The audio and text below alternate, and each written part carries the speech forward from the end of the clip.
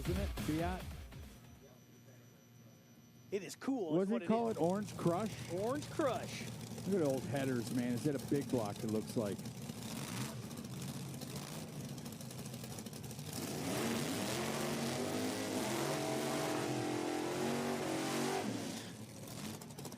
And how about Tom Foster over here in this Duster? Beautiful black car. I actually picked him up this morning to see if tech was open, so I got a little close-up. That is a hot machine. That is a nice, look at the shaker hood scoop on there, ready to go. Nice looking Duster, man. Going quarter mile.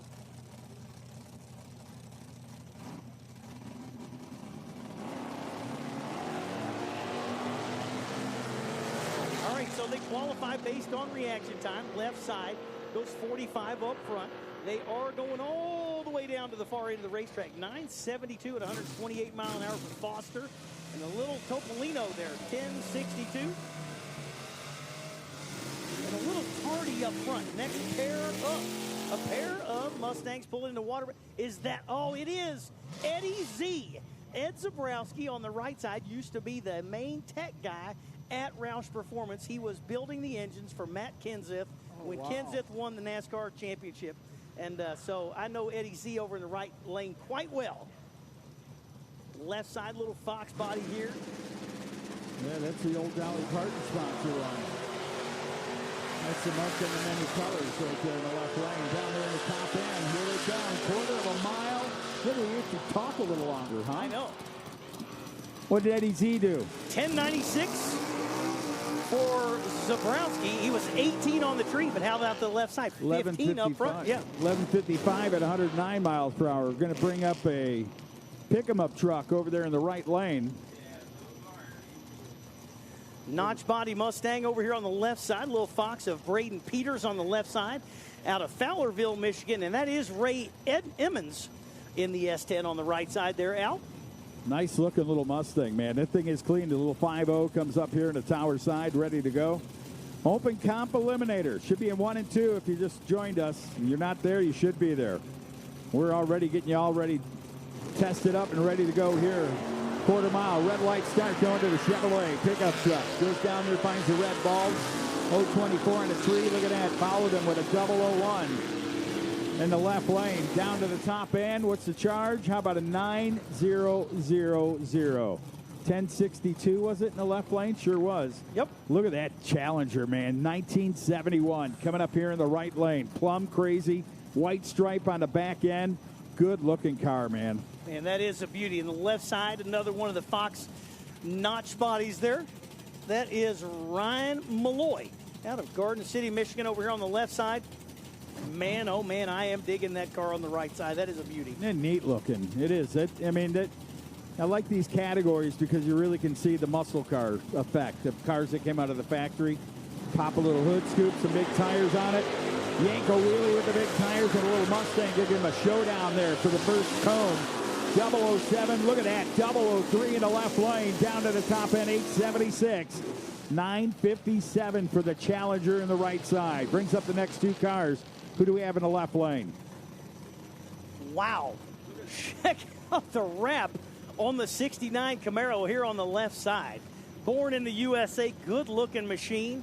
Right side, Eric Carnes. What's it say on the back window? Bolt on speed? Thank you, miss. Chad Davis doing the driving over there. The Pontiac. Who's in the Pontiac, Eric? Eric Carnes goes 006 up front. Wow, these guys are hitters, man, on the tree. How did you fare with your Pinto and the lights? Were you that good? No, don't do that. I mean, did you just say, am I that good? No, Come on, Altucci. Were you like... Of course, I was trip zip every time. Ask any racer. Really? They're always going to tell you how good they are, right? Awesome deal. Chevrolet Nova rolling up here. I was being honest. I was not. Oh, look at this. Look at it. We should have played the lotto, right? Two red Chevrolet Novas. Hey, good-looking pair. Both within the same year or whatever. Larry Casino over there on the right side, the 66. Man, yeah, that is a what a beautiful pair of cars that is right there. Brian Stoltz, left and side. they painted the tree the color of the car in the left lane. 091 on the red goes down there. 003 in the right side for Larry. Larry gets down there. He's got his foot into it deep down to the top end. Look at the number. 11:09. And the mile per hour I didn't catch, but 10:46 at a $1.15 in the left lane for the other red Chevrolet Nova. I'll take that home with me right now, that blue one.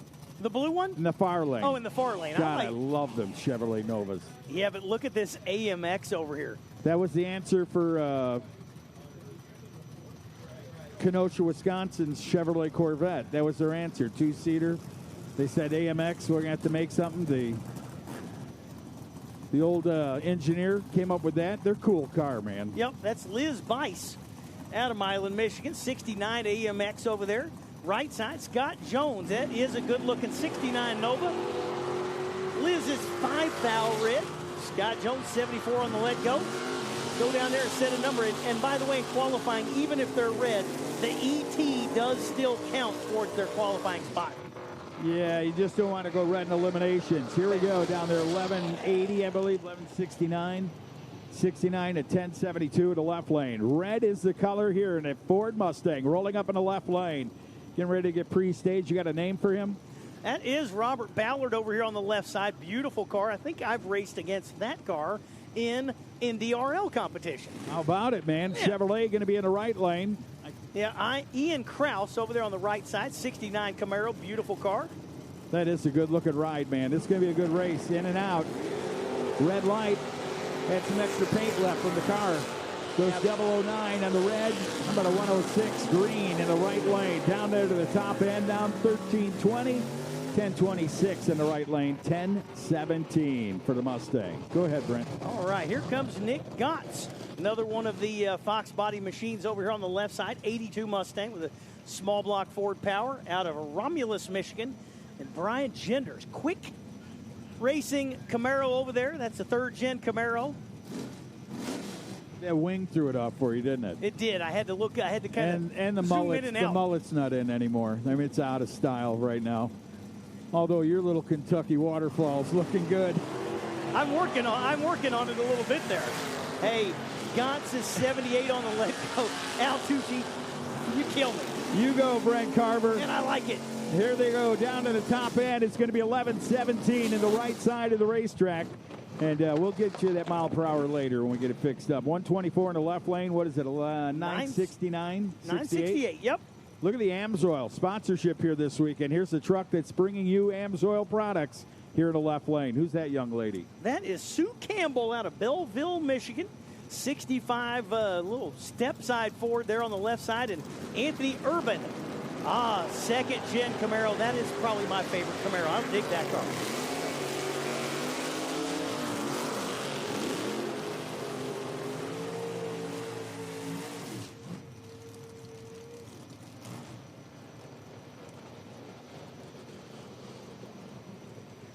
Anthony Urban, there goes 990 with a 6.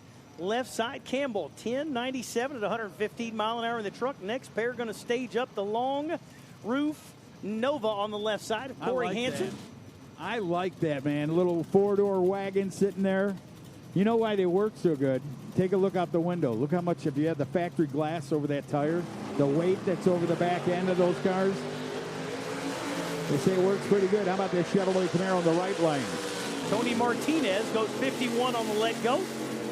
Looks like he's going to go 954 with a 5 on the right side. Hansen in the Nova, 986, 134 mile an hour.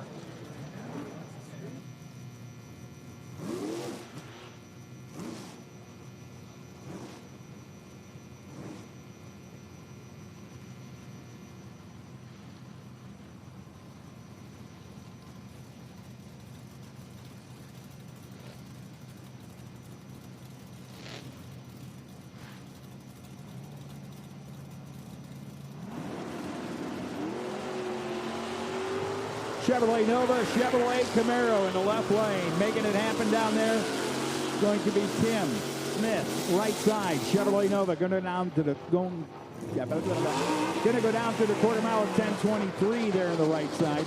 How about a 1041, 122 and a mile per hour in the left lane. Brent, who do you have coming up in the tower size? A little Ford, huh? Yeah, you know I mentioned Dennis Conway. That's Randy Conway, multi-time NMRA and NMCA Open Comp champion. I would say if I were going to guess who's going to go a lot of rounds? It's going to be this S10. I mean, that Ranger of Randy Conway. There goes your blue oval. Yeah. They just took it away. I'm a homer. I could see it. It left his wallet. Yeah. After he said that, the gods of Ford said, what did you say? Yep.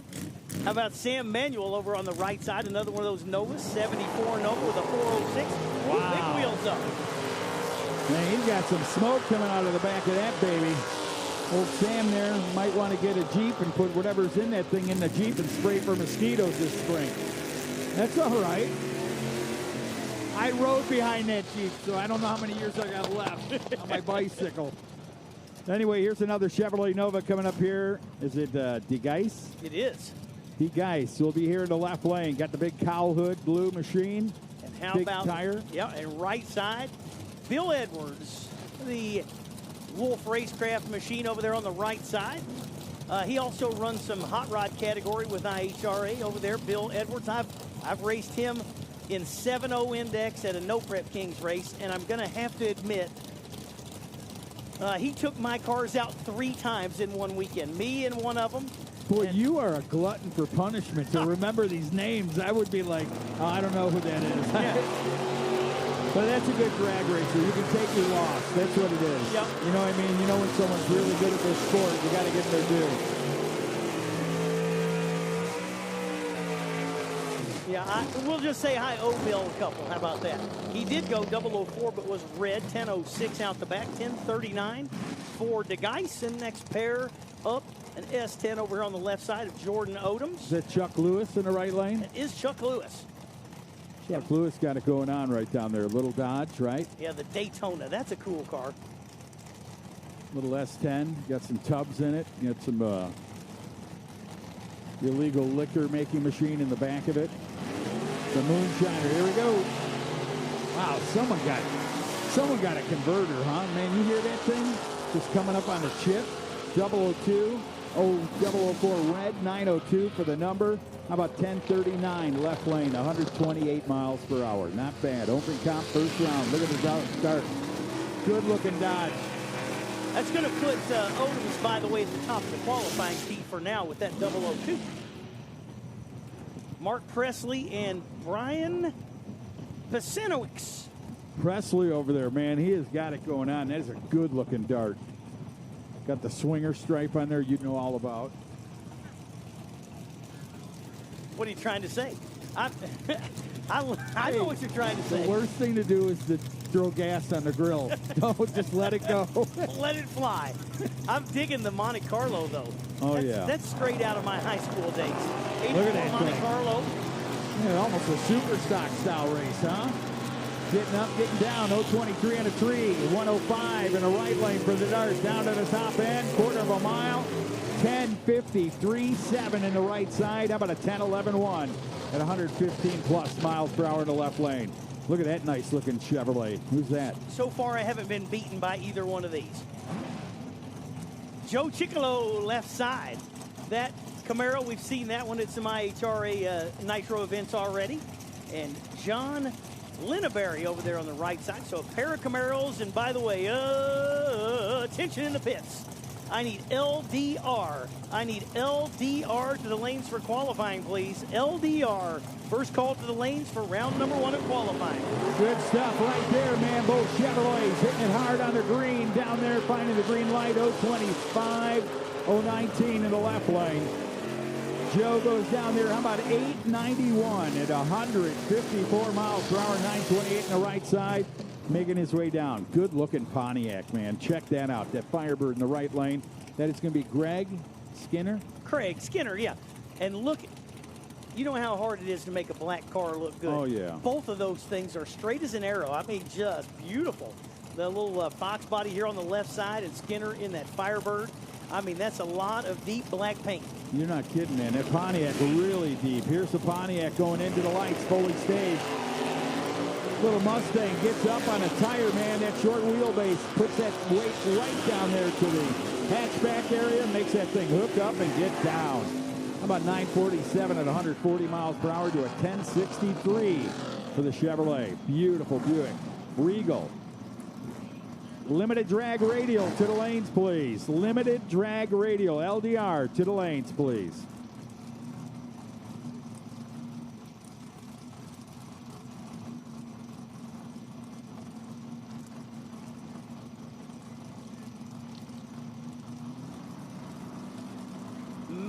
oh man, a beautiful Buick over here on the left side. 87 Regal of Steve Parquet.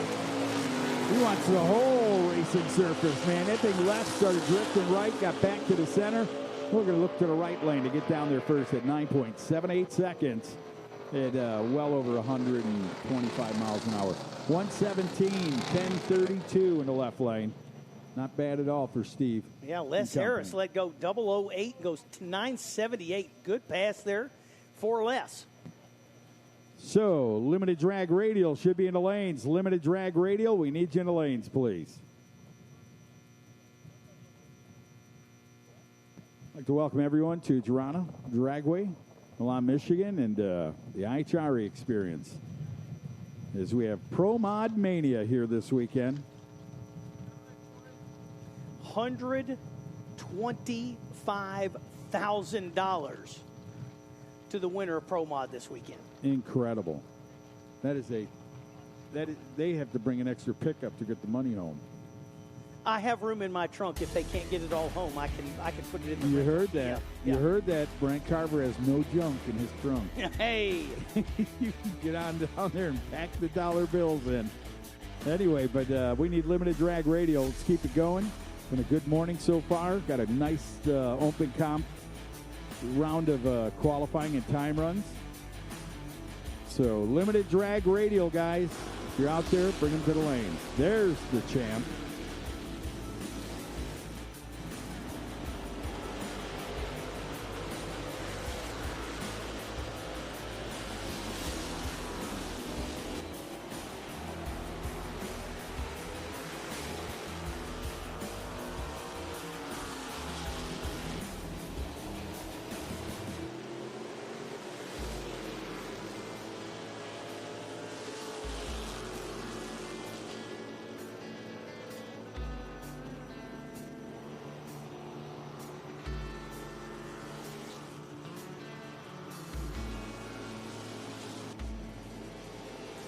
All right, LDR to the lanes.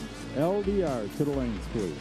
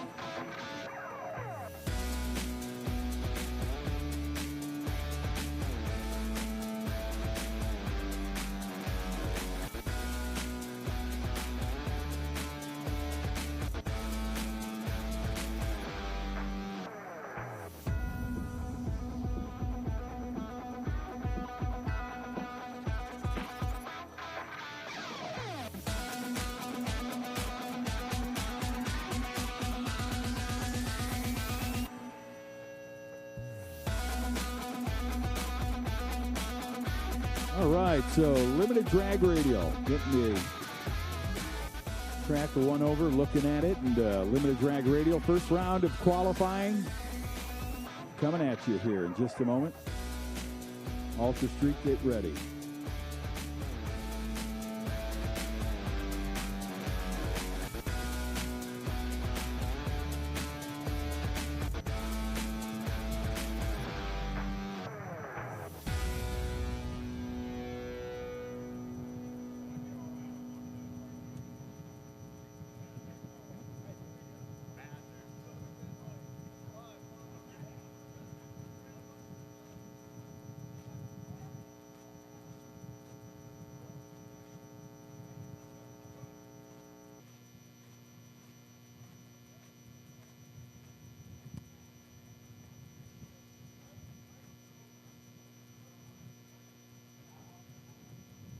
Final call, limited drag radial to the lanes. Final call, limited drag radial to the lanes, please.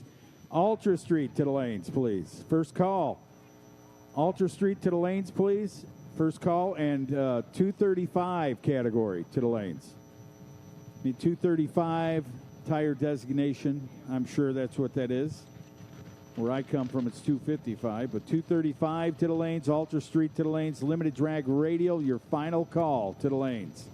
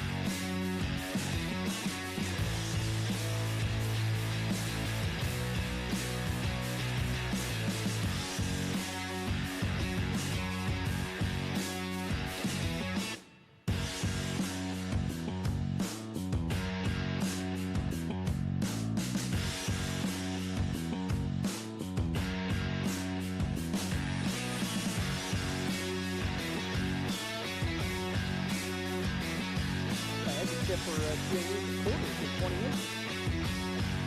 And a factory roof and quarters. And assuming it fits those things, I mean, that'd be a good move, and then you don't have to worry about any rules.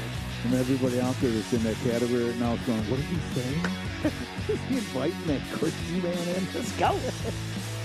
Race is racing, man. You got to race where you fit in. You know, get in where you fit in. And if you're not getting the guy that's in the lead, you got to work a little harder. That's right. There's a little this and a little that. You know what it is. It's all about how you spend your dollars. And hey, Brad, what do you think? Bradley, how's the track? I like to watch him because you know what? Brad, no kidding, Brad Cox really studies the track. And he comes up here, he's tuning a couple cars. You know, he's got Sonny Rash's Chevrolet Camaro. Tunes his dad's car. But you will see the passion that this kid has when the tire blows away. He just, ugh. I don't know if it's because he missed a tune or the track just took it away from him, but that's passion right there. You got to be that way, Bradley, don't you? When your dad loves the bird more than you. Oh, yeah, I know Ray. I know Ray.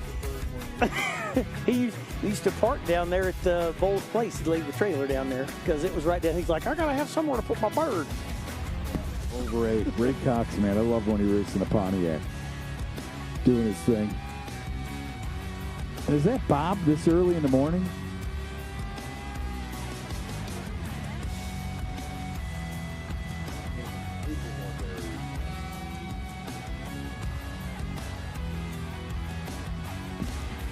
Boy, it is a sunny day. It would be a good time if they got a nice tailwind. I bet we're going to see some good numbers early on. So. Yep. Before that track gets ultra hot, because the sun's been going to beat down on it. It's going to be a tough one out here this afternoon to get all of everything. Usually I was at US 60 over there for the Duck X production. And I was sitting in the stands watching testing the day before. And right around 12:30, 12:15, bang. I mean, they were going down the track. It was perfect, but that sun must have got just right in the perfect spot. The sun was out, but I'm like, wow, these cars are hooking. This track's good. 12:30, and then it's the race day, same thing. We had to lull back a little bit because 12:30. Eric Kipko, come over here. I'm going to hand it over to the mic because you know a lot of these guys, and you can bring them to the house for us. Here you go, Mike. All right, thank you, Al Tucci. Good to have you in the house again here. Brent, good to see you. Nice to meet you, Eric. So, yeah, it's Limited Drag Radio coming up. Ready to roll? Hey, who knew Greg the Hammer Valentine was the IHRA media guy there? Nice. Got the glasses, got the, you know. He's got the look, doesn't he? Yeah, he does. All right, first pair coming up. It's going to be Timmy Husband and Steve Paquette. Timmy Husband is very, very cool. 86 notchback that he's had for probably 20 years. Was big, and one of the few guys who could make a blow-through carb. A turbo blow-through carb worked good back in the day. I'm sure he's well into the EFI stuff now, but that's where he made his name back in the day. And always a beautifully prepared car. How about 540 inches of Ford power there for Husband? I'm digging that. Yeah. And then notchback car, good-looking machine. And the SN95 machine over there on the right side. Yep, Aaron Johnson over there. Let's see, LDR. I think Aaron was second. Aaron was runner-up last year to Jay Trissel in the championship. So he definitely knows how to go from A to B at this track. Look, somebody on the chat said, will Valentine be slapping on the figure 4? They picked right up on the hammer. They'll be dropping the elbow on someone anyways, right? So, all right, here we go. Coming up into the lights. Both these cars will come in, start building up some boost once they get the pre-stage on. And correct me if I'm wrong, LDR runs on a 295 drag radial. Is that the tire of choice on the LDR? I think so. Yep. 295 or a 315. Oh, and Johnson goes and makes the trip. 433, 170 mile an hour. Husband does not get a hold of the racing surface. Goes up in a little bit of a tire spin, but Aaron Johnson, nice pass there. 24 on the tree. 433, 170 mile an hour. And good way to kick off LDR there for Johnson. Yeah, 111, 60 foot. That's pretty respectable there. Heck yeah. All right, next pair are going to be rolling up. Steve Paquette and Les Harris, your next pair. Beautiful 68 Camaro over in the right lane. Battle of first-gen Camaros, actually. That's right. Scotty Goss over there on the right side. And yes, a pair of first gens there. 68 Camaro, 538 cubic inches of Chevy power for Goss. Goss, I believe, was the 10-5 champ last year here in the Heads Up Series. Yep. And I know who's in the I know who's in the left lane. I just drawn a blank on his name right now, so it's been a minute. But know the car, know the number. 69 Camaro left side. 68. I'm digging that orange. That looks beautiful out there in the sunshine for the Goss machine. Seems to be kind of a popular color. I've seen that on a couple of cars around. So Kyle Ehorn, that's who it is here in the left lane. That silver 69. Kyle was third in the championship last year. So this should be pretty close between these two. Like I think what we saw with Johnson, like a high 420, low 430s here for the pair. About ready to line them up and let them go. See what happens.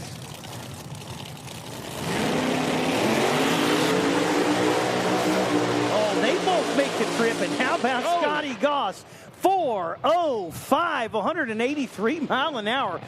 Good pass there, and left side 4:26, 180 right there with him. But boy, gosh, 64 up front, 4:05, 183, and that will rocket him right to the number one qualifying position, at least provisionarily.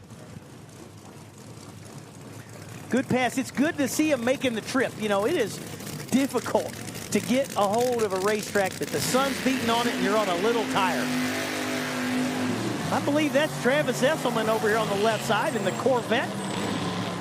Yeah, great. Jay Trissel, the champion from last year, over on the right side. Oh, this should be quite a little matchup then. Yeah, I mean, Trissel, that thing runs low 390s, probably could tickle a 380 in the right conditions. Well, that was last year, so, you know, who knows what they did over the winter to breathe on that a bit. Yeah, beautiful machine there on the right side. And, you know, it's hard to not recognize the Esselman car. It has a very unique front end on it. Yes, it does. It used to, the inlets used to be where the headlights are. And they redid the front end of that car a couple years ago, but it used to have turbo inlets that where the flip-up headlights on that Corvette would be is where it actually, the intakes were. It's kind of neat. Also, by the way, attention to the pits. We should have Ultra Street in the lanes, and we should have 235s in the lanes. Ultra Street, you should be in or on your way to the lanes, and 235, you should be in or on your way to the lanes, please.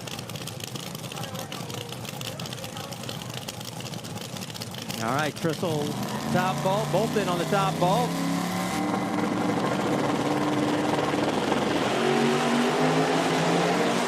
Trissel on the shot. How about a 395 at 185? Or excuse me, yep, 185. Yeah, getting it on there. 100 on the 60-foot. Man, yeah, cooking with gas on that one. 432, 184 for Esselman. So, you know, no slouch over there, but woo. Yeah, Trissel, 38 on the tree, 393.5, 185, and talk about going to the front and saying, hey, here's what it's going to take if you're going to get around the reigning champ. Going to be in the 90s right on the first hit. Oh, another good-looking pair here. Nova on the right side of Dave Arbogast out of Ypsilanti, Michigan. Yeah, Dave's car, it's interesting because I love how this, I forgot what I called this, frozen berry metallic or something like that for his car, but it used to be black and it used to be way louder. Like when he'd come up and do the burnout, it wasn't quite like a nitro car, but you felt it up here, and he quieted it down a little bit, which is somewhat disappointing. But right. Ricky Palmore over here on the left side out of Pataskala, Ohio. The notchback, little two-tone looking machine there, the black and silver. I love that combination. A little red pinstripe separating the colors. 86 Mustang, big block Chevrolet of Palmore on the left side.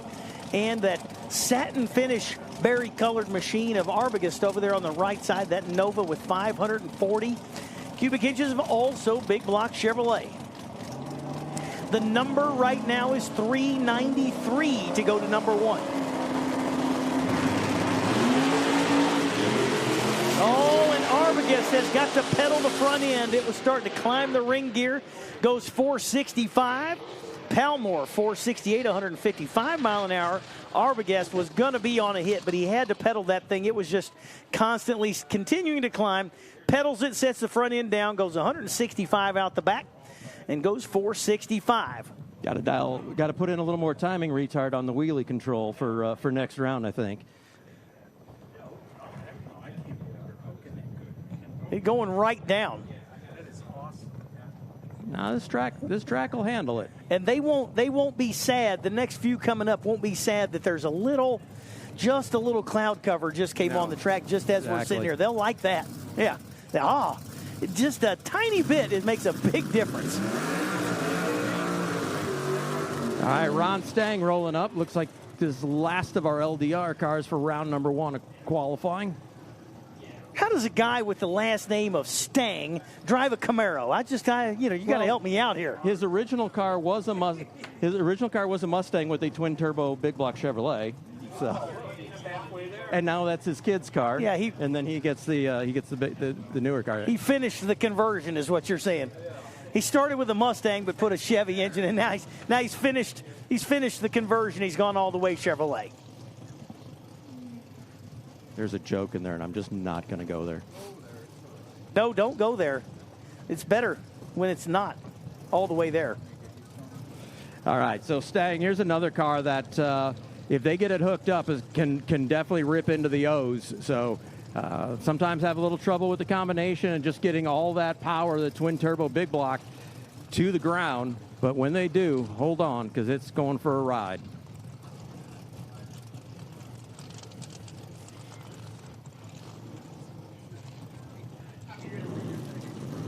All right, boost coming up for Stang, bumps in on the bottom bulb. Oh, it was soft on the lead, trying to get a hold of it. Got a cone, man. Got a cone there. The 330 cone is a victim. The car left soft. You heard the power come on about 150 feet out. And when it did, the tire let loose. Gets a little out of shape and gets that 330 cone. At least it's the last car of the category. Got the cone at half track with the back of the car. It didn't blow the cone up, but it did knock it off. Ooh. So yeah, really a hairy pass there. When the power came on, it let go of the tire and made a big wiggle. Caught the cone. They'll get that reset. We should have Ultra Street. You should be in the lanes. Final call. Final call. Ultra Street. Final call. 2:35. Final call. Ultra Street. Final call. 2:35 and no times. You're on standby. No time 28s. You are on standby, please.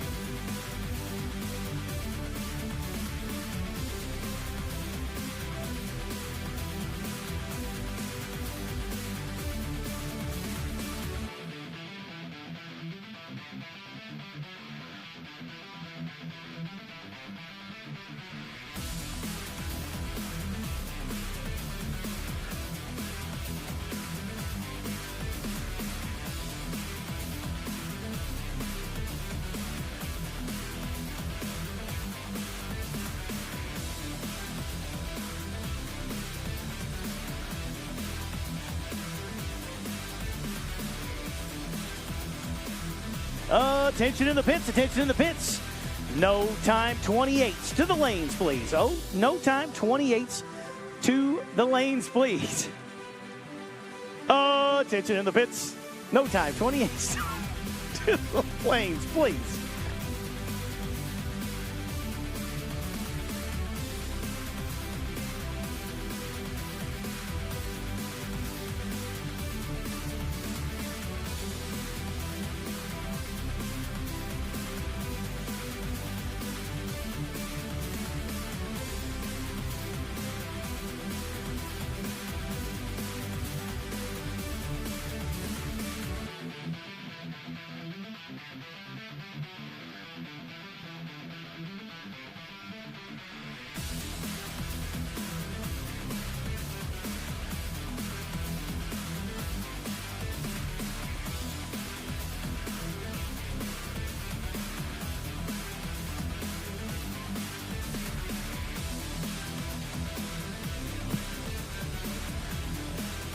All right, so Ultra Street just about ready to come up. The driver's getting locked in, suited up, ready to go. Track is set. The count has been reset and firing and given the thumbs up from back staging. So should be ready to fire here, get things back underway. Get a bit of a roll going for us.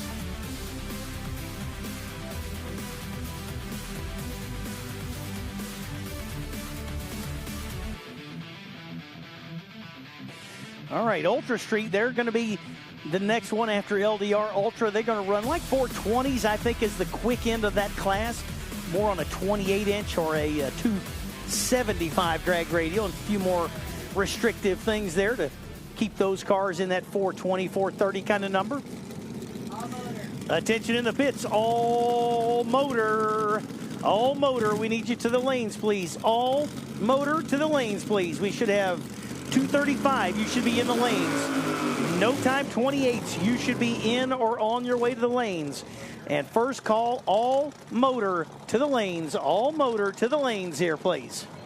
All right, so Ray Cox rolling up over in the right lane. Last year's track champion for Ultra Street. Driving the Trans Am this year, or at least for now. Unfortunately, not seeing that beautiful Mustang of his that's done up. That's Ray. Yep. What's he done with the bird? Where's the bird? Yeah, but where's the little Mustang that they brought? I thought that Brad drove the Mustang. Oh, that guy. Yeah, Ray drove the Mustang last year. Did he do the motor in it or something during one of the races? I can't remember. But towards the end of the season, he ended up in this car. So.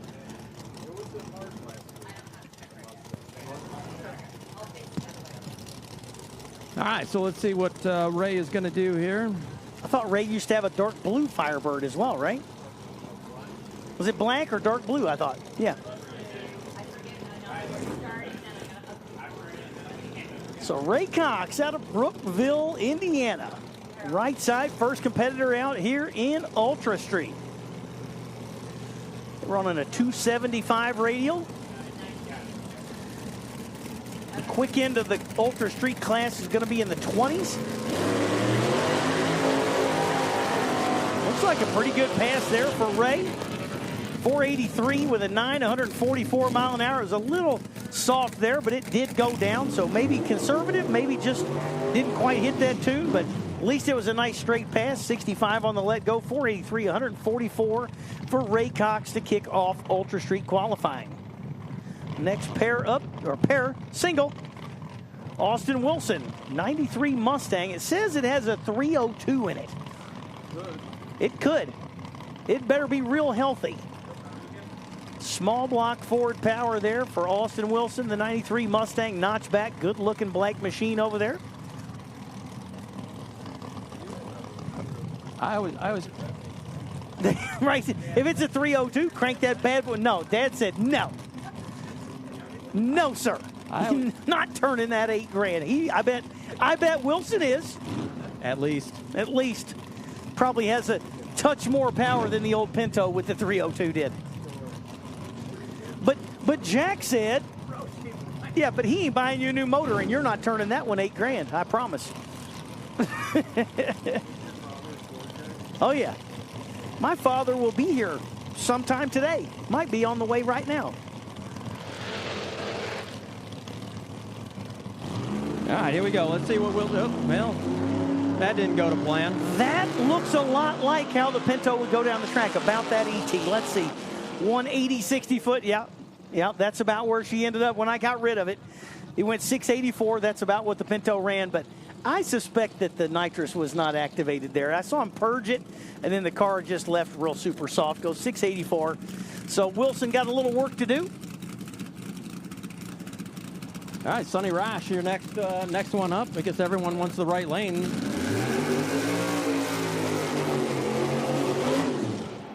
Everyone's a special snowflake. They got to have their specific lane.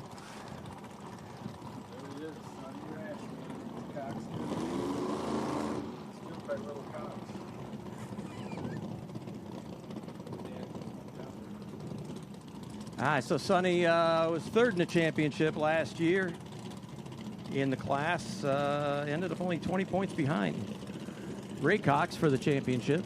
It was a tight battle there right up until the end. And you see Brad backing that car up, so obviously helping tune and set that car up as well for Sonny.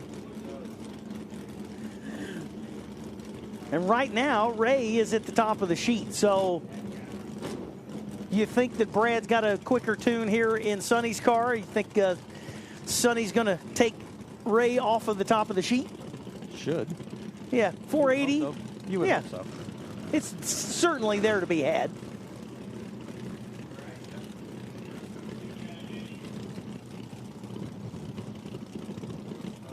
All right, we'll see what it's going to do. Last purge of nitrous coming out. Comes up into the lights. There he is. Pre-stage bulb on. Here comes Sonny.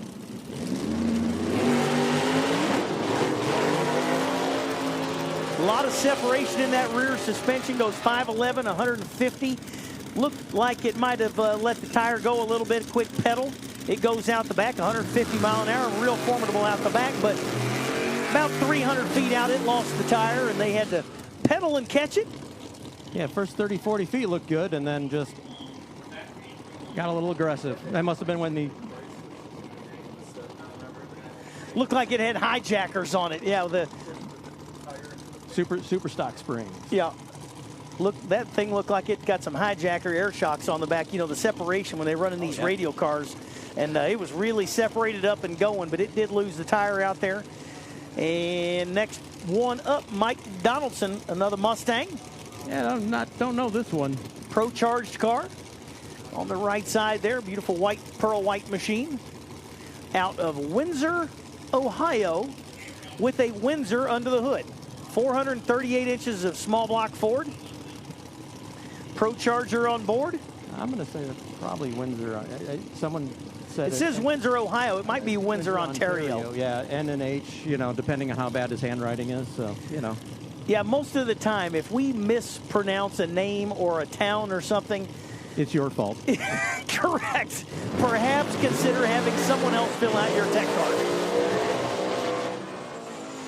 Problems there for the Donaldson machine. Coast across 583, 77 mile an hour.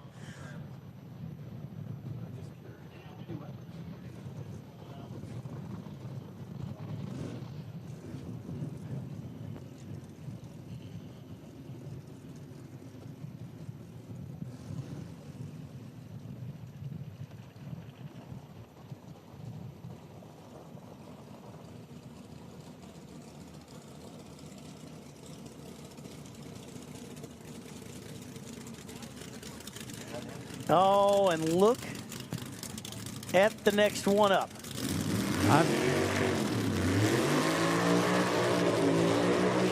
I mean, the cliche thing would be to say, but true, that's definitely not your father's Oldsmobile. Yeah. That's Glenn Pushis. Yeah, the retired male exotic dancer, I think. Yeah, isn't that right? I think he had that on a tech card many years ago. I was doing a race in Bowling Green. It may have been the first race I ever announced, and it was Glenn Pushis, and he had put on the tech card that he was a retired male exotic dancer as his occupation. I can neither confirm nor deny, but I noticed Al Tucci said that's a fact. How do you know, Al?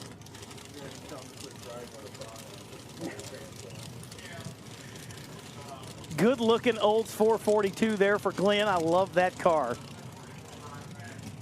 Yeah, if he had lightning rods in it, it'd make it perfect.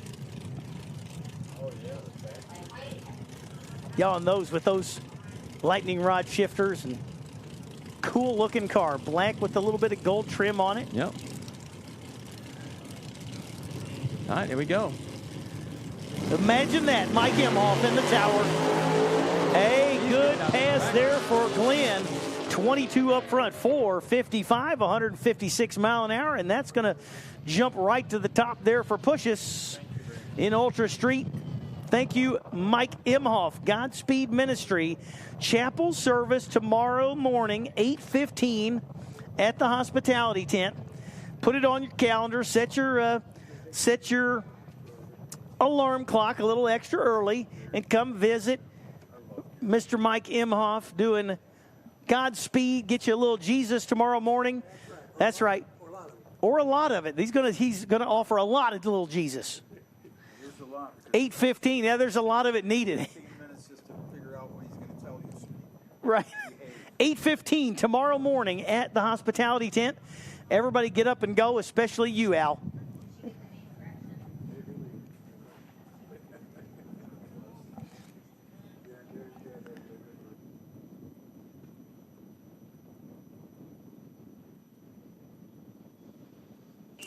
All right, again, that was the last Ultra car, so we should be going into 235, and that should put Glenn Pushis as number 1 for now after first round of qualifying in Ultra Street.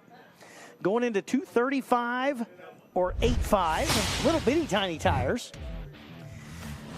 I should have no time 28s in the lanes. No time 28s. You should be in the lanes. And all motor, you should be in the lanes. All motor, you should be in or on your way to the lanes, please. No time 28s and all motor to the lanes, please.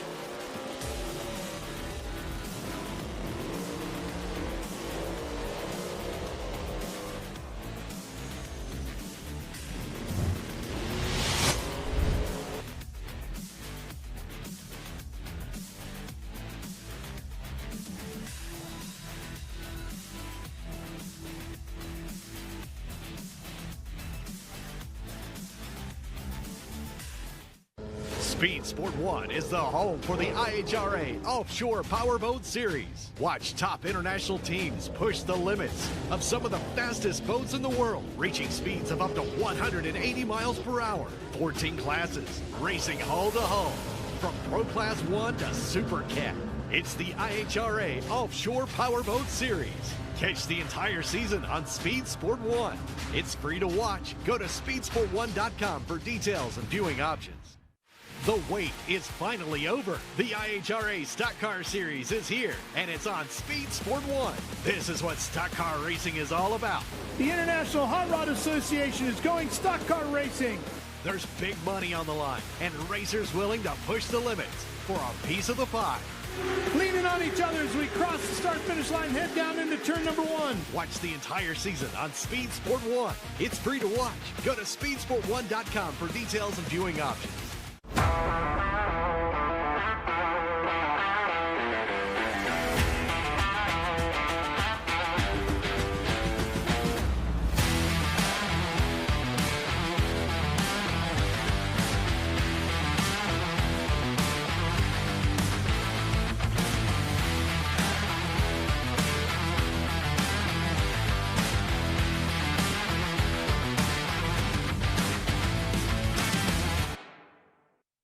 Get racing news, analysis, highlights, and more 24 hours a day, 7 days a week at speedsport.com. Get it all. NASCAR, IndyCar, Formula One, World of Outlaws, Trans Am, IHRA, and more. Speed Sport has been America's trusted source of racing news since 1934.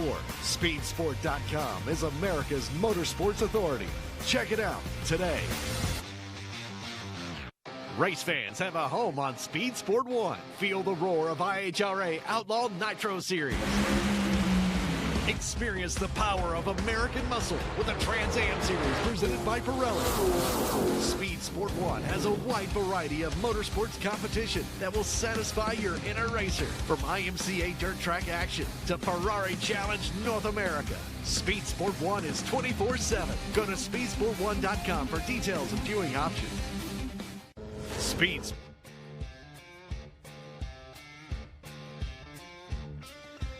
Blake Molnar is going to be now the last car in Ultra. Glad I checked.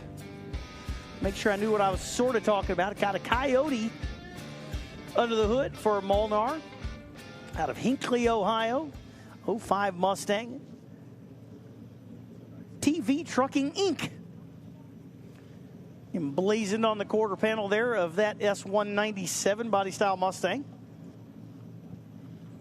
I think 455 is currently sitting number 1 there with Glenn Pushis. So let's see if Molnar can knock off the number 1 position. Spooling up the turbos. Little bump, bump, bump. Oh, that's a good lick. Slow on that 1-2 change. It looked really good up front, and then it softened up. Only 140 out the back, 483. I thought Molnar was going straight to the top with that 115, but it just... Yeah, I'd say it was real soft on that 1-2 change, so... Yeah, I felt it like it sort of laid over almost there at the shift, so...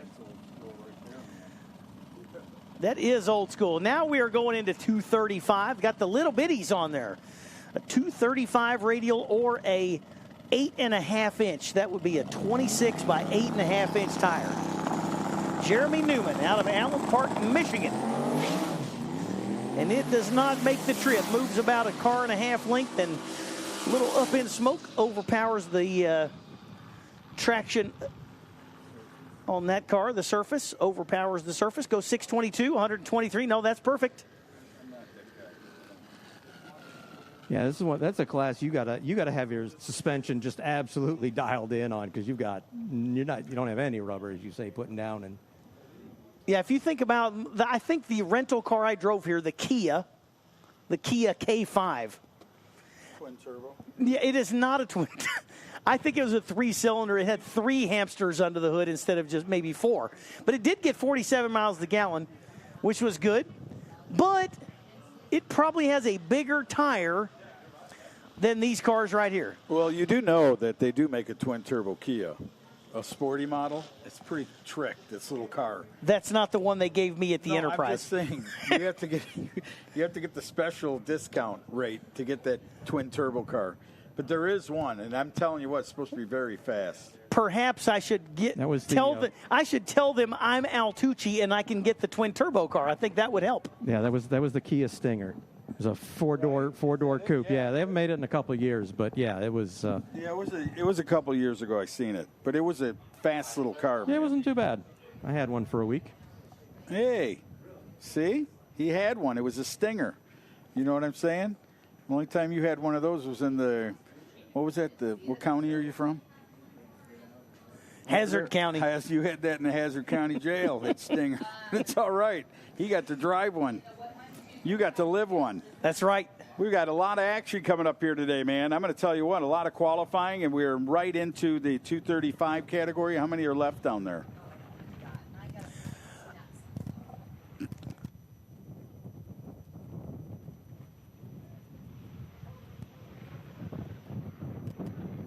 All right, looks like we are going to roll right straight into no time 28s, and I do recognize the first one sitting there at the water box. That is Del Holbrook. You remember Holbrook in the first outing? How they couldn't get that thing to hook, but, man, they had a horseshoe and went lap after lap.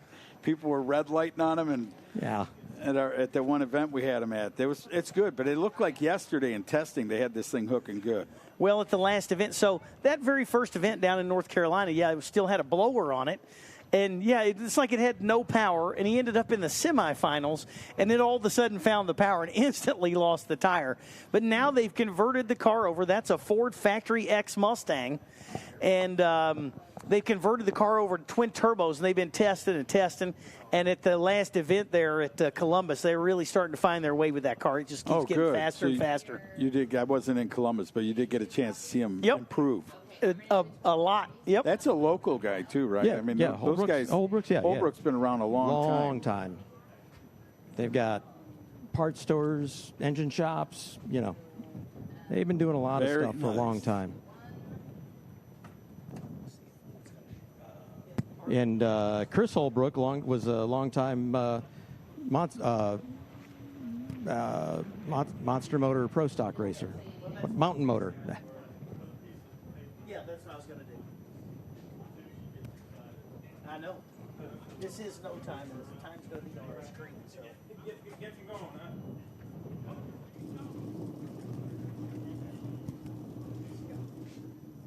There's tape in that little drawer, top little drawer. Here.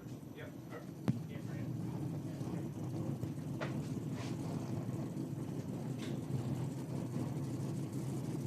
All right, so that is Del Holbrook rolling up with the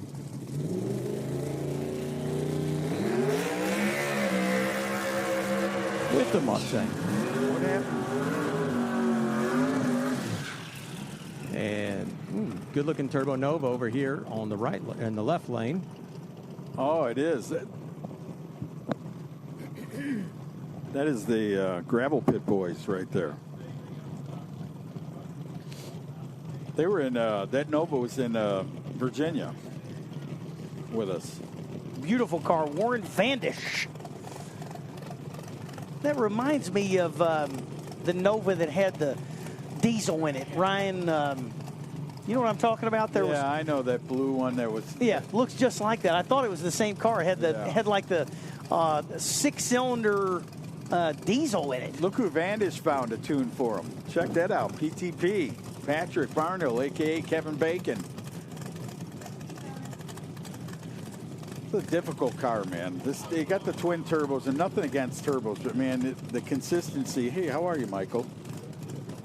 I know Kevin Lawrence. Anyway, but to watch the blue Chevrolet Nova here, they've had their problem of getting a tire to hook 100 feet out.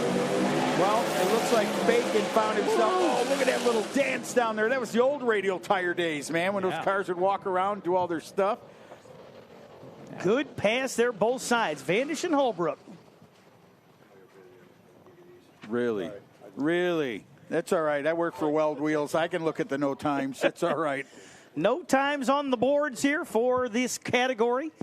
They're on a 28-inch tire. We run the class at the IHRA with called small tire brats. That is a category new with IHRA this year. So I do know both those cars have run with us already, and Holbrook got there first, but Vandish made a good lick as well. And how about Bill Riddle? The Corrigan Race Fuels Camaro raced also in small tire brats earlier this year on the left side. That's Bill Riddle out of Howell, Michigan. Yep. And that Camaro on the right side, Joel Winsley Jr. They also run Pro Mod. I say, usually you see the Corrigan car running in the Pro Mod class here. I think Bill has run a lot of like Outlaw 10.5 too in this car. Yeah, with the 33 10.5 on it. Yep. Put the little 28s on it now and been running small tire brats with IHRA. I think he went to semifinals there at the last event down in Columbus. So Bill, long-time seasoned racer here on the left side with the screw blower. Another cool thing about 28s, no time. They got a steel roof and quarters. They got a factory-type wheelbase. I'm sure it's within about 2 inches of factory. Other than that, no wheelie bars and a 28-inch slick is the only other rules. So some of these cars are making 3,000-4,000 horsepower and trying to do it on a 28-inch tire. It is really an awesome class. Quick funny story. Joel Jr. over there, when he was apprenticing, he was actually at my house doing work for Dad and the company. So I've known him since he was barely able to drive.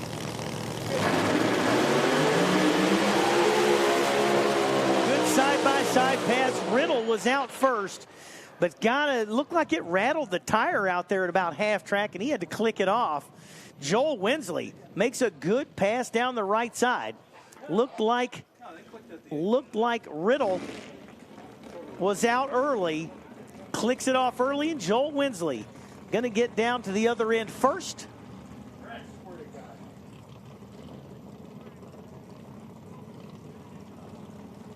Attention in the pits, attention in the pits. Open comp Q2, open comp Q2 to the lanes, please. Open comp Q2 to the lanes, please.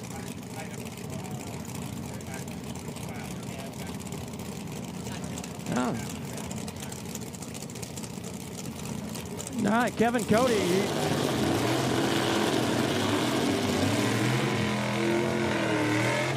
Kevin Cody usually running in our all-motor class with the Capri over there. 670 some odd cubic inch machine, I believe, memory serves. And the smallest hood scoop I've ever seen. Yeah.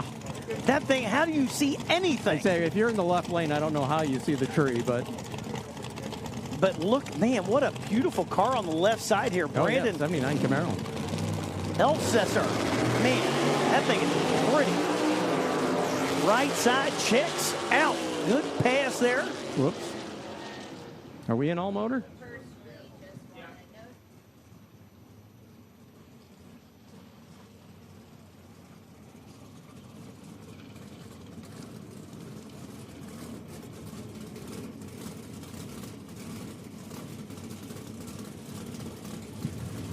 All right, up we're in the right lane, Danny Ostigen.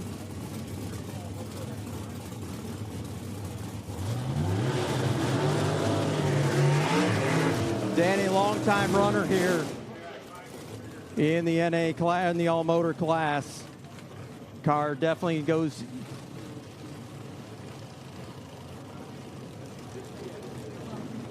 Definitely goes in the high 780s. And Vince Curry, part of the Curry crew over here, is Big Vince down there, bringing him up. That car got hurt last year, the motor. Definitely was not running right at the beginning of the season and had trouble. So hopefully back this year with a fresh combination. And that car definitely capable of going in the 770s. Used to go 770s regularity. They might have to tune it up again a little this year because Tony Petrovsky last year was putting down some big numbers, and Currys don't like being second. So, all right, let's see what's going to happen here. Vince and Danny rolling in.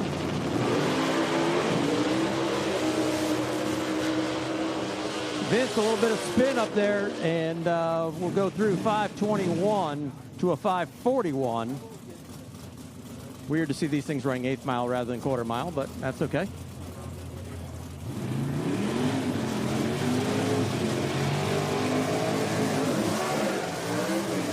Again, second call, open comp.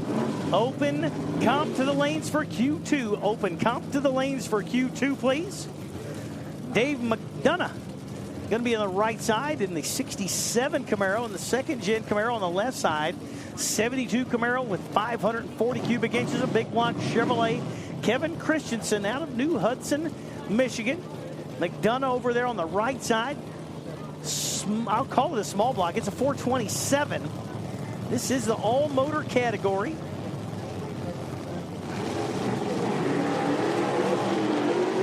McDonough, 7 red. Makes a pretty good pass, though. 560 at 127 mile an hour. Christensen goes 619 at 112.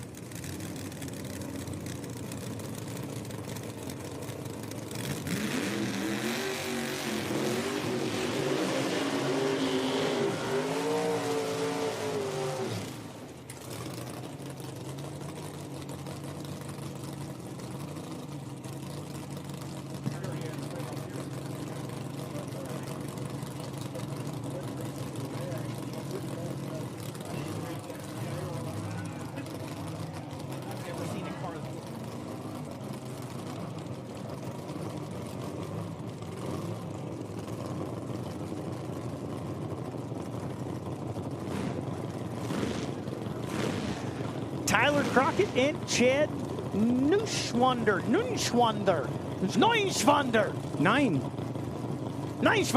Well, it's 5009. There you go. Tyler Crockett, right side, 68 Camaro. Left side, Chad in the 88 Mustang. I won't butcher the name a bunch more times. I'll just call him Chad. Nunschwan. I'm going to go with that. I think that's right. Yeah, it works for me. 88 Mustang, small block, 415 inches. And how about Crockett? 782 inches.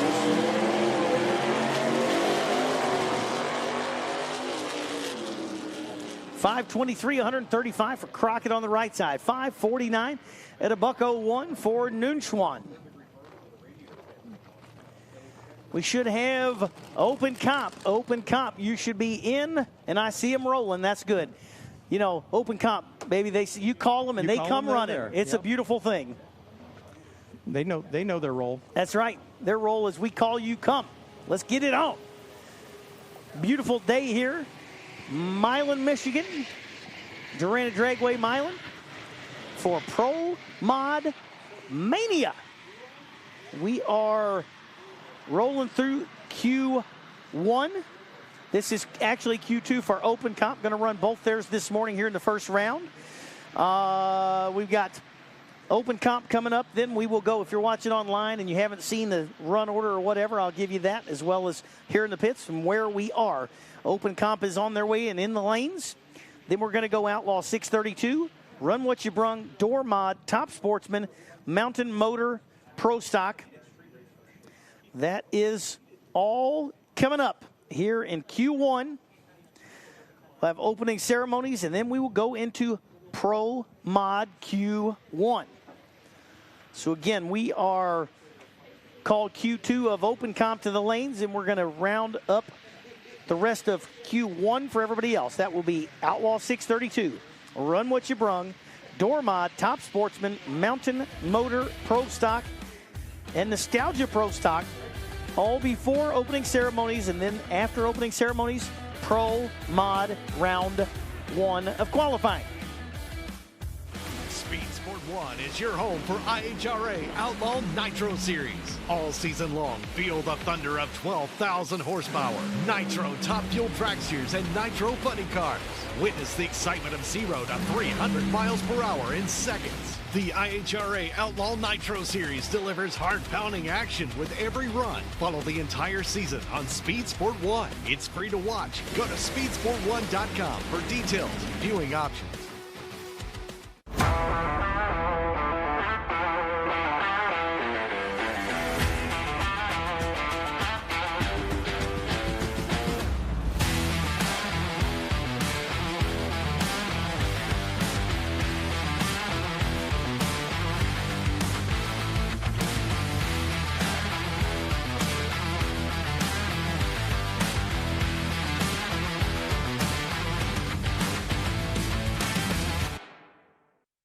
Get racing news, analysis, highlights, and more 24 hours a day, 7 days a week at speedsport.com.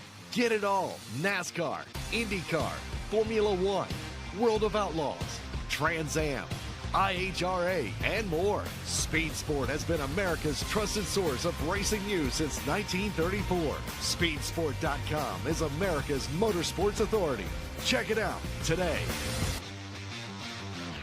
Race fans have a home on Speed Sport 1. Feel the roar of IHRA Outlaw Nitro Series.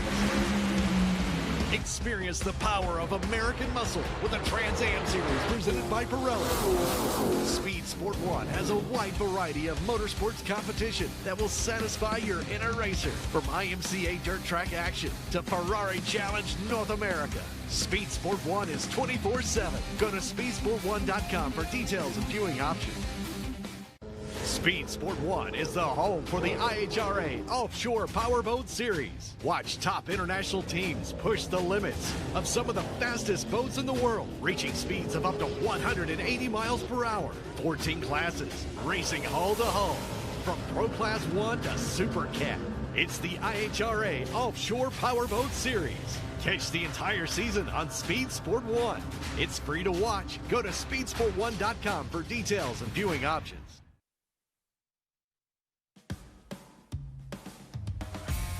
The hospitality, the professional crews, we appreciate everybody that they bring in. Al Tucci is here with Brent this weekend. I know you might find this shocking, but he's talking to somebody he knows here behind me right now, but Al will be back here on the mic in a few as well. Beautiful weekend here. Can't wait to Pro Mod Mania, and it looks like we're going right into Q2 of Open Comp, and I see Eddie Z, my buddy that used to build engines for Roush.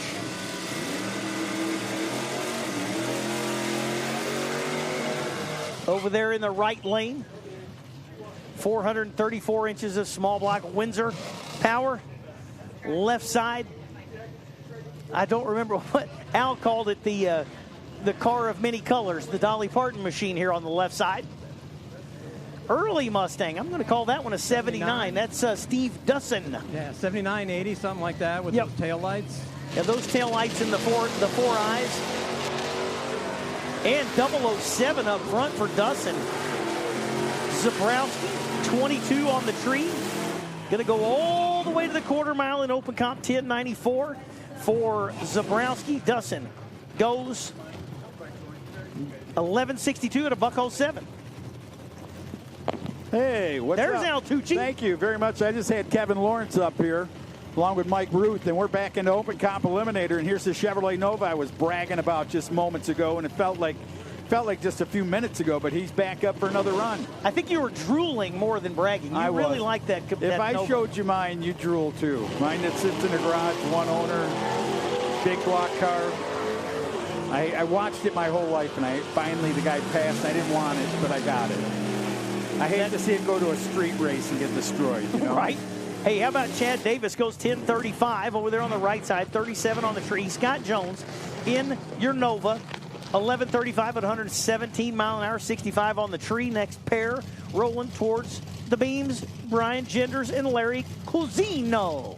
Genders over there in the IHRA, right, Eric? What do we got? The IHRA? Yeah, IHRA over there, Larry Cusino, the 67 Nova over there in the right lane. And Larry, watch out for Larry. He's usually good on those 00 bulbs. So we'll see what he's going to roll here in just a second. Oh, no, yeah, so that's an 09 light for Larry Cusino. And Brian Genders, 04 is 040. Top end, it's a 910. Or excuse me, 1094 for Cusino. Next pair, Timmy Smith, Brandon Peters, a couple of the usuals. I don't know if I can print that or not. Smith here in the black Nova and Peters in the notchback Mustang out of Fowlerville, Michigan.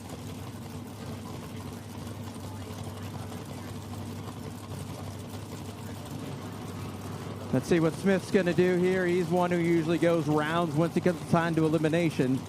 Out both in the lights, lets it rip. And neither of them going to be happy with that. Timmy Smith dead late. Brandon Peters way early. All right, we need Outlaw 632 to the lanes, please. Outlaw 632. We need you in the lanes, please. Outlaw 632 to the lanes. Thank you, kid. About time you took a break. Anyway, we got more action coming up. Me and Eric will bring it up. Speaking of Chevrolet, he's got another pair of them coming up here. Here's Martinez. Tony coming up here out of Rising Sun, Ohio. Be in the left lane. Who do you have in the right lane, Eric? That's Brian Stoltz out of New Lebanon, Ohio. So battle of the Buckeyes rolling, and good light for Tony, but Brian not so good over there on the red light. No, he found the red light down there. We got an 024 for the 951 at 137 in the left lane. And then the red light 1026. Here we go. The lady in the Amsoil sponsorship here this weekend.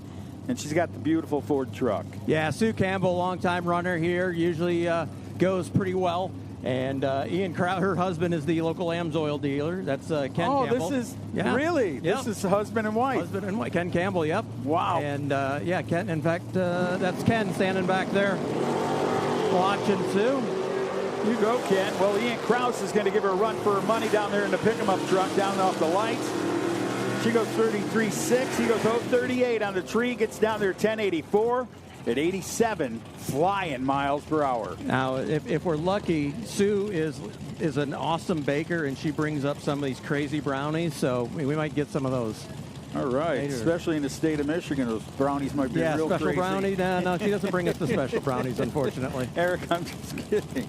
Here comes the Challenger 71 model year of Ronald Weavers out of Willis, Michigan. Good-looking muscle car right there. Got the Dodge plate, the Mickey Thompson tires on the back end. Who's on the right side? That's Liz Buys in the AMX. Gotta love the AMXs. Yep, the two-seater muscle car for the AMX. There. Well, they're not identical, but one goes 8.00 seconds, being Ronald Weavers over there. Or he went 9.66, I apologize, at over 128 miles per hour. 10.64 in the right lane. Brings up the old Chevrolet S10. And it's the Ryan's Performance Plymouth, Michigan-based machine. Will be here in the left lane. That's Raymond Emmons out of Sterling, Michigan. Yeah, Chuck Lewis in the Dodge 85 Daytona over there, 440 cubic inch machine. Lewis trying to hit it heavy. Goes red at 003 down there. Going to get that 179. Light, a good chance down there to get it done. Down there in the quarter of a mile. 8.98 seconds at 147 miles per hour for Emmons.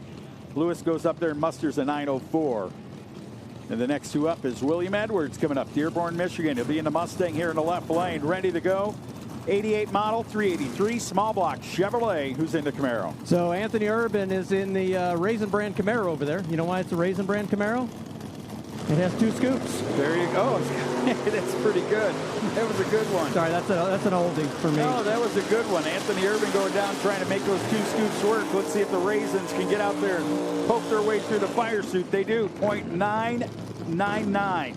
How about that? 999 and a 10.06 in the left lane at 137 miles. There's some mile per hour right there for Edwards. Yeah. For a 10.06. 001 light should put him in #1 qualifier right now. Couple of ponies. Yeah, Nick Gotts over in the right lane, the silver 1980 machine, actually pair of 1980 or 79 and an 82. There we go. Robert Ballard here in the left lane, the red Mustang. Someone's got the 427. I think it's here in the left lane. There's the wheels up in the air for Gotts. Let's see if Gotts can hang on to it down to the top end and the stripe. 799. No, he goes 983. I apologize. I was reading 1,000-foot mark. 983 to a 999. Good drag race, man, right there in that category. Yeah, Eric Carnes rolling up here in the left lane. That might be a different car, new car for them this year. I don't remember Carnes driving that, but you never know. Good look, man. It's got that old 80s look. You know, the wheelie bar spread out wide. The back end. Then you got the orange crusher coming up from Hudnut out of Brighton, Michigan.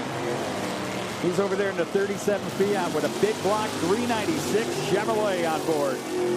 Goes down, tries to get to the quarter of a mile at 10.33 seconds. How about the left lane? Yeah, left lane there, 965 at 139. So good run there for Carnes.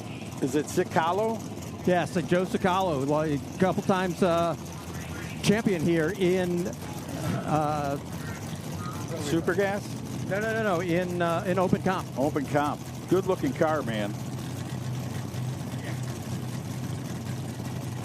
Chevy, 565 cubic inches. Red light start is going to go to the white Mustang of Ryan Malloy. Malloy goes down. They got their foot into it heavy, but look at the left lane, man. 878 at 155 miles per hour. Old Joe showing that guy how to get it done over there. 869 quicker, but on a red light start, try to work that out before you get into the first round of eliminations tomorrow. I'll take the right lane for you on that one. Brian Panashevitz. Panashevitz, longtime runner in the Monte Carlo over there. It's a good-looking car. Clean-looking race car. Is that Linnaberry? Yeah, John Linnaberry is another one who's won multiple championships here at Darana Dragway, Milan, Michigan. Linnaberry's going to go down out front, leaving a tree there at 023, 036. How about a 957 at 110 miles per hour in the left lane? 998 right side of the racetrack. Nice looking Malibu coming up in the right lane. That's going to be Tom Okiki. Yeah. And Steve Paquette out of Palama, Michigan, that 87 Regal. That's beautiful. That looks factory new there. That is. He's even got license plates on that baby. Sitting out there, the wheels coming up in the air, man. 05. They got identical reaction times almost. Close enough down there to the top end. Watch the right lane.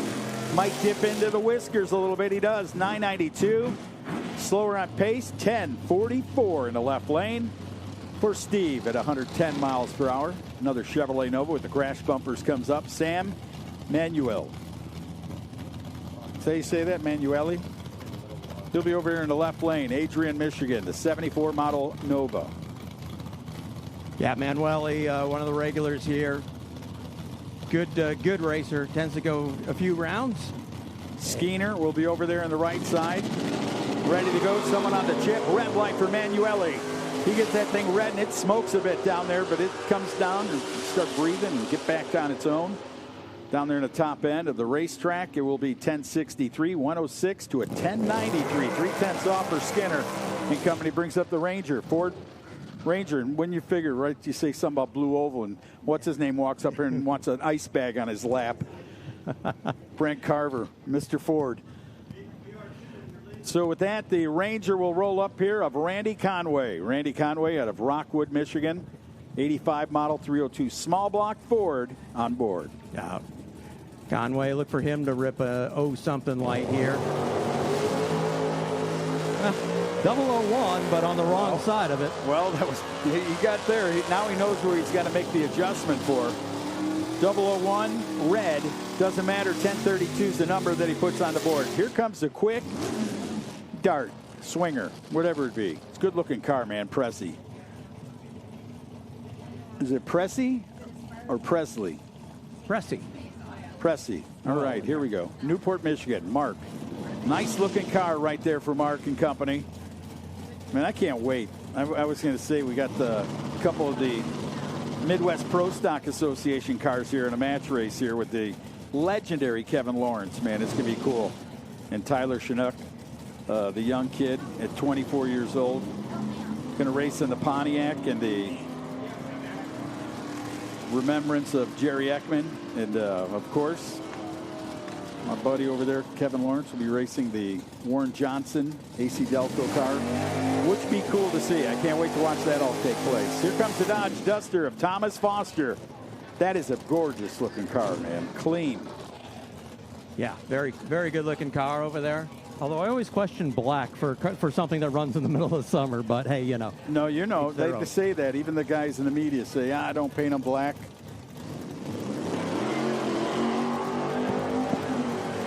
.035 light for Foster. 621 in the 8th, goes out the back door, 10-10.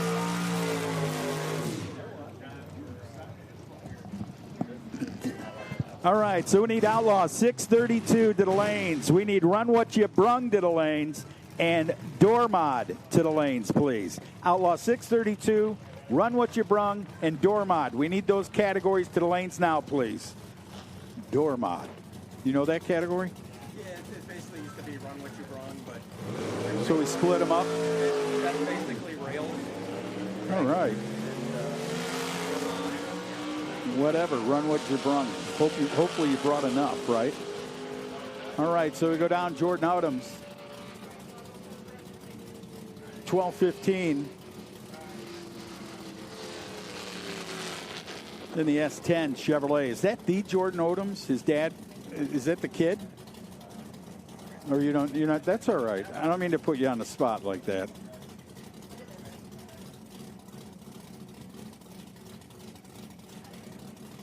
So Sock says it's cool, man. He says the track looks good. They're going to bring up the next two coming up here. All right, Mikey to Guys. Another beautifully prepared Nova over there in the right lane. That's a good-looking race car, man. Really nice looking, clean. And they have all the, just got enough stickers to make some contingency money on it. Exactly.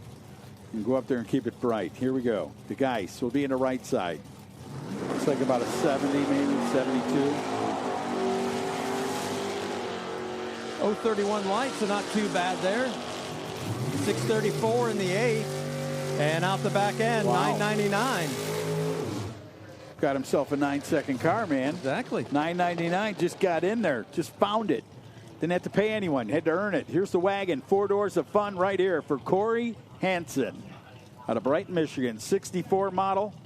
It's got a Chevy 754 cubic inch motor. Is that the transmission? I think the fenders be rattling off, wouldn't you? Yeah. Well, you never know. You never know. You could have it detuned and tamed down a little bit down there. Down on the top end, though, the wagon's going to go through. Outlaw 632 should be in the lanes.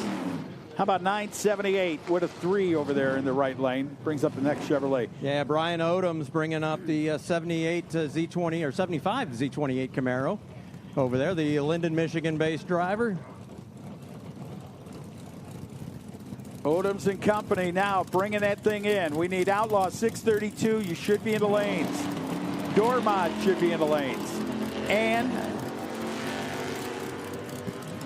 Door Mods. What was the other class that you said they split Door Mod? Run What You Brung. Run What You Brung should be in the lanes. Thank you very much. Outlaw 632, Run What You Brung, and Door Mods. Yeah, bring them to the lanes, guys. You're up next. Here's a Ford Mustang after that run of 1293 for Odoms. Sybil. Scott Siebel coming up here out of Petersburg, Michigan. Little Ford Mustang. See what Scott's going to do here on his pass here, second time down the track. Good lead. 0-1-2 light, so that's going to put him in the top half of the bracket there, out the back end, and he'll go 9:45 with a 5. And I believe that does wrap up our open comp. Yes, it does. To wrap up open comp, I think they had 2 rounds today, right? That's 2 of them. Unless someone throws them on the ladder again. So Outlaw 632, we need you in the lanes. Outlaw 632, run what you brung to the lanes. Door mod should be in the lanes. Those are our next 3 categories, please. Top Sportsman, stand by. Stand by, Top Sportsman. Get your cooler filled or have a nice cold water, and we'll call you in a moment.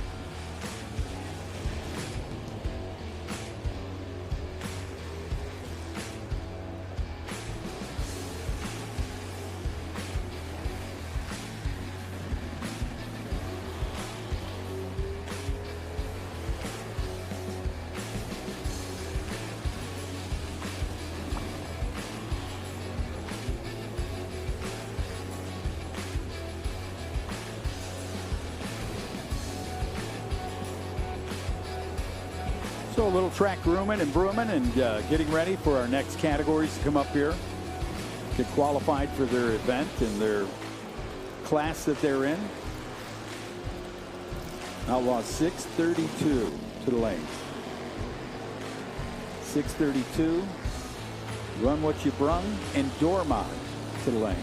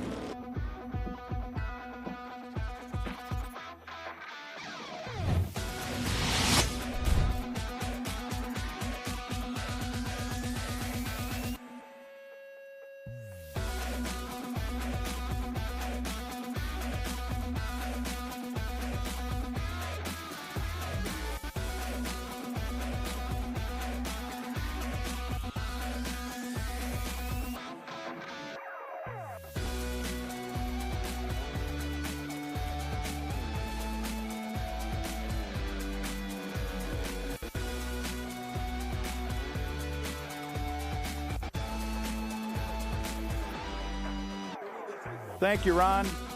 The guy with the 3 letters in his name. So does God have those names, so we have to be careful. Anyway, listen up to the racers out there. We will be having 3 rounds of qualifying. I know our itinerary only shows 2, so Comp Eliminator, you will have another round today.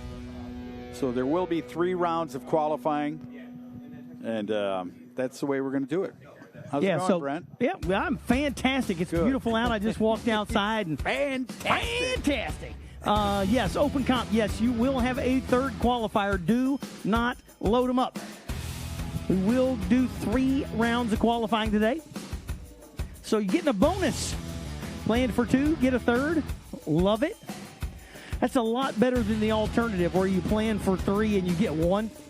Because I've been to plenty of races that are that way. Like, oh, you're going to get 4 qualifiers, and then all of a sudden you get 1. Yeah, absolutely. But you know what? We got the time to do it. Yep. Why not do it? Let them get out there and get their best numbers prepared for tomorrow. Correct. Eliminations. So 3 rounds of qualifying today. I got to tell you what, so far, that comp class has been the hitter. Man, they've got wheel stands, burnouts. It's a cool-looking deal. I do love me some open comp. And yes, you get the full variety. You get some pickup trucks. You get some old-school cars. You get some new cars. It's really a cool kind of melting pot of all the different looking some cars. Yep. New and old. Yeah, you're right. Good-looking stuff. And talk about a class that you have to be on it from the starting line. I mean, you saw in qualifying there 001, 002, 003 kind of numbers. You got to be on them. Yep. There's some really good drivers in the category.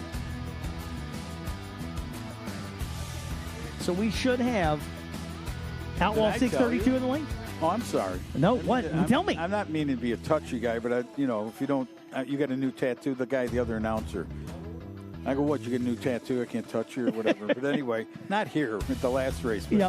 But we got some really fast Pro Mods here this weekend. Yes, we did. And we have some Nostalgia Pro stock cars. We got the Mountain Motor. Did I tell you that? The Mountain, one of your favorite classes. Love them. Here. Mountain Motor Pro Stock, real Pro Stock in the house. Hopefully Scott Sosie's around today.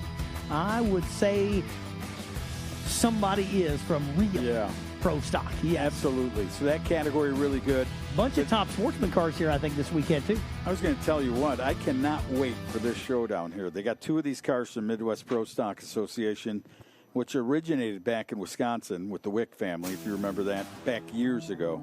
John Wick? Yeah, well, he was bad as bone as John Wick. And Tyler Chinook and Kevin Lawrence are here today. Awesome. Oh, yes, the Pennzoil Firebird and the AC Delco Cutlass. Yeah, WJ tribute car. Correct. They're going to be cool. I do dig those cars. Oh, I do. Remember in Galat? Yep. When you brought them out there, I thought it was a class, man. No, I was eliminating everyone. No, those are exhibition cars. Yeah. I go, well, they could be cool enough to have their own deal where they eliminate them. So yeah, it would be cool to have an 8-car, a full field of nostalgia cars. Stocks. Yeah.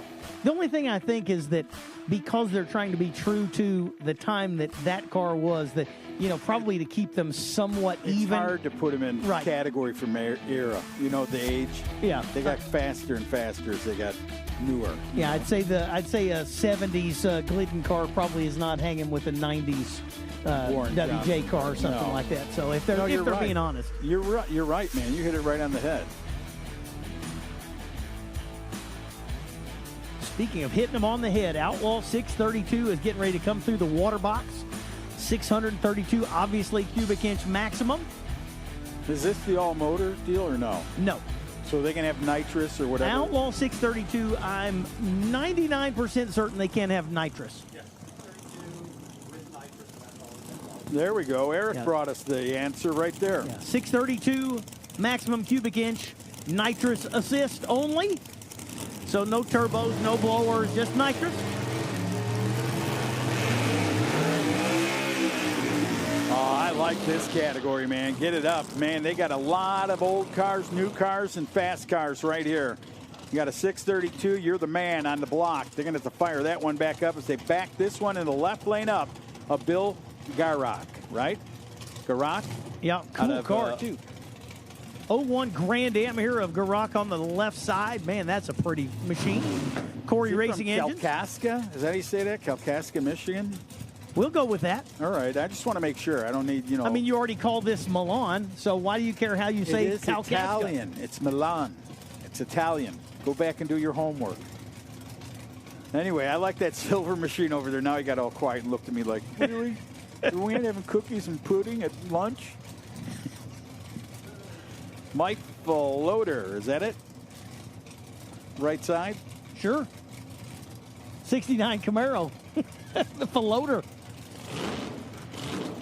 Out of Schwartz Creek, Michigan. Yeah. May the Schwartz be with you. Anyway, here we go. Big silver 69. Got the Jimmy Durante nose on the hood up there. Hanging out right in the right lane. 632 is the category. You can have nitrous oxide, the hockey stripes over there, and that 69 Chevrolet Camaro looking pretty good. Guarantee Mr. Wonderful's got a bag of ice on his lap right now sitting at home watching. Did I ever tell you don't drink the water in Boulder Hill, Illinois? You did not. If you're ever in Boulder Hill, do not drink the water. Because I've met my buddy's friends that grew up there. They're all the same. Something was in the water. Here we go. Green lights are flying. Problems over there in the right lane for Mike. Bill Garock's going to go down and make a full pull down to the eighth of a mile at 4:58, 154 miles per hour. Something didn't sound right. You know, it almost sounded like he lost a few cylinders over something. Well, after the burn, you know, they backed up there, and then the car shut off. It took a little bit to get it refired. So, obviously, some challenges there for the tune for Floater. Garock goes 4:58, 154 mile an hour to be number one for now. Douglas Nickel going to show up here in the 69 Camaro. Attention in the pits. Pro Mod Drivers Meeting.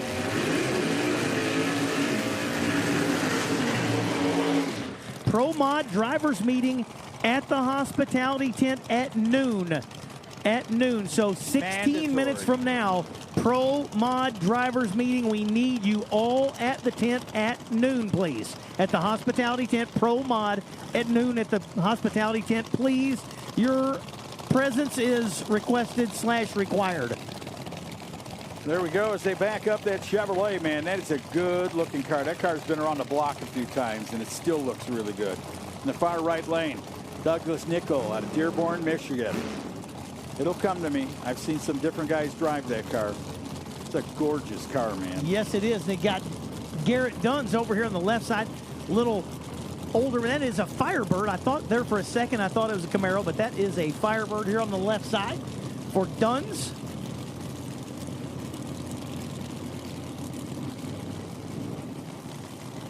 And that beautiful Musi-powered 632 68 Camaro on the right side for Doug Nickel. I was going to say, could you hear the throat in that thing, man? That thing is just grabbing some air.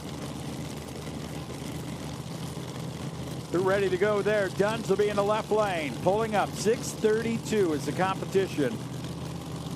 Duns goes to the top light. Now it's all up to the right lane. Here we go. Bring it in. Douglas Nickel ready to come to the battle. All right, staged. Here comes Nickel, and away they go. And how about, look, a 30 on the tree for Nickel, a 29 with a 9 on the tree for Duns. Duns goes 474, 149 mile an hour. And how about Doug Nickel? Yeah, look at that. 0.3 of a second quicker right there for Nickel. 445 at 130 miles per hour.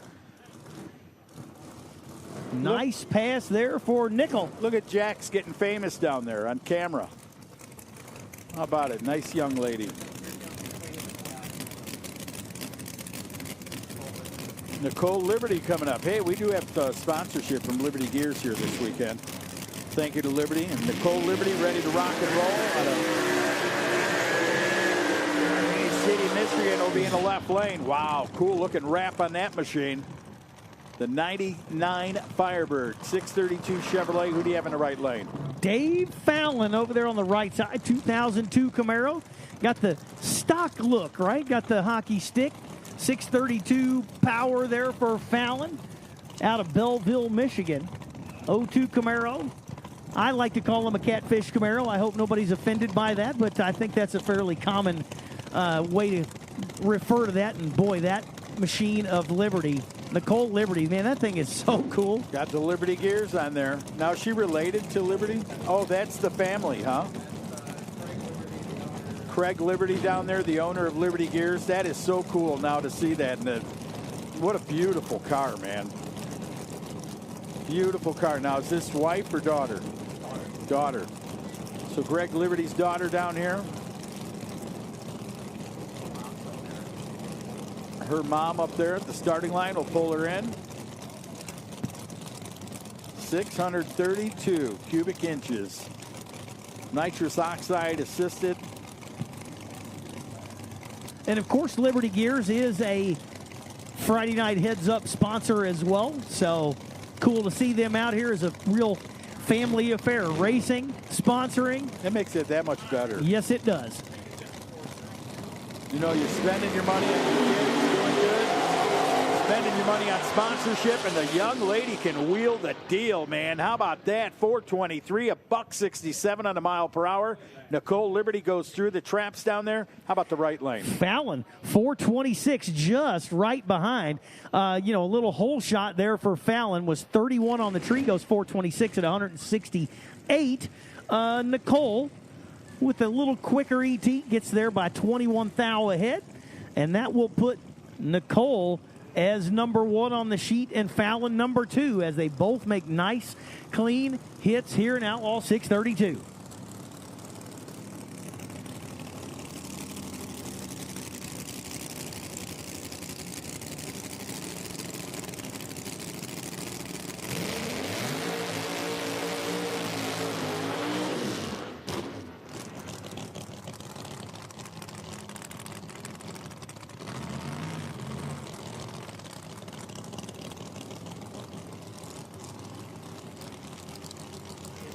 So Rocco Curry coming up here in the far right lane. I was looking at the thing. It almost looked, didn't it look like an old Yates Pro Stock colors? Purple and the white, the way it scalloped off the front. Yep. Never know. All those old cars have to go somewhere, right? Besides your barn. Should be. There's a couple in there, and they need to be out. We're in the middle of moving, and there are a couple of old cars in my shop that need new homes. So Rocco there in the Firebird on the right side. 423 going to be the number to beat. I believe this is the final car in the category of Outlaw 632. Well, track announcer Eric said that these two usually get after each other, so he should be close to Nicole's number. Let's see how it goes. Wow. Oh, strong lead there. I would have to go, look at that, not bad. Nicole still hold the number 1 qualifying spot at 423. He goes 431, Rocco does, at 164 miles per hour for category. Not bad at all. Lead us into the next class.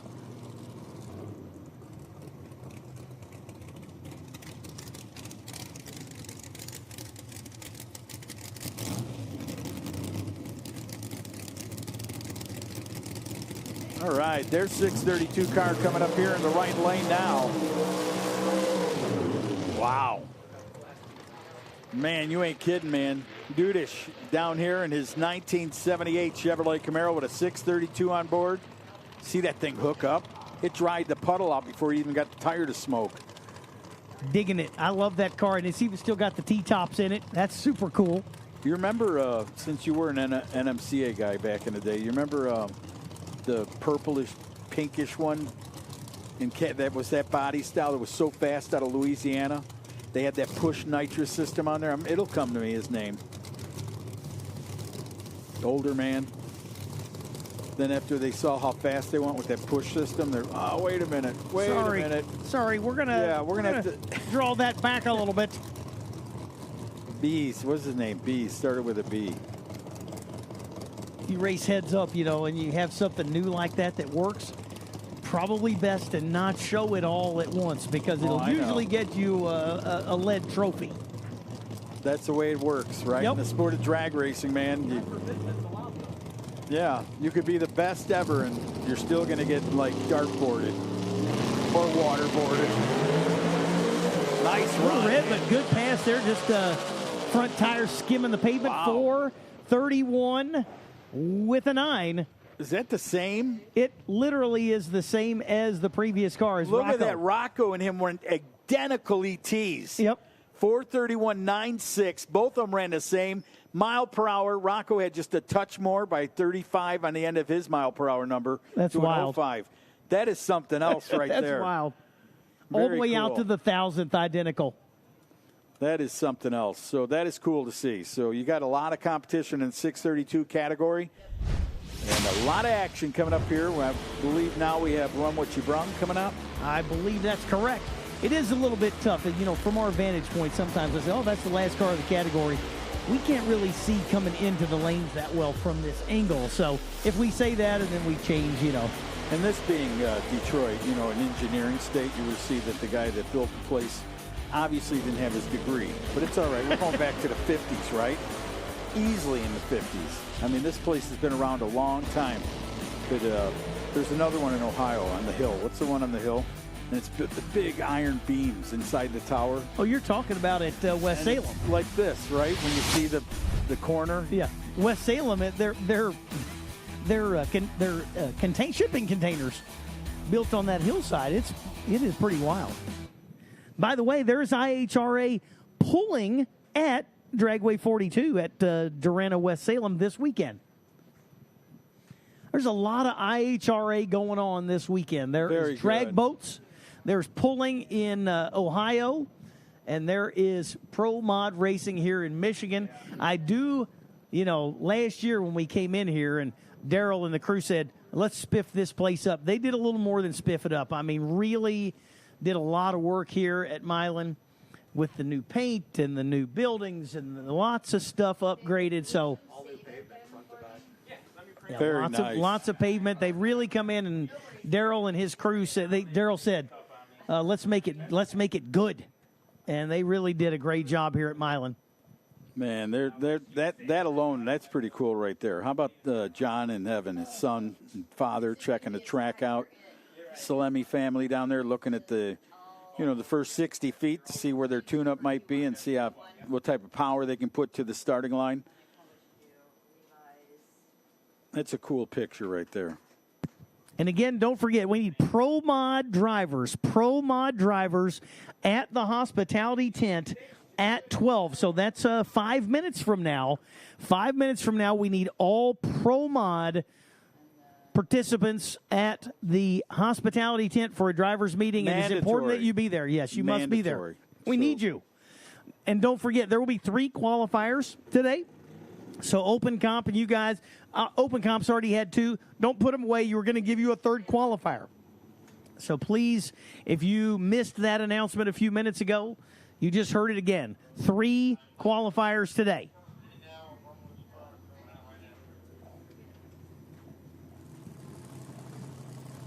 So Run What You Brung, they say, is coming out. What did they brung? Oh, they brung a duster. The shameless duster. Oh, look at that thing. Look at that thing, man. You missed what was it? The Raisin Brand car. Is that what you called it? Yeah. And why you named it? Because he had the factory LED hood scoop and he had another scoop. The 2 scoops of raisins. Nice. I like that. I did too. That was really cute, man. How about Sublime Green? Did I get that right? I know I'm just a Ford guy, but you know. No, that's a factory color, and you hit that right in the head. How many drips of acid did you do back in the day? None. I'm just saying, but this was a psychedelic era back then. Vans. You know, that's what ruined the drag racing part was the vans and the shag carpets and all the, hey, man, where are you going? Not to the drag strip. We're going to Woodstock, baby. This is actually another 632 competitor. Oh, yeah, he snuck in there from the back. Yep. It's a good-looking car, man. Yeah, it is. It's probably Daryl's favorite car of the category. The green? Nearly Darana Green. I think there's a patent on Darana Green, though. I don't think just anybody can get it.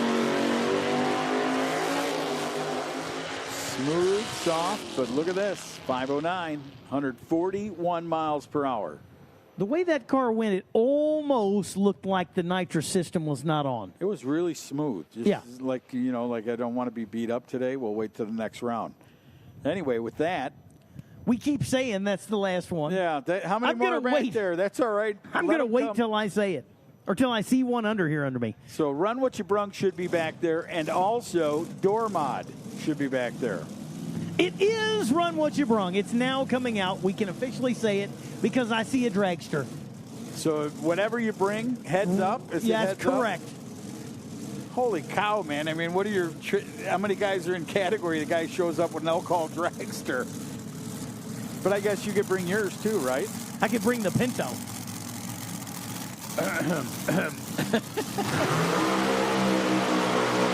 Our Lady of Liberty on the side of the dragster over there in the far lane. I swear she blinked at Brent when she went by. Holding the torch. Look at those. Look at these guys. Brother, nephew, son. Left side here, Tim Brown. Tim in the probe normally runs Outlaw Pro Mod with IHRA. He said, I don't want to try to make it fit the Pro Mod category, so we're going to run What You Brung. Well, he found himself something fast to pick on, didn't he? Yeah. But Tim's a 360 kind of car, 370 kind of car. So let's see if the dragster over on the right side. Josh Van Skyver over there out of Audiver, New York. Audiver, New York? Is that how you say AU? Andover? Is that supposed to be an N? Probably. All right, Andover. I know Tim Brown calls Killcare his regular spot there. I'm sure Ron knows a lot about Tim Brown. 95 probe with a Noonan 521. I would say under the hood, but most of it's out of the hood. The screw blower here for the BDS machine.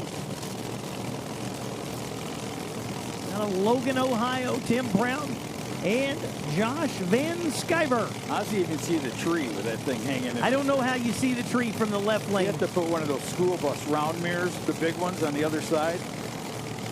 Here we go, the blind side mirror. That's what it was. Coming in ever so gently. Brown's going to get in there. In there waiting is Josh, the long and skinny yard dart, sitting there ready to make it happen. Goodyear's on the back end. Hoosiers on the back end. The left side. Fighting the red, but look at it. Wow, that little probe was giving a run for his money down there in 70 feet. How about that? He was out there, got him about a tenth, get there at 3.80 seconds, 195. I guess you can run what you brung. You can run what you brung. You got a fast little probe at 392, 183 in a mile per hour. Yeah, and it looked like Tim was just kind of hugging this left-hand wall the whole way down. So I'm going to say that he was off early. They're only 183 mile an hour. I know that car will go 200. So the car was just moving towards the left, and he was trying to keep it off of this left side barrier. So Tim Brown goes 392, 183, and Josh Van Skyver, how about 380 at a $195 in the dragster? Cool stuff, man. Cool beans right there as they get ready for that.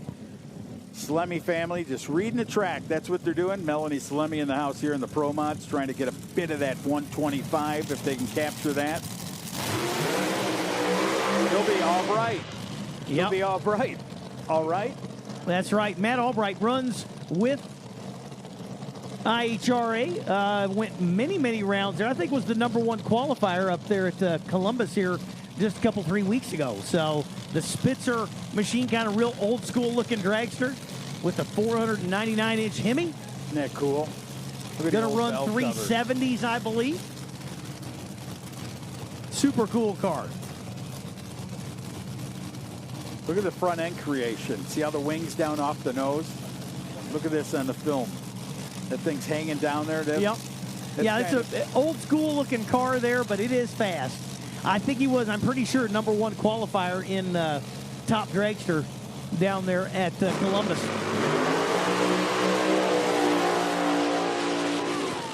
.383, 180 mile an hour, going to put him #2. Van Skyver went 380, Albright 383, Tim Brown 392. There you go. Look at the mile per hour off just about 10 or 15, 180 on a mile per hour in that right lane. Van Skyver went 195.40 in his mile per hour in that category. And that does that lead us into more? Is there more action back there?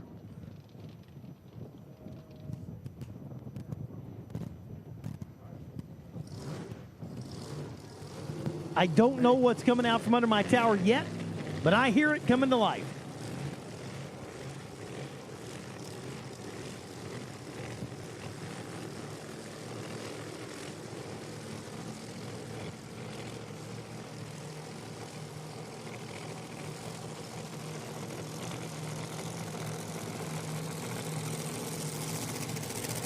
How about Steve Easton?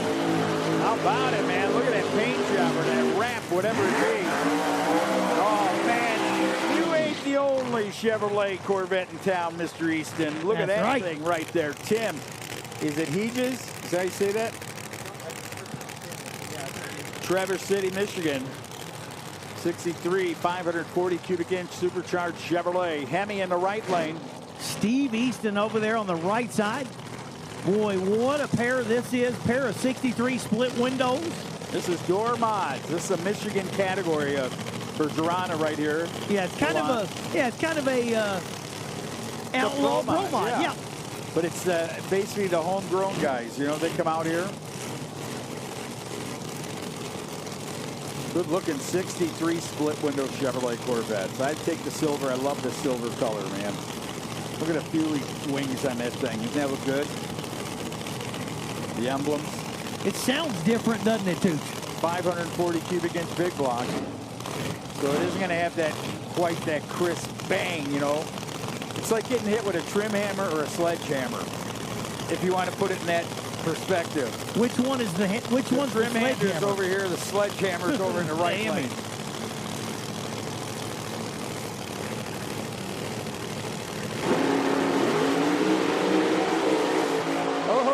Sledge had to let out of it, man. Steve Easton didn't have that thing hooked up all the way at 508. How about a 403 for Tim? He just over there at 180 miles per hour in the left lane. So that small 540 cubic inch Chevrolet with a supercharger did pretty good. He did good. Got himself some numbers down there and showed the guy with the Hemi. Sweet. Top Sportsman to the lanes, please. Top Sportsman to the lanes, please.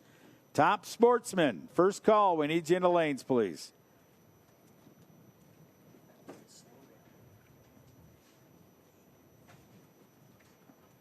Mountain Motor Pro Stock on standby. Get ready. Mountain Motor Pro Stock, you guys and gals are on standby.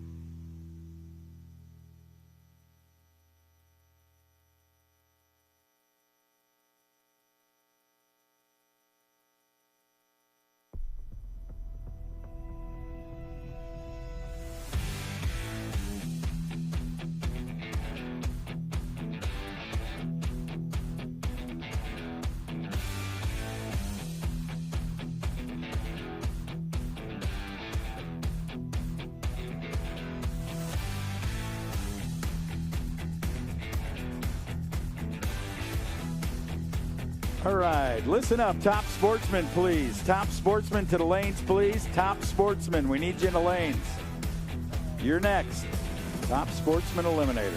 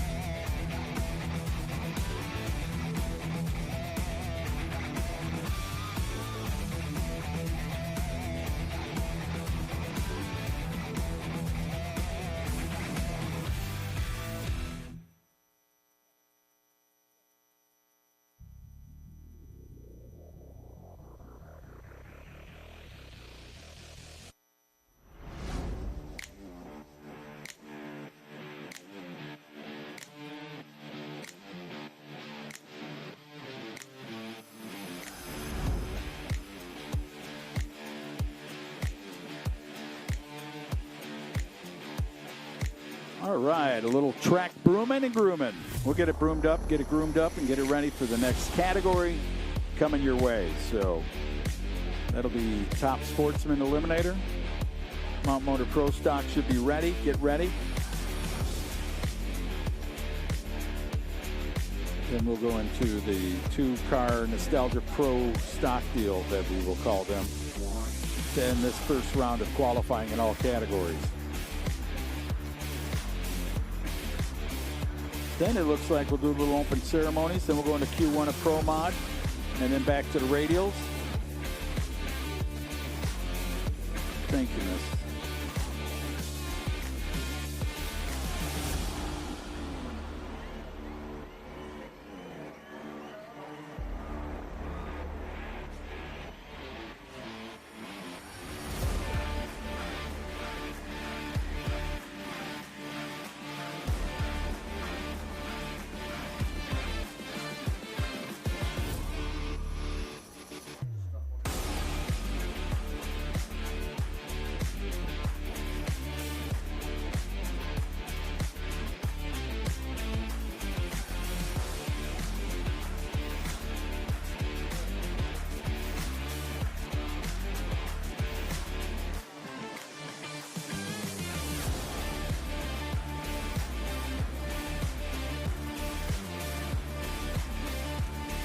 Yeah.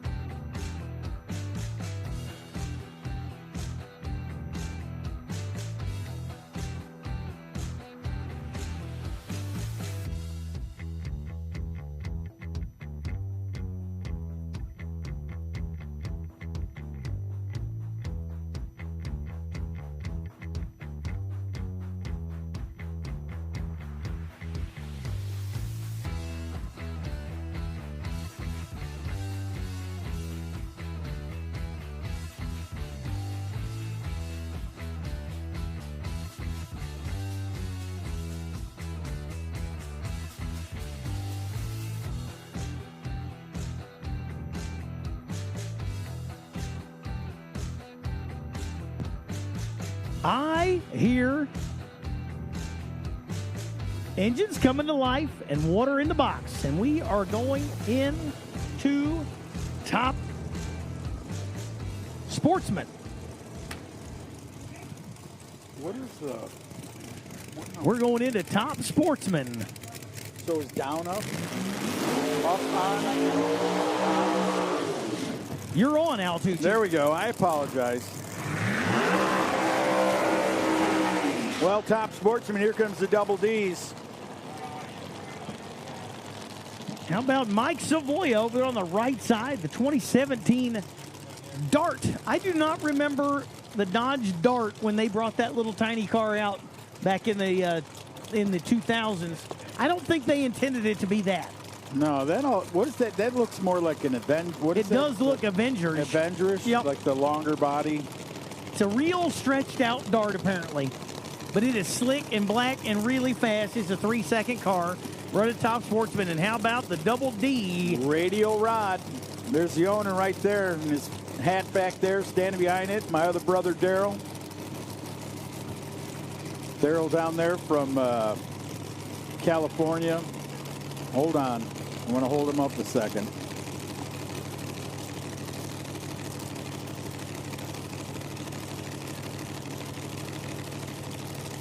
Just making sure the safety's all ready to go. Wayne checking that out, saying, hey, let's get those chutes unpinned.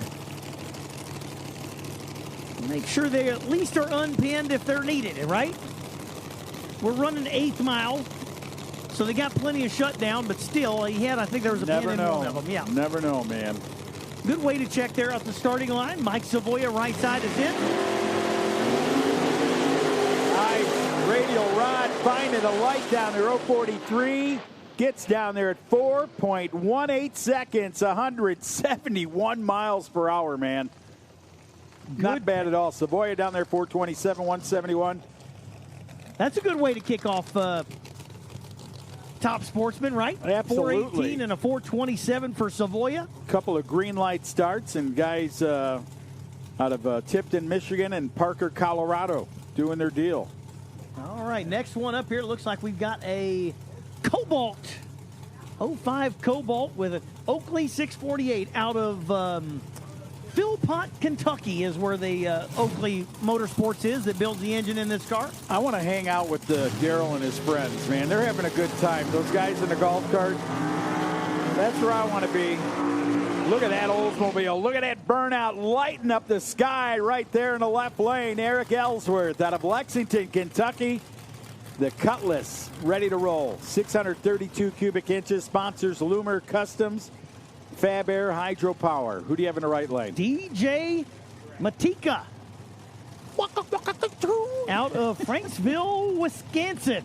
How about that it? Is the Cobalt with 648 inches of Oakley power on the right side. Good looking car. Yep, great looking machine there. Got 450 on the dial-in board on the Matika car over there. What do you got there hanging out of the hood? What is that there on the old? Can you see all that? Well, you got a throttle. You got the starting line enhancer. You're talking about on the Ellsworth car? Yeah, is that an air cleaner? Yeah, it's got a screen air cleaner, and I'm assuming a big fuel-injected deal on top of it there for Ellsworth. Cool-looking deal, man. Ready to go. Lexington, Kentucky. And I think Ellsworth just got that car this year, and they've made light years of improvement throughout the year. Need Mountain Motor Pro Stock to the lanes, please. Mountain Motor Pro Stock to the lanes. Mountain Motor Pro Stock to the lanes. There they go, down there making it happen. Matika down there in the top end. Quicker, not on the tree, goes red on the tree. 455, 154. How about 464 to 149 miles per hour for Eric Ellsworth? Next two Top Sportsman cars. Yes, Performance sir. Predictions. I don't know if they're on there yet or they're just running numbers. Oh, they don't need them on there. They just have them on there from the last time out, and they're pretty close. Look at this. Jacob Elrod, left side, the 63 Pro Charged Corvette. With his sister Jamie out there, going to close the door. Right side, out of Alabama. Got that nice blow-through deal going on over there. And Dennis Klein coming up here out of Athens, Alabama. As you said, the Beretta. Yeah, Klein is a tough customer. And Elrod won this event in Top Sportsman last year. So always a top competitor there. That car usually goes 440s or so. All about the number there, Brent. Yeah, and repeating the number. This is Top Sportsman. If you're very familiar with the class or not, when they run these, they will be on a dial-in and they will... Whoa! Big move towards the center line there for Elrod. Yeah, he had to Clicks get it out off of it. early. Yeah, 545 at 90 mile an hour. And how about Klein? He made 438, 163 mile an hour, 23 up front. Dennis Klein, nice pass there for the Alabamian. How about it? Alabamian. Not bad at all for Klein. 438, 163. Next two coming up in Top Sportsman. Here comes a Chevrolet. Be in the far right lane. Ready to go. Mountain Motor Pro Stock to the lanes, please. Mountain Motor Pro Stock first round of qualifying to the lanes. Look at that burnout. Lighting it up in Top Sportsman in the right lane. It'll be Mike Nitsky over there. DeWitt, Michigan will be in the 08 Cobalt. Who do you have in the left lane? Oh, when you hear the blower surge in Top Sportsman, you've got to figure that it's one of the Mandels. That is Jeff Mandel. The car's only been out 3 or 4 times. 57 Chevy out of Culleoka, Tennessee. Part of that Bob Profab. Yeah, that's their newest one. It does not orange. It doesn't match the other ones, but it is a fantastic machine. Is that and good? they actually Loved it. debuted it down there at Columbus, the one you weren't at. We did get to see that car, Jeff, running the 57 Super Bel Air. Look at the hood. It's almost like a factory roof line, isn't it, on that thing? Yeah, there's not much better looking Tri-5s than the Mandels build down there at Profab. You're right. That's one of them. I was talking to Jim Salemi about that chassis builder. He said, yeah, this guy builds a heck of a car, man, for that era. They look so good. I'm guessing there's at least 2 of them here, maybe 3 for Mandels. I don't know how many they brought this weekend. Well, the 55's here. I don't know if the wagon's here. Dad had the wagon last weekend out at 131. Let's see how they do right here. Cool looking 57 Chevrolet. Get ready, Profab in the house. Lights are going down. Chevrolet in the right lane had to get out. He got all crazy over there. Getting down there, Jeff Mandel, 431, 164 in a mile per hour. His Top Sportsman car looking pretty sweet at this point. Yeah, Nitschke struggled a little bit there. Had to lift out of that car real early. It was 106 60 foot, but couldn't run it out the back. Oh, lighting the hides up. Look at it. Beautiful smoky burnout. Laying it down in the left lane. That is Steve Beiniger, man, out of Germantown, Ohio. Now that's what I'm talking about. Brenniger lays down the burnout. 2010 Mustang, one of my favorite cars on the property, and you know why, Al. 632 inches of Ford power. Is that what was in there? Yes, sir. All right. And he's having to back up from half track. That was awesome, yeah, dude. Love it. And Pat DeBottis breaking out. This is the second outing for the Stratus of DeBottis. He debuted that car down at Columbus, 3 weeks ago. And Boy, I think thing's only made pretty. 1 hit with it. Yeah, there comes Brenniger. He was down there so far you thought he wasn't coming back. Yeah, I didn't even know if it was a Mustang or a Camaro. He just came through the water box like a streak of lightning, hit the throttle, man. It's a Haas chassis. Looks good, though. Really a nice-looking car for Brenniger. Ready to go. I put a race on at Killcare about, 2020. And Steve Brenniger, that's the first time I got to see that car. And he did put it in the winner's circle that weekend. Oakley sponsored him, Motorsports. Yeah, Oakley Motorsports engine builder down there out of Philpott, Kentucky.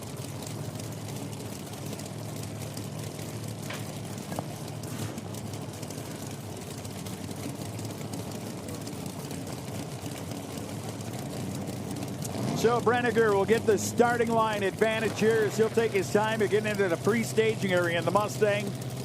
Built by Jerry Haas. Down there on the right side. DeBottis now ready to go. Lights are coming down. Oh, man, they're off on the green. No, red light starting the right lane. But look at that, the little Mustang 424, 169 for Brenniger. In the left lane, gets down there first to the stripe. Chevrolet Camaro coming up. Here's a Lang Automotive machine and Top Sportsman Eliminator in the left lane. Making it happen. Here's Ross Wells Jr. Kirksville, Ohio will be in the right lane in that Chevrolet 68 model, I believe. Yeah. Left lane, Ken Langlois, transmission builder right here local.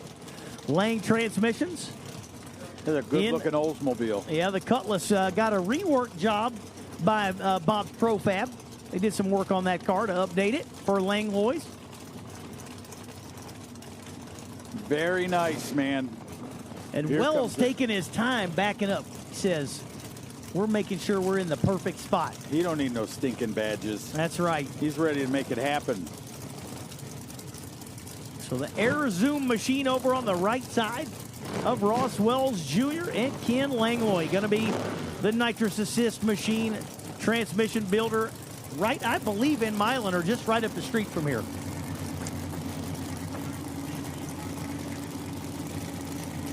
And he is a heavy hitter in this class. Ken can knock it down.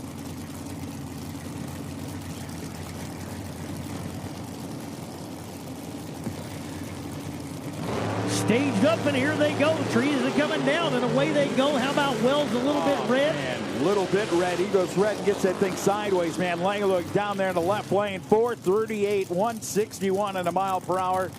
Car runs good, man. Boy, is that a good-looking car. Now, is that the other one? What's the name on that window? Do you catch that from here? You got those $40 binoculars.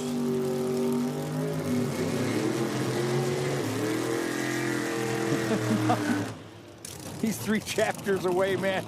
You're going to have to wait till the book gets rewritten. That's going to be Tony Youssef. Youssef over there out of Canada. Leamington, Canada, the Orange Machine. I was going to say another one because that's sort of like what you would see out of Profab, right? Right. Like they build the nicest Novas. They build a really a choice car, man. So 598 cubic inch Chevrolet in the right lane. Who do you have on the left side? Terry Osmus over here, the 97 Firebird, Mountain Machine and Fab right coat. Osmus. They asked him what color he wanted to paint the car. He said, Terry, what color do you want to paint the car? And he said, all of them. He handed him the Crayola box. All of them. Yeah. You got this? Yep, I'll take it. You got this? I'll take it. That's a wild design, man. Love it. That is a wild design. Here we go. Terry's in. Red light to the Canadian in the right lane. Terry goes down, though. Osmus will go down at 451, 158 miles per hour. And a pretty good charge right there for that team. Yeah. 696 at 67, just coasting down there for Tony, out of Canada. They'll get another couple times at the track today, though. Is that the Bears? It is the Bears. That's the old Dodge Adventure. The Bears. The Bears. Is it? Or is that a Pontiac? What is that body style? Let's find out. Which one are you talking about? It is the Dodge. It is the Dodge, yes. That's the old Stratus. But wasn't that an old Pro Stock car at one time? From Canada? It's possible. It's from Canada. I swear the Bears, that's why I was going with it, the Bears brakes or something. Wasn't that what the sponsorship is? Nice looking stuff. Glasser Racing out of Kentucky will be over there, the body shop guy. And you can tell that car is all paint. No wrap there. Isn't that something? Aaron Glasser, he painted the car. They run a old, worn out 18-year-old 632 in that car, and it's getting ready to go for low 14s, maybe high 40s. You know, it's pretty impressive. I was at US 60 Dragway, right? And he's at PDR, but his kid was racing at the US Correct. 60. Yep, It's Connor. pretty neat. It was really cool to see the kid out there doing his stuff. Yeah, and there's his dad back behind, and his mom standing here off to the left side. And Connor's driving? No, that's Aaron driving. Aaron Glasser, yeah. Connor is probably That's bracket racing somewhere. That's his dad, right? Gene is Aaron's dad. Gene's standing right back here. Connor's grandpa. Correct. That's what I was getting at. Yes. Sorry about that. I didn't mean to make it so impossible. But the Canadian down there in the Bear Machine going down there. Caden Wickie down there to 460, 3.7. How about 417 in the left lane, man? That's going to put Glasser, I think, at the top of the sheet right now. He was hauling the mail. Yeah, that machine is about as consistent, and Aaron is just great on the tree. Definitely going to be one to watch this weekend. But how about Wickie? Was 002 on the let go. Nice light there for Caden. 460 to 158. Bring Souders up now here in our side. I love that Z34. Man, look at that paint scheme. That is wicked. Justin Souders, Louisville, Kentucky. 632. He's got the top Sportsman Chevrolet Camaro here on the tower side. Who do you have in the right lane? David Mullins over there on the right side, the 92 Lumina Haas machine. That is about as classic looking of a car as we get to see. I will tell you, though, last year at this race, on the Friday night Top Sportsman Shootout, Justin Souders found himself the winner's circle. That is a cool looking paint scheme. Yep. Wrap or whatever it be. It's almost reversed. It used to be all black, but it's so fast, the black is running off the back of it now. Ripping it off, shredding it off. Here we go, man. Watch that Z34. The good-looking car, David Mullins. Milan base car, racer out of the area. 92 Lumina. Was down at 131 last weekend with the car. And I see Lang transmission on that, so I'm sure a cohort of Ken Langlois.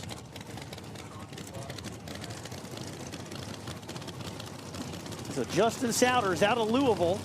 Got that buck power under the hood. Charlie Buck, red light for the Z34 and some tire shake to go with it. But man, look at Souders.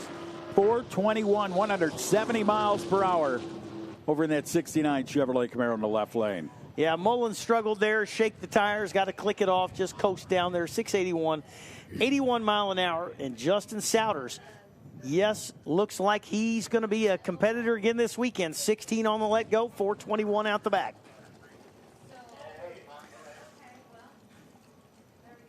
So we are rolling through Top Sportsman qualifying. When they eliminate, they will have a dial in and they will have a staggered start. So right now they leave together and they are setting their ETs. And I know that one. That is Brendan Chess on the right side. Works at Comedic.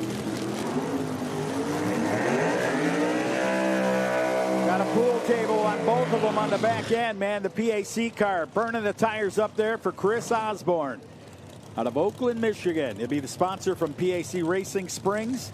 He'll be here on the tower side there, Brent. Yeah, that is Chess over there on the right side. Collision right. CR machine there. And like I said, he does work at Comedic. He got me some head gaskets on the way a lot quicker. So if you need the best in the business out there in head gaskets, I mean, Comedic, that kind of says it all there. So I have one good part on my race car. I got Comedic head gaskets. There you go.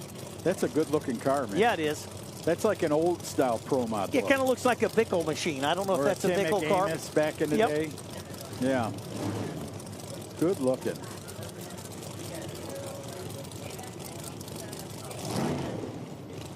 It's a Stroop car. Well, hey, you can't go wrong with Wally Stroop, man. He builds a nice race car. I'm using my $40 binoculars. There you go.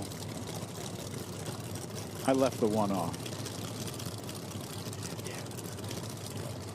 I know this car too in the left lane. I can't remember who used to own this. But I can remember back in the day. Here comes some Top Sportsman stuff. 430 flat, 165 miles per hour for Osborne. Chess goes down there and says checkmate at 481, 148 in the right lane. How about the reaction time for Chess? 0, 0, 0 on the reaction time. How about zip. Trip, zip, yep, goose eggs. Well, you think we had one Duster that was good looking. Look, now we get like three. The black one, the green one, and the orange one. Yes, sir. Indy Cylinder had sponsorship on that Duster. 645 cubic inches. Ready to go to work. Baba Rosa told him it's all right. Bring it out. That's Jeff Gable over there on the right side in that Duster. Beautiful car. And Wojnowski over there. Medina, Ohio. I got my eye on you, Wiskowski. Where's that from? That wasn't Pee Wee Herman. No, that was not. That was the movie with the little green guy that only has one eye. You know what I'm talking about. How did you see my tattoo?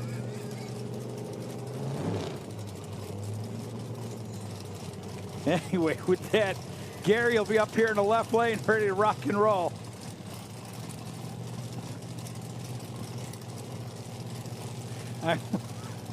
Brent, I only remember. It's your fault. Brent, I only remember one other guy who was like this thing on SpongeBob, the little pickle. Anyway, here we go, ready to rock and roll. Gabriel down there in the right side, 4:53, but a quicker 4:34 in the left lane for Wojnowski at 1:63. You know the little green guy with the one eye? You know him. Yes. Oh, look at that Corvette. Is that thing cool looking? That's boss, man. Yeah, that's James Hayes. James Hayes, 59 Corvette. His dad may be in the other lane. Let's see. I can't really tell from here, but James and Jim Hayes run, I don't know, usually bring 3 or 4 cars with them. They run Top Sportsman. They run 470. They run Top Dragster. That is a cool looking Chevrolet, man.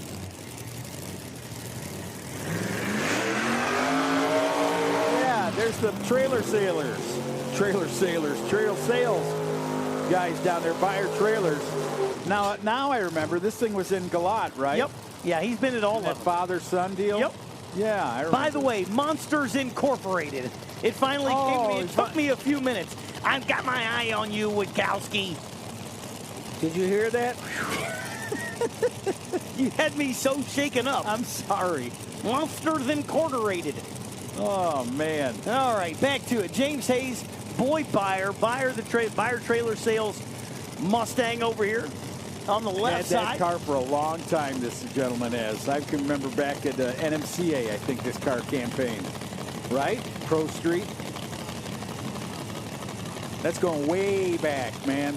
And James Hayes is a killer on that right side. He's got an OSCA championship. I crowned him one of my champions one year.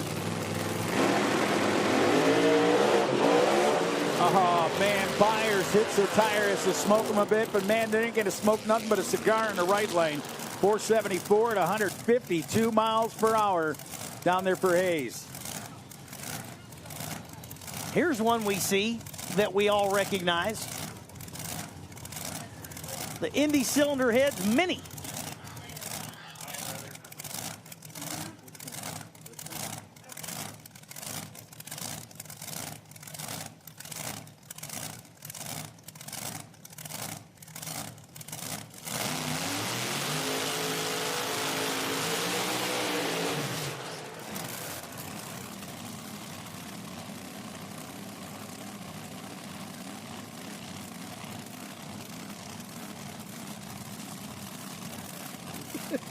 Correct. Ricky Atkins. Thanks for looking out. Thanks for looking out for me. Yes. Ricky Atkins, right side. Oh, look at this thing. Yeah. What is that thing? Like an Austin? Sort of. It's a version of a Mini Cooper. The very first one ever made? I mean, hey, but if we stretch it, we get other people rides. Yeah. Yeah, look at this thing. That's pretty cool. Yeah, Mini Cooper is made to only hold 2 people. Ricky Atkins. Probably going to go 450-ish. Wow, how about it? You weren't kidding. That thing's pretty cool. 451, 154 miles per hour. You go, Ricky Atkins. Always got to be that guy. You know, that one guy? Yeah, he builds some interesting creations. We'll say that. That's definitely one of them.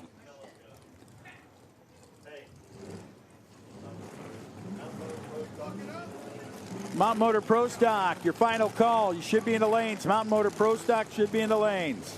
And Nostalgia Pro Stock. Kevin Lawrence and you guys, come to the lanes, please. Nostalgia Pro Stock, 2 cars, come to the lanes, please. To Kevin Lawrence and Tyler Schnuck. Pretty cool stuff right there. It's going to be real cool when I rip this cord out of my head. Don't do that. There, remember I told you. Look at this. You're missing it. Look at that, man. Lighting up the sky down there, man. The table disappeared. There's a beautiful smoky burn out. Oh, talk about it. The 1955 Chevrolet Pro Fab rocks it out right there. And if that didn't bring the turtle out of the shell, nothing will. Oh, Bill Yates, right side with the big Beautiful smoky burnout. It was, man. I'm going to tell you what. And little Bob says, I will not be outdone. I will do one as well. We're going to add a third set. We're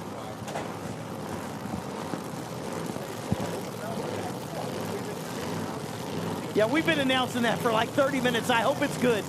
Yes, there will be 3 qualifiers today. That is a fact. So, Bill Yates over there with the Camaro and little Bob Mandel in the Pro Fab 55. That's Bob the third right there, right? Yes, sir. And now is that Dad's not driving that, is he? I'm going to assume that that is... You got the 57, you Little got Bob. a 55. I only say that because Dad was around there yesterday. Maybe he's got the wagon, or maybe he's coming up next. He usually drives the wagon, and little Bob drives that car, typically. That thing's beautiful, man. That is a gorgeous example of a 55 Chevrolet built into a race car, man. That is just priceless. Yeah, the way they sit, the paint, every detail, they're fantastic. There's Dad right there. There you go. You answered the question. How about it, man? Ready to go, Pro Fab. The Bel Air coming up here, edging its way in. You can hear that thump just bringing it into the line. Chevrolet Camaro on the right side of Bill Yates, ready to go out of Newark, Ohio. Now you can feel the tension. I'm bringing it back, man. That's what I wanted to see. Some good burnouts, some loud cars. Now it's time to rock and roll. Here we go. Red light start over there for Yates on the right side, but Mandel the third is going to bring the 55 through at 4.07 seconds at over 179 miles per hour. Here comes Dan, the originator, the man that brought them all out there with a beautiful smoky top sportsman burnout in the station wagon. Man, I'm telling you what, we could get those 3 guys and have our own show. That's a fact. Right or wrong? Yep. Unreal. And speaking of Dad, you know, we saw James Hayes a few minutes ago in the black 59. There's Jim. There's his dad. How about it, man? Yeah. It's a family affair right here. Darana Dragway, Milan, Michigan. Gotta love it. Chevrolet Corvette. But look at this station wagon. That is something else, isn't it? I mean, how do you even think about creating that the way these guys built it? It's like, yeah, I'll put a wing off the roof, put the parachutes under the wing, let everybody know it's a wagon. That thing is so cool looking. It is pretty wicked. There is no doubt about it. And probably, I'm just going to go out on a limb here and say it's going to go about a 402. You never know, man. He did a heck of a burnout. Last time I saw him do a burnout like that a week ago, it cost him on the tire. He may have a new tire on the back end. Hoosiers on the back, ready to go to work.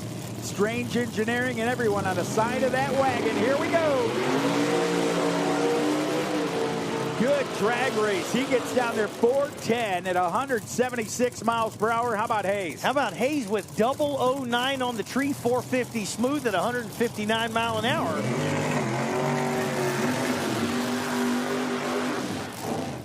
Man, they are getting up on the chip right there. Here comes Speedy. Right, Speedy. That's going to be Steve Day coming up. Westland, Michigan, the 69 model Chevrolet with a 706 cubic inch power plant under the hood. Who do you have on the right side, Brent? Right side out of New Lebanon, Ohio. That is Brian Stoltz in that good looking 69 Camaro over there. Mighty Joe Young under the hood. Oh, he's got the big gorilla under there? He does. Mighty Joe Young. Left side, you got Speedy Gonzalez. He's the fastest Camaro in all of Mexico over here on the left side. Hey, but be careful for Slowpoke Rodriguez. He got a gun. Yeah. I forgot to call you. My cousin, he got a gun. He's Slowpoke Rodriguez. He's slowest mouth in all of Mexico. Oh, my gosh. Well, that's all right. We'll get out of here alive. Don't worry. Maybe. Fields aren't full yet. Maybe. Go. Ready to go down there. The Chevrolet's a pair. Look at that drag race. Orange and maroon going down together. 49 in the left lane. 157. How about the right lane? 429, 165, 21 up front for Stoltz. Good pair there. This is first round of Top Sportsman qualifying. That thing sounded throaty, didn't it? You The must be Predator. talking about Killer Brooks. Is that Killer Brooks? That It is. How's it going? Welcome, Ohio-based Killer Brooks. Killer Brooks, the Predator, sitting down there.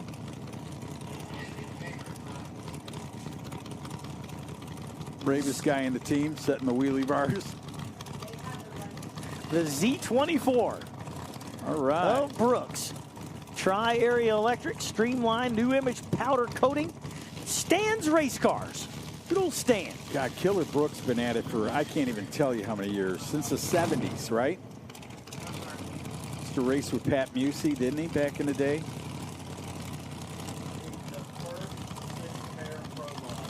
Listen up, first 6 pair on the list of Pro Mod. We need you in the lanes. I'll give you the names right here because that young lady over there gave me such a nice, oh, it's gone now.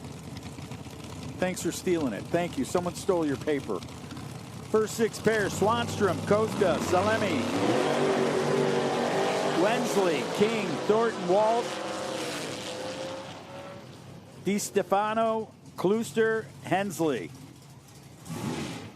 Coughlin, and Goolsby. Oh, I'm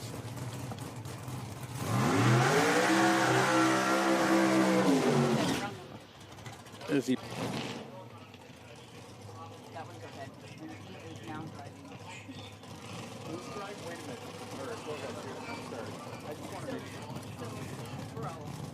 All right, Scott Wasco in the Pontiac. 2011 GXP with 708 inches of Chevy power out of Columbia, Ohio. Going to be on the left side on a single. I know, I started having fun, and here she showed up. She said, quit doing Speedy Gonzalez over the PA. Why not? Look at the Pontiac. The GOAT hanging out, ready to go. Good-looking car. That's going to be Scott Wasco. Wasco over there out of Columbia, Ohio. Good-looking, clean, just plain, good-looking race car, man. Came for business, and business alone down there. Wow, look at him go to the center and have to get out of that thing at a 425, 148 miles per hour. That thing started just going hard right. It was very close to the cones, that's for sure. But they all stayed in place. That's what's important. 425, 148 mile an hour over there for Wasco.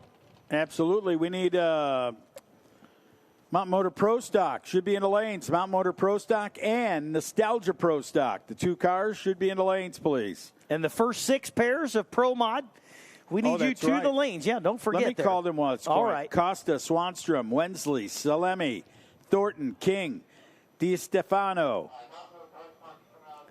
Klooster.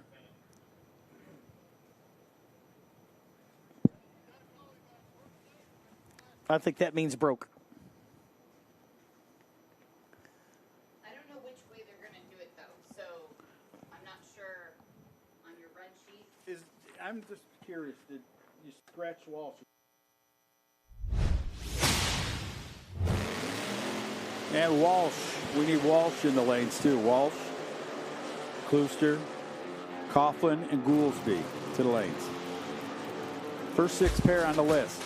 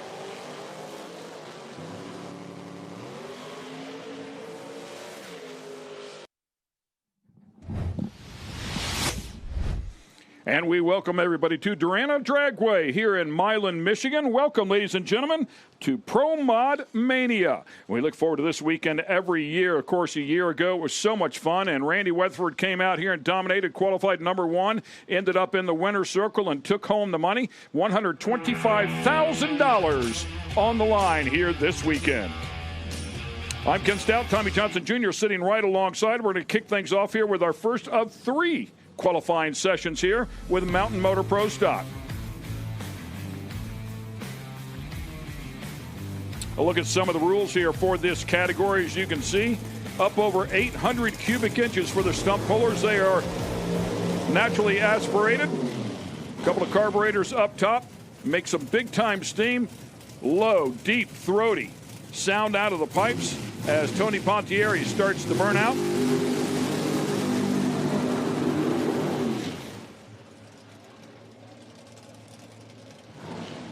Believe looks like Scott Wasco will line up in the right lane or far lane here. I'm sorry, Sylvester Barnes. Yeah, we haven't seen Sylvester in the Mountain Motor Pro Stock class yet, so we got a new car this weekend. And, well, we've seen Tony Pontieri out here before. Laid down some good runs. Yeah, this obviously nothing to do with the national event, but if you take a look at the national event, we've had some great players, some great battles here so far with Placino, Enslin, Matty G, Jerry Tucker all going to final rounds, but it's been Placino and Matty G who have grabbed the win, I should say. Number one qualifiers have been Alan Drinkwater, Matty G, and Dwayne Rice, who was the number one qualifier here a year ago as well. Low ETs, Drinkwater, Placino, and Tucker. And top speeds have been Drinkwater, Morton, Elijah Morton, that is, at Virginia, and Jerry Tucker.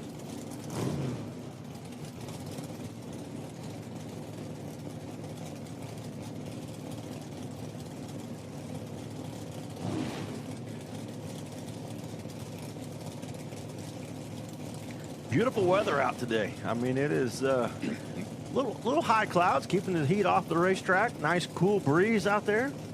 About 80 degrees, not quite 80 degrees. Beautiful.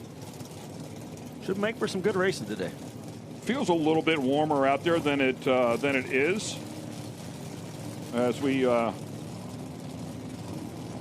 density altitude at 2833 it would appear.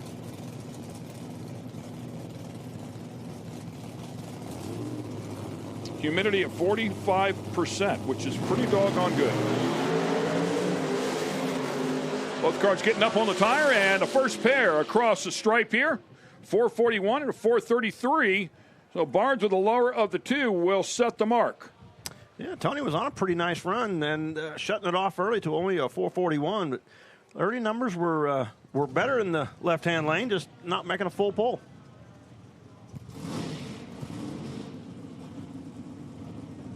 Of course, the Mountain Motor Pro Stock category absolutely putting on a show so far in 2026. The first 2 events, the 2 quickest fields in the history. Kicked off the first event with the quickest field in history, backed it up, and outdid that with a bump in the 4.0s. Absolutely amazing what this category has done. Kurt Neighbor with that beautiful Mustang does his burnout. Will line up alongside Bill Neary.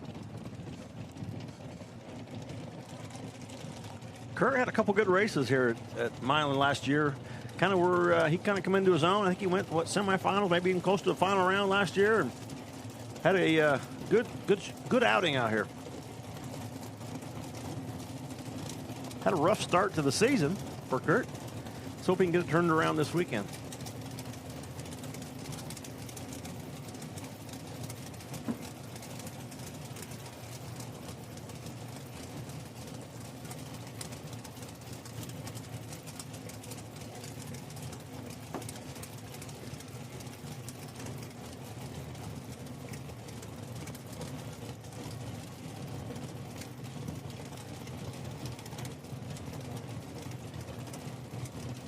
Kurt's car looks like he's celebrating the 250th anniversary of the United States.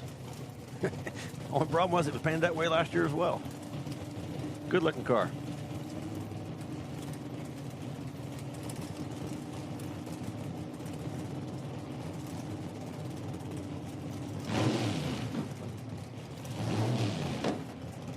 Yeah, of course, such a talented racer. Has been doing it forever and ever and ever.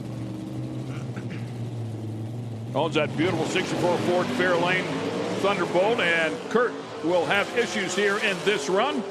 And new number 1 spot will go to Bill Neary, 421.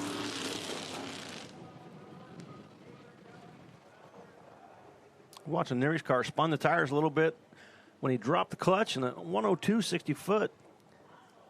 Lost a couple 100 seconds there and then just multiplied down the track, but still good enough to go to number 1 so far. Not sure what happened with Kurt's car. Dropped the clutch, bogged the motor, and pushed the clutch pedal back in.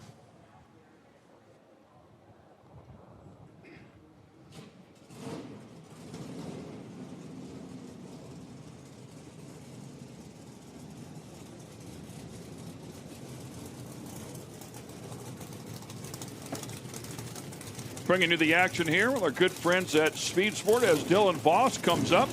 Dylan Voss, a winner of this event 1 year ago.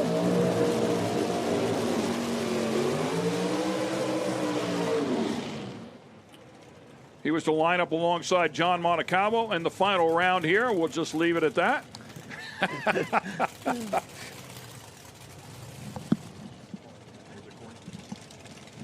Corey Voss here, my apologies.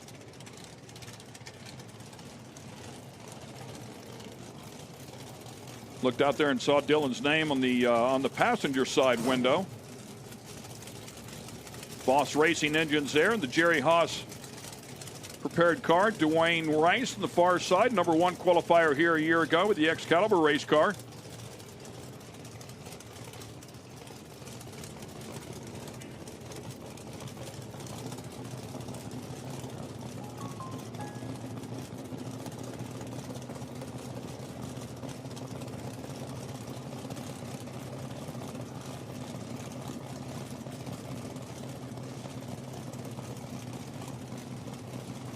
I believe Dwayne qualified number 1 here with a, I don't know if that's true or not, 414. It might have been first round numbers. And it was awful warm last year.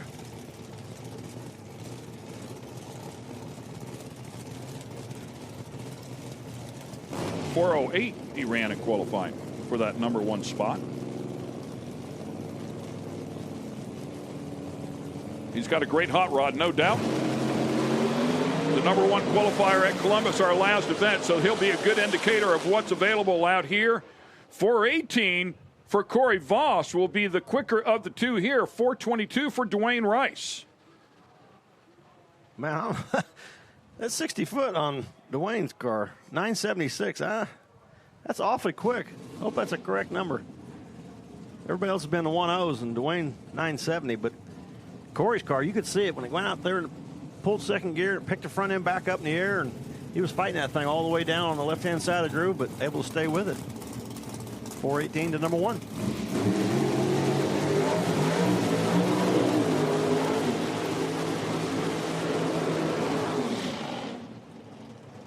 Was talking about Jerry Tucker and some of the accomplishments so far in the best of the 2026 season. Of course, going to the final round here against Matty Giangrande at our last event. Tucker with a hot rod for sure, low ET of the event. He was dropping jaws on race day, running low 4.0s when everybody else was high 4.0s and teens. And he's out here. He had a bunch on him, as I recall. 800's almost a tenth on everybody every round, and everybody was just going, huh. And continued to back it up, like you said. I mean, every single round, it was no fluke. Just a little late in the final, got beat by on a hole shot, but man, that car was flying, and it'd be interesting to see if they've they had the combination for that weekend, or are they continuing it?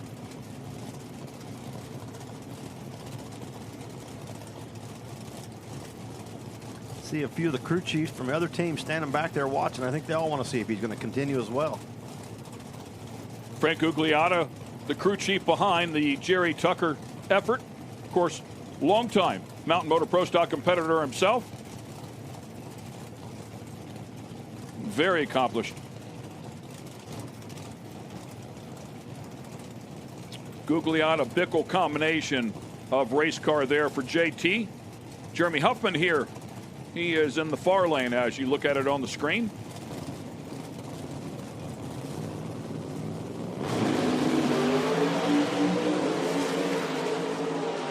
Side by side they go, and that's what they do. How about a 409 up on the board, and Huffman right alongside with a 410. So both cars really step up in performance here. Go to the number 1 and 2 spots. Both those cars showing you how to get down this racetrack.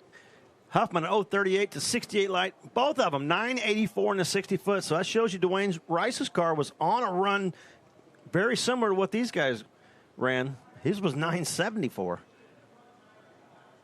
Yeah, I think we both were a little surprised when the number didn't pop up there for Dwayne, but looks like he certainly has it inside of the car.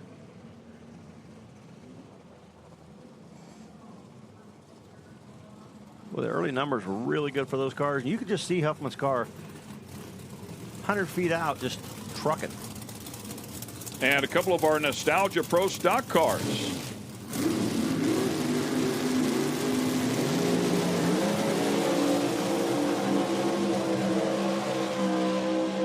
The AC Delco. Warren Johnson livery on that Oldsmobile. Just legendary. Kevin Lawrence, a pro stock competitor himself. In the 500-inch category, will be behind the wheel of that one on the far lane. The Pennzoil back machine that Jerry Uckman campaigned back in the day.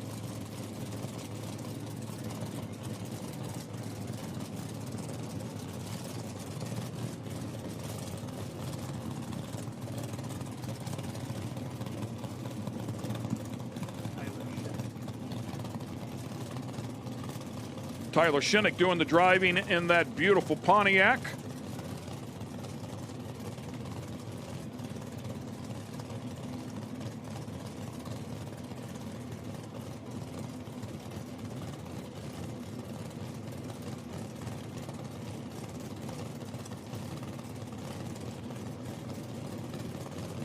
Of course, WJ just legendary. Look down the starting line. You got Terry Adams down there watching. You got Ricky Jones down here watching. Both those guys made a lot of runs in the cars just like these back in the day. I'm sure Larry Morgan's probably out here somewhere too, Yeah. thinking about hopping on the seat of one of those. Oh, man. Both cars knocking the tire off. I like the brake lights even work on that thing. Take it to the root beer stand? Yeah, we'll just take it back to the hotel tonight.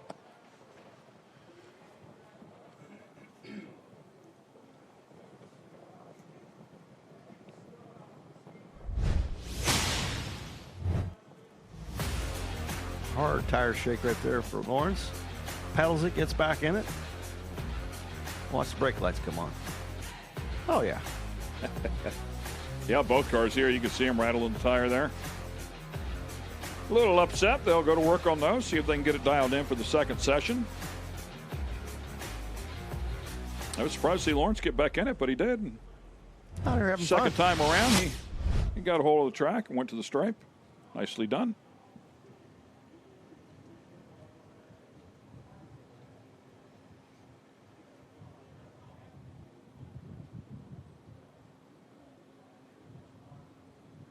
Guessing Pro Mod is, are they next on the schedule? Yeah, that's what the schedule I read said. So I'm sure they're putting a call out, getting them in the lane. I see several Pro Mod crew chiefs up here in the starting line checking things out.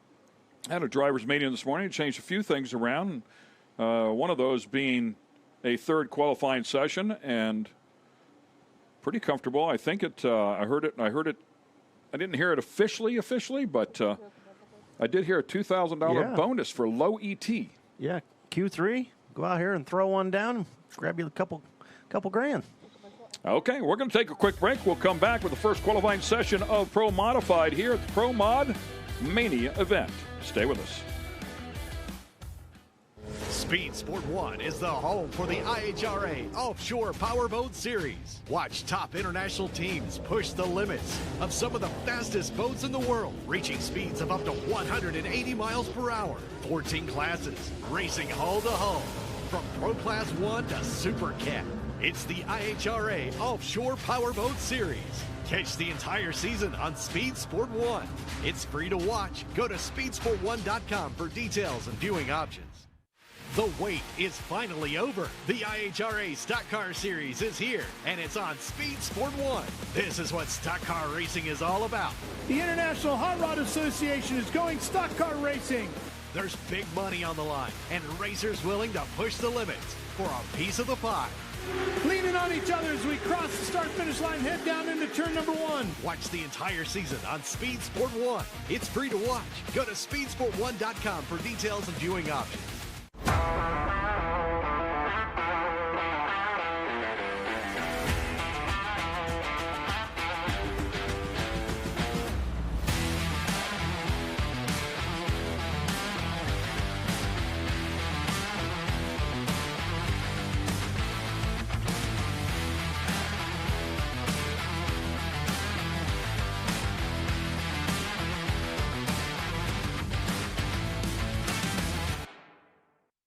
Get racing news, analysis, highlights, and more 24 hours a day, 7 days a week at speedsport.com. Get it all. NASCAR, IndyCar, Formula One, World of Outlaws, Trans Am, IHRA, and more. Speed Sport has been America's trusted source of racing news since 1934. Speedsport.com is America's motorsports authority. Check it out today. Race fans have a home on Speed Sport 1. Feel the roar of IHRA Outlaw Nitro Series. Experience the power of American muscle with the Trans Am Series presented by Pirelli. Speed Sport 1 has a wide variety of motorsports competition that will satisfy your inner racer. From IMCA Dirt Track action to Ferrari Challenge North America. Speed Sport 1 is 24/7. Go to speedsport1.com for details and viewing options. And we welcome everybody back here to Darana Dragway in Milan, Michigan for the IHRA Pro Mod Mania event. Qualifying session number 1 in the books for Mountain Motor Pro Stock. And Pro Mod is sitting in the staging lanes ready to go. 3 qualifying sessions, it is confirmed, 3 qualifying sessions. And low ET for Pro Mod gets a $2,000 bonus. And come out here and throw it down. Got some turbo cars in the field. Should be fun to watch. One, Mr. Shane T. Ed Thornton will be doing the driving duties in the 70.5 Camaro. Should be a lot of fun to watch. That car runs big speed, in over 220 miles an hour if they get a hold of it. Well, it should be a lot of fun to watch. And I know, as you were talking about, Tommy, there was a number of them out here testing one day ago. Dave was watching out here as well, and it was 360, 360, 360, 360, maybe a 359. Yeah. I mean, everybody right here on it.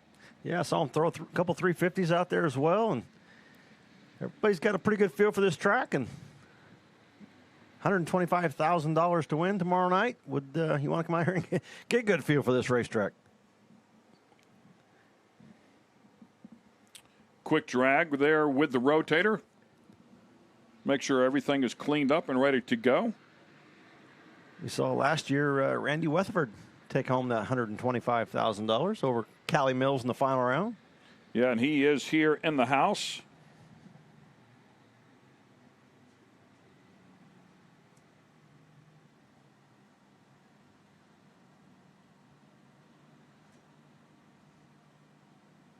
Track conditions should be pretty good. It was nice sunny this morning, but as the afternoon has come on us, there are a few high clouds and keeping the sun off the racetrack, and that nice cool breeze blowing straight down the drag strip.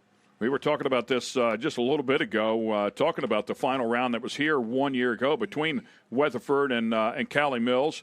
024 light for Weatherford, 038 light for Callie. He puts a 360 with a 1 on the board. She puts a 360 with a 4 on the board. I mean, it was on right to the very finish, so it was a great drag race. Speaking of Shane T. and the D-Bar D team, they are standing out there at the starting line. I believe they're part of the third pair here in that turbo car.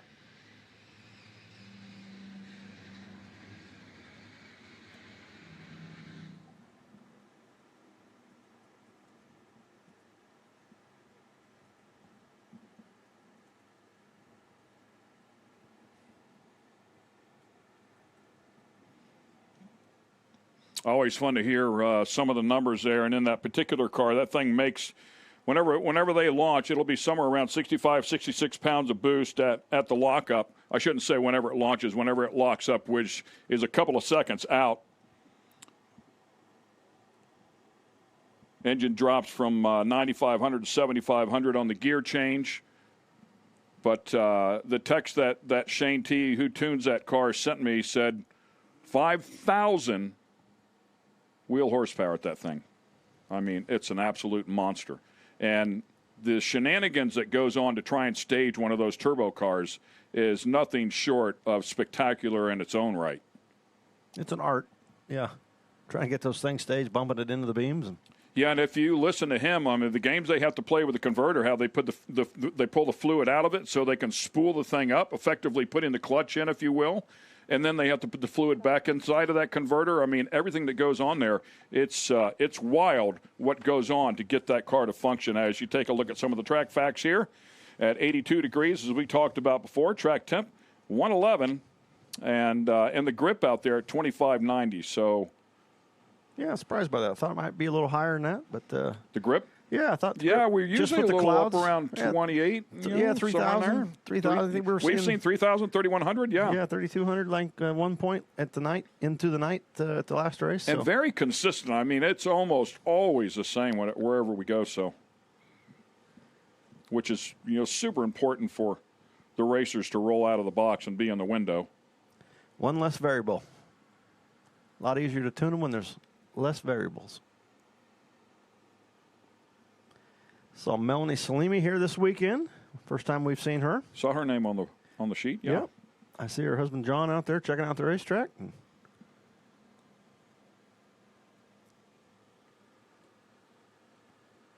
As Tommy talked about, it really is a beautiful. Are we summer yet? Are we still late spring? Nah, we're late spring. Yeah. We got like 2 or 3 more weeks. But it feels like a summer day. Talked about 82 degrees, humidity right around 45, 50%. Nice breeze out there, even borderline light wind maybe. Yeah, I don't think anybody's going to be mad about this tailwind they got here.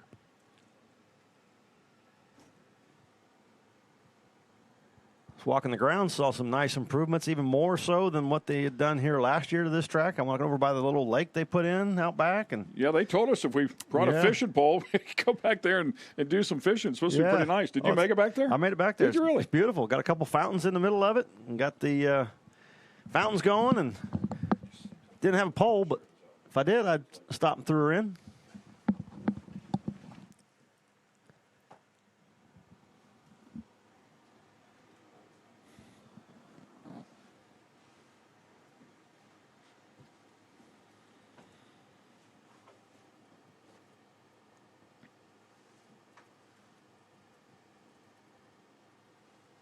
Little ahead of schedule today, so we're waiting to make sure everybody gets up here.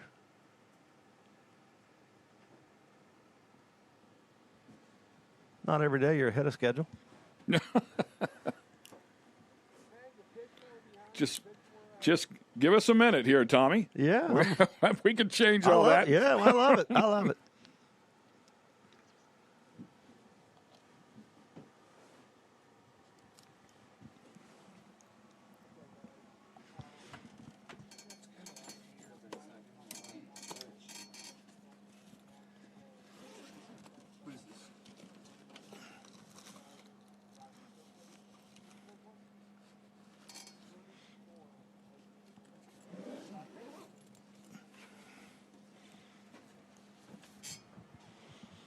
All right, while we're waiting here for everybody to get lined up, we've done a number of driver profiles over the course of the beginning of this year. Not necessarily everybody in the Mountain Motor Pro Stock category or Pro Mod category. We have a number of other categories, obviously, that are running with the IHRA Outlaw Nitro Series. So we'll get you up to speed on some of those drivers as well. And we're going to kick things off here with one of our top fuel competitors, and Bernie Plord.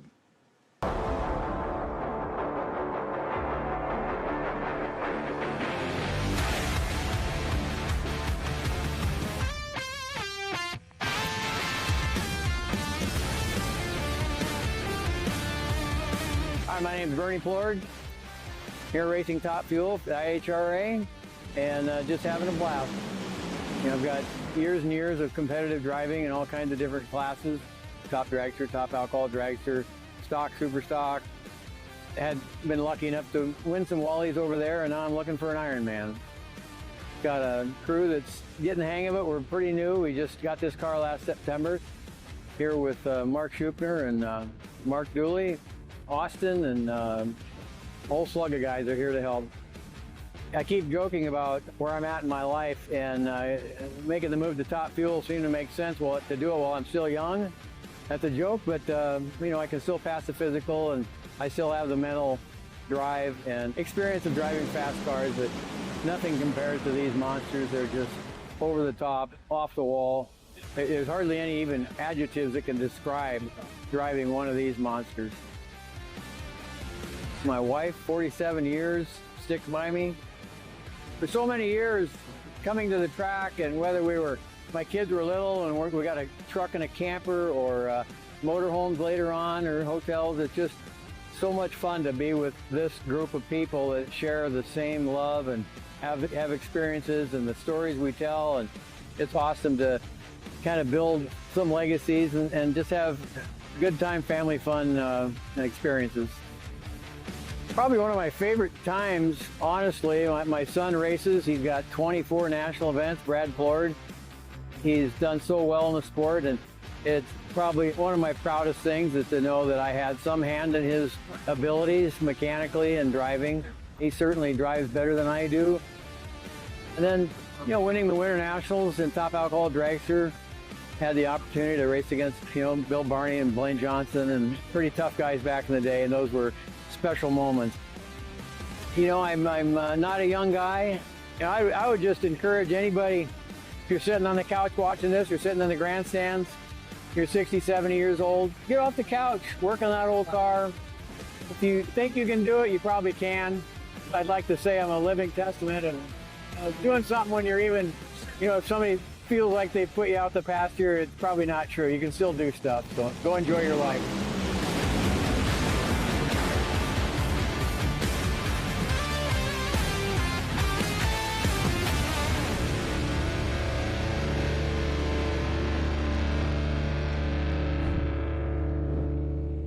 And just a great story. And he put together a pretty decent run there at that last event. So congratulations to him chasing his dream. And by the way, his son, if I'm not mistaken, named in the first group of 10 of the 50 greatest sportsman racers of all time. So that'll put in perspective just how talented his son is.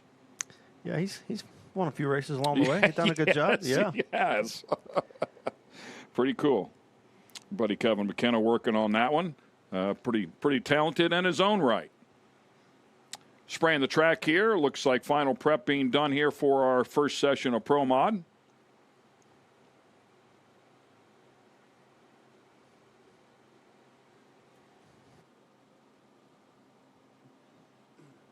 Ricky Jones out there taking a look at the racetrack. Of course, his father legendary out here, and Ricky extremely talented himself as well. Paige Coughlin driving the second car for Peter Norton's race team, Hurricane and Motorsports, I believe it's called. And Ricky Jones, I think, tuning both those cars. Paige, first outing in a Pro Mod, I believe, was last weekend. Did a nice job, qualified at #1 spot. Pretty good start. Yeah. In your Pro Mod career. They're going to do a quick drag here as well after spraying the track.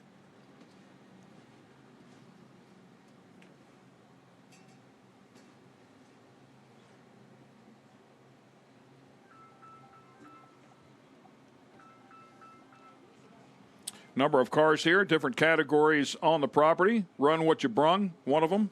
Dora mods are here. Small tire classes are here. You have a great weekly program out here at Milan. A lot of cars out here that show up every week, and some really fast cars out here racing that show up every week. Yeah, I was talking to John. He said really one of the best programs in the area. He said pretty much everybody knows the first Friday of the month they run this program out here on Friday and Saturdays, and he said, better part of 200 cars, and there's some really good competition out here. And the biggest thing he wanted to stress to everybody is it doesn't matter what kind of car you have, they've got someplace for you to race. Yeah, they got a class that you can fit in. No matter what it is, you can fit in one of the classes. And certainly that run what you brung is exactly exact. Doesn't matter if it's a door car, a dragster, or whatever it is. It's run what you brung. You can line it up and have some fun. You said a lot of times maybe a car isn't necessarily competitive, but it's a great test session for them to come out here and get some seat time. Beautifully prepared track, very well taken care of. You talked about it on the way up here, Tommy, as we were driving up yesterday, and how busy this track is. Yeah, I'm always see on Facebook, follow this track, and man, I mean, there's always something going on here, racing and program of some sort, and do keep this place busy 24/7, it seems like.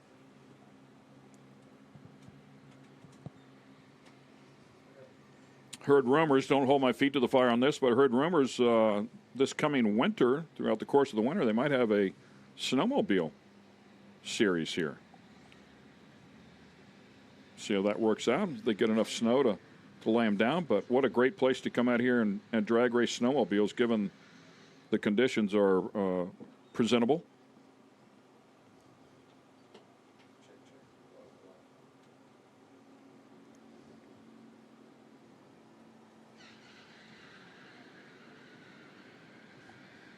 You hate to have a place like this sit dormant, for a number of months.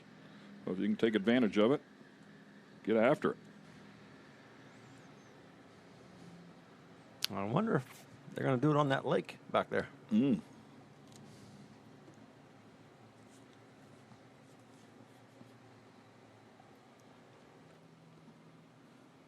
Was super impressed with all the improvements that we saw last year when we showed up here, and they have continued to do those after we were here last year, and more some this year, and just beautiful looking pit area now out there, and lots of new pavement, a lot of grading, expanded pit area.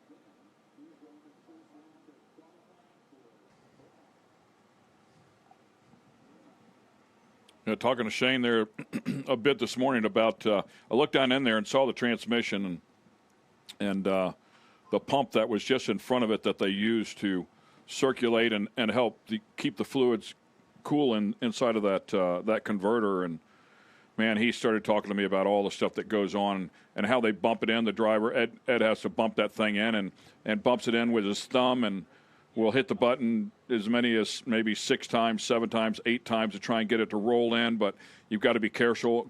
It's temperature sensitive.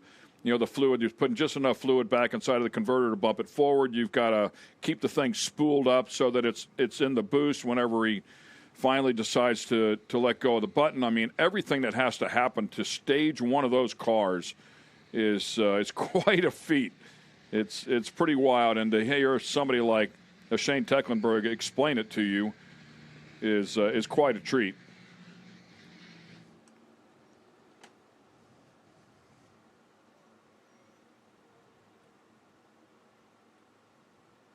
Spent some time over and talking to Jason Harris's guys. And oh yeah, I saw you over there. Yep. Yeah, it's just they said that car is just it's got a sweet spot. They've hit the sweet spot, and it's just a really good car that just makes it goes down about any track. And he was telling me about how the cars, you'll just get one that's just better than the others. Just whatever reason that car just works. And I'm sure you've experienced that as well. Yeah, it's true. Funny car. Yeah, it's true. You can build them identical, and man, I mean, they'll be one way better than the other, and they're built exactly the same. And he said that car is such a good car, makes it go down any track. And it was interesting to hear some of the different things about the engines and different combinations that people run out here. It's always been interesting that you can go about it so many different ways and go out here and they almost all run about the same.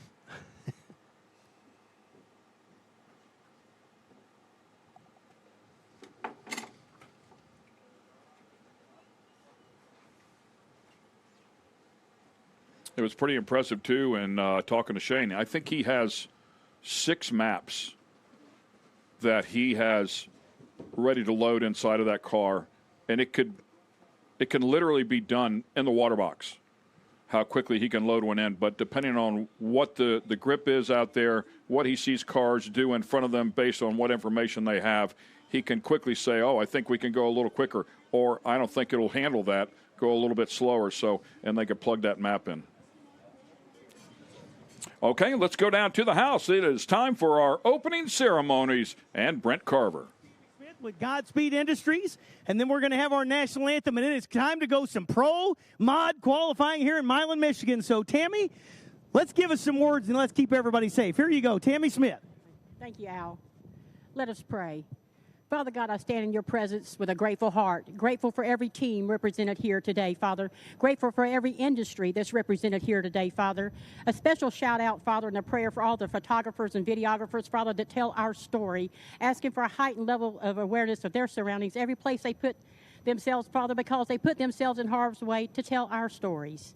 And, Father, I thank you for the IHRA and the platform that they give for drivers around this country, Father. Bless their efforts. Now, Father, we give today's activities up to you and ask you to bless each one. Keep us safe, keep us straight, keep every person here hydrated, Father. And when the night is done, it's time to go back to where we came from, is our hotels and all. Let it be safe. Bring us back tomorrow for Elimination Day tomorrow. In Jesus' name, amen. Amen. Thank you, Tammy. And now, if you're available, make sure you're on your feet. Remove your hats and join in our national anthem.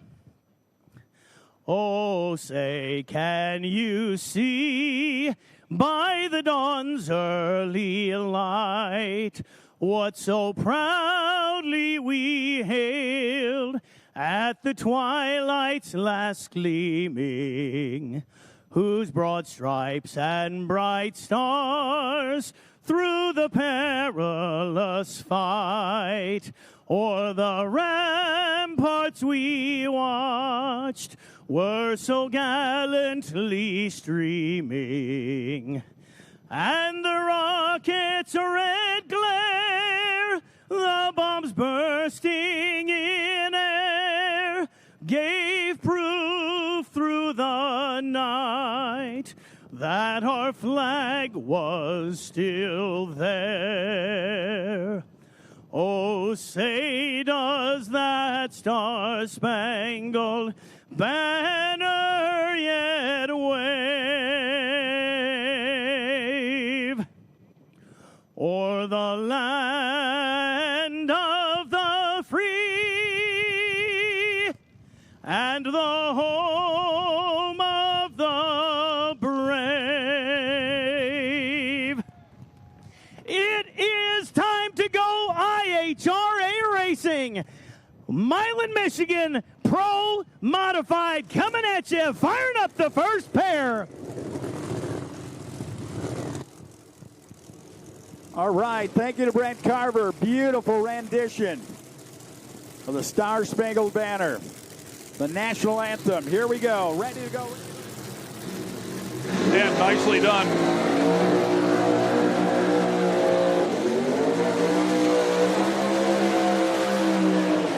Brent Carver doing a great job there with the national anthem. Nicely done, my friend, as the first pair here does the burnouts. Time now for qualifying session number 1 here at the IHRA Pro Mod Mania event. It'll feature Justin Swanstrom in the near lane, and alongside will be Robert Costa.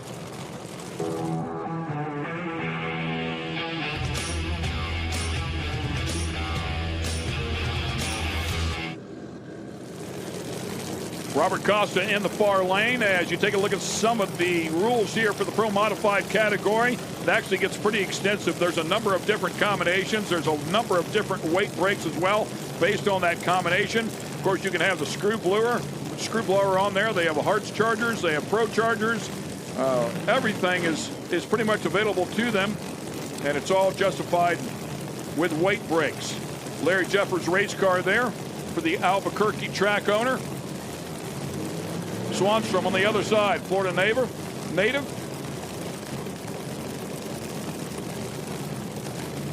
Plenty of action on the on the Street Outlaws show, the No Prep Kings competitor. I think the parachute. Well, I think the parachute shook out, or something happened with the parachute. They were doing a really good job of getting it back in there and getting that cable put back in there, not throwing away the run. So the guys did a great job getting that handled, and Costa waiting on him. That was very sportsmanlike. Quick performance on the side of the hood there. A couple of good-looking hot rods. First pair in Pro Mod.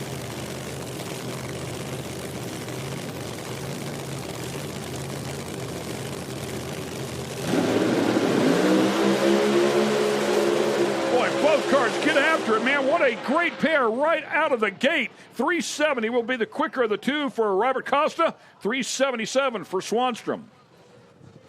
They look really good, and the numbers come up. I'm like, oh, okay, it's not bad. Nice, solid run. And I saw Justin. He said he's been beating on that thing, going to get it figured out, and got it down the racetrack. Now he can work on the tune-up. Couple nice looking runs, nice solid really, side by side. If I didn't see the numbers, I would have put both of them in the 60s. I mean, it just looked really good.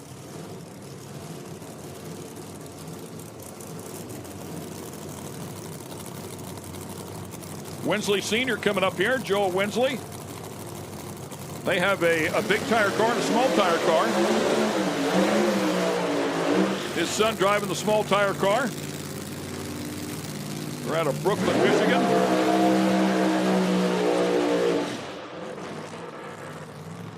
They'll be in the near lane, the Liberty Gears sponsored machine.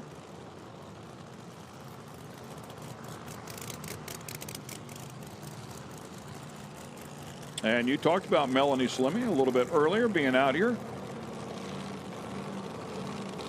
Won a lot of big Pro Mod races, and 125 grand on the line. Let's go see if we can win another one. Yeah. I have actually made a charcuterie board of her Pro Modified car. How about that? Her husband called and gave it to her for a Christmas present. I got that cut out, and whenever they're entertaining, she'll pull her car out, make a little cheese tray out of it.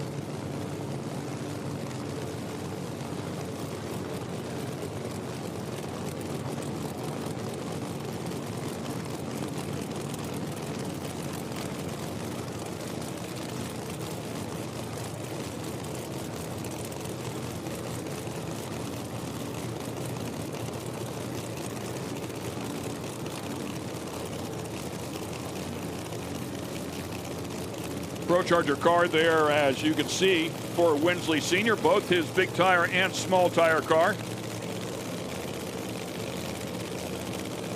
Two great looking hot rods, too.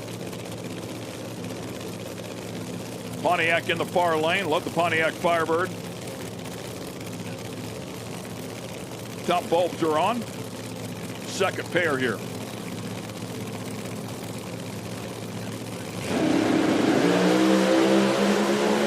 Front end up there for Slimmy. Had finally set it back down. And the numbers across the stripe goes into the 60s for Winsley. 368 with a 5 to the number 1 spot.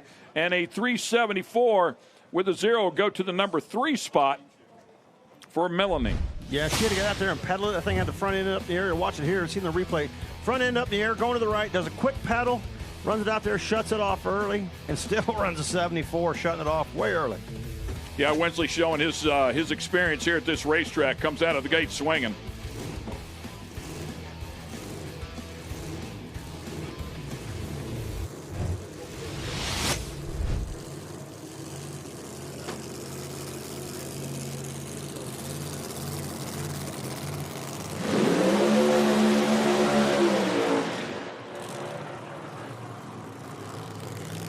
Steve King heating up the back tires, and here comes Ed Thornton in the D-Bar-D entry. 70.5 split bumper. Spectacular looking car. 2003, 4, 5, 7 Pacific Street Car Association Pro Street Champion. 2017 Extreme Pro Mod West Champion. 2018 PSCA Street Car Super Nationals winner. That car's been 554, 274 miles an hour and a quarter mile. give you an idea. Personal best 361 a weekend ago at Martin and the 8th mile. And earlier this year, 223.8 miles an hour down at Bradenton. Hart's Charger, tuned by Shane T. Accomplishments for Shane T. As long as your arm. But one of them with Erica Enders, 261 miles per hour with her in 2019. Overall door slammer, quarter-mile speed record holder, 278 with E-Canoe Racing in Bahrain back in 2018. So very accomplished, that particular team. Daryl Hubbard, the team owner for D-Bar-D.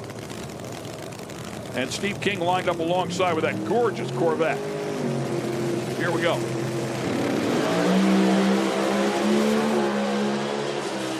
Front end way up in the air there for Ed, and finally had to set the nose back down.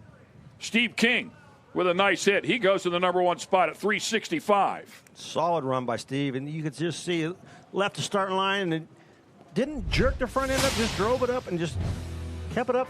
Look at this, nice, smooth, able to keep the thing in the groove with the front end of the air, sat it back down, and nothing wrong with that, leading the way. Thornton on the far lane there just picked up the front end, and whenever it launched, it turned itself to the right just a little bit, was aimed towards the wall, and he had to get out of it. Find out what they have here in the second session. West of Stefano. Nobody knows this track any better than this guy. Should be fun to watch the 442.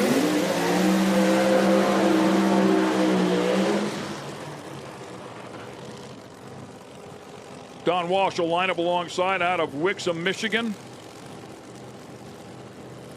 Multi-time champion as you look at West back up.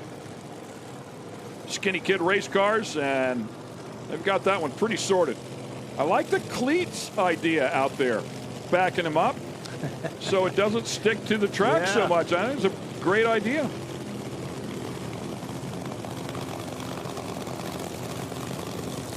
A couple of cars that are not your standard body style. Yeah, pretty cool, huh? I like it, yeah. Old Nova, Oldsmobile 442. Yenko's supercar Nova. Look-alike. Wes is trying to get their attention about something. A Bickle car. So a good piece.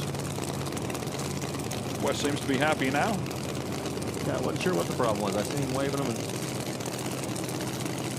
WYO Power, WYO Motorsports for that one.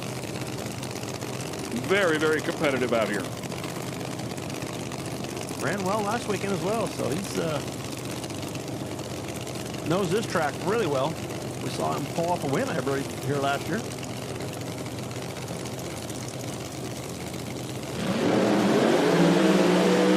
Oh, man. Stefano has to get out of the throttle. It started to aim towards the center line, and how about a 367 with an 8 out of Don Walsh? He hesitated there just a little bit, ran his own race, and does a great job, man. Jumps up to the #2 spot. Yeah, I'm not sure where Wes was. He was ready to go, I guess, but almost left before the tree come on. That was really close to not getting an ET at all, and went out there and shook the tires out of the routine. Maybe that's what something was wrong inside the car. Maybe that's what he was motioning for when they were trying to get their attention, but ooh, that thing just made a turn. Nothing wrong in that right-hand lane. 367 right out of the box for Don. Nice solid hit. #2.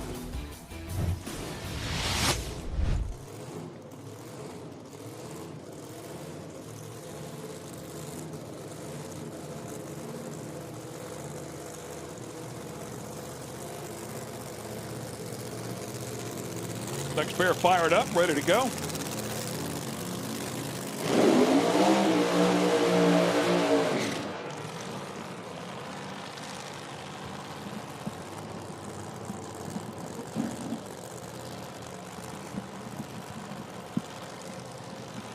Don Klooster with a Mopar. And do not see. I'm not sure who he was supposed to run, but there's a competitor pulling up alongside. See a car back there rolling up into the box. Not sure if it's supposed to be this pair or next. Could say next pair.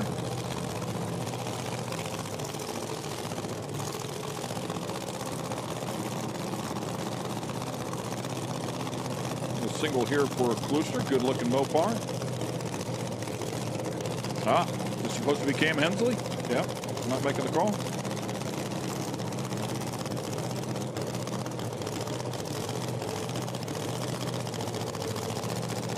They got 3 runs.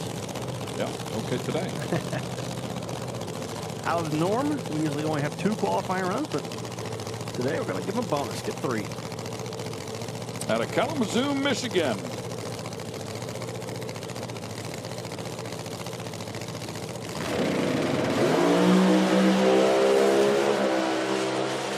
Wow, good looking hit. Nice job. Nice and straight. 372. Put him up on the board.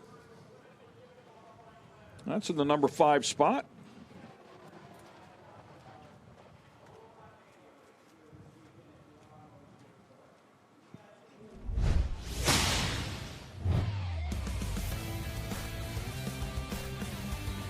.365, 377 so far with the cards that have made it to the other end. That wasn't a smooth run by any means. That thing was bouncing all over the thing, everywhere. Kept it, was able to keep it hooked up to the track and got it to the other end, but had his hands full there for a little bit.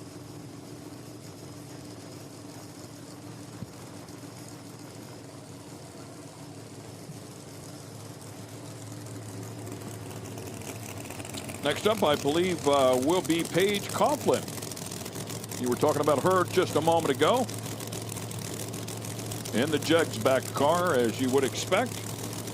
Keith Goolsby coming up next as well.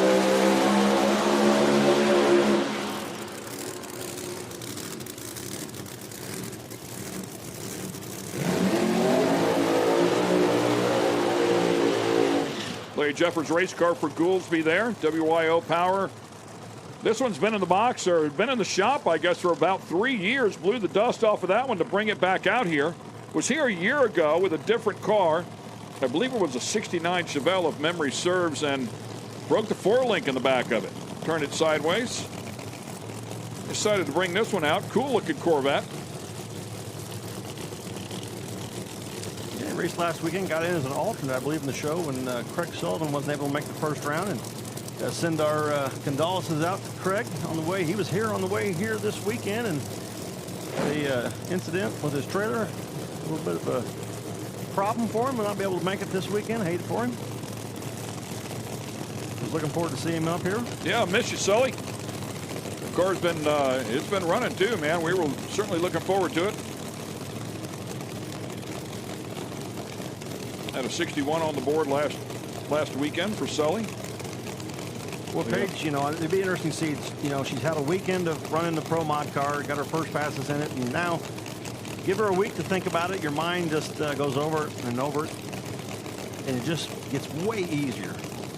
Have a little time off and think about it, come back out here and get to where it feels a little more normal and a little more comfortable. Getting her feet wet in the Pro Modified category.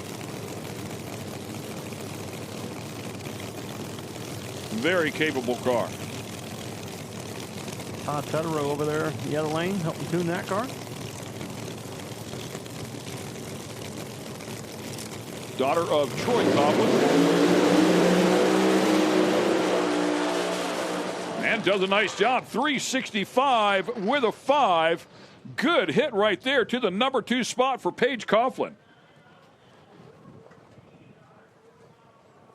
Keith had his hands full. That thing was picking the front end up, shaking, pedaling it. See right here. Yeah, bounces the front end, pedals it, bounces it back up. Tried to stay with it. Paige's car moving around back and forth as well. Yeah, it got over pretty far to the right there, just on the edge of the groove. Chasing it a bit. She did a nice job. I'm sure that first run of the day, too. Get that out of the way. Yeah, it's stuck. Okay. Yeah, right. Okay. Okay, now we're good. And with a good number, and now you've got some confidence, relax a little bit, come back out here for the next session.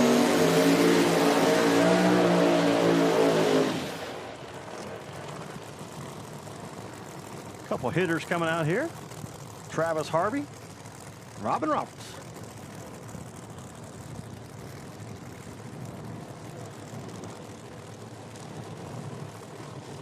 Saw Travis at the first race of the year in Benson this year, and did a nice job making his way up here, trying to get his share of that 125 grand. Yeah, and Robin Roberts actually holds the national event ET record here at this track, set last year in 2025 at 363 with a 9.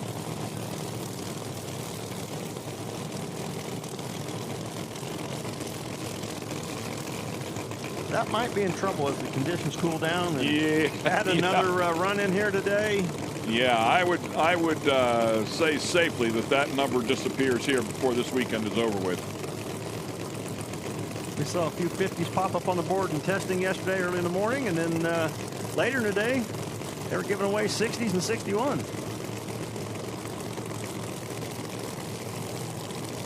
The Carolina kid on the far lane as you take a look at that car, the Martin Technologies backed machine.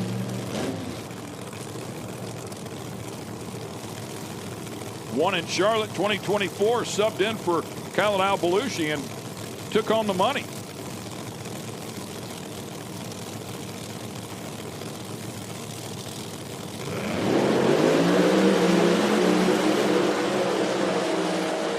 A nice hit right there. 372 for Robin Roberts, but the 365 with a 4 is a really nice job there for Travis Harvey, and he goes in the #1 spot by 7/10,000ths of a second. Yeah, it's getting kind of tight up the top. You can watch Travis's car here. Just got that front end up, dangling it, carrying it way out there, but able to keep the car straight. We've seen the guys picking the front end up like that, but car moving left or right and have to get out of the throttle. Travis's car going straight and able to stay with it, laying it down, going to the #1 spot.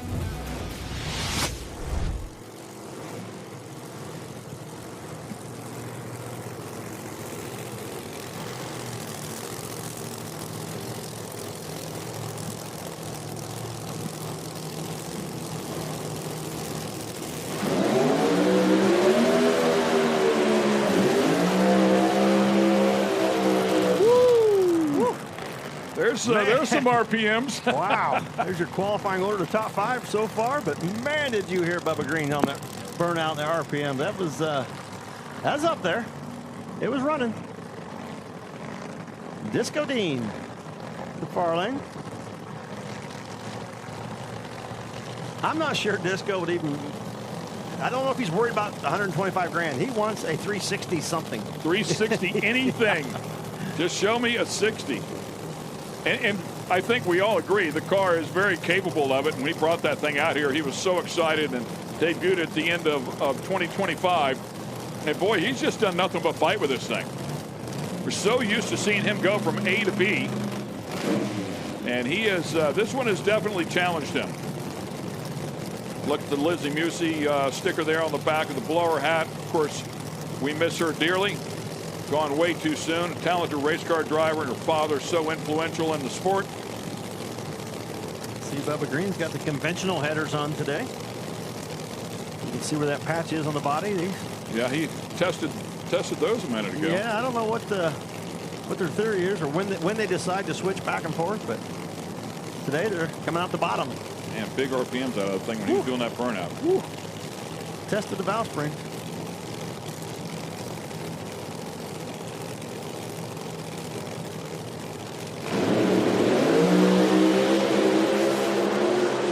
Side by side they go. Looks like Disco has a small advantage to the other end. 372. We'll have to wait for another pass to see that 60.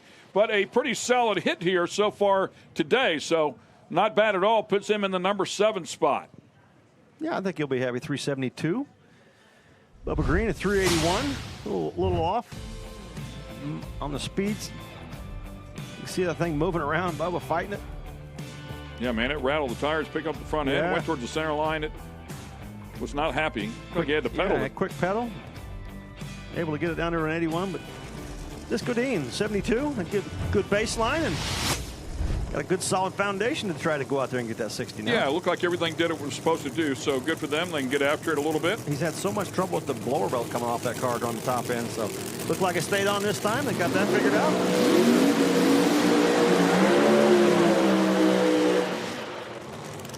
Ray Matos and Jacob McNeil coming up here. Jacob in the far lane with the Mopar, that Cuda. Matos with that beautiful Chevy. in the near lane. And, of course, Jacob McNeil, the center of conversation here since last weekend. And some people have been chatting with him. I will say this, in an extensive conversation with Shane Tecklenburg about that particular instance, and he was disqualified for having the wrong pulley on the engine at last weekend's event. And they said, man, we hurt one, and we put that blower on it. And I talked to Shane about it. I said, wouldn't that change a tune-up? Wouldn't it change everything? And he said, yeah. He said it would either go really slow, really fast, blow itself up. He said it did blow itself up. And he said he really wasn't at 68% over. He said 65, because if you put that top pulley on, you got to change the crank pulley as well, which they did not do. He said, I truly do think it was in the haste of the moment, not knowing what was on that particular blower when they threw it on there. He said they had also broken a wheelie bar, and they were welding up wheelie bars. He said it was a thrash to get it out there for the next round. And he said because they did blow it up and hurt it, he said I think it was just a mistake. So it was good to hear that from another competitor. I talked to Jacob a little bit in the pits, and we talked about driving funny cars versus Pro Mods. And he said, man, there's just nothing like a funny car. He said, they're animals. I said, yeah, well, I'm watching this Pro Mod. It's an animal, too. I watched. Yeah.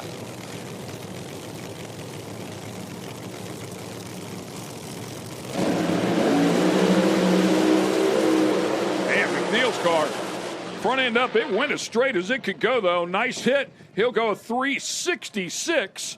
So a nice job there. And right alongside a 367 for Matos. Yeah, solid pass. Jacob, been fun to watch him and Kai Kelly go at it on the internet about who can cut the better lights. And Jacob said he got a delay box now, and he looks like he needs to put a little more in there. Well, 009 red. And if we're honest about it, I mean, Kai Kelly having some fun with him as well about that DQ. He showed up with a rotary on the on the front of the blower pulley for his car. It's like, let me just dial one in, whatever I want. So, yeah, there's no shortage of shenanigans going on here between the two as we look at the car that made it to the final rounds here 1 year ago, and the tough Callie Mills behind the wheel.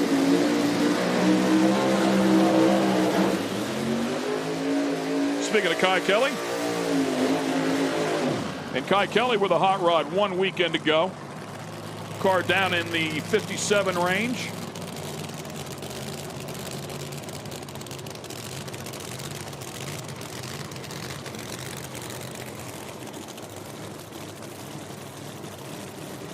He's been at it out here testing, doing a bunch of runs, trying to figure this thing out, and always competitive when he comes out to run. Callie Mills also very fast a weekend ago. That car put a 57 up on the board. We know it's very capable. She's very capable. This was kind of her coming out race last year. I mean, she came here and ran so well, went to the final round, and made a little statement about, hey, I'm here to play. Yeah, as I recall, I think she was fresh off of her win there at her hometown track last year when she showed up at this one. A lot of confidence in the car. A lot of seat time as well. Kai Kelly has been right there, man. I mean, one of the quickest cars on the property at our national events as well. Hasn't put it all together just yet for a win. But no question, a threat anytime they're on the property. Should be a great pair here. You feel like Kai just, you know, to me it just feels like he's really close to putting it all together on race day and putting it in the winner's circle. It's always competitive, always drives well, just loses a close one or has some bad luck, but it's very, very close, I think, to being Kai's day.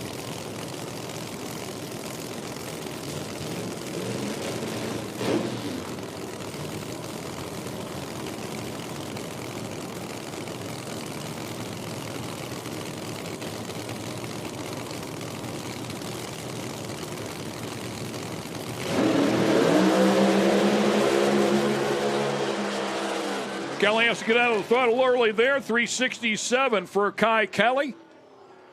Solid pass there. Put him right in the midst, right in the thick of things, and something going away there for Kelly. Decided to get out of the throttle a little bit early. Yeah, it was going to the right. Looked like the 60-foot number. She was a couple hundreds quicker than Kai. You can see it going to the right. Yep. Had to get out of the throttle. Wasn't going to be able to bring it back. Kai Kelly down there to a 67, but yeah, Callie Mills, before she lifted, that car was a couple hundredths ahead of Kai, so she was on a good run. Just couldn't keep it in the groove and had to get out of the throttle.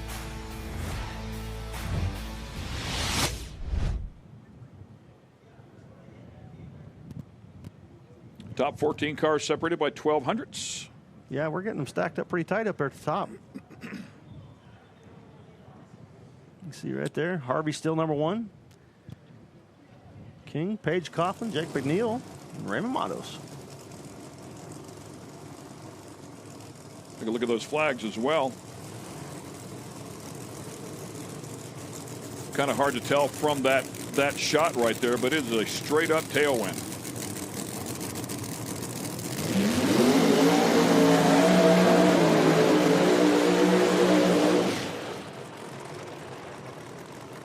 John Dock and Greg Blevins as we continue on here.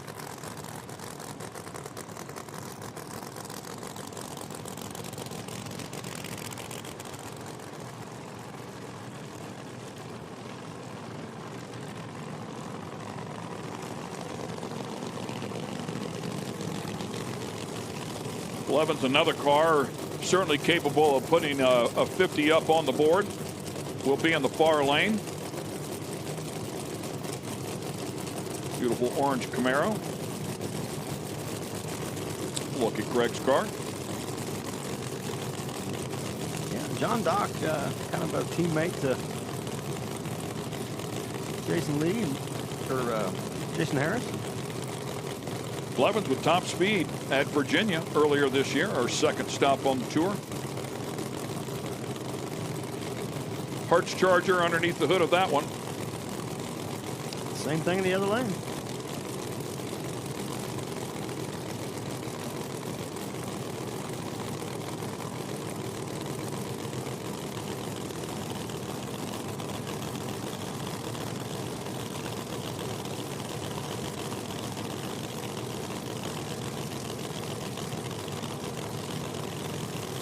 And both cars up here ready to turn on the top bulb. Here we go. Still qualifying session number 1 for Pro Mod.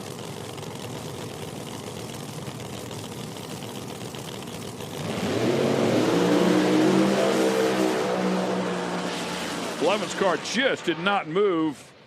And how about this? 362 with a 7. Nice job there for John Dock. He goes to the number 1 spot. Solid run by John Dock. Man. Had an eye on Blevins. It almost looked like it left in high gear. Yeah, just something was wrong with the thing. When he left, it just didn't go anywhere. Ball motor down and Blevins shutting it off, noticing something. And was like, oh, this isn't right. Nothing wrong on the other hand. Other lane, John Dock, 362, goes to number 1 by 0.03 of a second. Yeah, man. Straight as a string. Really good pass for John Dock.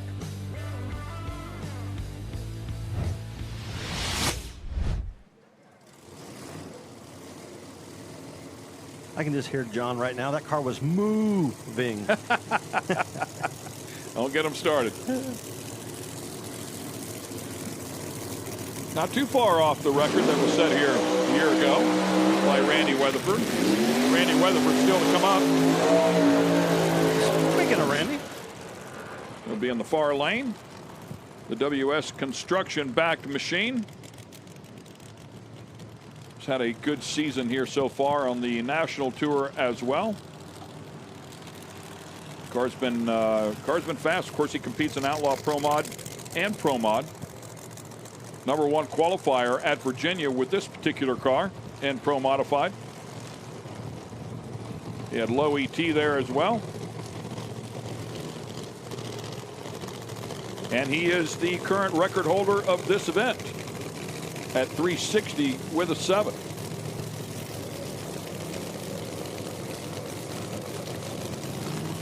He'll line up alongside Jason Lee. And Jason Lee going to the finals at Columbus. He lined up alongside Jason Harris. Jason Harris got the better of the two. Of course, Jason Harris has been to all 3, and it took him to the 3rd one to finally get that win. And he was alongside Jason Lee when it happened.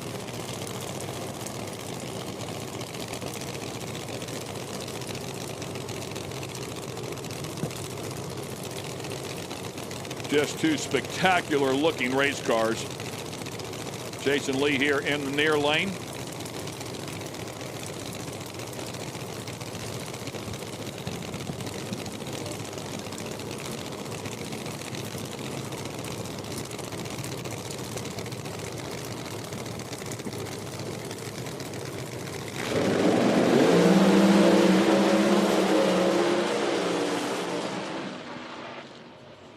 And Randy Weatherford with a 364 lap. We'll put him right in the thick of things. So nicely done as well. Exactly what you would expect.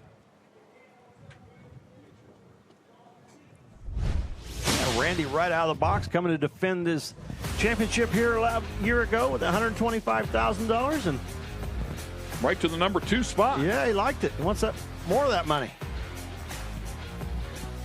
Woo, way out of the groove. Stayed with it. Wow. That was way out of the groove for Jason.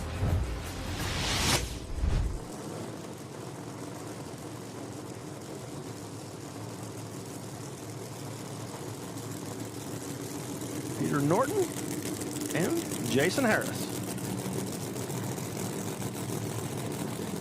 Both of these guys have already got an IHRA victory this season in Pro Modified.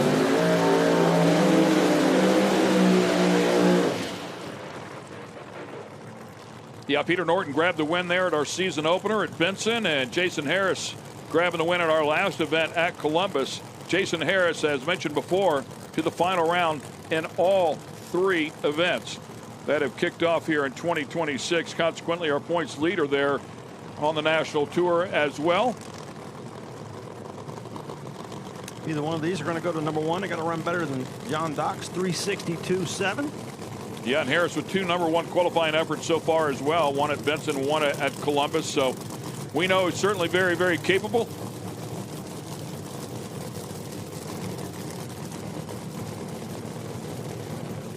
And Harold Denton, party time machine.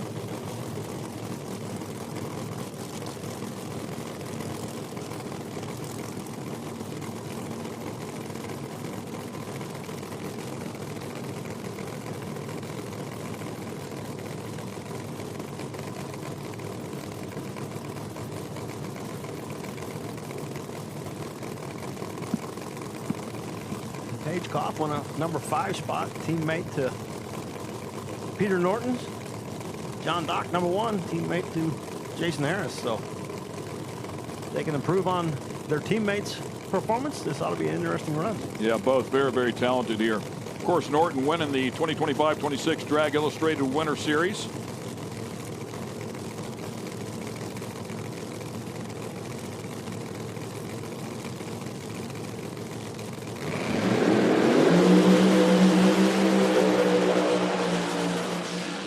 Exciting run there. Harris sticking with it. He puts a 361 on the board. Nicely done. Jumps up to the top of the pack. How about a 364 for Norton? Both cars very, very good here. Norton to the number 4 spot. Harris to the number 1 spot.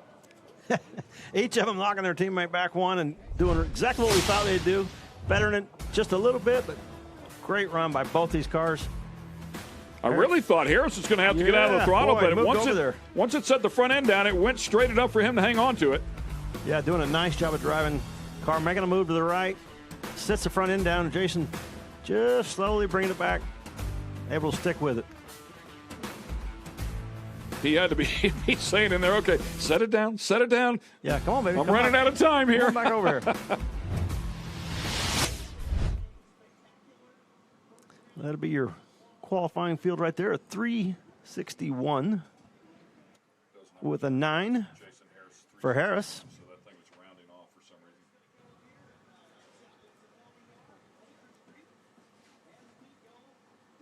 He was 018 red. He was ready to go. Peter Norton was 017 green. Yeah, just to confirm, there was a 361 with a 9 there for Jason Harris, 362 with a 7, 364 with a 6, 64 with an 8 for Norton, 65 with a 4 for Harvey, 65, I should say 65, 4-2, 65, 4-9 for Steve King, to show you how close that one was. Paige Coughlin, Jacob McNeil, Raymond Matos, and Kai Kelly in the top 10. Stout field of pro mods, and that top 10's pretty tight.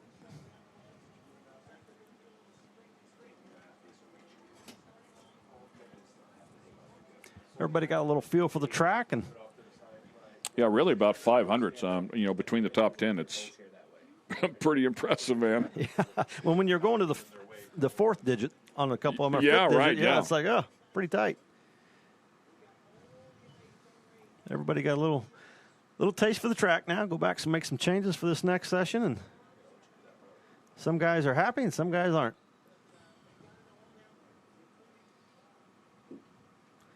Car like Callie Mills, we know, can step up and go right up to the top. Having issues on that run, and she's anxious to be ready to come back out here and try it again.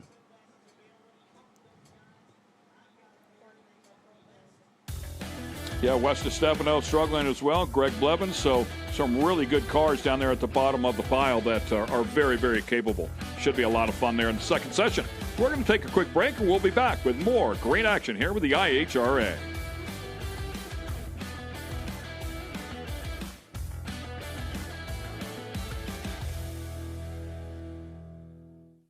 Speed Sport 1 is your home for IHRA Outlaw Nitro Series. All season long, feel the thunder of 12,000 horsepower, Nitro top fuel dragsters, and Nitro funny cars. Witness the excitement of 0 to 300 miles per hour in seconds. The IHRA Outlaw Nitro Series delivers heart-pounding action with every run. Follow the entire season on Speed Sport 1. It's free to watch. Go to speedsport1.com for details and viewing options.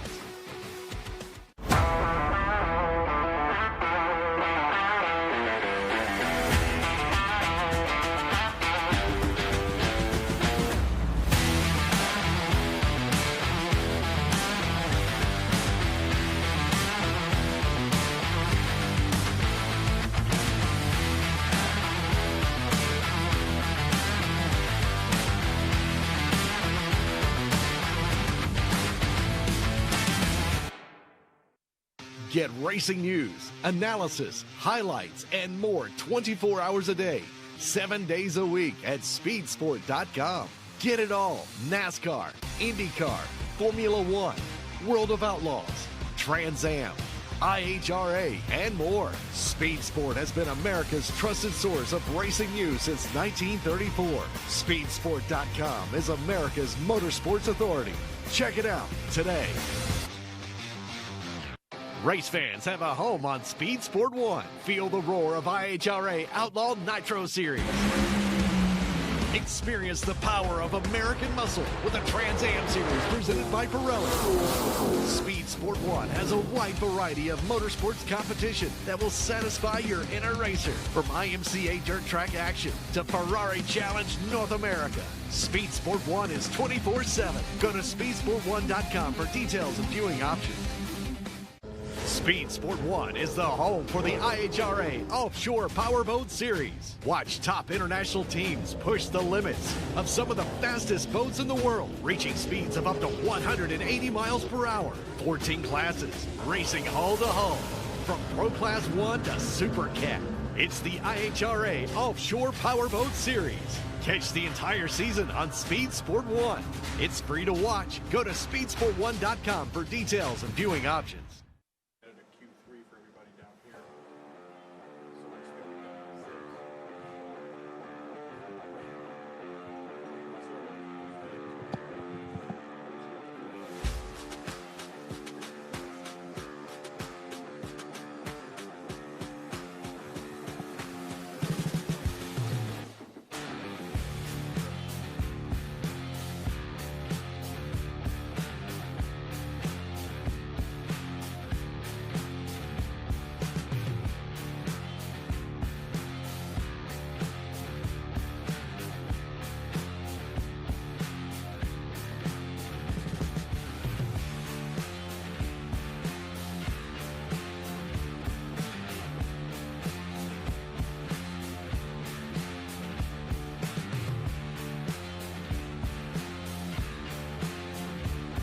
And we welcome everybody back here to the Pro Mod Mania event. You're watching the IHRA Pro Mod Mania here in Milan, Michigan, Darana Dragway. First session complete for Mountain Motor Pro Stock and for Pro Mod for qualifying. They'll have 2 more sessions before the day is wrapped up.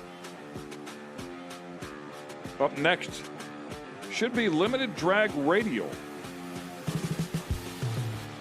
A lot of different categories here. The big tire cars, small tire cars. We love to watch them manage the big horsepower with the small tire cars. Always a lot of fun. They're a handful from start to finish. Yeah, watching some of those in the earlier sessions they had today, and some really nice race cars, some really clean, good-looking really cars. Beautiful cars, for sure.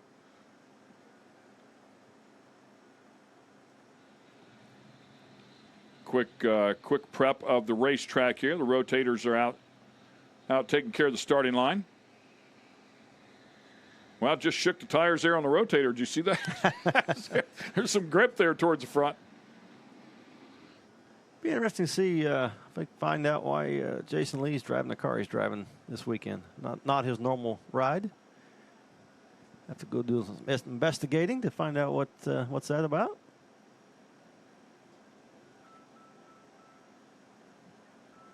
Randy Wethford doing a nice job. I heard with that 64, he's coming back to try to repeat.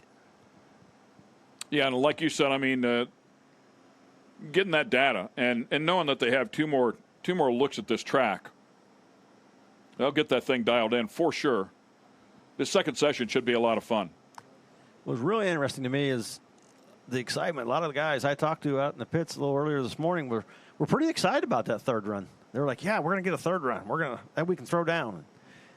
They were all asking, was that bonus money? Is that for the entire qualifying field, or is it for that last session? I said, I'm pretty sure it's the last session. So it'd be interesting to see. You come out here and try to step over the edge and claim a little extra money and go to the top, or I know the racers in them, they're going to come out here and swing. Yeah, and like you said, I mean, some really good cars that are down at the bottom of the category. Bubba Graham with a 380. Keith Goolsby at 414. Of course, they've got to get some of the bugs worked out of that car. It's been sitting on the sidelines for a little bit. Ed Thornton with the turbo car, the DBRD car. Callie Mills, Wes DeStefano, Greg Blevins, all down there at the bottom of the pile, all very capable of jumping right up to the top, if not to the top.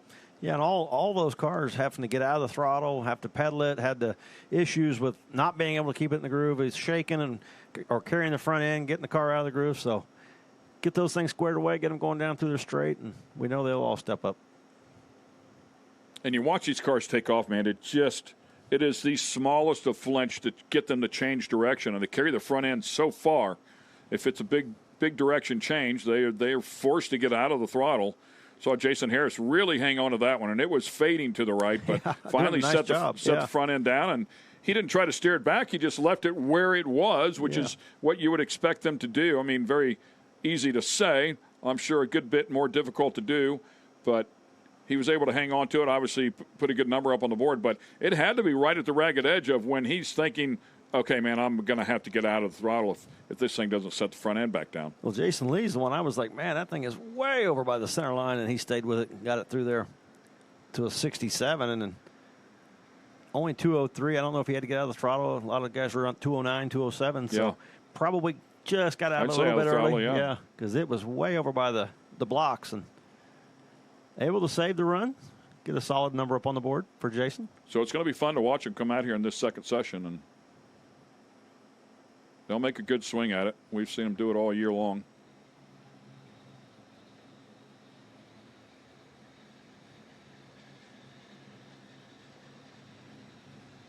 I don't think you can hear that rotator come through the audio or through the mics, but it is just a low, grinding, body thumping sound. There's so much grip on those tires as it grinds the rubber into that track.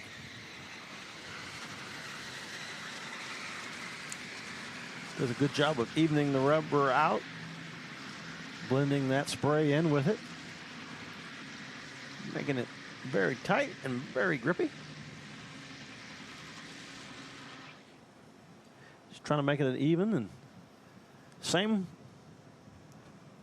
every time.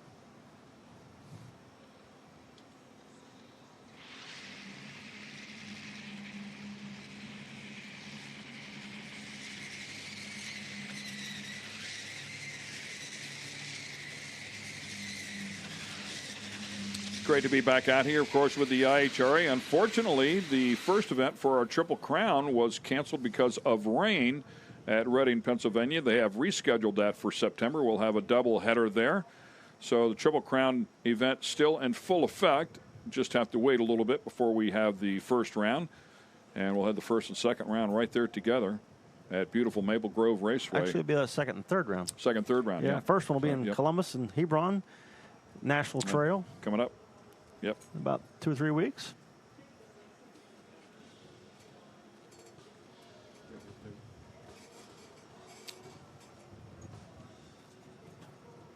Yeah, and heard some great things about Maple Grove already. Saw some guys were testing there earlier this week and said they have ground that racetrack and taken some of the bumps out of it and said that maybe was one of the smoothest tracks they've ever run on. So I'm sure a lot of racers are happy to hear that. I know there was some concern about it was being ground right before the Triple Crown race and being prepped right before, but now knowing that the guys have tested and that track is in really good shape, a lot of guys looking forward to going there and laying down some runs. Once again, great improvements. We've seen that at every case with the tracks that have been purchased here by the IHRA. The people that work on these facilities are incredible. They just do a fabulous job. We may need to go to Walmart tonight. Grab a couple fishing poles. Yeah. Yeah. Said a lot of bass back there. It was beautiful looking back there. They've done a nice job of landscaping it. Really cool.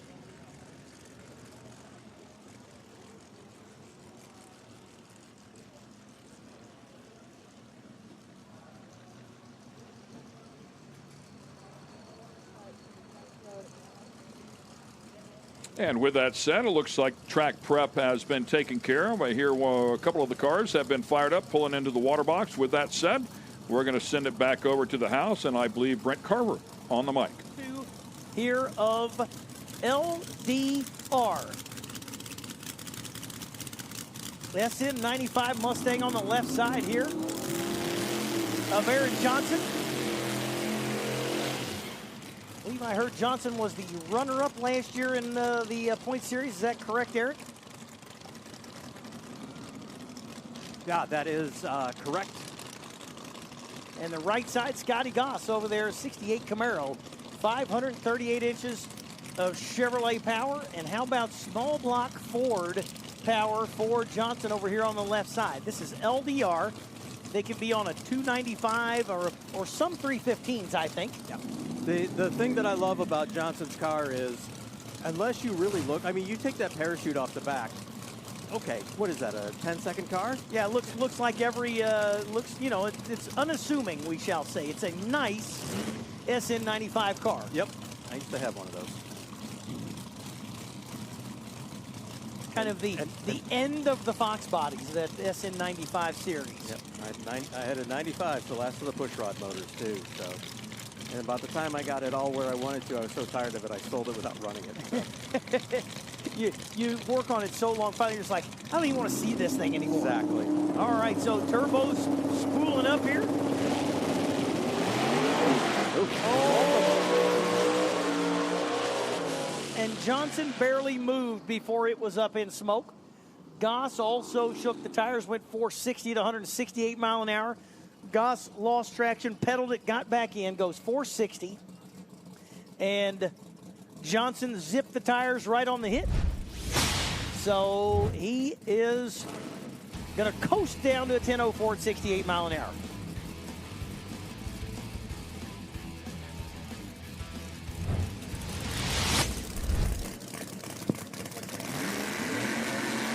Is that what you want to hear? You want to hear more of yourself or more of me? Less of both. Less of both. All right. It's a little spicy. How's that? Better? Yeah, that's better. Thank you very much. All right, I turned mine up too because I thought I grabbed the wrong one. I already know what's coming out of my mouth. All right, Tim Husband, right side in that flame up notchback Mustang. Yeah, Timmy's been running that car here for 20 years plus, and like I said, it was an old blow-through turbo carburetor deal back in the day. So, but man, he's facing the man in this class, Jay Trissel, champion the last couple of years. So, the missile, hold on. Love it. Nitrous left side. I think that's turbo car there on the right for Husband. 540 inches of big block Ford. And just the tiny engine over here for Trissel, a 903. Yeah, exactly. That's Pro Mod type engine in a small tire car. And with juice. Yeah, I think it went, what did it go, 393 on the first round? Exactly, yeah. See if he can go to it, click an 80 here. Nope. And Husband also didn't really go anywhere. Nope. But Trissel zipped the tire exactly on the hit. Attention in the pits, I need 235 to the lanes. I need no time 28s to the lanes, and I need all motor to the lanes, please. 235, no time 28s, and all motor. We need you to the lanes for Q2, please. All right, next pair, it's rolling up. It's Ronnie Stang rolling here on the left lane. The twin turbocharged big block Chevrolet. With the factory sunroof. So when he goes out cruising later, he can open the roof and go, it's so nice out. And then Kyle Ehorn is your driver over on the right lane, that beautiful silver 69 Z28. Digging that car, too. Both these cars, if you took the wing and the parachute off of them, they still look like street cars. Yeah. Fast street cars, but not. Oh, they're real that fast. Yeah, real fast. Although the bullhorns give it away a little bit. That's true. You'd have to tuck those away, or maybe cut them a little short. Good-looking machines on both sides. First-gen Camaro, and what is that, about a fifth-gen on the left side? I don't know what the last generation of Camaro is. Yeah, I'm the wrong person to ask about Camaros. Well, me too. So we're in the same boat. I think it's fifth. But don't worry, someone on the live feed will correct me if I'm wrong. The only thing I know about Camaros is the Dead Milkman song. Bitchin' Camaro. I don't know that. Yeah, that's a 70s punk song. All right. Turbo's spooling up, and Stang is in. Stang zips the tires, but how about a good pass there for the right side? 426, 181 mile an hour. Stang, no good. Yeah, he same thing, like 3 times in a row. As soon as they get right off the hit, it's just blowing the tires away. So little adjustment needed by everyone, and I think Stang's got a lost fire in that motor. So hopefully he's got enough to get it to the end there or get it refired. Yeah, slow roll, but we'll see if it makes it all the way down or if we have to go get it. It's still rolling, but the safety convoy on the quad is out there and headed that way to make sure everybody gets out clear. I will say IHRA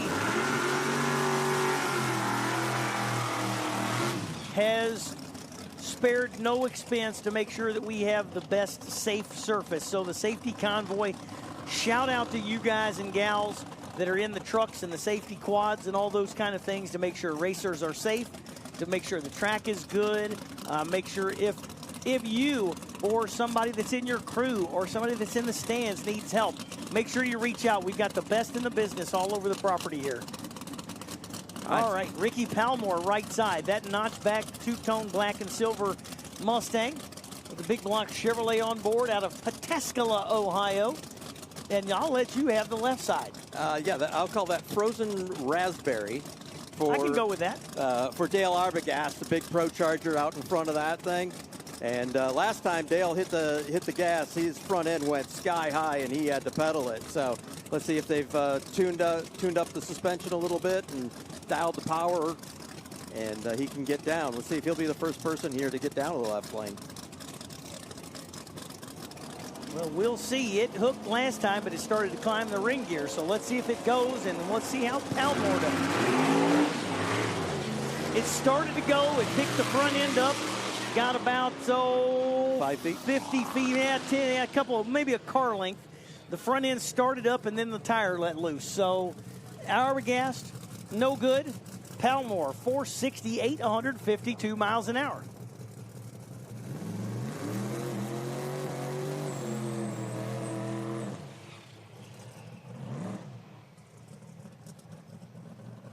All right, Travis Esselman in the Corvette over on the right side of Middletown, Ohio. 89 Corvette, 540-inch big block Chevrolet, and turbos on board there for Esselman. Yeah, well, C5-ish Corvette, let's call it that.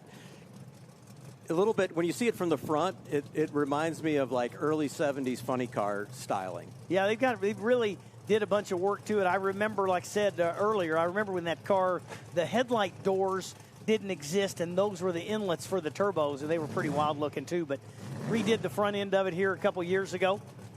So now it's slightly more traditional looking on the front end. Not a whole lot. It's still pretty wild. Yeah, I think slightly is the correct word on that one, but that's fine. Well, you see I'm looking at it on the replay over here on YouTube, and the camera guys do an unbelievable job. But you see a couple little humps built into the hood there for the charge pipes. It's a cool looking deal.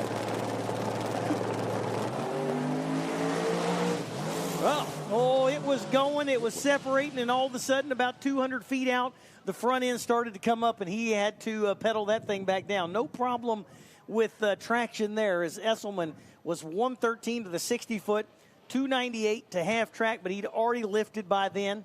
Coast across 482, 119, and literally you saw the rear suspension separate, and then about maybe 200 feet out, the front tires separated from the racetrack, and it decided it wanted to start climbing. He said, nah, we don't need to do that right now. Yeah, I think the boost and the timing came in right about there, and it just, yeah. But, so good stuff there. We have, what do I need? I have Ultra Street in the lanes. I need 235. I need no time 28s, and I need all motor. Need y'all all to the lanes, please. We are going to have 3 qualifiers today, and we are going into Q2 as we speak. A little touch up after the radial cars here, so we'll get that good to go for our regular slick cars. Are Ultra Streets on slicks, or are they on radials? Oh, they're on radials too. Yeah, I was thinking so. Yeah, sorry. One of those things. It's all good. It's there are a lot of classes. Ultra Street, I thought, ran on a 275 radial. Maybe they can choose a slick. I'm not sure. What was that? Yeah. Because then, between. Oops. Okay. Yeah, between the drag radial, limited drag radial, 275, Ultra Street, limited street. You're trying to keep all the tire sizes in your head, and sometimes you do, and sometimes you don't. So. Yeah. So no time 28s. That's pretty self-explanatory. That's pretty well self-explanatory. 235s, although it's 235 or 8.5. So I suspect that they're available to run a 235 radial or an 8.5, a 26 by 8.5 slick. Yeah. Which is a tiny tire. Tiny tire. I ran those on my 83 and 92 Mustangs going, 13. So yeah, they'll fit just on the stock wheel. It's not. That's a little tire, and they're trying to put 4-digit horsepower onto a 8.5-inch wide tire. It's not much, and it is a challenge. And I suppose therein lies the draw, right? That is the equalizer. The equalizer is the tower, or is the tire. It doesn't matter how much power you make, you have to make it go. And the power management to get it on a 26 by 8.5-inch tire, that takes a lot of time and a lot of preparation and knowledge to make those cars even move. Yeah, 100%. And they get more and more exotic every year with what they're doing with the rear end suspension on all those. So. Traction control built into fuel injection systems and all kind of stuff. But, and I do think it's interesting. I think people think that they can, that traction control is a miracle. Fixes it all. Yeah. It does not. No. What you have to have is a car that can go down without the traction control. The traction control can save one it can help you start edging up when you're on that edge. It'll help save one. But you got to make the car go before you even start messing with the traction control. People think, I'll just throw some traction control on there and it'll make it go. No. Not the case at all. No. You got to be real close before the traction control can save you. Yeah, if you want to see a good explanation of all that, I think just yesterday Steve Morris put out a video of him testing the wagon, and he showed these traction control curves along with drive shaft speed and a bunch of other things, and really gives you a deep dive into that. It was really, really interesting. I'd say Steve does a really good job of going into some really technical stuff in his videos. So something to look at and understand a little bit better how all that electronics works. Hey, we appreciate you tuning in on YouTube, Speed Sport 2. Either way, you can go to YouTube. You can watch YouTube IHRA live, or you can go to Speed Sport 2. And throughout the weekend, it will be on Speed Sport 1 as well. We do have multiple feeds going on. We have the feed in here, which is the... whatever this is, the PA, you've got the TV guy, so sometimes it switches over. You can hear Tommy Johnson and Ken Stout, part of Speed Sport. And we are going into Ultra Street. Ultra Street. Yeah, Ray Cox going to be on the left side in the Firebird. Your champion last year, the 2002 Trans Am, 547 inches of Pontiac power. Ray driving, Brad backing him up. Yeah, Austin Wilson over in the right lane, the black notchback, 93 vintage over there, 302 cubic inches allegedly underneath the hood there. So as he gets it lined up, crew gets them ready to go. Nitrous purging from Cox's machine there. And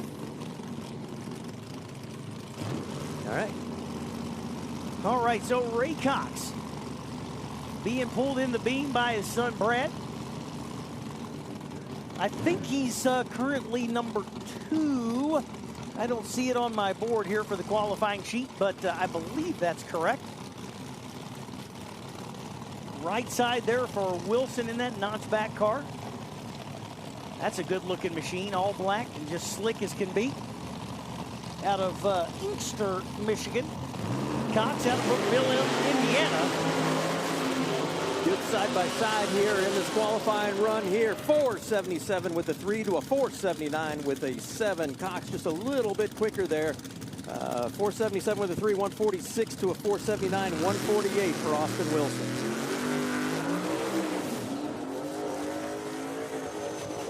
Next pair up. That is Blake Molnar, left side out of Hinckley, Ohio. 2005 Coyote power in that S197 body Mustang. Right side, the Fox machine of Mike Donaldson. Mike out of Windsor, Ontario. 84 Mustang, small block Ford power, 438 cubic inch. And I see a ProCharger logo there on the window. So ProCharger for the right side, and Molnar and the Coyote, I'm going to assume. ProCharge as well. You see a ProCharger deal there? Yep, on the replay as he's backing up. All right. You can see the hole in the bumper there for the intake. Sometimes I just wait until they stage. Yeah, exactly. I see how they stage. TV Trucking Inc. on the Molnar machine.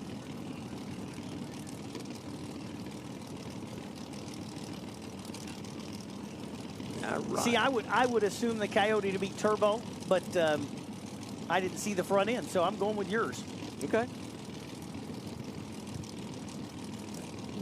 Good tailwind on these things, too. They pick up an extra 100th off of that. Turbo. There he goes bumping in. Molnar away. Oh, there's a good side-by-side pass. Donaldson goes 497, but how about Blake Molnar? 469, 148 mile an hour. And Donaldson, 497 and 139. So good clean pass on both sides. Neither of them set the world on fire on ET, but they were nice, smooth, straight hits in the heat of the day. Next one up here going to be Sonny Resch. Left side, and again, Brad Cox helped tune that vehicle. Resch, that's a cool Camaro there, third-gen Camaro. Out of St. Clair Michigan, Shores. yeah. And a lot of these cars are obviously from Michigan or right around here. This is part of the Friday Night Heads Up series that runs once a month here at Milan. Although we would say once a month, but there's only supposed to have been one before this weekend, and I think it got weathered out. Yeah, it was. So this is actually their first time racing this weekend. Yeah, it's the May race. I think it was maybe 50 degrees and a chance of rain, and caution being better there. It called the race, and I think that was the right call, because I don't think anyone wanted to be racing at low 40s when it got late. So we'll see. But yeah, good to see the series back on. I think this is the 21st. I mean, well, without COVID or whatever in there too, but 21st or 22nd year of the series. So.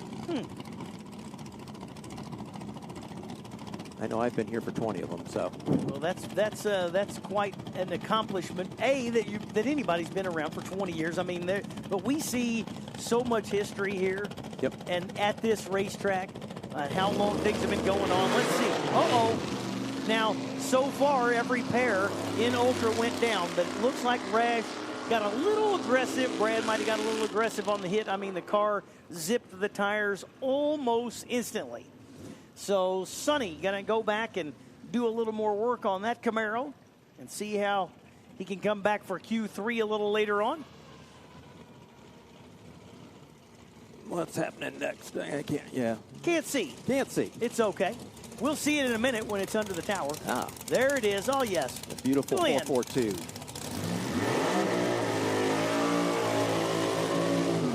BTR performance on the hood of Glenn Pushis out of Huntertown, Indiana. 85 Oldsmobile with a 582 cubic inch big block Chevrolet. Glenn Pushis. That is a good-looking 442. That thing is straight as an arrow, and black is hard to make look good. They say black cars look better in the shade. I don't know. That one looks awfully good in the sun. Yeah. Well, you know how good your body work is with a black car, right? Especially in the sun. It shows everything. Shows everything. And how about this? I noticed, look, they have moved Glenn way over. Yeah. They're trying to get it in some fresh glue. They're actually putting it up almost a car length or a car width to the right. So let's see. That's a little bit of, we'll say, creative staging. So let's see how Pushis does. Attention in the pits. Attention in the pits. I need Outlaw 632 to the lanes. Attention in the pits. Outlaw 632. We need you to the lanes, please. So let's see if this works out. They moved the Pushis machine to the right in the groove by, wow, almost a full car width. Let's see if she goes. Hey, they might figure something out. Yeah, it did go. It was pretty soft, though, 129, 60-foot, 5 flat. It went. It just didn't go ultra fast. As the name Ultra Street, Glenn probably didn't think that was an ultra pass. I think this is our competitor in our 235 class, if I'm not mistaken there. 235, 8.5. Going to be on the right side, little Mustang. And again, attention in the pits, attention in the pits. I do need Outlaw 632. Outlaw 632 to the lanes, please. Means we should have in the lanes No Time 28s, all motor, and now we should have Outlaw 632 moving this way. Oh, we're going to do a little tire smoke in there for the Mustang on the little 20. What are those, 26s? Yeah. I started to say 28s. No, that's on the littler. 26 8.5s or 235. So the biggest challenge of all. All right, we should have No Time 28s. Getting ready to head out. You're getting ready to see the scoreboards turn off. And we're going to go into our small tire, we call it small tire, No Time 28 10.5s. Coming at you next.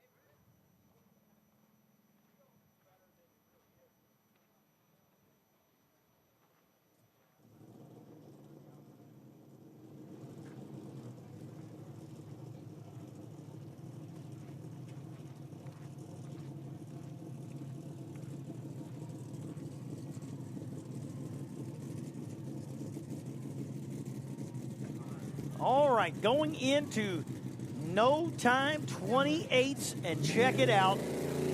Del Holbrook, the Ford Factory X car. That is a high-end race car.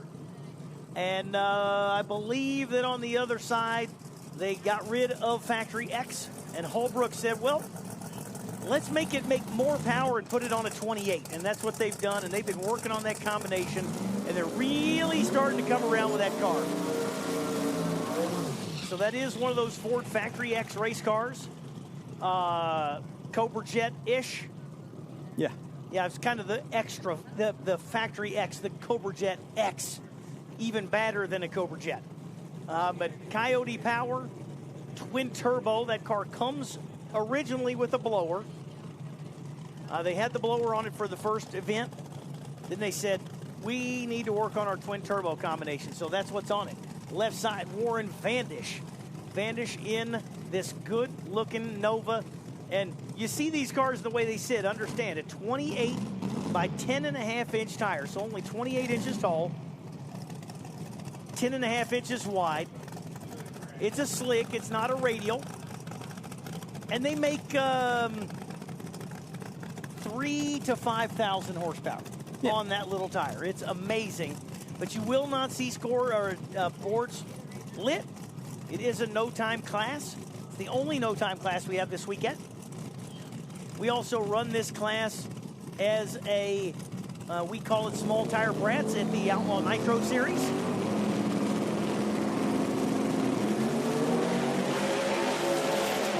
Good side by side. It looked like Vandish was moving towards the wall, had to click it off early, but how about a straight, clean pass for Holbrook?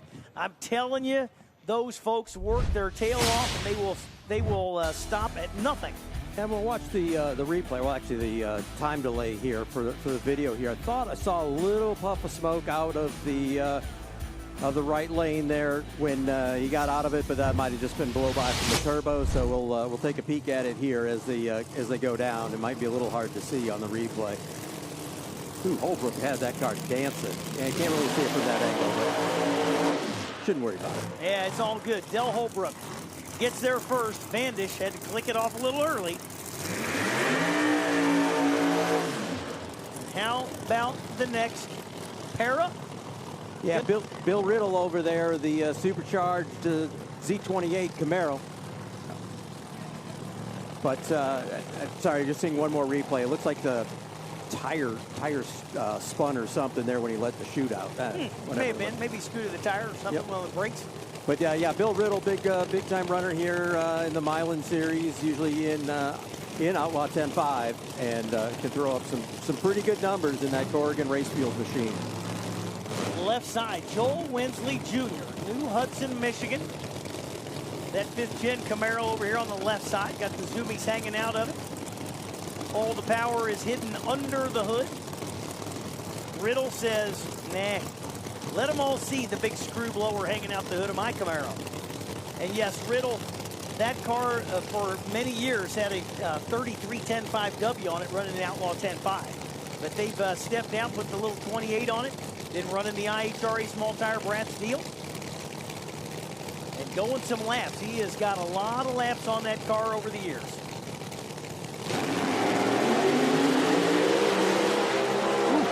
Riddle up on the, hike that front end up.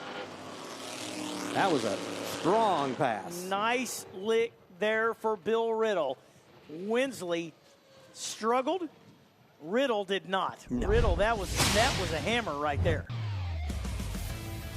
Yeah, taking a look at the delay here just on the leave, I think Wensley just got about 50, 60 feet out and spun him. We'll see here. I was paying attention to Riddle on that leave. Lights come down. Wensley picks it up. Yep, looks like right after that 60-foot transition, he had some problems. But no problems for Riddle. Nope. What a pass there for Bill. He's going to be happy with that. And there, like I said, we are going to have 3 qualifiers. In no time, we really don't call it a qualifier. It's a shakedown pass.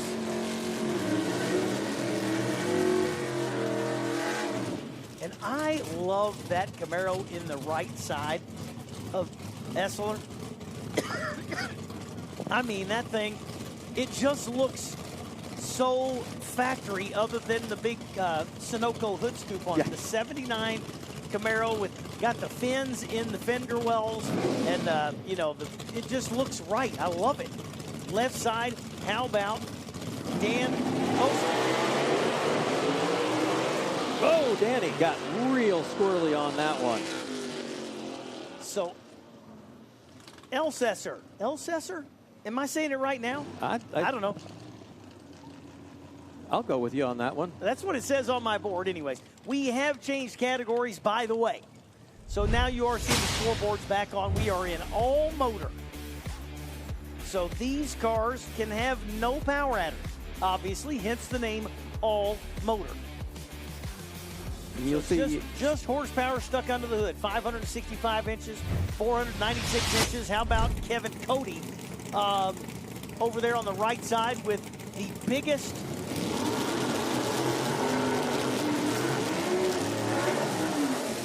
quite possibly the biggest cowl hood I've ever seen in my life. Yeah, that's a trademark of that car for a lot of years. And I think as we were talking about last time up, if you're in the left lane, I don't know how you see the tree, but hey. There might be enough gap between the windshield and the back of the scoop to actually see across and that's probably why you got the C cuts in them, right? So to be able to get just that little bit of visibility. I would say so. And how about a 67 Camaro on the left side? Dave McDonough out of Dexter, Michigan. 67 Camaro, 427 inches. The 81 Capri of Cody with 700 cubic inches on the right side. And Cody is away. 539, 140 mile an hour. McDonough, 565, a $127. Kevin Cody gets there first. This is second round of qualifying in all motor. We should have Outlaw 632 in the lanes. We should have Outlaw 632 in the lanes. If you're not, you're late. Outlaw 632, we need you to the lanes, please.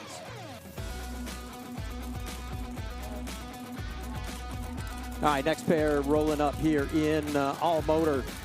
So we get ready to go.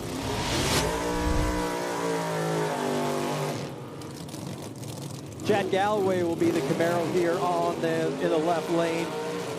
And Chad, we're not going to try to pronounce his last name, over in the right lane with the Fox Body Mustang. Neuenschwan. We'll just go with that. That's what Galloway runs a bunch here at Darana Dragway, Milan, Michigan. Neuenschwan, seeing him for the first time up here. Let's see what we got here. I'm trying to remember their runs from the first round of qualifying between the two of them. I think they both made okay passes. We'll see what's up here for them now. Again, normally in our Friday night heads-up series, these cars are running quarter mile in all motor, but eighth mile here today just to keep things rolling.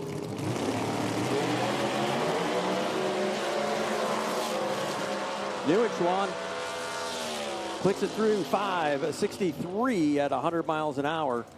So on the brakes or something up there. 580 dead, 127 for Chad Galloway.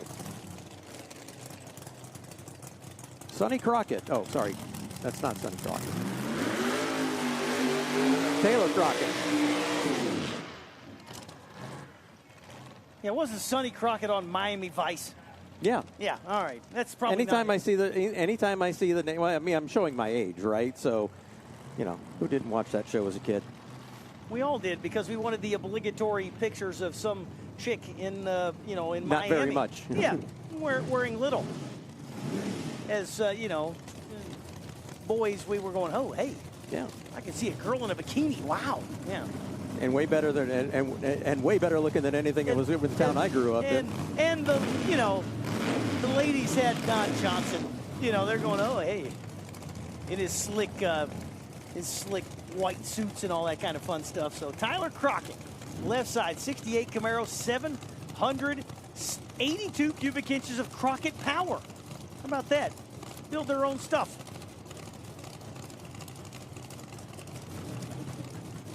Twin throttle bodies up there hanging out the hood of the Crockett machine. Trying to see, looks like trying to check if he's, okay, just try to get him up into that bottom bulb.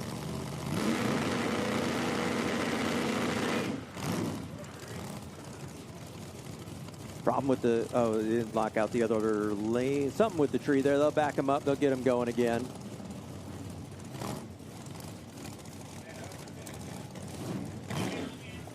So if I remember last time this was up, this left really, really soft and didn't really start making power till about 3:30. So let's see if they've tweaked that tune just a little bit here. I think it went like 5.0 or 550 last time.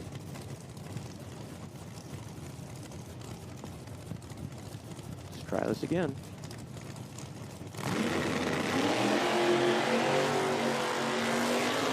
Kind of the same way, you know, it's pretty soft up here on the front end. Yep.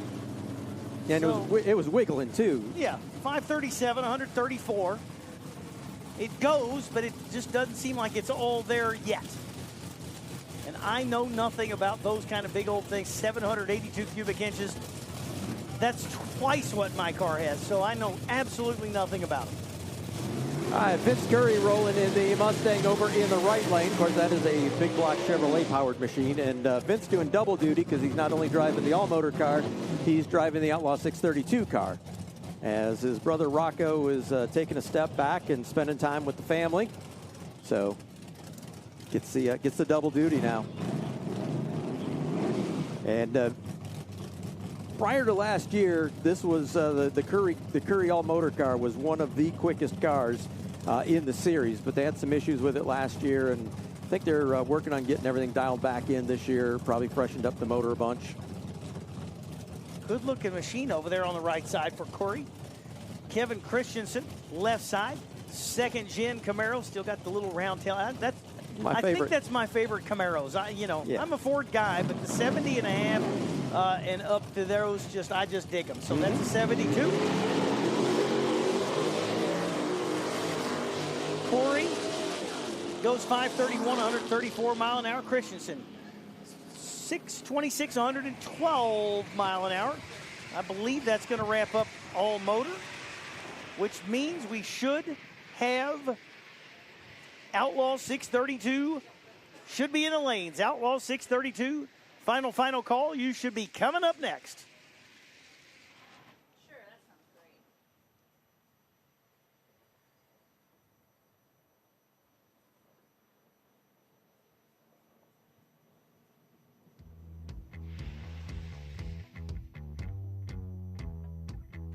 Let's get Run What You Brung rolling. Run What You Brung. Let's get you rolling into the lanes at this time. Run What You Brung. Let's get you moving.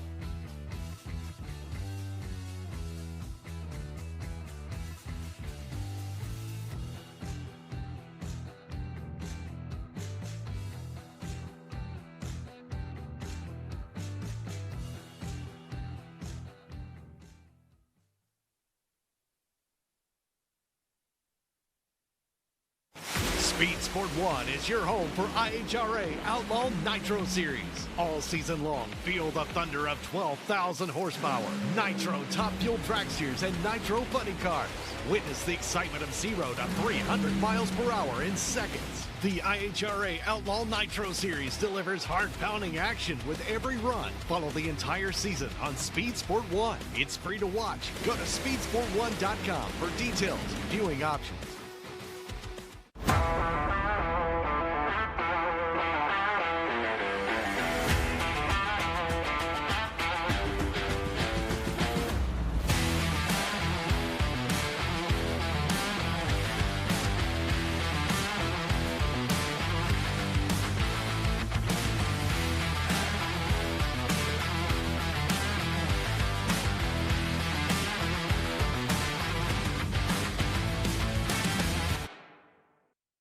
Get racing news, analysis, highlights, and more 24 hours a day, 7 days a week at speedsport.com. Get it all. NASCAR, IndyCar, Formula One, World of Outlaws, Trans Am, IHRA, and more. Speed Sport has been America's trusted source of racing news since 1934. Speedsport.com is America's motorsports authority. Check it out today. Race fans have a home on Speed Sport 1. Feel the roar of IHRA Outlaw Nitro Series. Experience the power of American muscle with a Trans Am Series presented by Pirelli. Speed Sport 1 has a wide variety of motorsports competition that will satisfy your inner racer. From IMCA dirt track action to Ferrari Challenge North America. Speed Sport 1 is 24/7. Go to speedsport1.com for details and viewing options. Speed Sport 1 is the home for the IHRA Offshore Powerboat Series. Watch top international teams push the limits of some of the fastest boats in the world, reaching speeds of up to 180 miles per hour. 14 classes, racing hull to hull, from Pro Class 1 to Super Cat. It's the IHRA Offshore Powerboat Series. Catch the entire season on Speed Sport 1. It's free to watch. Go to speedsport1.com for details and viewing options. You're going to have Nitro Harleys. You're going to have the mountain motor cars. You're going to have Pro Mod, Outlaw Pro Mod, Top Alcohol Dragster, and Funny Car, both.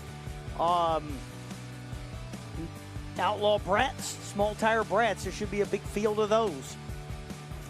Got your rod classes. You got Hot Rod, Quick Rod, Super Rod, Stock, Super Stock. A full weekend of IHRA Outlaw Nitro Series racing here at Darana, Milan, Michigan, July 9th through the 11th.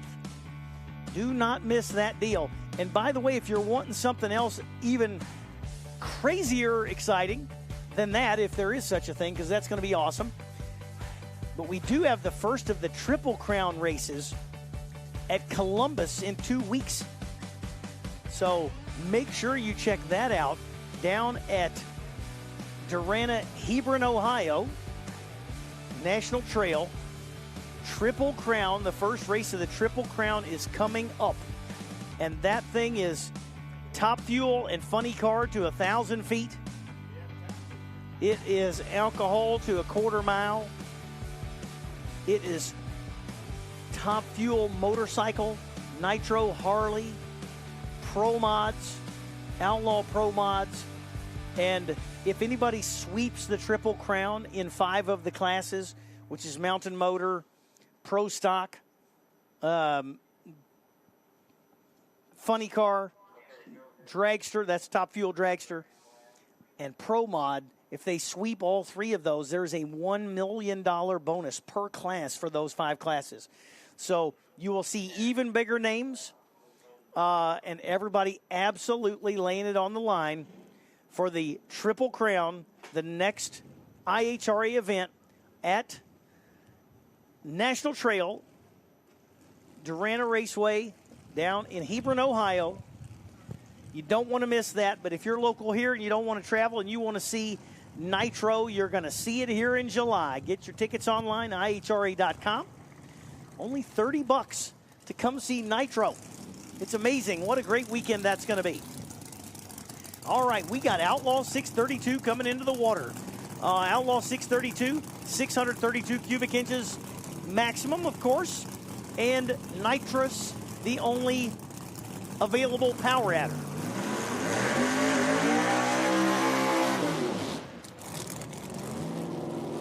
So first car up here, Mike Floater out of Schwartz Creek, Michigan. Is that a real place? It's Schwartz Creek. Schwartz Creek. All right. Yeah. Again. I like the other version better. Your Schwartz has a crack. Schwartz Creek. Yes. 69 Camaro over here on the left side. Wireless Horizon machine. Beautiful silver 69 Camaro. Again, maximum of 632 cubic inches, and nitrous is the only legal power adder. So this is some good side-by-side heads-up racing here with limited to 632 cubic inches. And your fast cars in the class here tend to go mid 420s to high 420s. That's kind of the target. And that did not go to plan. That's a fact. And a bit of smoke out of there too. A lot of smoke out of there. Shut that thing off. Yeah, and seemed to run it way past the finish line. I don't know if he's trying to get it to clear out or what, but it just did not go at all. 854.99 mile an hour, and that was pretty unexciting. Yes. For a 632 car. It just didn't want to go, and I'm sure they're going to go back and say, what happened there? Could get the Pinto out and run him against that one. Well, the Pinto is gone. It's actually up here, I think, somewhere close.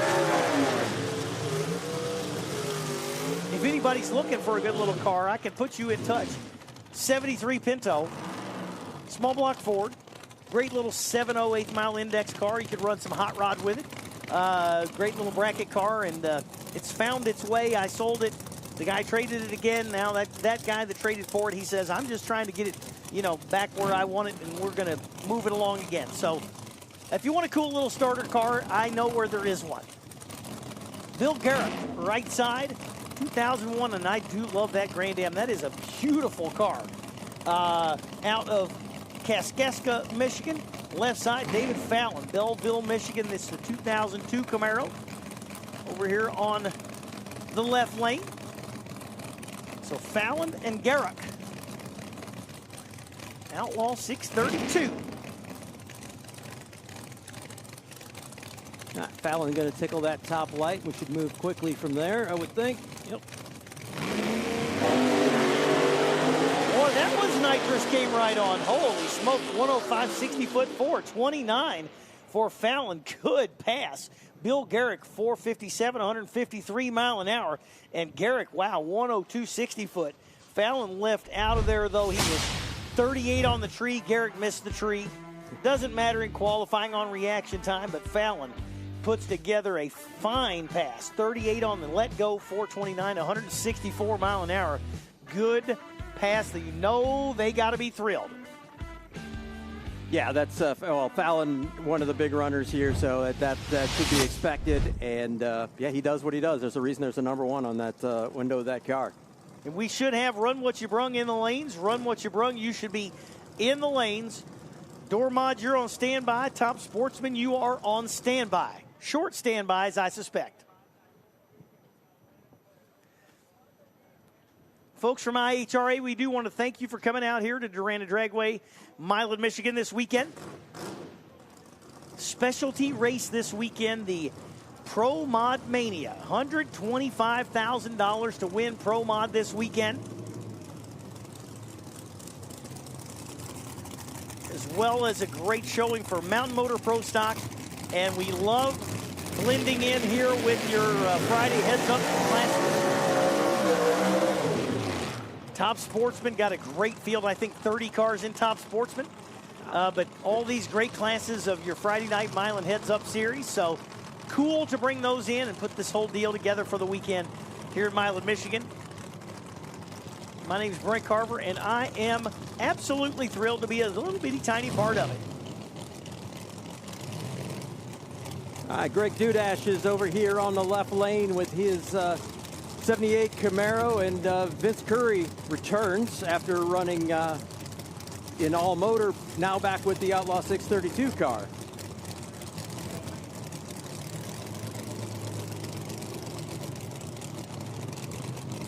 I like this Camaro of Dudash. It just looks like how it came. The wheel well's obviously been opened up and whatever. But got the T-tops. Yep. Got the vents in the front fenders. I mean, that's just cool. Yeah, he's good run. Dudash, good runner. See if he can do. Curry's usually one of the quicker cars, so let's see what happens here. Yeah, and I think number one qualifier right now is a 429, but I can't swear to that. Let's see what we get here. Ooh, both of them striking the tires pretty hard. They were they were aggressive after that one. Yeah, Dudash He did leave out pretty good and actually hiked the front tires and started moving towards the center line, I think is a little more why he pedaled that one. But right side there, Corey just pretty much didn't go. And that's a little unusual on the big tires, so probably really trying to be aggressive on the starting line and was not successful at that. We'll just say that. Yeah, taking a look here on the time delay and watching them leave, lights down. Yep, yeah, well, Corey picked the front end up too, and it just lit the tires immediately. Yeah, and Dudash definitely made a move to the center line there. That's like it started to go and maybe rattled one tire and turned it towards the center line. It is kind of cool, and you can see them down there as well, folks. Just past the bandstand, you see the big screen, so you can watch the live stream as well. You can watch the replays and everything else. That's awesome. We do want to welcome the pit crew down there. Hello, fellas. They are the band, the House IHRA Traveling Band. Those guys are awesome. The drum god and Ethan, the crew, the pit crew down there, going to be rocking and rolling all weekend.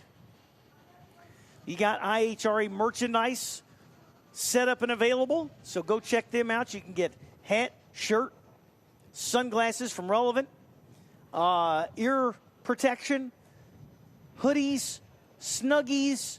If they make it and it can have an IHRA logo on it, we got it. So make sure you walk through and check that out over the weekend as well. Got concessions open. Beautiful day here, a little windy, but I'm sure nobody's complaining about a little wind.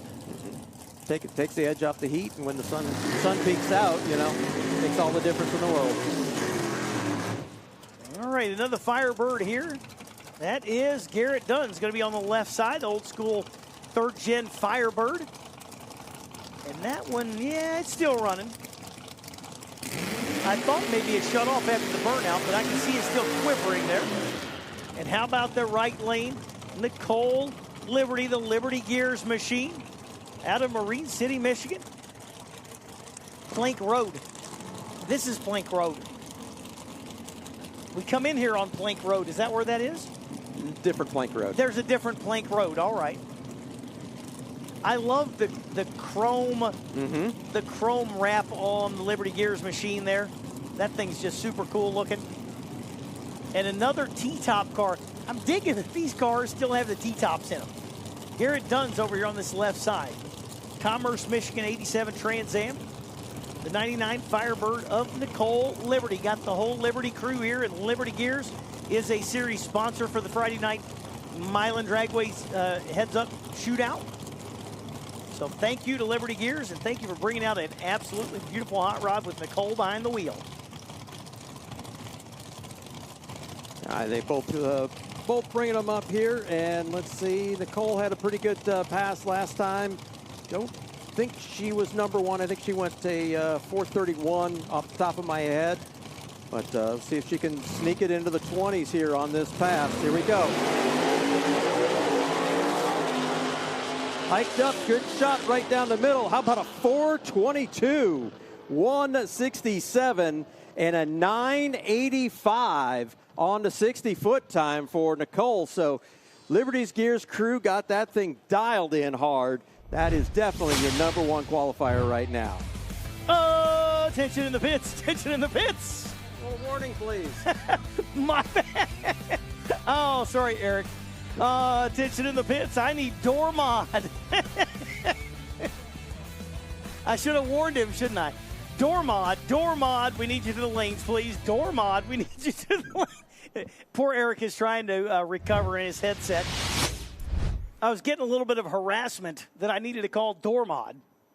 So, I got a little excited. No, my bad, Eric. I'll try to warn you next time. Door mod, we need you to the lanes, please. Door mod, we need you to the lanes. And Top Sportsman, you are on a very short standby. Top Sportsman, you're on a very short standby.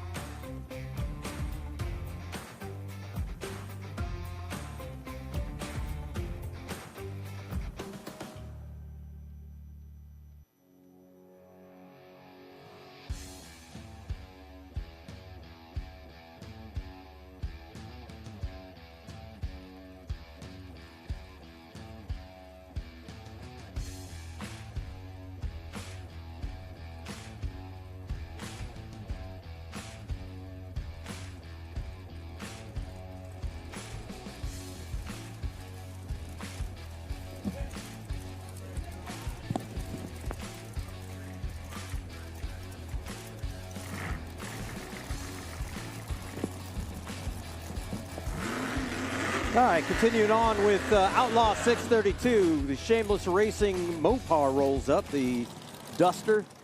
Vinny LaRossa out of Waterford, Michigan. It's a 71 Duster. Although there's a bit of heresy going on because it's got a big block Chevrolet underneath the hood. 632 cubic inch, obviously. Big. I'm sure the Mopar Jihad will come for him at some point, but, you know.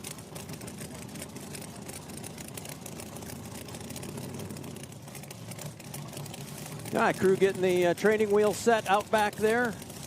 Usual measurement wrench. Nitrous purging. Beautiful car. Let's give those guys the credit they deserve for putting together a beautiful looking race car up there.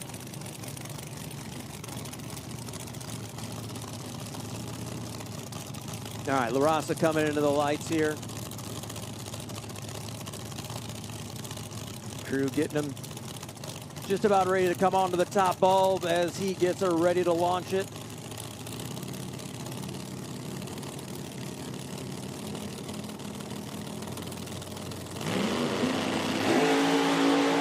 Good lead.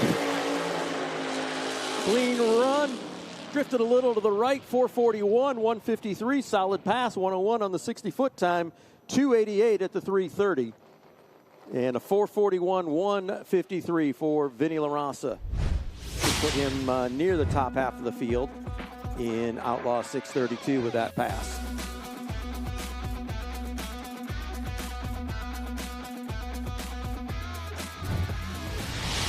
And with that, I believe we got Run What You Brung rolling up next. As the supercharged Ford Probe, I'm going to call that thing, I think. Yep, okay, getting the nod.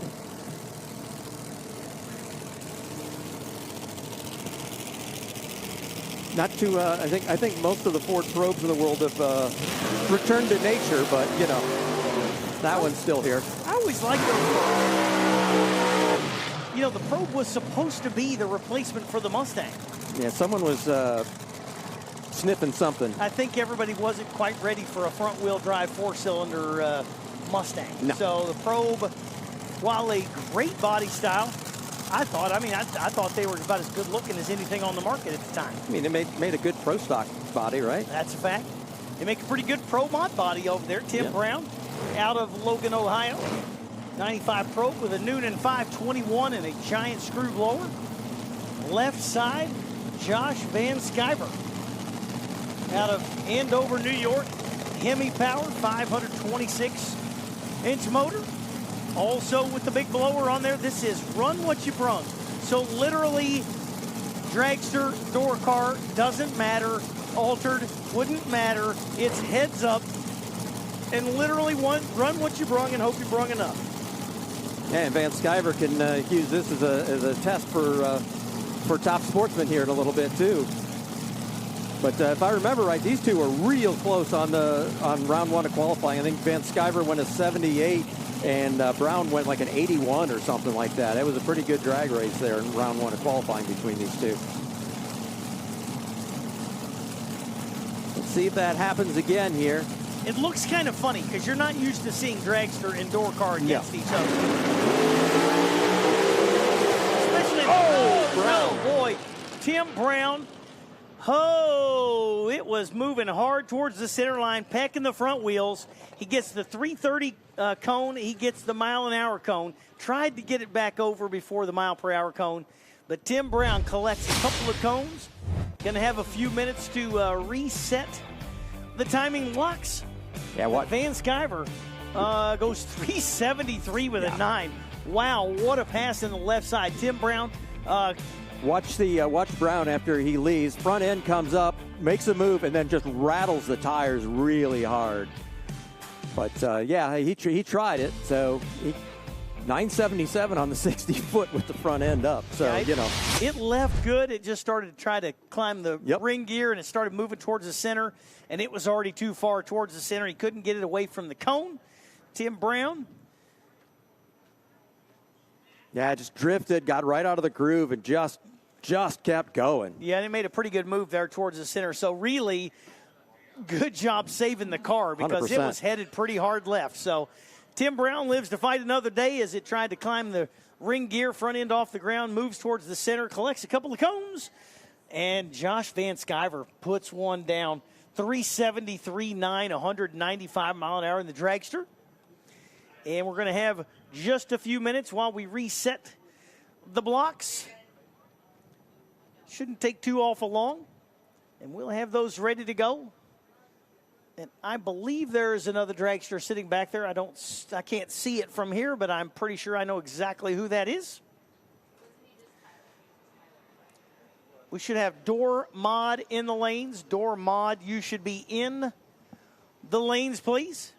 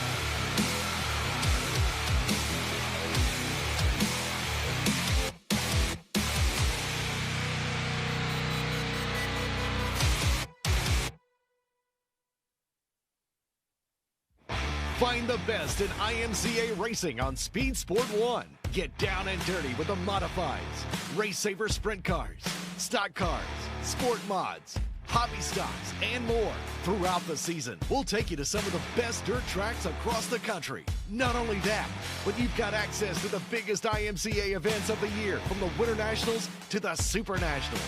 It's free to watch. Go to speedsport1.com for details and viewing options.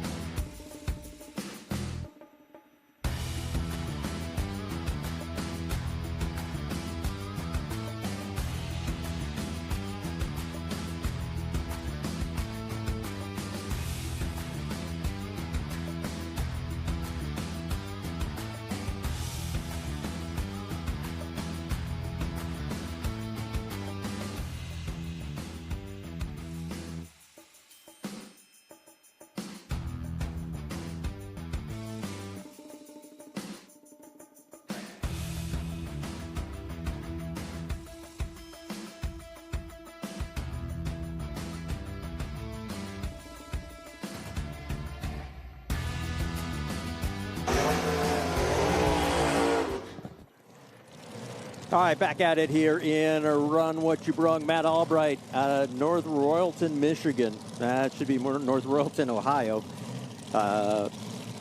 Backing up here.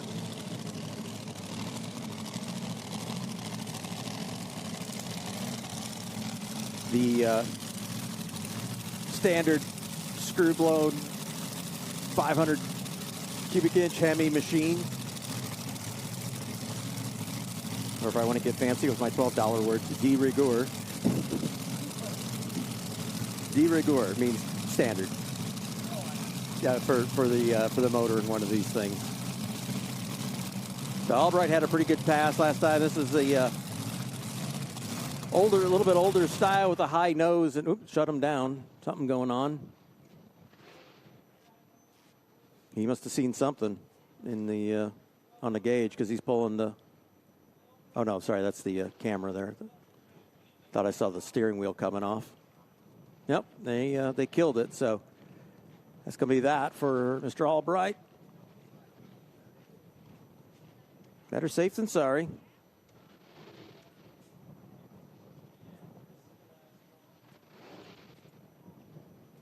All right, and if I heard right, we got one more in a Run What You Brung to come. And then after Run What You Brung, we have Door Mod. So I think our Door Mod cars should be in the lanes right now. Door Mod cars, you should be in the lanes because you're coming out next.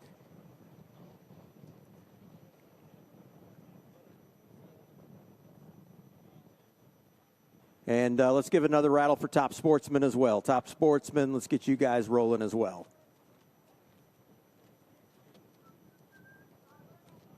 So just getting the dragster backed out so he gets some space for the everyone else to come in. And hopefully that car is going to be all right. We'll see it in round one of eliminations tomorrow. He might still make Q3. No, that's true. Yeah, we're just finishing up Q2 here. So Matt Albright might still make Q3. Tonight, we'll see. They obviously pulled it up there and didn't like what they saw and backed it out. So going into, I believe this is going to be Door Mod. Coming under the tower, we do need Top Sportsman. Top Sportsman, we need you to the lanes, please. Top Sportsman for Q2. Top Sportsman to the lanes, please. I think we're going to see a couple of 63 Corvettes. What do you think? Looks that way. We're going to see one of them anyways, and I like this one. Steve Easton. A stealth bomber on the side of it there. Oh, I thought Matt Albright was coming back through the water box in the other lane. They're just sending him down the return road. There comes the other Corvette. Tim Higas over there right side out of Traverse City, Michigan. Pair of 63 Corvettes. Big block Chevy, that's a 540-inch big block Chevy on the right side. And the Hemi out of Brisbane, Australia. Good day. Good day, mate. Steve Easton, left side.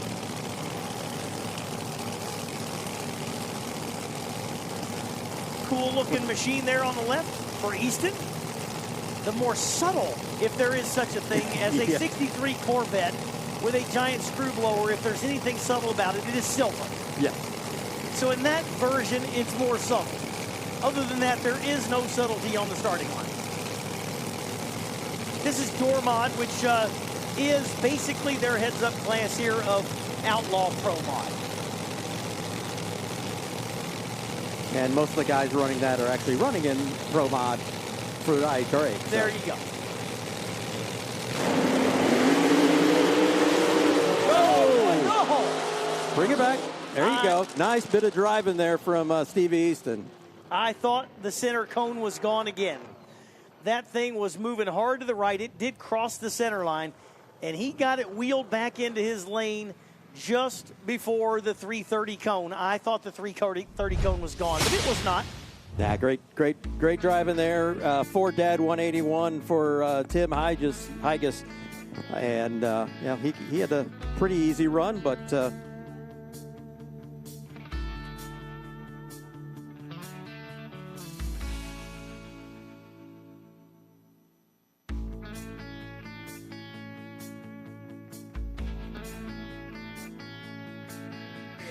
Hey, don't forget as well, you can watch the replays down there.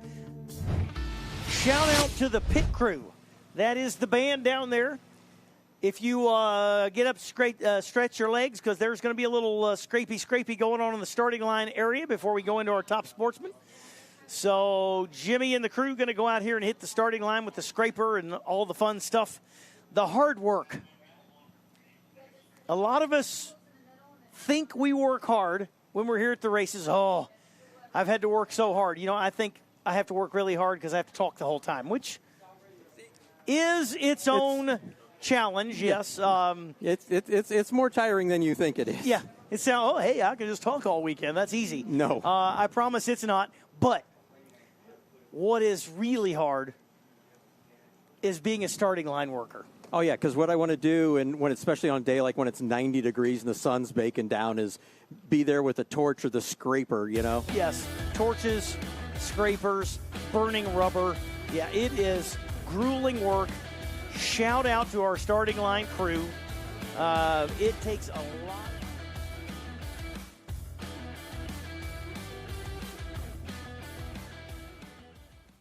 Speed Sport 1 is your home for IHRA Outlaw Nitro Series.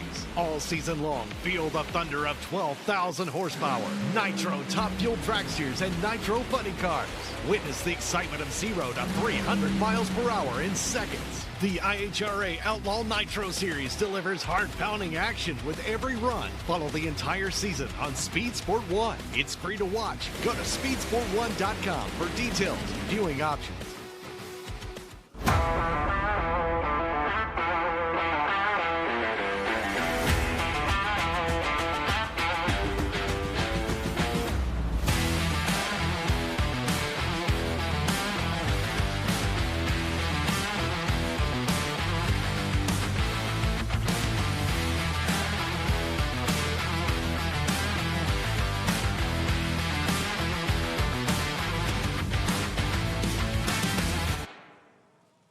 Get racing news, analysis, highlights, and more 24 hours a day, 7 days a week at speedsport.com. Get it all. NASCAR, IndyCar, Formula One, World of Outlaws, Trans Am, IHRA, and more. Speed Sport has been America's trusted source of racing news since 1934. Speedsport.com is America's motorsports authority. Check it out today. Race fans have a home on Speed Sport 1. Feel the roar of IHRA Outlaw Nitro Series. Experience the power of American muscle with the Trans Am Series presented by Pirelli. Speed Sport 1 has a wide variety of motorsports competition that will satisfy your inner racer. From IMCA Dirt Track action to Ferrari Challenge North America. Speed Sport 1 is 24/7. Go to speedsport1.com for details and viewing options. Speed Sport 1 is the home for the IHRA Offshore Powerboat Series. Watch top international teams push the limits of some of the fastest boats in the world, reaching speeds of up to 180 miles per hour. 14 classes, racing hull to hull, from Pro Class 1 to Super Cat. It's the IHRA Offshore Powerboat Series. Catch the entire season on Speed Sport 1. It's free to watch. Go to speedsport1.com for details and viewing options.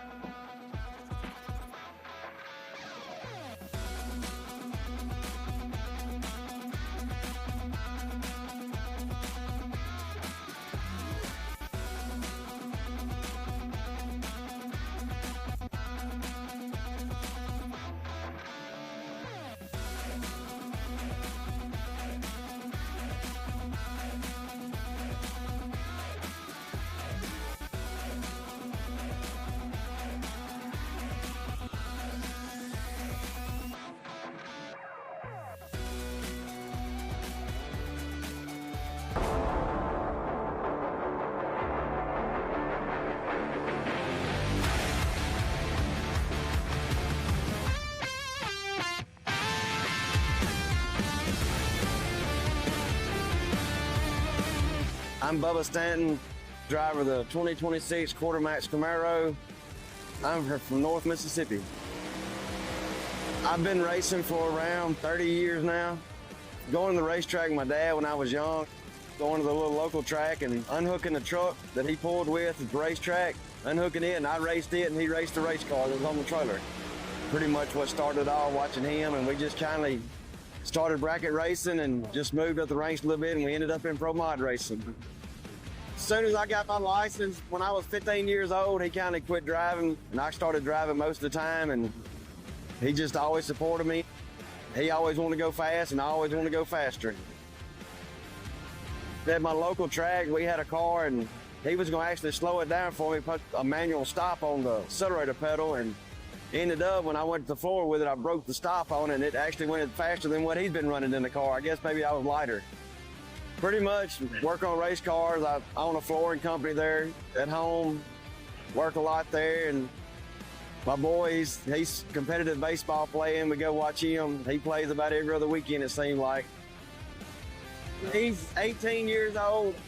He's a junior in high school. He's graduating next year, and he's already signed a deal to play baseball in college. I've won a couple championships in racing in Pro Mod. Now I just still enjoy working on the car. I still going fast, hanging out with my buddies. I mean, it's kind of here. It's not a paid operation here. We just kind of do it because we all love it. I'm going to do it as long as we all having fun. It's more them than it is me. I mean, them coming to help me. I mean, everybody's got a job. They just do their own thing, and we just kind of do it all together good. I couldn't do it without them. To me, this is one of the better series. I mean, I've ran a bunch of good series before. This is really good. The money's really good. The track prep here, they got Jimmy Bradshaw prepping the track. I mean, it's the same every time we go. It's really good. I mean, the whole atmosphere here in IHRA is just took off, and for them to do it as quick as they did do it, I mean, I'm amazed how quick this series took off like it did. We're going to continue racing as long as we're having fun at it. I mean, it's just us guys doing it. We enjoy it. We're going to continue to do it. I guess I'm going to do it as long as my wife allows me to do it. But, I mean, our goal now is just to have fun and win races.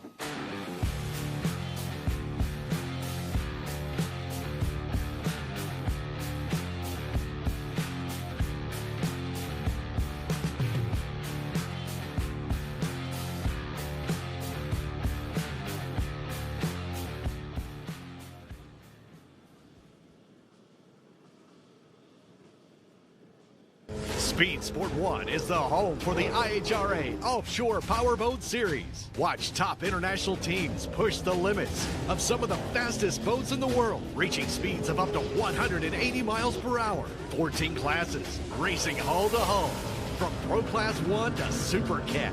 It's the IHRA Offshore Powerboat Series. Catch the entire season on Speed Sport 1. It's free to watch. Go to speedsport1.com for details and viewing options.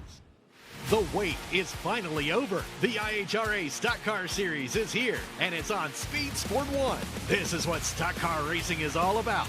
The International Hot Rod Association is going stock car racing. There's big money on the line, and racers willing to push the limits for a piece of the pie. Leaning on each other as we cross the start-finish line, head down into turn number 1. Watch the entire season on Speed Sport 1. It's free to watch. Go to speedsport1.com for details and viewing options.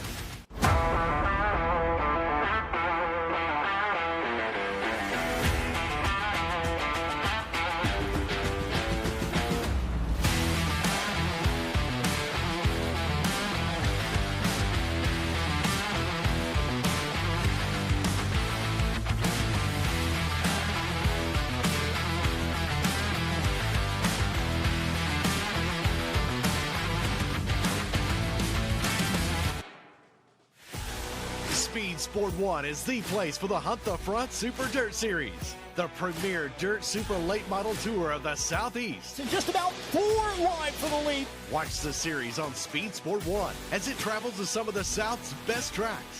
Founded by racers, the Hunt the Front Super Dirt Series is a professional touring series, and you can see the entire season on Speed Sport 1. It's free to watch. Go to speedsport1.com for details and viewing options. Find the best in IMCA racing on Speed Sport 1. Get down and dirty with the modifieds, Race Saver sprint cars, stock cars, sport mods, hobby stocks, and more. Throughout the season, we'll take you to some of the best dirt tracks across the country. Not only that, but you've got access to the biggest IMCA events of the year, from the Winter Nationals to the Super Nationals. It's free to watch. Go to speedsport1.com for details and viewing options.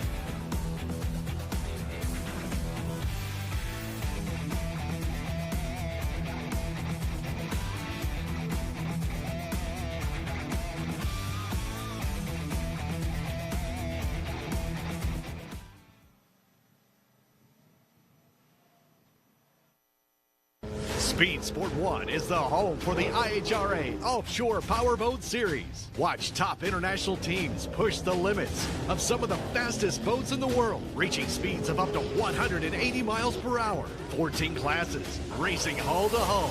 From Pro Class 1 to Super Cat, it's the IHRA Offshore Powerboat Series. Catch the entire season on Speed Sport 1. It's free to watch. Go to speedsport1.com for details and viewing options. The wait is finally over. The IHRA Stock Car Series is here, and it's on Speed Sport 1. This is what stock car racing is all about. The International Hot Rod Association is going stock car racing. There's big money on the line, and racers willing to push the limits for a piece of the pie. Leaning on each other as we cross the start-finish line, head down into turn number 1. Watch the entire season on Speed Sport 1. It's free to watch. Go to speedsport1.com for details and viewing options.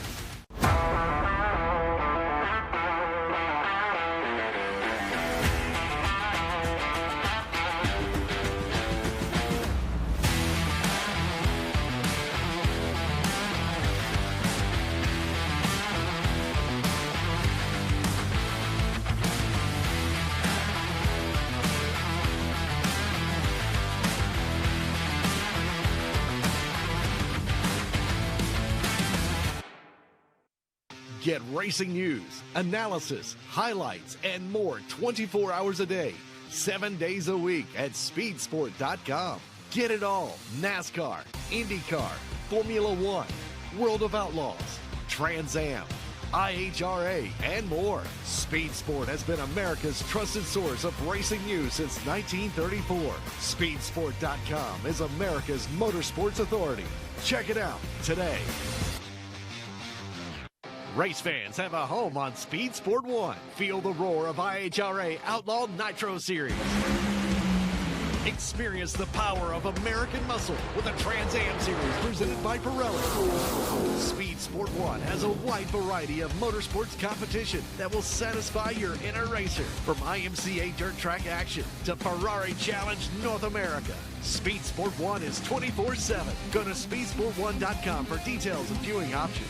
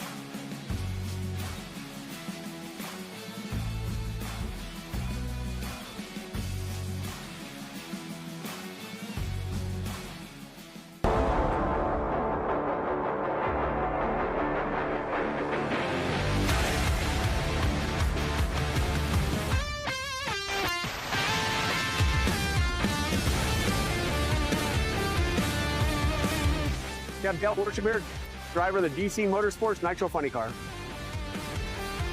I started driving Nitro Funny Cars in 1990. I'm in my 36th season. I was a 1992 IHRA World Champion. 2015, I won another Fargo Funny Car Championship. 2011, I won Top Fuel Championship. So pretty much been through all of it.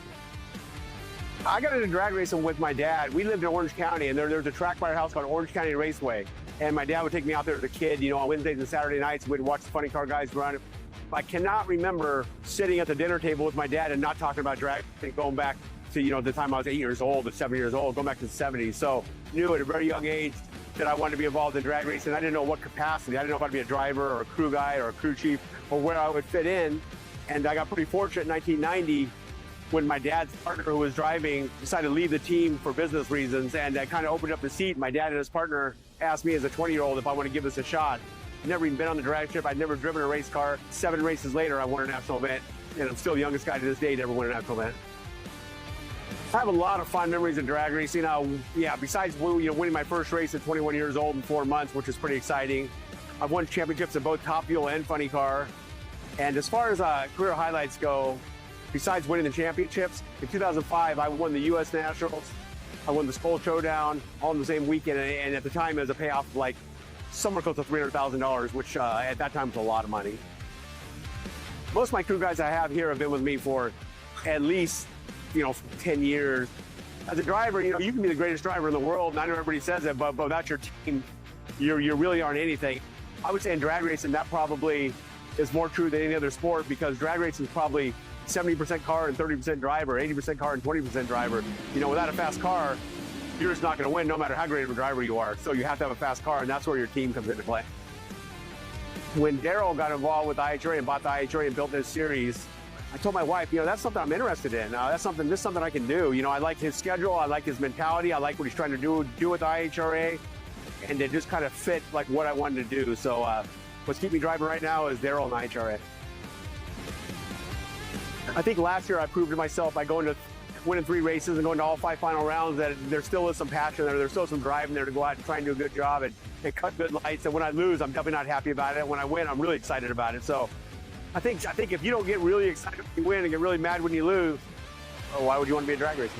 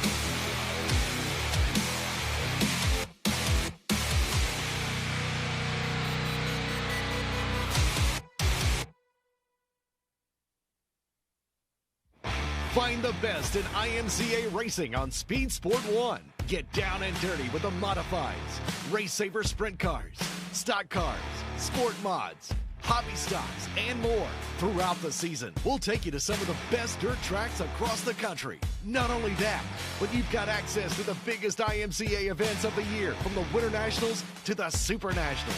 It's free to watch. Go to speedsport1.com for details and viewing options. The wait is finally over. The IHRA Stock Car Series is here, and it's on Speed Sport 1. This is what stock car racing is all about. The International Hot Rod Association is going stock car racing. There's big money on the line, and racers willing to push the limits for a piece of the pie. Leaning on each other as we cross the start-finish line, head down into turn number 1. Watch the entire season on Speed Sport 1. It's free to watch. Go to speedsport1.com for details and viewing options.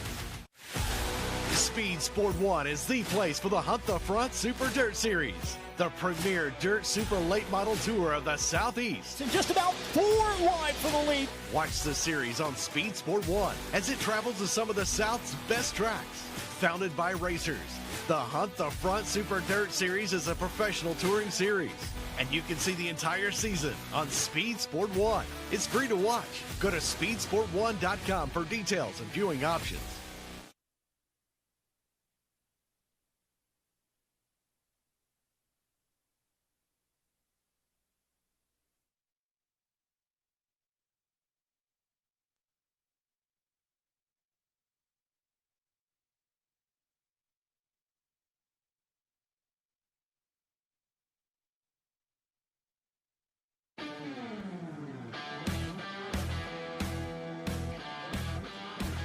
Welcome back, ladies and gentlemen, to Milan, Michigan. You're watching the IHRA Pro Mod Mania, and we're excited to bring you the action here today. So far, dodging a bit of weather, which is surrounding us slowly, but we've had a great day up until this point. Ken Stout, Tommy Johnson Jr. standing right alongside a guy that certainly knows how to win here when it comes to drag racing. As we watch the door cars come out here, the Pro Mods, of course, the Mountain Motor Pro Stock cars, they've all had one session to look at this thing.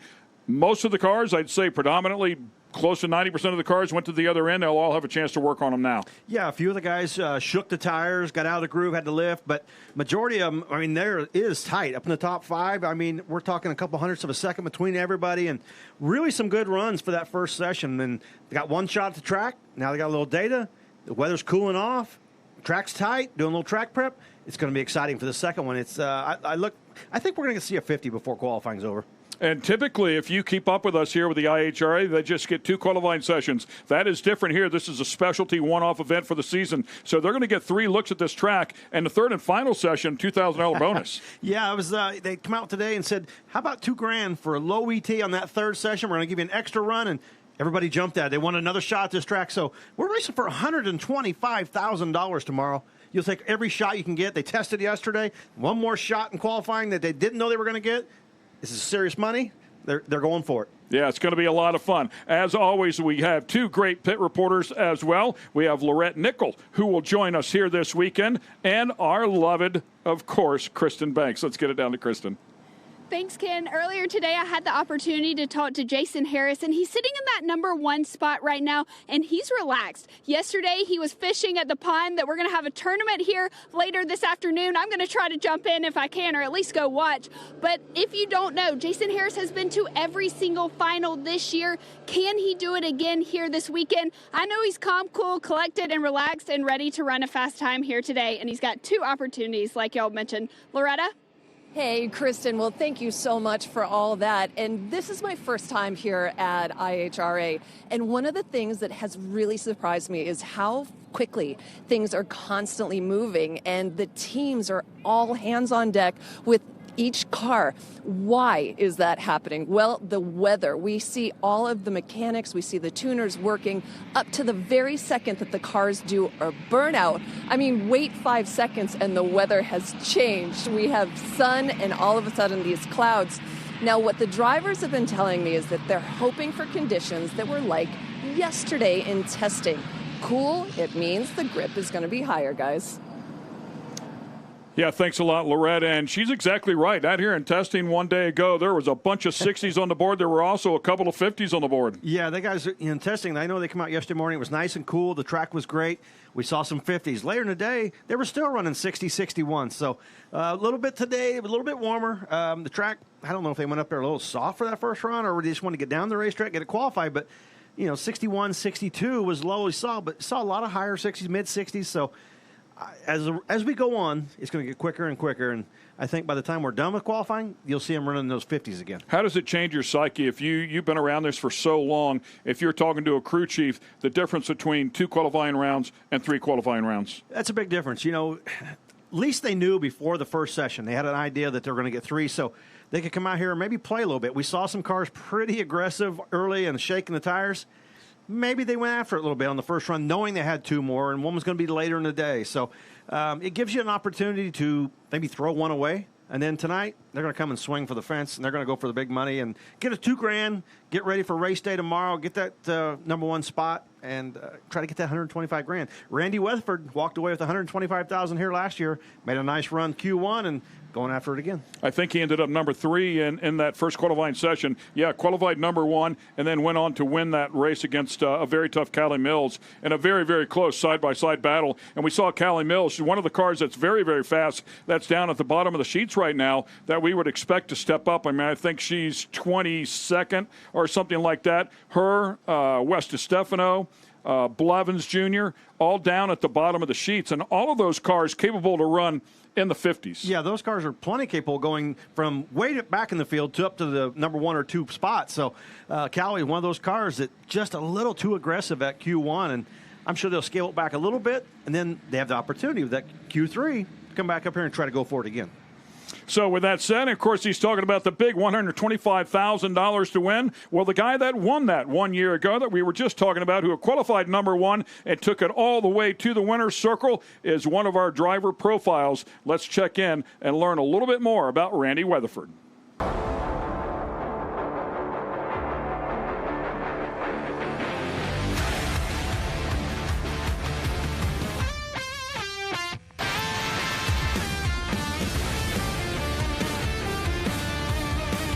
I'm Randy Weatherford, the driver of the 69 Camaro for WS Construction.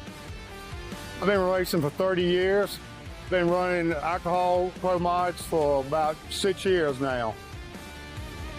30 years ago, when I walked up on a Pro Mod, I said, hey, I'm gonna buy one of them. And as soon as I started WS Construction, got large enough, I went ahead and purchased one. We're a pretty good sized company. I mean, we have over 15, 20 projects going on all over the United States, 220 some employees, so it keeps me pretty busy. The job I do, it has a lot of stress to it and stuff, a lot of competition to it. I do a lot of work for high profile clients like United Airways, Microsoft. There's a lot of big clients I work for, so I gotta be on my toes just like I gotta be on my toes here. Competition at work kind of drives me towards the race of having competition here. Well, right now we're leading the points in Pro Mod Outlaw, and I think I'm 5th right now in the Pro Mod series, so I've got a pretty good chance. My offer goal right now is to win a championship in IHRA. That's what I'm trying to do this year. I think what keeps you going is the urge to win. It's nothing like victory. When you win one, it's not about the money. It's about the hardware you take home, the trophies and stuff. Because you got a moment, when you win one, it's for life. They can't take it away from you. We spend the money to do these hobbies and stuff that we do, but it's really to come out and compete with the competition that we have and to promote our company. But also, it's to show the skills that the drivers have and our crew chiefs and stuff. I got one of the best crew chiefs in that, Steve Petty. I got one of the best crews here that's been working with me for the last 20-some years. Last year, we had a pretty good winning circuit. I think we won 5 races. This year, we're hoping to do the same thing. I won the $125,000 race in Michigan for IHRA. I won the Galot race for the Outlaw Pro Mod. So, I mean, had a pretty good time with IHRA. Looking forward to some more good times. I'm gonna keep racing as long as I can. You know, I still got a couple more years of me. So we're going to close the night that way.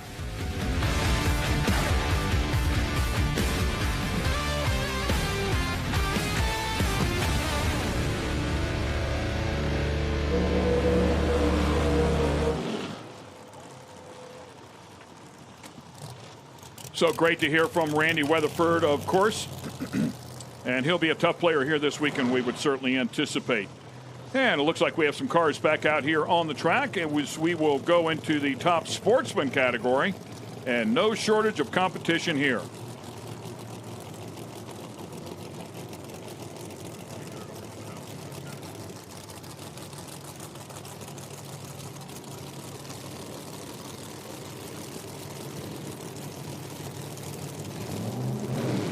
Dennis Klein and Rod Oxford coming up here.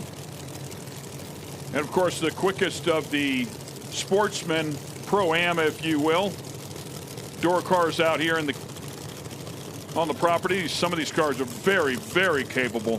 Some former pro stock cars, I'm sure, are sitting out here inside of the category as well. Yeah, walking through the pits this morning, they had a great field of top sportsman cars and some really, really beautiful cars out here this weekend.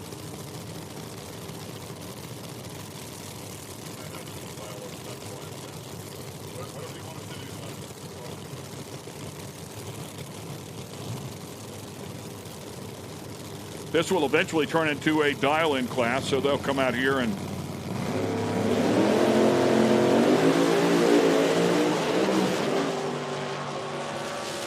try and get a handle on it if they can get to the stripe under power, as you can see right there. Oxford struggling a bit out of the throttle with the 70 split bumper, but they'll try to get a handle on what they should dial in. And yes, it is a dial-in class, so a very quick turn your head inside of the car, play the top end game at the other end if you dare. These guys are so good dialing their cars, running right on the number. Got to cut a good light, and they're very fast at it. I mean, these things are so fast, and it's, you know, bracket racing is a tough thing to do, to be so repeatable, to be able to make your car consistent and run the number every time. And it gets even harder when they're quick like these guys, and man, they do a great job at it. Yeah, and then when you put them on an 8th mile, I mean, it's incredibly quick. So everything has to happen. Obviously, the starting line games, you have to be on point there. And then the second that goes on, you've got to decide what that competitor's doing. If you want to stay in the throttle, drive it to the stripe. If you want to get out of the throttle, a lot of times you can't make that decision until you're very close to the finish line. It is extremely busy at a very short amount of time. And as Tommy just mentioned, they are extremely good at it. They will rip your head off.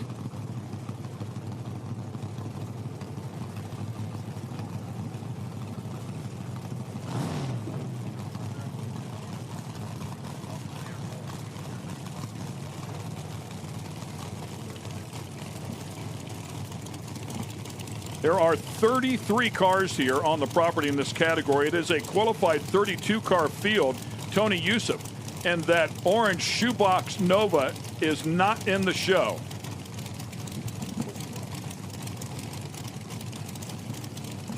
.681 is the bump.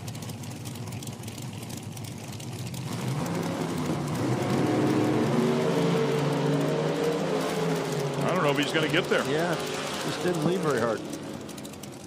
He got there. Yeah, we'll 5:13 stays. Yeah, he's safely in.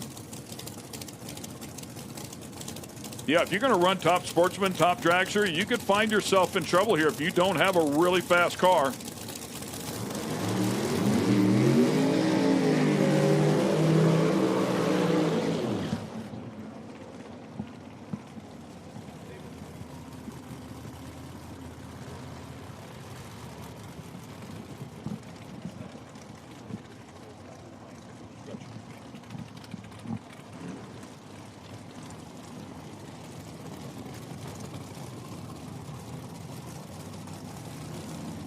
Eric Ellsworth and Justin Souders coming up here next.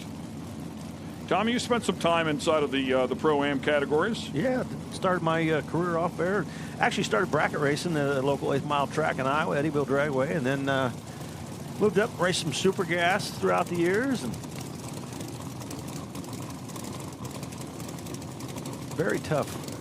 You cut your teeth in the Pro-Am categories. And hone your skills, make you good at racing, and gives you a lot of lessons throughout your whole career, no matter what class you're racing in.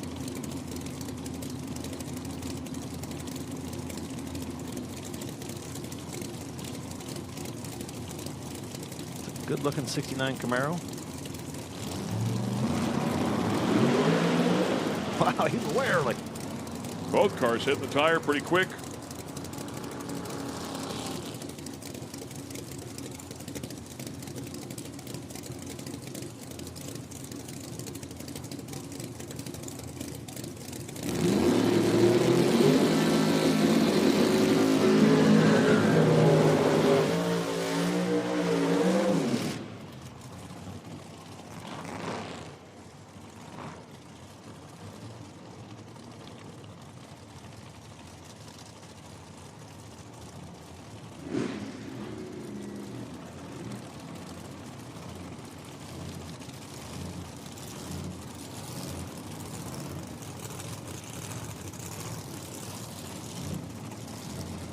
And the Z28 backing up.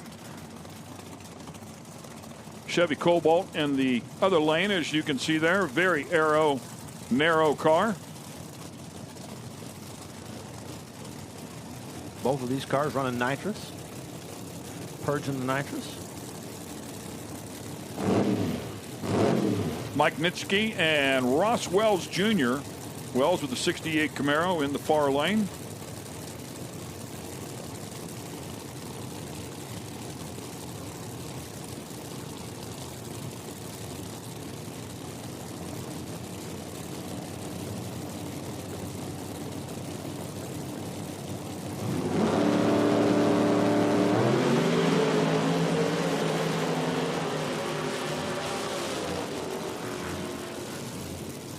Quicker of the two here, puts a 436 up on the board, 162 miles an hour for Nitschke.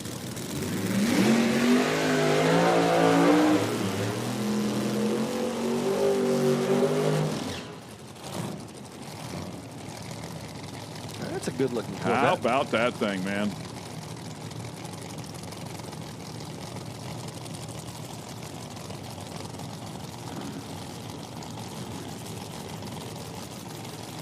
Like a roots blower on it. That's just a great looking hot rod, man.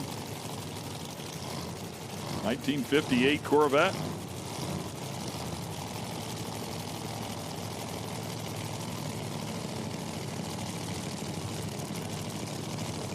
James Hayes and Boyd Byer.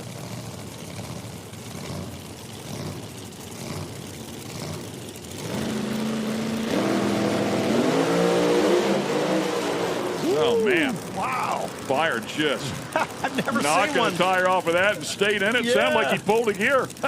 Man, I've never seen one blow the tires off like that before out there. That thing it looked like it was doing a burnout about 100 feet off the start line. He went about 60 feet, and it started knocking the tire off and set the front end down, and I swear it felt like he pulled another gear. I was like, watch this burn out. It might have been frustration. Maybe that happened earlier. It's like, man, are you kidding me? And just stuffed his foot right in it.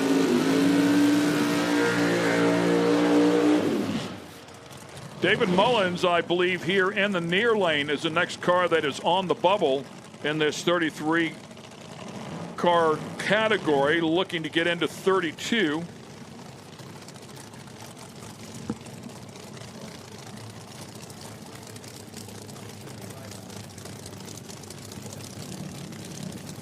Got to be better than a 675.9. That's a pretty soft number. Just get your car A to B and get in the show. But, man, we've just watched the last 3 or 4 pairs. A lot of them struggling to get a hold of the racetrack.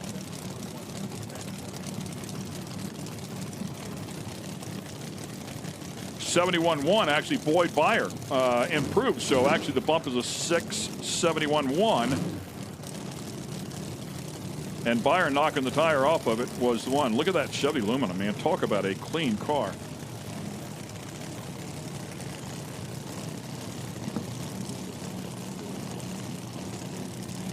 Several of the guys having issues getting a hold of this racetrack and making for a pretty soft bump, but I expect to see that come down quickly. Oh, hard shake. a little bit around the starting line. Yeah, and he's not going to get there. 397. Former Bill Short's pro stock car. Super clean car, but he'll have one more session to try and make it happen.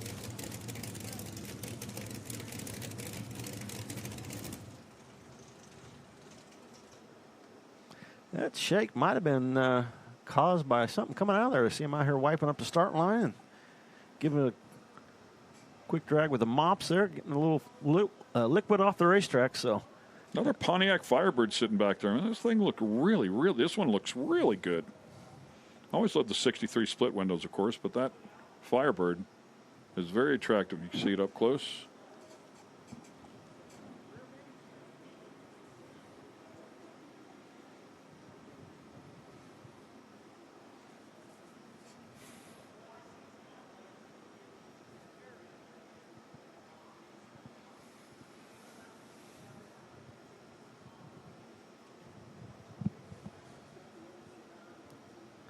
looks like they got everything and give them the call to fire them up. Quick little cleanup. Good to go. Yeah, we saw him shake really hard off start line. And like I said, I think that might have been a little something coming out of the car and got it underneath the tires and shook.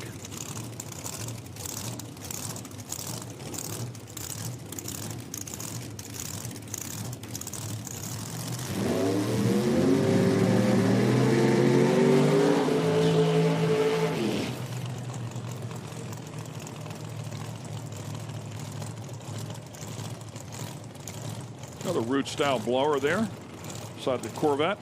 There's a look at that Pontiac. Great drone shot following back from the burnout.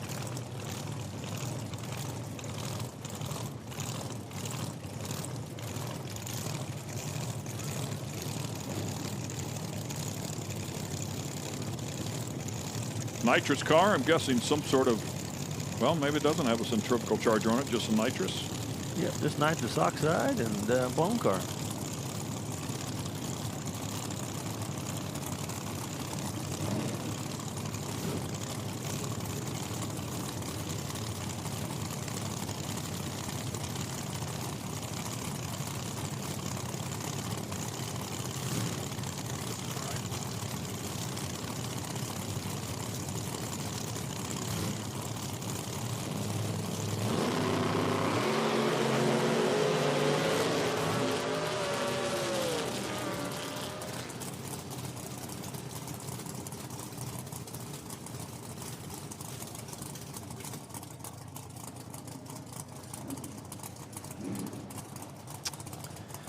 Little problem there in the left lane with the Corvette. Yeah, it's pulled it over there by the wall. Yeah. Get it out of the way just in case something coming out of it. Barely left himself enough room to get the door open to get out of it. 420 in the other lane. I don't see anything, any fluid out behind it, but he doesn't know that, so. Yeah, nice job by him to get it over to the out of the center of the groove, and in case there was something coming out, see the official checking the track to make sure. Think we're going to be okay here. Yeah, the good news is I don't see any shiny on the track. That's great. Get a little bit of support over there for him and help him get that beautiful Corvette to the pits. In the meantime, we're going to take a quick break, and we'll be back with more qualifying courtesy of Top Sportsman category.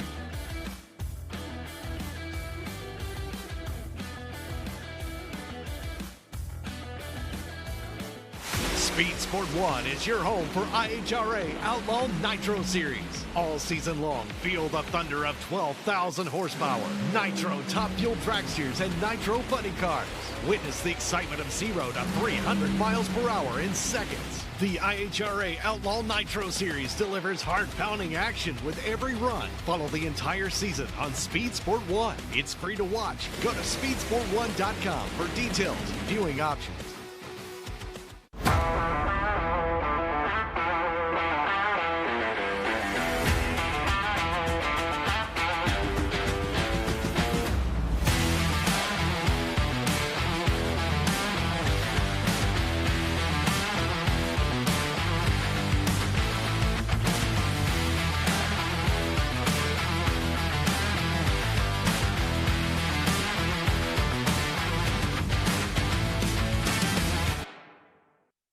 Get racing news, analysis, highlights, and more 24 hours a day, 7 days a week at speedsport.com. Get it all. NASCAR, IndyCar, Formula One, World of Outlaws, Trans Am, IHRA, and more. Speed Sport has been America's trusted source of racing news since 1934. Speedsport.com is America's motorsports authority. Check it out today. Race fans have a home on Speed Sport 1. Feel the roar of IHRA Outlaw Nitro Series. Experience the power of American muscle with the Trans Am Series presented by Pirelli. Speed Sport 1 has a wide variety of motorsports competition that will satisfy your inner racer. From IMCA dirt track action to Ferrari Challenge North America. Speed Sport 1 is 24/7. Go to speedsport1.com for details and viewing options. Speed Sport 1 is the home for the IHRA Offshore Powerboat Series. Watch top international teams push the limits of some of the fastest boats in the world, reaching speeds of up to 180 miles per hour. 14 classes, racing hull to hull, from Pro Class 1 to Super Cat. It's the IHRA Offshore Powerboat Series. Catch the entire season on Speed Sport 1. It's free to watch. Go to speedsport1.com for details and viewing options.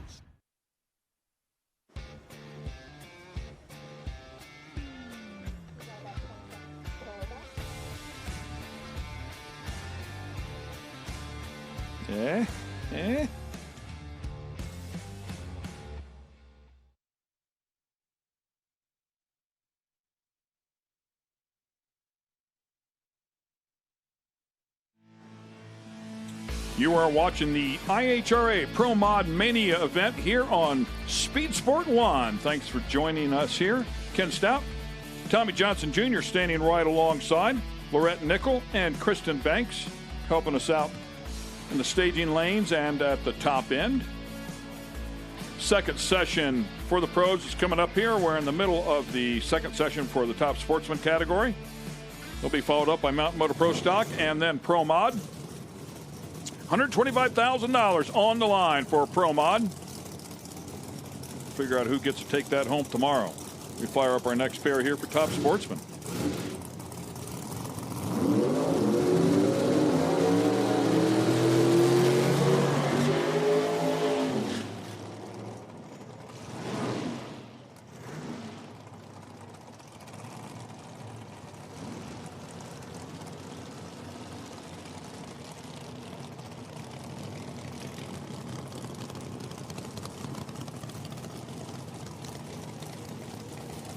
Pat DeBotis in the near lane.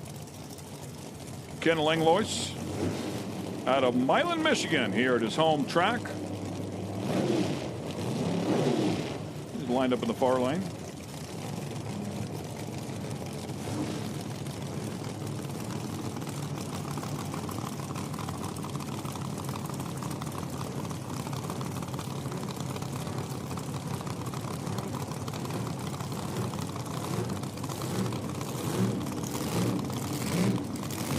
Transmission sponsored machine in the far lane.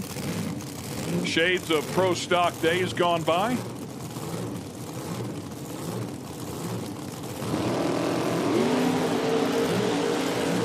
Boy, both cars up and out nice. 016 light, 019 light.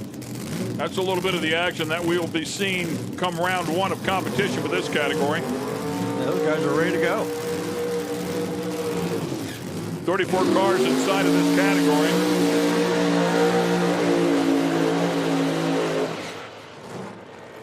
The bump is Boyd Bear at a 671, I believe is what it is.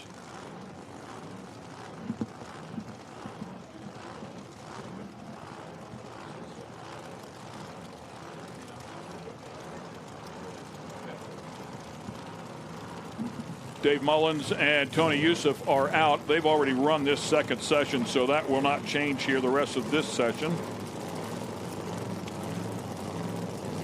Here comes Bob Mandel, the third. His son, talked to Bob a little bit earlier this morning.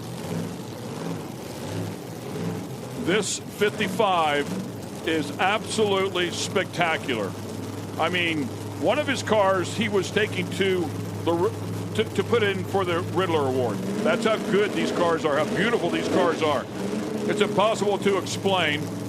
If you look inside at the clock that is airbrushed in, it says it's 5:55. Yeah, it's a good-looking car.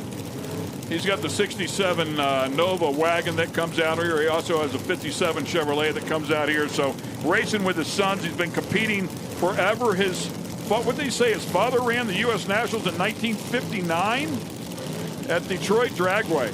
That's how long that family's been racing. Of course, the man behind Profab Chassis Shop. An incredible looking race cars. Boy, and it goes straight as a string, too. Nice looking hit. Mandel will get there first with a 4:08. Yeah, that's a solid lap out of that. How about that, man? 4:08. Yeah, currently sitting number 2 and number 3.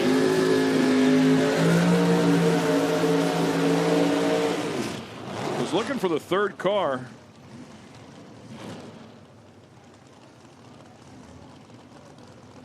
But very impressive vehicles.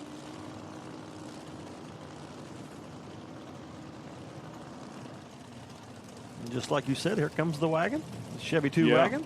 Lost his wife a couple of years ago, and she said, just keep doing what you're doing. You're racing with your sons and enjoying life, so it doesn't get any better than that.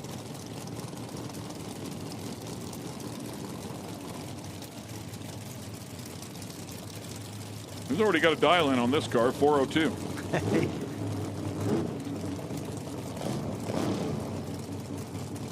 Vortex supercharger. Again, this one incredible as well in the back. It's actually a battery box, but if you look in the back window of this, it has a cooler. It's painted like a cooler. And on the side of the cooler is a bottle opener. I mean, they thought of everything.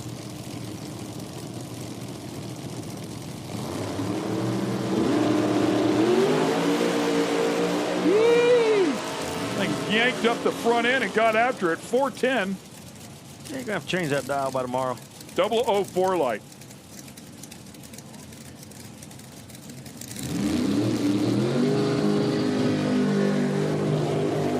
Kevin Chess was alongside him, by the way. Yeah, rattled the door open there. Yeah. Kevin Chess was in the near lane in that last pass, and he went red by 6/10,000ths of a second. Well, Killer Brooks does the burnout, and the category is brutal.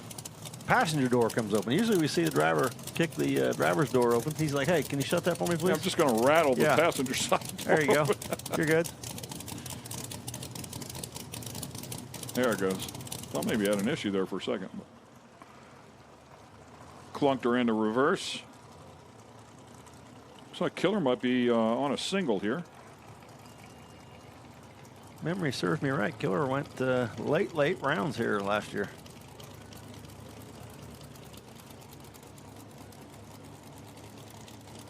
Starter giving him the signal that this will be a single run. Wheelie bars way up there. Quick check of those. Looks like everything's good.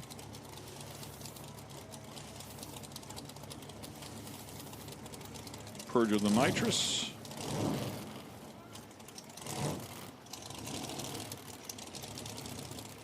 Legendary Killer Brooks.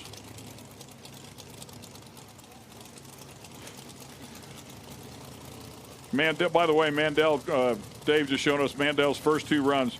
410 with a 4 and 410 with a 6. Was that 4th digit? That was to the 4th digit. 4.100 with a 4 and with a 6. Even I know what to dial that car in at.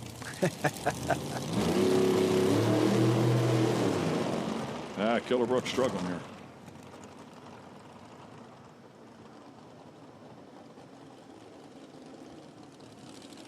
There was some confusion on the starting line with the crew members about maybe something didn't get done or something was supposed to else happen, and maybe it was, because that wasn't what he was looking for there.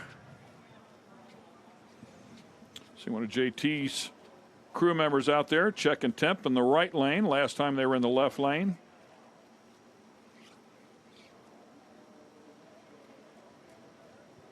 Mountain Motor Pro Stock just around the corner.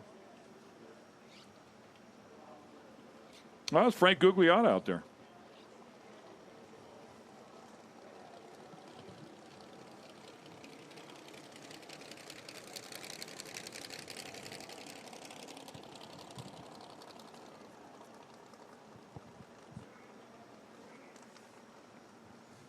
Got that car flying for sure. Killer got her fired up and got it off the track.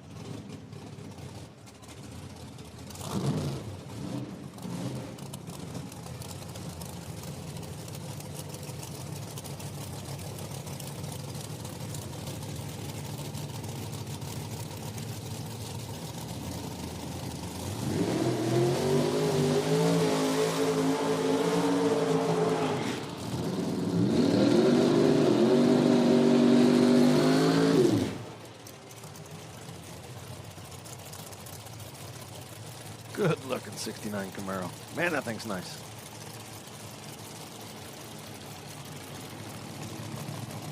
Steve Day.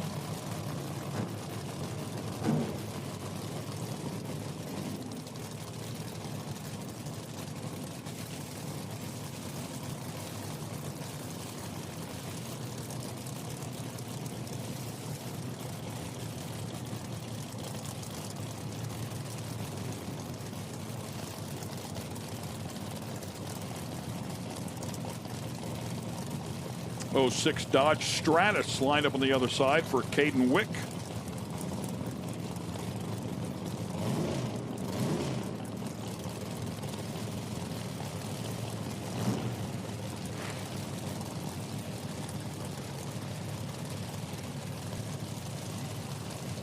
Made the trip over from Canada. Come race with us this weekend.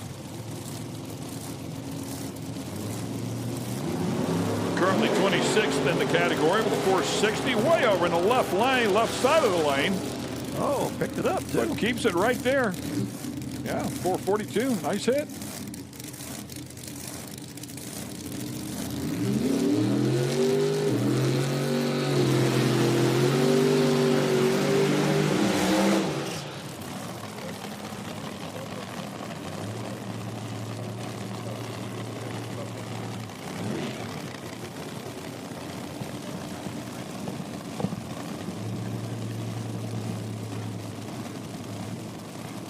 Here's the Mini Cooper truck something. Yeah. I think it's quite a legacy behind it. Ricky Adkins, a player, man. Don't let the uniqueness of that vehicle fool you. He knows how to win. Terry Osmus lined up alongside with the Pontiac.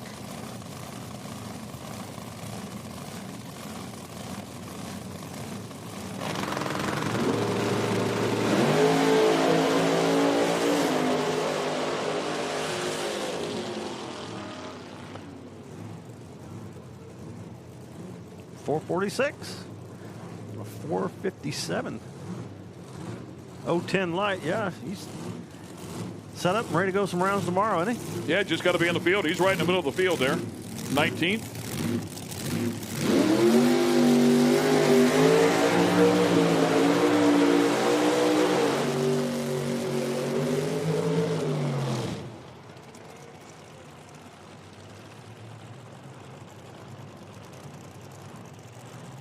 Cool looking Duster.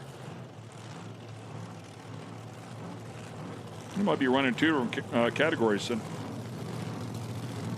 there's another very similar looking one on the property. I think it was a different car. That was a 632. Yeah, car, yeah. Yeah, that was a 632. This is a 645.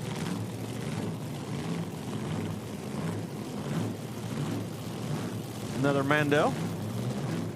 Yeah, that's the brand new one, that 57.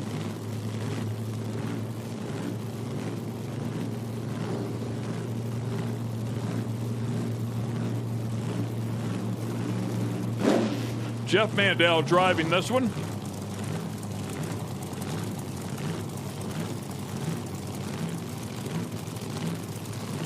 Currently 13th. So they're number 2, number 3, number 13.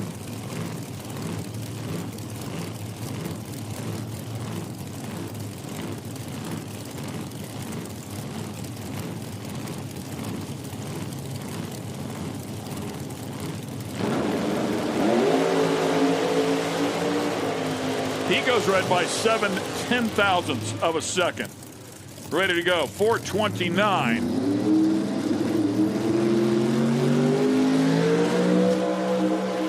Better his mark a little bit. Jump up into the number 11th spot.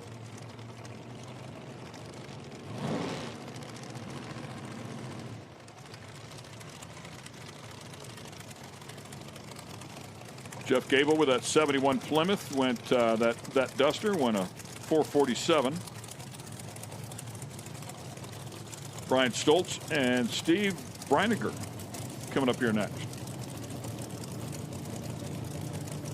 Look at Breiniger's car.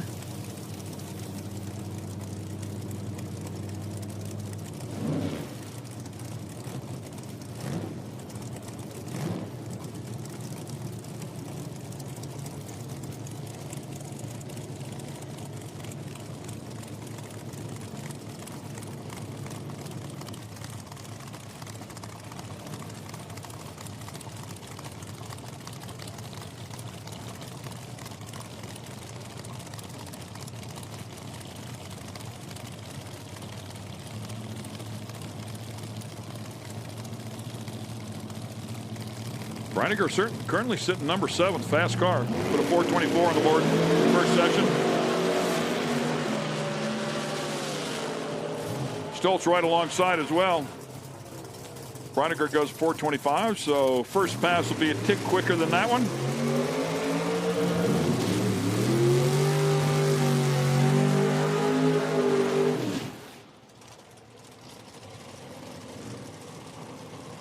Scott Wasco coming up here, and Gary Wojnarowski.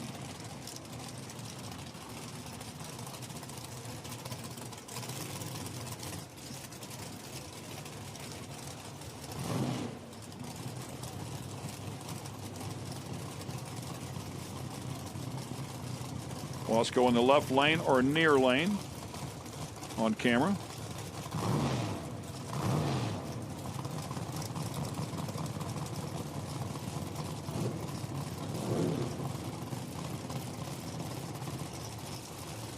Currently sitting 9th, put a 4:25 on the board. Wojnarowski a little bit deeper with the 14, put a 4:34 on the board the first session.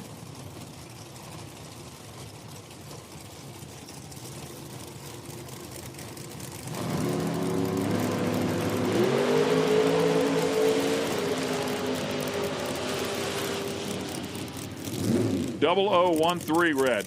Right there on it, man. These guys are pushing it. Big improvement for Wasco. 4:13, jumping way up there. Yeah, he jumped to the number 4 spot. Real good pass. Yeah, 001 red. I mean, these guys they're pushing it. Practice like you race. That's my theory.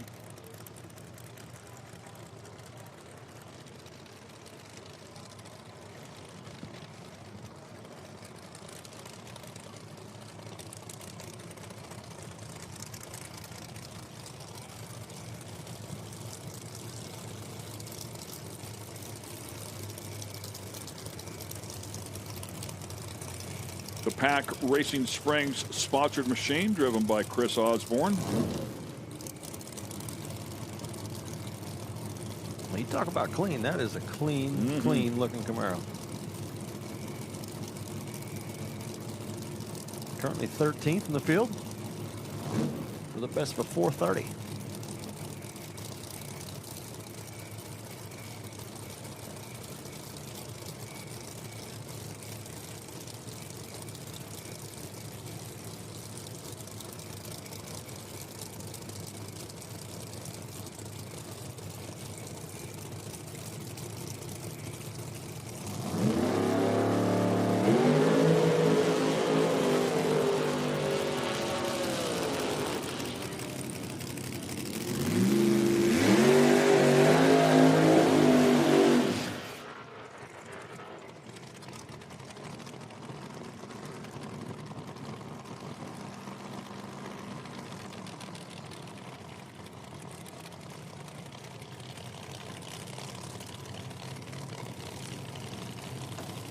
We've got some graduations coming up here, too. Yeah, This should be a lot of fun. Yeah, I saw that. Inside the Pro Modified category, we'll fill you in as that gets closer. And it is getting closer. It's going to be a good time. Love it. Let's have some fun with this. Get your money out. Let's play ball. You give these guys the third run, and then that's when all the talking starts, evidently, because now we got a lot of grudge races going to happen that third session.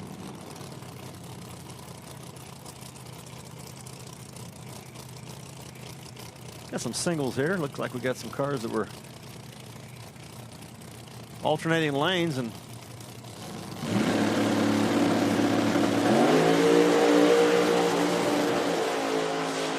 hit the chip there before it shifted. Jacob Elrod, 427.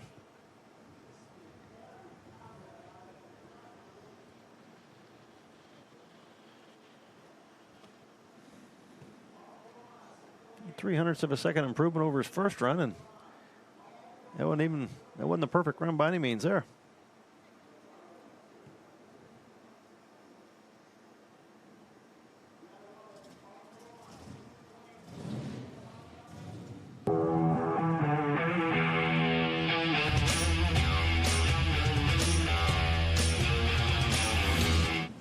And that'll wrap things up there for the second session of Top Sportsman. Coming up next, the Stump Pullers. Let's go with Mountain Motor Pro Stock. Fire them up. Kurt Neighbors ready to take a run at this one. Talking about how good he was a year ago and has struggled here a bit so far in 2026. Currently at the bottom of the sheets, did not have a good pass here with the 913. Whoa. And not a spectacular burnout there. Sylvester Barnes will line up in the near lane or left lane. Jerry Haas' car. Barnes currently in the 8-car field with a 433, sitting 6th.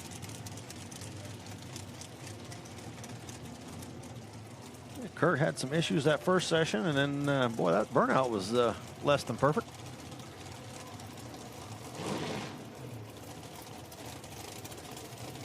Yeah, not what you would typically see out of him, for sure.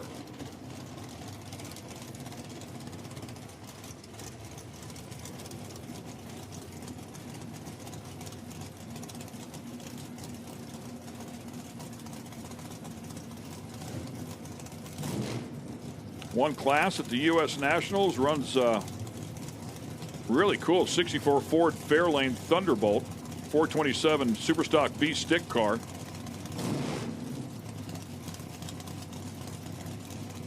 Been racing forever. Yeah, I was going to say he's been doing this a couple days. Yes, he has. Nostalgia Superstock World Champ 95, 96, 2011. IHRA Nationals at Dragway 42 back in 71, 72, 73, 74, 75, and 77. Won the World Nationals in Norwalk in 84. I mean, he's highly decorated, very good at what he does, and just been struggling a bit so far this year. Spectacular looking Ford Mustang.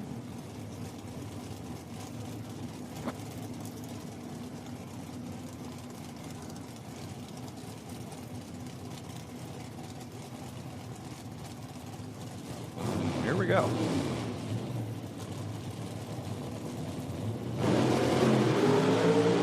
Still with some issues. Bogged the motor down hard when it left. Sylvester having to shut it off, car moving to the right. Yeah, went way out to the left towards the wall. He brought it back to the right and decided, you know what, let me just get out of the throttle with this one before it goes from bad to worse. Yeah, not sure what's going on with Neighbor here, but he just cannot find the magic inside of that car. Yeah, the thing just, as soon as you let the clutch out, bogged the motor down. And well, the same way in the burnout, right? I mean, it just pulled the motor right down immediately. So got some issues plugging him and see if he can find him.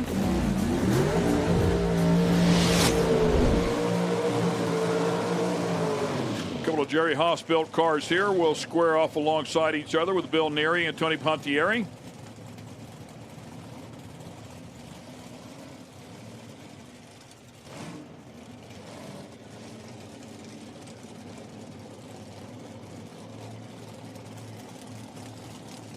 Jeff Insulin helping out with Bill Neary. Jordan Insulin going to 2 finals this year. We'll put that in perspective. Well, Jeff certainly switched on. Neary, who competed in Super Chevy for a number of years, and Pro Mod with a Nova called the Prosecutor.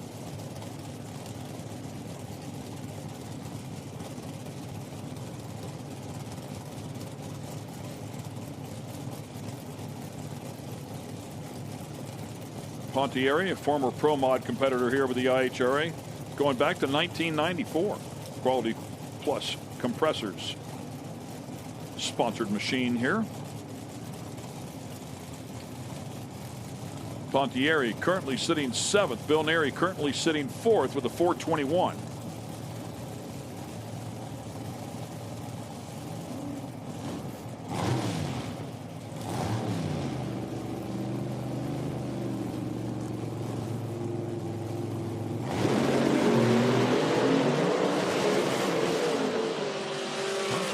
Continuing to have problems this weekend. Car going left, and we also heard another one. I'm not sure which one it was, but I did hear one bogged down again too when they left. So yeah, and I thought it was Pontieri, and Causey power underneath the hood of that thing, but it just tugged it down immediately.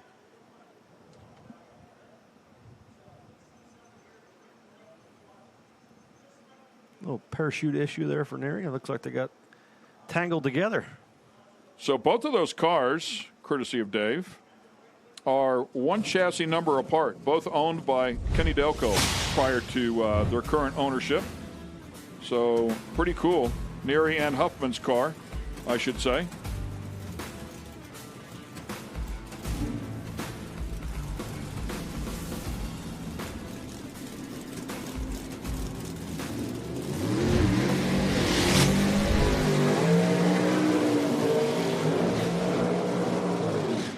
Corey Voss coming up here with that beautiful yellow Chevrolet entry, and Voss wheelie bars, of course.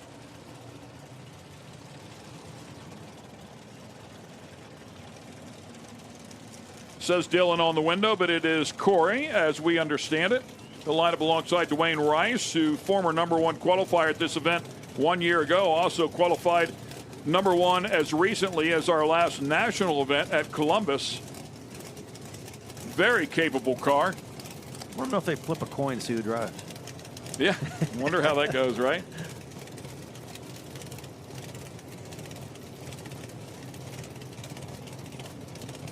Well, Dwayne should have a bunch left inside of that one. Certainly capable of 4.0s. Yeah, the speed was down. Low 4.0s, in fact. Yeah, shut that thing off a little early last pass. Speed was down on it.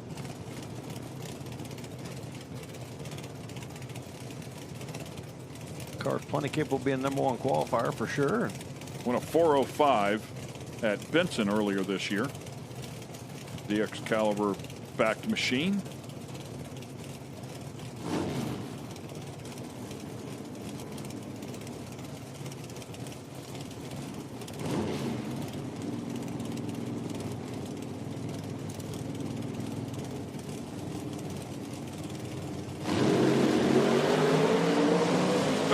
Voss having to drive that one and brings it back. Never lifted, man. What a ride. It was a 417, but man, it was an exciting 417. Yeah, it sure was.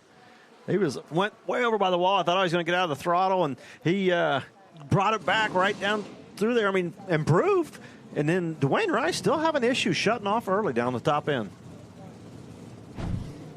Kurt, neighbor, we were just talking. You told me only 34 things left to go wrong in that car. Just tell me about the struggles, but how you're having a positive attitude through it all. Well, you got to maintain a positive attitude or you can't race. You know, these are things that happen to you. And the unusual thing is it's been about 20 things that's never happened before this year. One time the two steps held on for 0.2 of a second. Instead of going to 408, I went to 428. Didn't qualify. Next pass, like this last pass here, first pass, just refreshing the whole engine up, new crank rods, pistons in it, and stuff like that. Broke 2 valve springs before I left the line.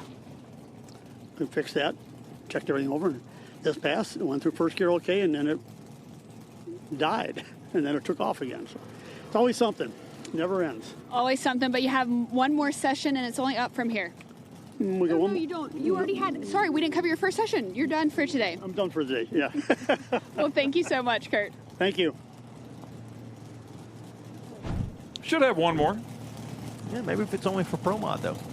I don't know. I didn't hear. I thought it was 3 for everybody. I thought so. Jeremy Huffman coming up here next, and Jerry Tucker. Jerry Tucker, number 1. Jeremy number 2, as it stands right now, 4:09 and 4:10. These guys were the class of the field that first session. They come out here and load down number 1 and number 2. And big gap between these guys and the rest of the field. 800s, I think, first session. Yeah, they were side by side. They obviously have swapped lanes here for the second session. Tucker's car been running so well lately.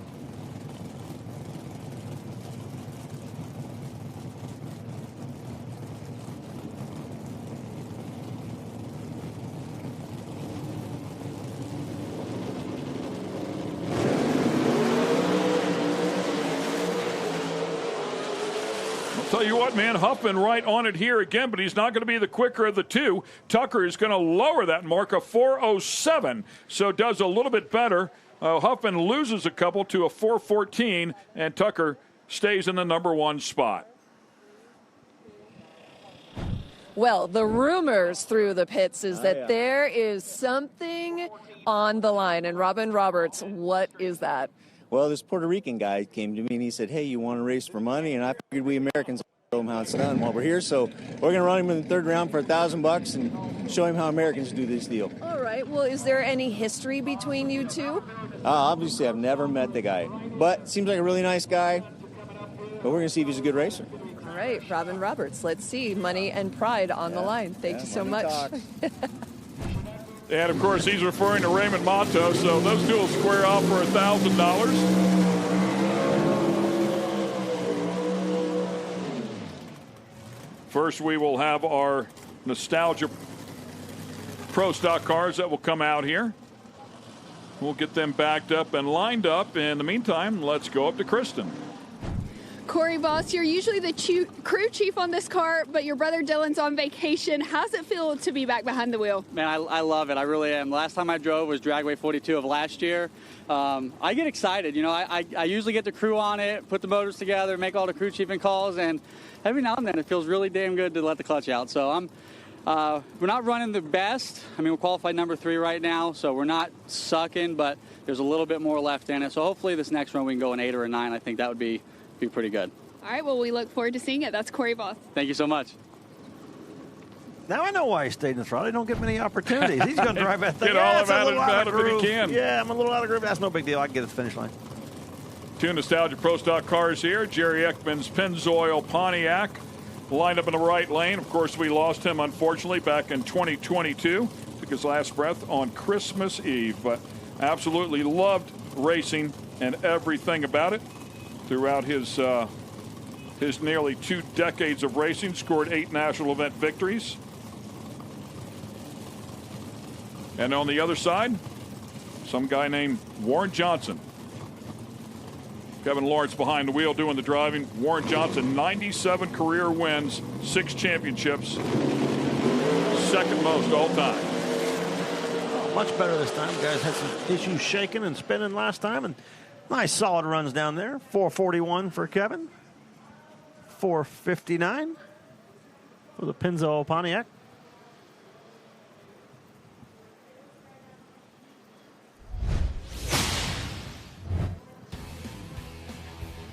No look ask. Lawrence still rattled the tires a bit. Yeah, just a touch. He was pedaling it last time, going down through there, pedaling it. This time being able to stay in the throttle, get it to the finish line. So nice job of those guys. It's great to see them out here putting on a great show for the fans and showing some of that old history. Jerry Tucker, you seem to have it all figured out in this car. You're the one that everyone's chasing. Do you feel like you have it figured out? Because I feel like as a driver, you never do. Hey, it's so difficult. I don't think one can ever have it down pat. We made a couple of good laps and all, and everything seems to be working, but it can stop working just as quick as it started working. That's the quote of the day. What expectations do you have for yourself in that next session? I think we should be able to try to stay on to the pole and then maybe take it over into eliminations tomorrow. All right, well, we look forward to seeing that. Thank you so much, Jerry. Thank you. Yeah, JT's got it going on. They've got a good hot rod here this weekend, so they'll be the car to beat as it would stand right now. One more qualifying session. You can't count any of these guys out. Anybody could step up and be a player here as well. It'll be fun to watch as things conditions continue to change and quite possibly come back to them a bit. And that'll line up Pro Mod here as well. So Pro Mod coming up here for their second session of qualifying. In the meantime, we're going to take a quick break. We'll be back with more great racing action here at Darana Dragway. Stay with us.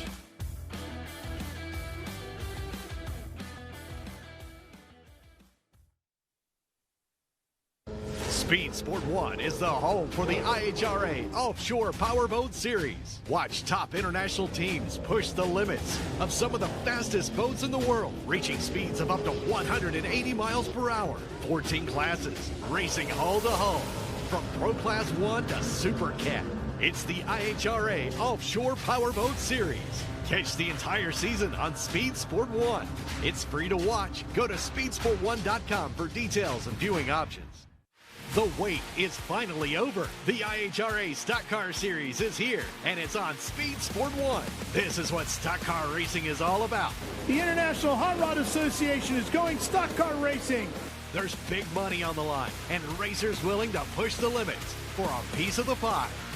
Leaning on each other as we cross the start-finish line, head down into turn number 1. Watch the entire season on Speed Sport 1. It's free to watch. Go to speedsport1.com for details and viewing options.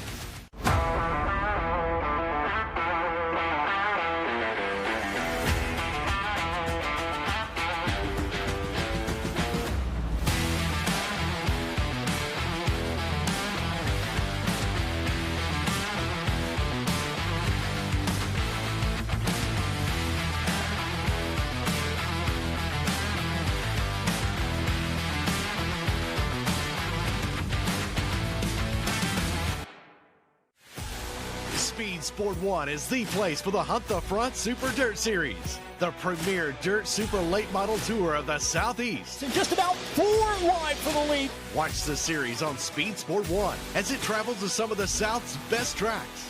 Founded by racers, the Hunt the Front Super Dirt Series is a professional touring series, and you can see the entire season on Speed Sport 1. It's free to watch. Go to speedsport1.com for details and viewing options.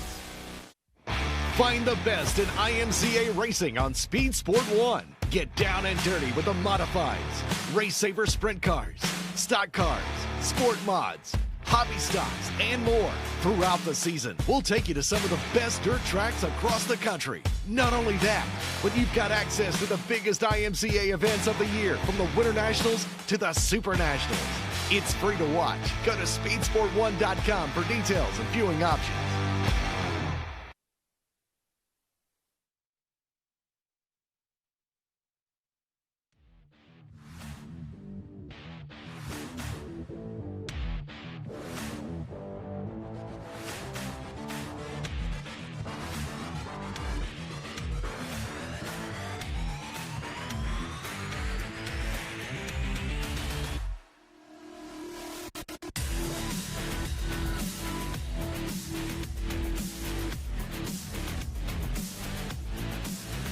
Welcome back to Darana Dragway. We're here in Milan, Michigan for the Pro Mod Mania, courtesy of the International Hot Rod Association. Second session for Pro Modified about to begin here, and turns out we have some grudge matches in the middle of this one. Little track prep, as you can see the sprayer go back by. And typically when they do that, they will bring the rotator out here and grind it in. Here comes the rotator back there as well. See it starting to move. So very close to sending our first two pair here for this second session. Yeah, it's been nice that the rain has been kind to us and moved a little to the north and avoided the track this weekend so far. Let's just keep it up there. Does seem like the weather has changed substantially, even though the numbers, if you look at it on the app, really have not. Temp 81 degrees, feels like 77. Humidity at 54%. It was a little bit less than that in the first session. Density altitude about 2,900 feet, so a little bit more than what it was, but relatively close. But with that said, no sun on the track at all. Yeah, it's been cloudy for several hours now. Was some pretty heavy rain just north of here, but no rain here. That's a beautiful thing. By the way, I want to send some love out to the Jarrett family. We lost one of the greats here, and not only was he a fabulous race car driver, NASCAR Hall of Fame, also a great commentator as well. We lost Ned Jarrett. Sorry to hear that, and thoughts and prayers going out to the Jarrett family. Wonderful people. Never had a chance to shake his hand, but boy, certainly enjoyed listening to him in the booth. And I remember when his son won at Daytona, he was all but crying up there in the booth as well. Very special moment and bond that he and his son enjoyed together. So losing one of the good ones in Ned Jarrett, but a real good run there. I don't remember exactly what those years were, but I want to say was he 94? Yeah, right up there somewhere. Pretty good run.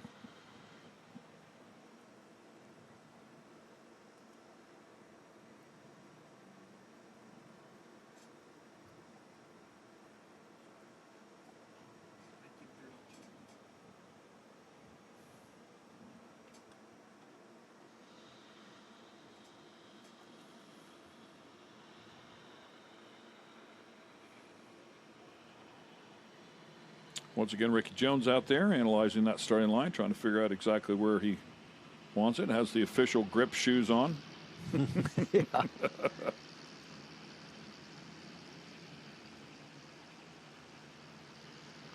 It's going to change once that rotator gets in there and grinds that in a little bit.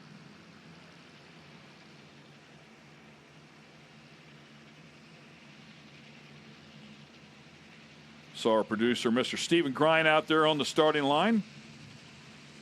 Camera in hand. He was my first ever camera guy going back when I think they had to run a hand crank on the side of the camera to get it to go. But he forgot how sticky that starting line was and lost one of the shoes. Lost both shoes. How quickly that memory came back of, oh, yeah, I remember about this now. And look at him. Typical cameraman fashion, never stopped shooting, kept it in focus, I'm guessing. That white sock's no longer white, though, nor will it ever be white again. It's cool to see him out there with a camera in hand. Pretty doggone good back in the day when he ran those things.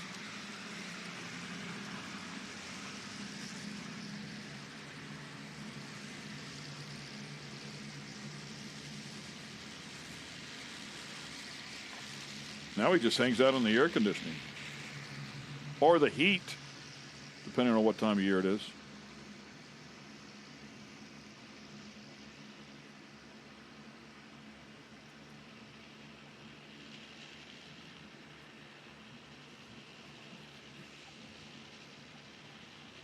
Windy City Creative, Windy City TV.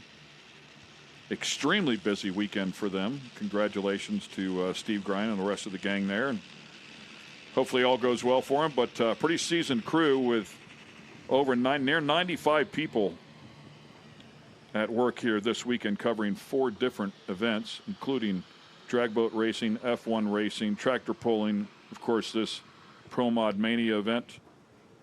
Very, very busy weekend. Big weekend for the company. So congrats on that.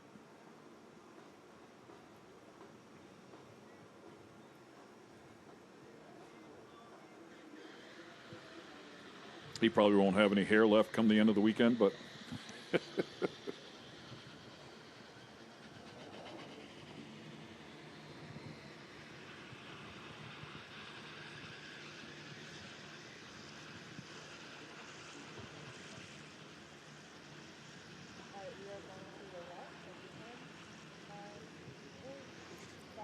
and I believe Lorette is busy over in the staging lanes. Let's see where she's at. Lorette? I am in the staging area, and I wanted to grab Jason Lee because he is in a new car, new to him. Tell us the reason why. Yeah, we brought 2 cars with us with the Coast Packing team this weekend, and the white car we ran less than a week ago, and it hurt an engine when we were out at the last event, and in order to complete the event, we had to put our spare motor in, which we were intending to use here, and we actually had some main bearing issues and some oiling issues with that engine as well. Just to pull the plug on everything so we could regroup and figure out what's causing the issues so we don't ruin any more parts with that car. Stepped into the blue blower car that we brought. So that car's running well. We'll see if we can pick up, and move into the top 5 or 6 here in this round. Yeah, and there's also another very special reason. Out of Swanton, Ohio, you have some very special fans here. Yeah, absolutely. Families within 30 minutes of here, so everybody plans on coming, later tonight and tomorrow. So looking forward to racing in front of them again. It's been a long time, and this is my home track, so it's fun to be here. Incredible. Best of luck. Thank you so much. Thank you. Thank you. And Lorette, I don't know if Lorette can still hear us or not, but I want to say a 10-month-old grandbaby that is over there with them. So part of the passion to go racing with all the family here. So they did a car swap and kept him in the seat. Yeah, you want to come out here and have all your family out with your home track, and you don't get to race here as often as you probably used to, so you want to go out here and put on a show for everybody. And I imagine he was a little bummed when the white Camaro wasn't going to make it this weekend. How can I make this happen still? Yeah, and we heard the 2 different drivers have a bit of a weight difference, so they had to move some weight around in the car, and it wasn't necessarily happy in that first session. So we'll see if they can get that sorted out here in the second one. It's amazing how weight sensitive these things can be. Was it you and I that were having the conversation where one of the drivers lost 100 pounds from last year to this year, and it really upset the race car? Yeah, absolutely. The driver weight makes a big difference in these cars, and they're on the scales trying to get these things scaled right, get them the balance right. Man, you wouldn't think, okay, I went on a diet, lost a little weight, how much it's going to affect the setup of my car, and it takes a little while to get that figured out. Crew chiefs like it when there's a lighter driver; they can move that weight around where they want. But yeah, we were over there looking at the turbo Camaro this morning, and they decided to change some weight on that thing as well. Didn't necessarily take any weight out of the car, but just movement, and it was just a mere 10 pounds that was on the driver's side. They were going to put over in the passenger side a little bit higher. They're trying to create some leverage and get the car hooked up a little bit better and make it a little bit happy. But it was just 10 pounds.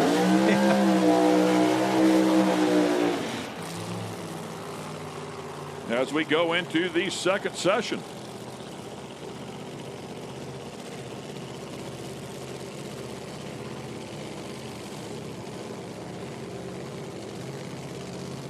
Former world champ pulling up here.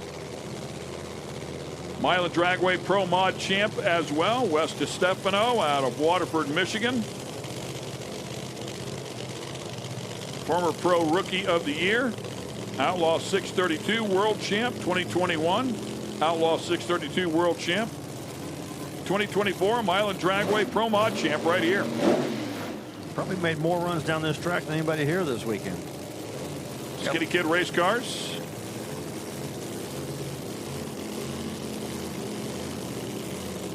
And he is down at the bottom of the sheets in the 24th position. Not where you would expect this car to be, so plenty of room for improvement here.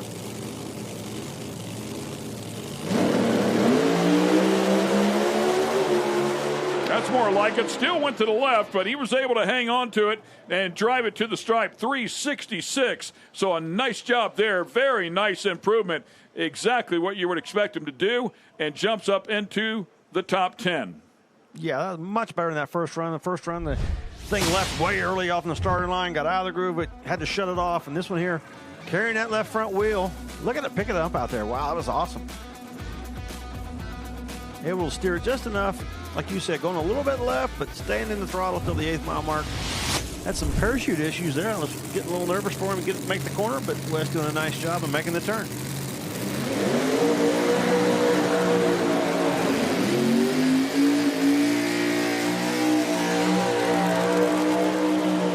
Two more cars here that you would not be surprised to say they're number 1 and number 2. However, they currently sit 24 and 25. I mean, two very capable cars that come out here, go number 1, and win this event. And they both struggled in that first session. Yeah, you normally used to seeing these guys in the back of the session, you know, towards the back where they're qualified really high. And out here right now, early. So that's the part that really gets you. You screw up that first run, and not only do you have to come out and try to figure out the racetrack and get your car down the racetrack, you don't get the opportunity to sit and watch everybody else and learn from what's going on during this session. You got to come out first and hope you guess right. So just makes this weekend go a little tougher. If you screw up that first run, it just makes the rest of the weekend a little harder. Line up in the near lane is Greg Blevins out of Fenton, Missouri. Super Abrasives, Bellman Oil, Chassis Motorsports, All-American Cycle, Fuel Tech helping them out. 2025 Limited Drag Radial Champ, very accomplished. And Callie Mills, as we talked about before, going to the final round here 1 year ago and lost in an extremely close side-by-side battle with Weatherford. But a very fast race car sponsored by American Pride Golf Carts, Baskin Truck Sales, Quick Performance Rear Ends, car owner Paul Hayden, Dwayne Mills, Mike Sims, Taylor Strange, Terry Mills, all helping out. Started racing at 8 years of age in junior dragsters. Callie Mills out of Sand Springs, Oklahoma in the far lane.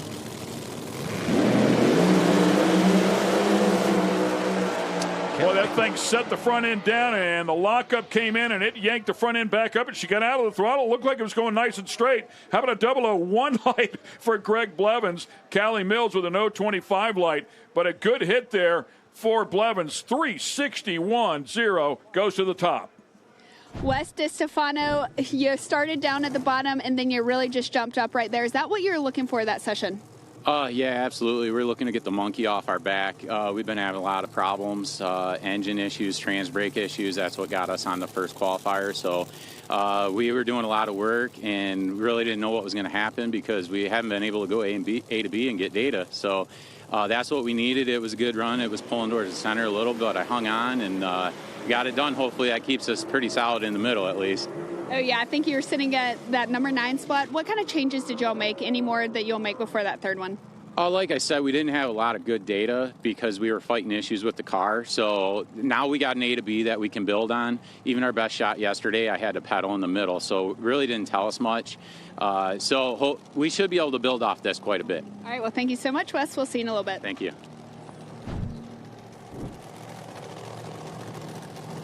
Backing up our next pair, Ed Thornton and Bubba Green. Bubba Green's burnout not quite as violent. RPM's not quite as high in this particular instance here. Shane sent me a note here, said they moved 5 pounds back to the driver's side. They had moved 10 off to the right-hand side, moved 5 of that back to the driver's side, made a 4-link change, tried to straighten it out a bit.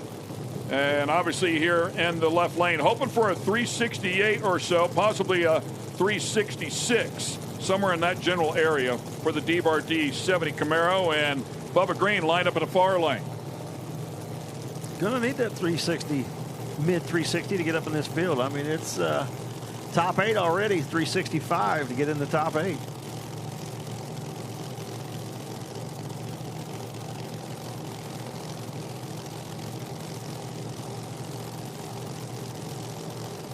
Mr. Mile Per Hour, if they get a hold of it with that turbo car in the near lane, it'll throw a big number on the board.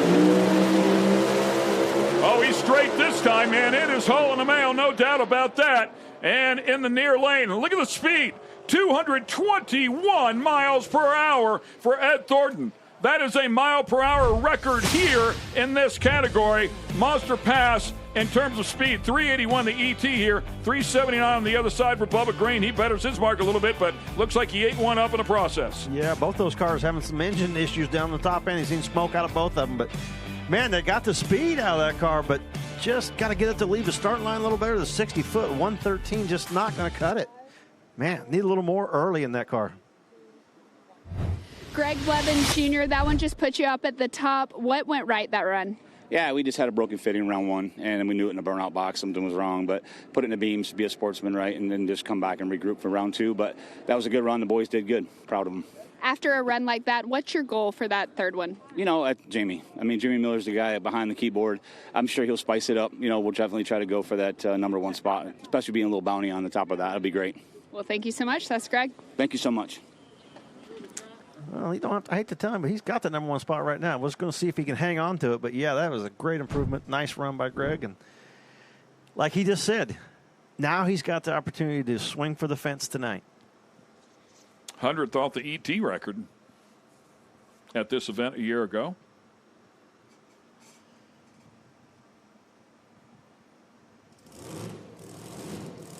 Yeah, that's crazy. An 81 at 221. Yeah, just the 60-foot. They can get that thing to leave the start line. It's a rocket ship once it gets going. But and I saw some previous runs. I mean, I want to say even yesterday they were sub 1 second. So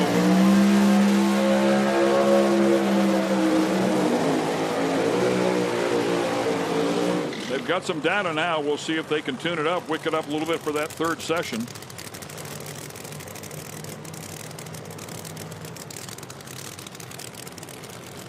Keith Goolsby coming up here next. Lined up in the near lane with the Corvette.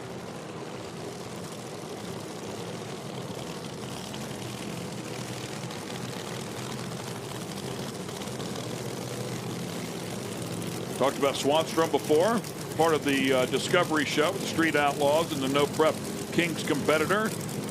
Used to racing on some tracks there's just not very much grip.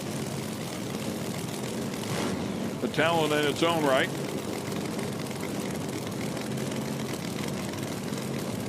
yeah, watching some of his posts on social media, just working at it, trying to get the tune-up figured out in this car, trying to get it to run a little better. Very positive attitude. Like, you know, I mean, it's so hard to keep that positive attitude sometimes when things aren't going your way, but determined to make this car run better. Yeah, good-looking Corvette here for Goolsby. Larry Jefferts' car, of course, and paint on it just gorgeous. Love the Wile E. Coyote on the side of it. The struggling, they said it was sitting for 3 years inside the shop, and they decided to blow the dust off of it, bring it out here, and give it a shot.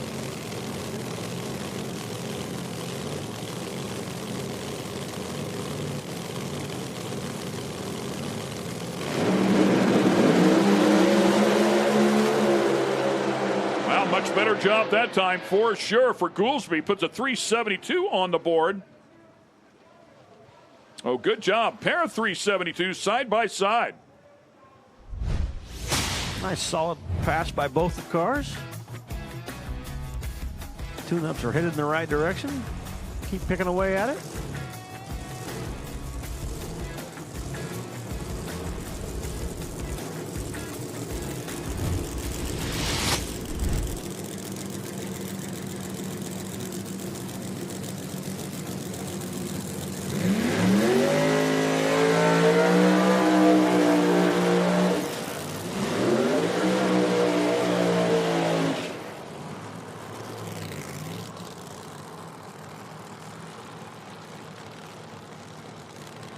Well, this says Robin Roberts here, yes, and Melanie Slimming. The grudge race is Q3. That would be Q3, yeah. Q3, yeah. I was looking forward to seeing that now. This is the tune-up for the grudge race. See him go at it now. If you missed it before, Robin Roberts and Raymond Matos are going to square off for $1,000 in the third qualifying session. In the meantime, Melanie Slimming will line up alongside Robin.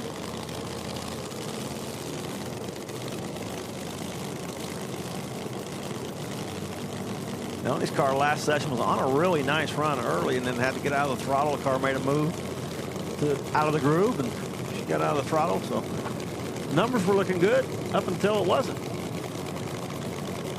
Looking at the nose up there of Robin Roberts, and worth a mention here, talked about it before, but actually holds both ends of the track record here at the national events. Did that here last year, won a 363 with a 9 at 208.43 miles per hour. So Robin's got a hot rod. Knows this place. Yeah, it was much warmer back then when we were here. It was in the 90s, high 90s. Slimming with that beautiful Pontiac Firebird lined up in the near lane. Here we go. Slimming with a front end up, man. Big difference. How about 360 with a 7 to the and top. The fourth one with a 1. That is good for an ET record at this event. Congratulations to Melanie Slimming. An excellent hit right there. And only. Yeah, I don't want to say only. So 2:08:33, really solid pass, man, all the way through. Yeah, you could tell. Like, you see the car leave right here, and then all of a sudden, look at it, just picks the front up even higher out there. But this time, other than last time it did the same thing, but it got out of the groove and went a little out to the right. This time, straight as an arrow right down through there, able to stay in the throttle. And watch it here. Look at this. Right Woo! there, that lockup comes in, and when that lockup hits, man, that front end comes up in the air, and it was way up in the air. Good thing that car was going as straight as it was.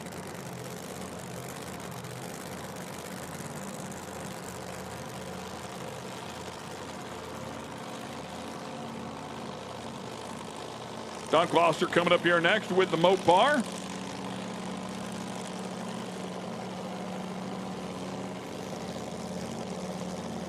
Oh, that's what we like to see. Yeah, that was a pretty looking round, wasn't it? That was awesome. Very nice.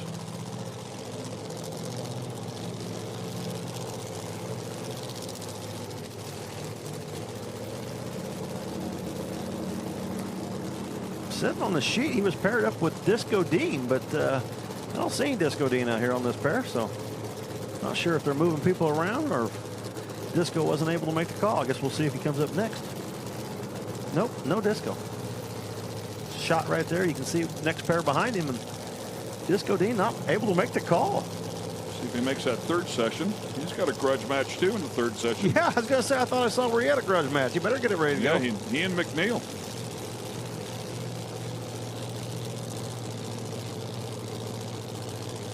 $400 on the tree, $200. Oh man, pretty pass here. Nice job, 369.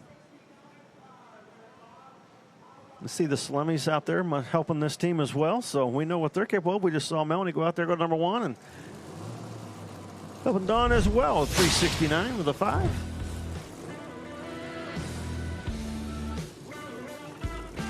Well, you don't get much straighter than that. No, you Pro Mod. do not. That is pretty impressive.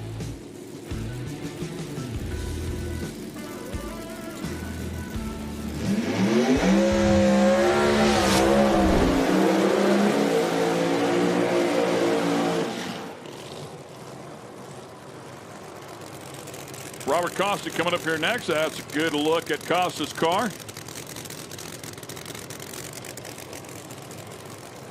Nice looking Mustang. We'll have it alongside Joel Winsley.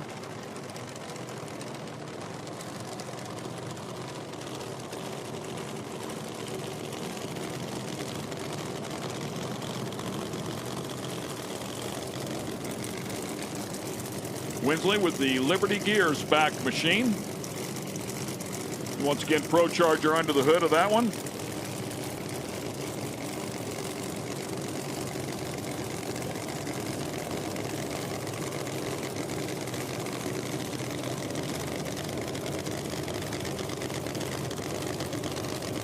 I believe he told me it was a Rick Jones car.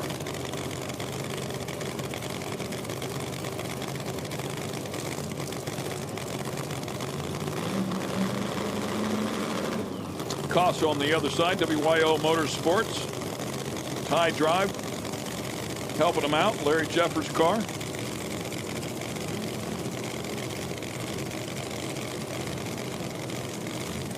Winsley from just down the road in Brooklyn. Costa all the way from New Mexico. A hike. Owns a track in Albuquerque.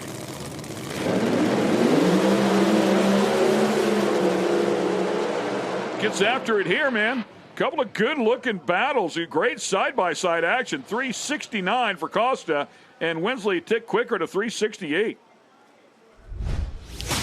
Good old-fashioned drag race. Nice, solid side-by-side run. I'm sure they're looking for a little bit more, but good data. Tune up for tonight. Melanie Salimi, 360 with a 7, putting you up in that #1 spot. How'd you get it done? Well, we shook the tires on the first one after testing really well yesterday, and I knew that they were going to try to make it this go. We probably could have went a little bit faster. I know that it was slow down low because it did a huge wheelie, so I think tonight we'll be able to come out and really get after it. We've got some really good test numbers from yesterday, and making it down on that run was key to being able to go and run quick tonight. So my guys will go back and probably move some weight around and twiddle their thumbs and go on the keyboard a little bit, and Katie will get all the stuff ready for the next round. So I don't know. This is the first time that I've raced at this racetrack, and it's cool because I feel like it's somewhere where I can do well already. Hey, well, if you keep that #1 spot, you're going to take home a little extra cash tonight. Awesome. Thank you. Thank you.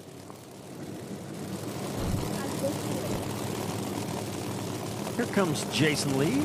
I was going to say how quickly a new place can become your favorite track. Yeah. Boy, you go out and go #1. I'm like, man, this is my favorite racetrack I've ever been to. Don Walsh and Jason Lee. My apologies. I know you're getting ready to talk there, and we heard that about Jason Lee stepping into Cam Hensley's car.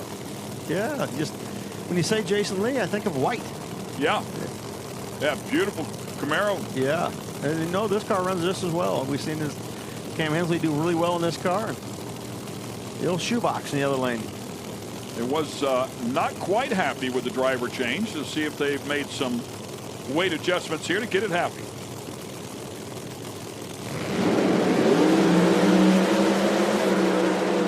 Previously went at 367. Here he'll go 367 again, right alongside Walsh's 367. That was a really interesting run for Jason Lee. You watch this here. It goes out, and it rattles the tire just barely right there. As soon as it cleared up, it picks the front end up in the air. It was a lot going on for Jason. Just picking away at it. I mean, he is not his normal race car, but you see it just rattle the tire just a touch, and then come right out of it. Don Walsh, that's 2 nice solid runs for Don.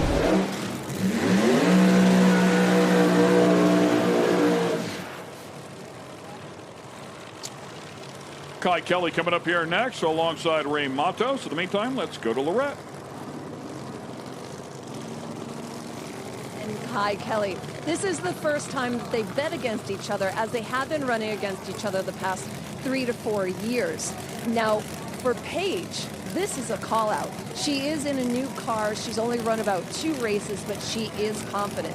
And guys, Paige kept raising the stakes until Kai caved. $1,000 total, $200 per cone. Ken, do you have a favorite? Yeah, I mean, I have to go with the seasoned veteran on this particular one, and Kai Kelly. We'll find out how that shakes down in the in that final session. But Paige certainly proved she's very, very worthy. She's very fast out here, so we'll see how things end up shaking down. That'll be a fun one to call as well.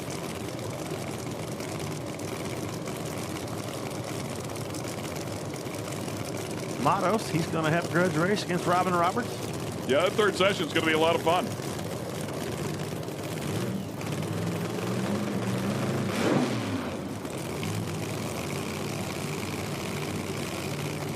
Matos will be part of that as Robin Roberts, and he will get after it. Kai Kelly, and sounds like Paige Coughlin will have some fun from cone to cone. And we'll see if Disco Dean can make the call, because he's got a little grudge match going too.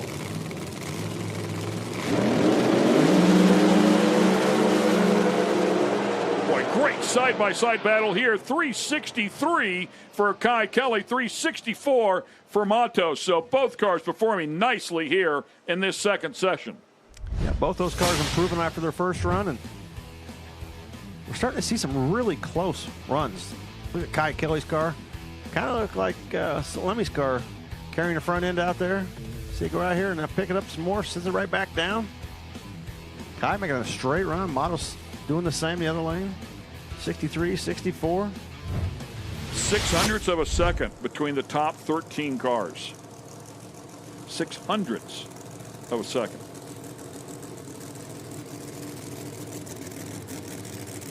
Here comes Paige Coughlin. Yeah, real nice hit for her in that first session.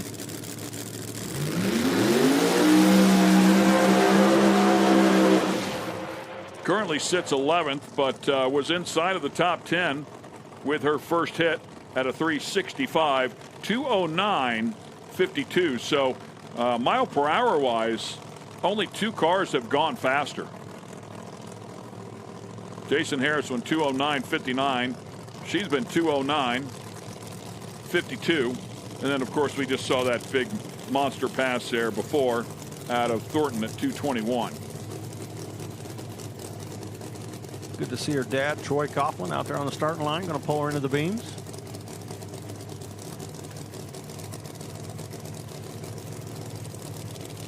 Troy made a lot of runs in Pro Mod cars over the years.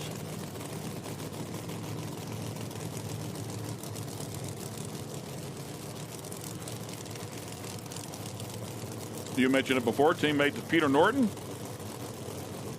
RJ race cars as they fan the doors to get some of the smoke out of the cockpit of the car. Check the wheelie bars here.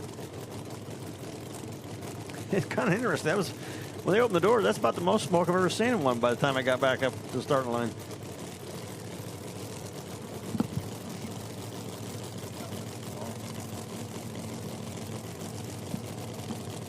So McNeil and Disco supposed to have that grudge match in the 3rd session. He's also sitting this one out. He should have been on the other side.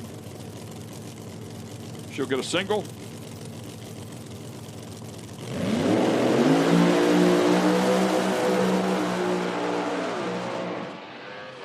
And a 363. Nice hit right there. Nice improvement. And she'll jump back up to the number 6th spot. Well, she's got a grudge match coming up next round with Kai Kelly, 63 with an O. To and 63 with a 3. So it's going to be a great grudge match. This is great. This is going to be really good. So they got their work cut out for them. It's going to be a close race. Let's check in with Kristen and see what Kai says about it. It's going to be fun. We're here with Kai Kelly. Kai, you got one more elimination, and you got called out today. Just walk me through that and what a grudge race actually is. So Paige Coughlin called me out, and we're going to bet $200 per cone. So reaction time is $200, 60 foot, 330 mile per hour, and ET cone. So it's going to be a $1,000 bet total. Paige, we've been racing together on MPK for a long time, and really we never raced each other. So I wouldn't mind kicking her ass. Her husband's been talking a lot of trash. So I really want to beat her on the tree, though. That's what she talks good about. So if I can beat her there, I can beat her to the finish line. All right, were you happy with that ET of 363? Ran exactly what we wanted to. We showed up here. Our car was a pile of shit. And we rebuilt the motor twice, put 2 transmissions in it, 2 rear gears. The only thing we haven't changed in that car is the drive shaft. And so coming out today, after making no full passes yesterday and doing a 67, then a 63, we'll be able to haul ass tonight. All right, well, we look forward to seeing you and Paige later tonight. Yeah, she's not going to be looking forward to that. It doesn't take much to get him motivated. No. But that'll do it right there. It's almost like he's done that before, huh? Yeah, he's probably played this game before. Steve King and Travis Harvey. King, boy, the burnout was aggressive. That Coughlin family's done a little racing too, though, so we'll see. That's going to be a good call out. These 2 cars are sitting number 10 and number 11 currently. 65 for Harvey, 65 for King last run. We've seen a lot of guys improve.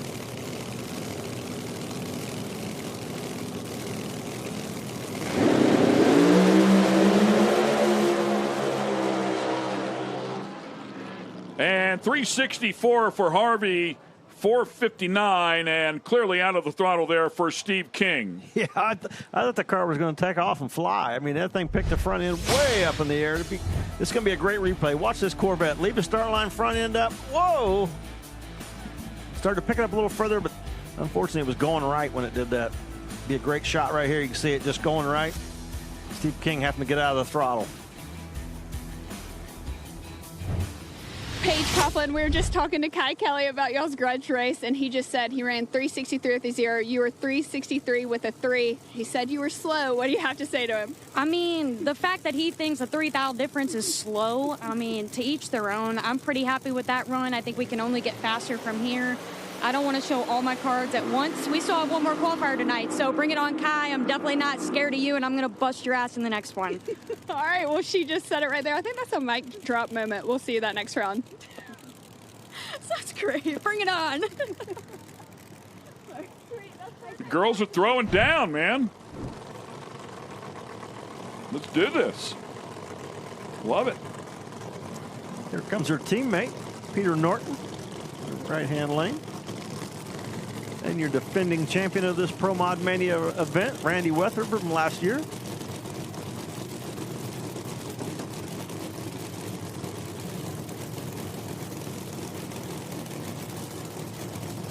Weatherford currently sitting number 8 with a 364 on the board. We'll line up alongside Peter Norton here.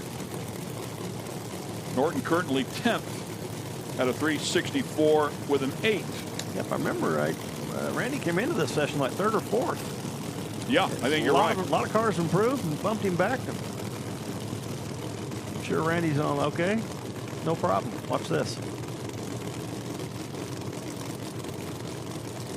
Peter Norton came onto the Pro Mod scene here recently and had a lot of success already. Ricky Jones doing a great job with that team. They both sound pretty angry. Hearts Chargers in both of them.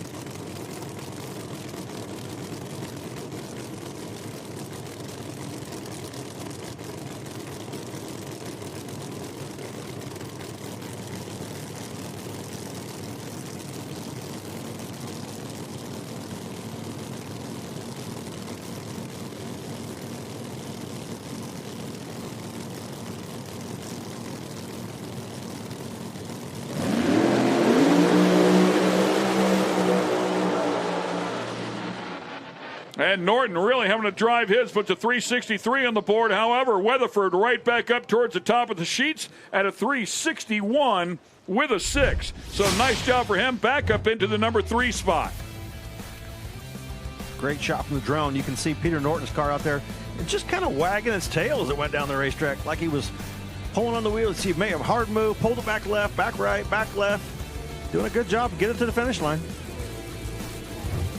Travis Harvey, you found something more at that run. You said you think you can find something even more at this last run. Let's just talk about the conditions. How's the track? How's the air? The track's really good.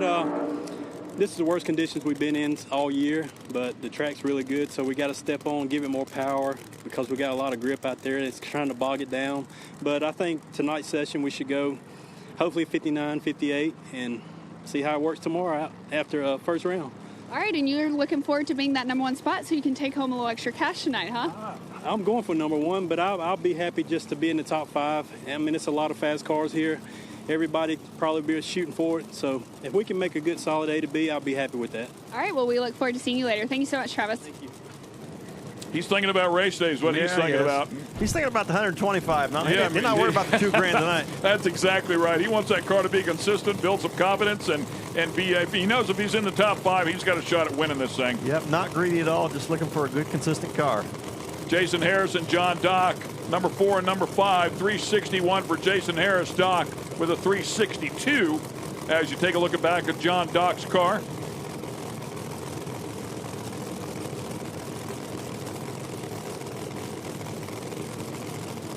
Harris with the big speed, 209.59, which is what Weatherford just ran as well.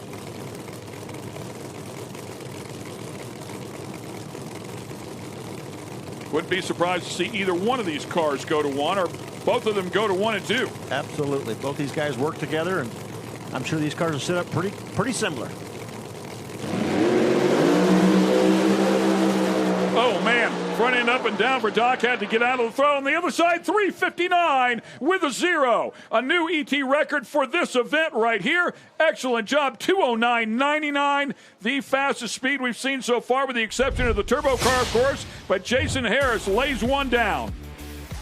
Yeah, these cars left the start line and they were tied together. Doc's car, I mean, it was on a pass right with him, but carrying that front end and moving to the right, have to get out of the throttle. But, man, look at that. Jason Lee's car. You talking to them this morning about how they just love this car. It's really worked well. It just goes down any track, and you can see it right there. It looks so smooth. Wow, maybe this is like a pre-grudge race or what?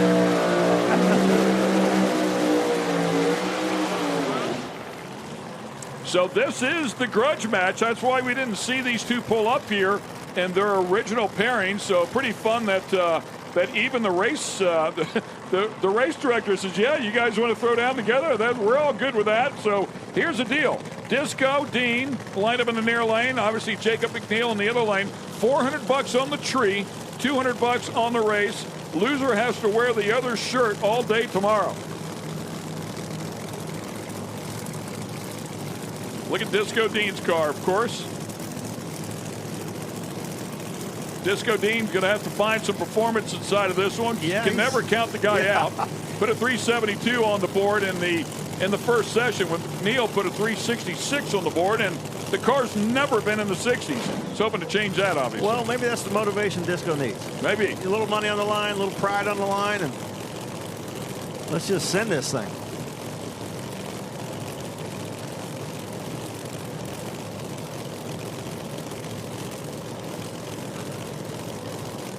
McNeil right in the center of the controversy from a week ago, and everybody has jumped on board. And that's what these people do, man. They love to have a good time. They love to talk trash, call each other out. They put their money where their mouth is, put it on the starting line. Let's line them up. Guy Kelly and Jacob doing a little grudge racing last week. Guy taking his money.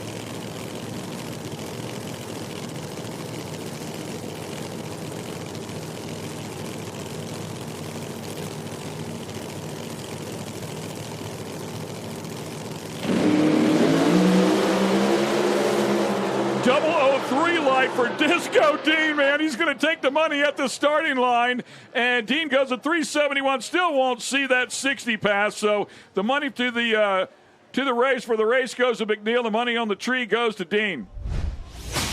He was ready. He was pushing it, man. 003. Jacob a little off. I mean, he's been double O's a lot here lately. He had a 21 light, but McNeil 63. Disco get so close to that 60s, man. Not get a 60 out of that car. Wow. Let's go to the top.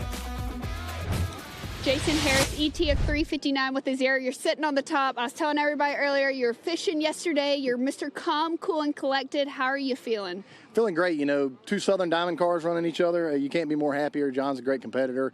But 59 with a 0 is kind of what we set up for. I saw Melanie go 60-0, so I knew the track was there. But got a little cloud cover. They just gave us Q3, so we should have a great run in the next session. There's a lot of cars that can overtake it. But, you know, Party Time Cars moving on, LAT Oil, Hoosier Race Tire, M&M Transmissions, Proline, TKM, all these companies that sponsor me, man. I've got a new one on for this weekend. It's called Circle City Tools. Local guy sells tools, Cornwell. You know, check them out. Southern Diamond. What's the goal for Q3? Go fast. All right, well, we look forward to it. That's Mr. Party Time, Jason Harris. Thanks a lot. Yeah, good for him. And as Kristen mentioned, it's been to all three final rounds here at our first three national events so far this year. That car is very, very consistent, man. They're happy with what it's doing. Seems to be having a pretty good year. Yeah. And right back up at the top of the sheets again. Exactly what he would expect. I mean, they just stay in that window.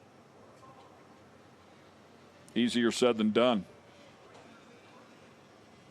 Try not to overthink it. Read the data, read the track, come out and try to do it again. Should be a lot of fun that third session. A couple more grudge matches in that third session. Yeah, and $2,000 for low ET this next session.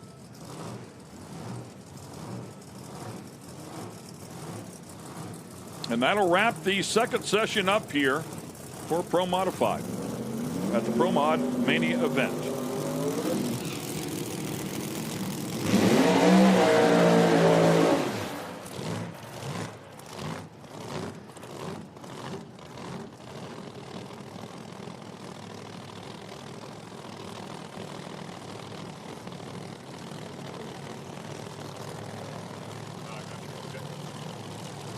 Warren Vandish and William Riddle will come up here. This is a no-time category.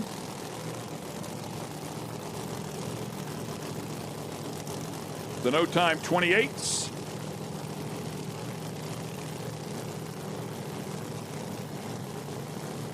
Good-looking Nova.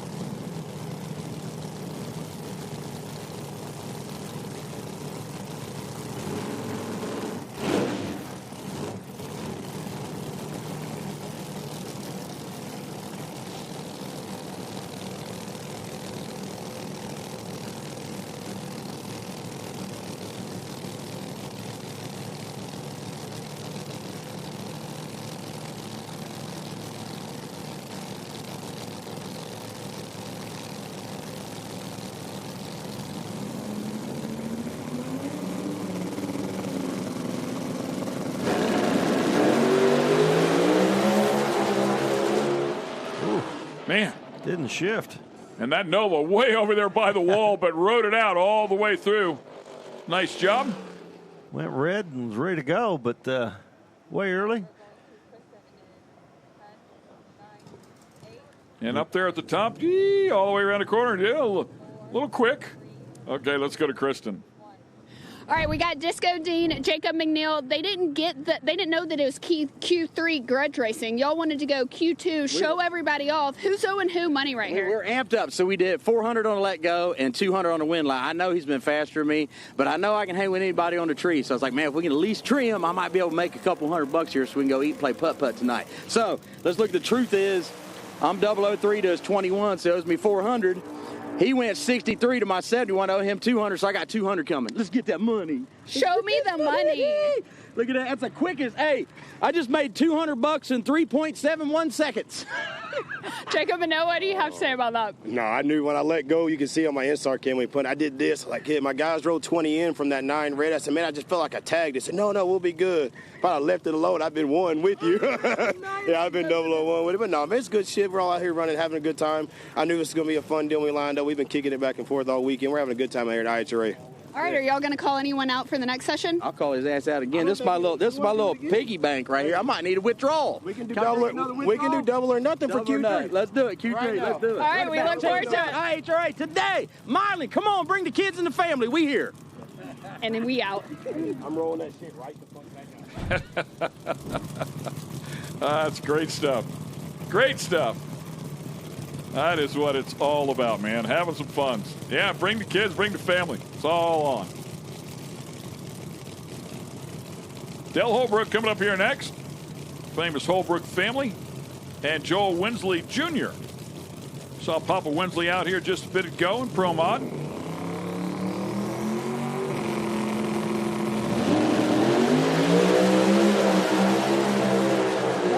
Holbrook's car trying to go to the moon. Winsley Jr., man, you could just easily see that thing is a hot rod, and he puts one together right there, man. That was a great pass out of that car. Sorry, would love to tell you how quick it went, but we don't know. No time category. Watch Holbrook's car right here. Whoop. Pick that front end up. Del said, okay, that's enough of this. Another look at that Mustang here. They're starting to get that thing figured out. Man. We watched him in the Brats category here a few times and trying a different combination with that turbo, and you could see when the boost kicked in, couldn't you? Good challenge for that family. They're very good at what they do. Okay, we're going to send it back over to Brent Carver, I believe, is over there, and the house announcers. We dropped it down safe. Outlaw 32 to the lanes, please. Outlaw 32 to the lanes. Outlaw 632 to the lanes, please. 632. Outlaw 632 to the lanes. Here we go. Backing up the next pair. We have now changed category. We've changed category as we move into all motor.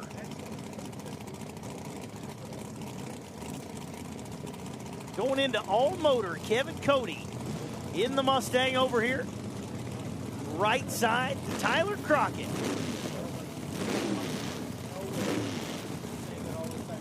Crockett's car has never really looked like it got going, so let's see if he can pick that thing up. 782 cubic inches, all motor, naturally aspirated. That's what you got to be here in this category. So Kevin Cody likes the second bolt. Here comes Crockett.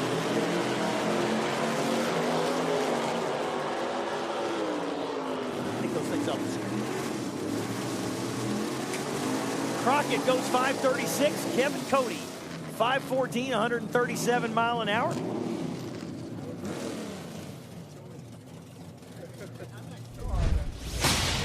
Here is Dave McDonough. Right side 67 Camaro, second gen Camaro, the 72 model of Kevin Christensen, going to be on the left side. This is all motor.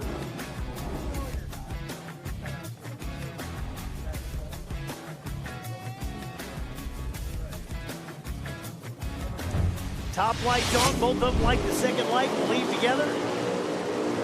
Boy, it looked like Christensen just really hazed the tire. McDonough 570 at 124 mile an hour. Christensen loses the tire early on. It just looked like it was just hazing the tire the whole way. Here's Dan Oskin, right side, 69 Camaro, and Chad Nunschwan, left side in the Mustang. You know, that's one of my favorite dudes right there. I'm telling you what. I thought I was your favorite dude. Yeah, only for an hour, so this is over. Anyway, no. But that guy is so fun, man. He's just, everything about life is good to him. You know what I mean? He's got his kid racing. He's out racing. They say money can't buy happiness, but money buys race cars. Which buys happiness. Which is happiness. Who has a race car that's angry? Well, only the guy that got in a red light. Well, there was this one guy I knew that wasn't allowed to race 8,000 RPM. Right, he wasn't happy. The only reason he'd go 8,000 RPM was the movie. What was it movie? Shelby? Oh, yeah. Ford versus Ferrari. Right. We're getting there. She's breaking up. She's breaking up.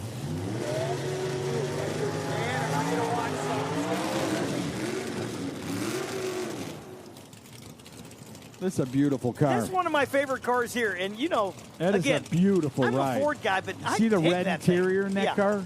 Yeah, it's got the red dash. The black paint got the grates in the fenders there. I mean, it's just cool. That's Brandon Elser. Left side, Vince Corey. Corey in this 2014 Mustang. On the left side.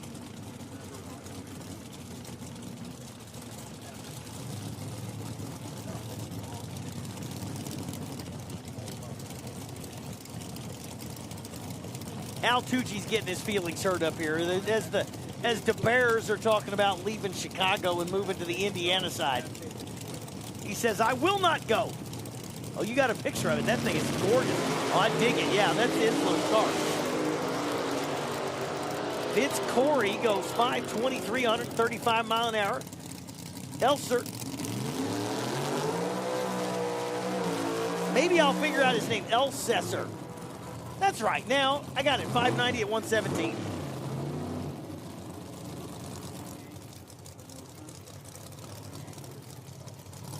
This is still all motor. All motor. Just pay attention.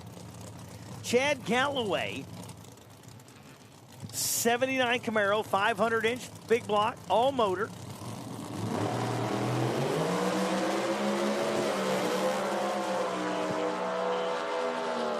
It was 576, yeah, 576, 126 mile an hour. Not bad, man. That thing was boogieing down there.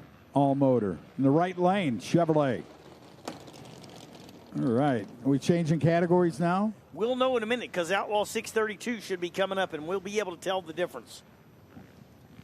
Outlaw 632 going to run down there in those 420s.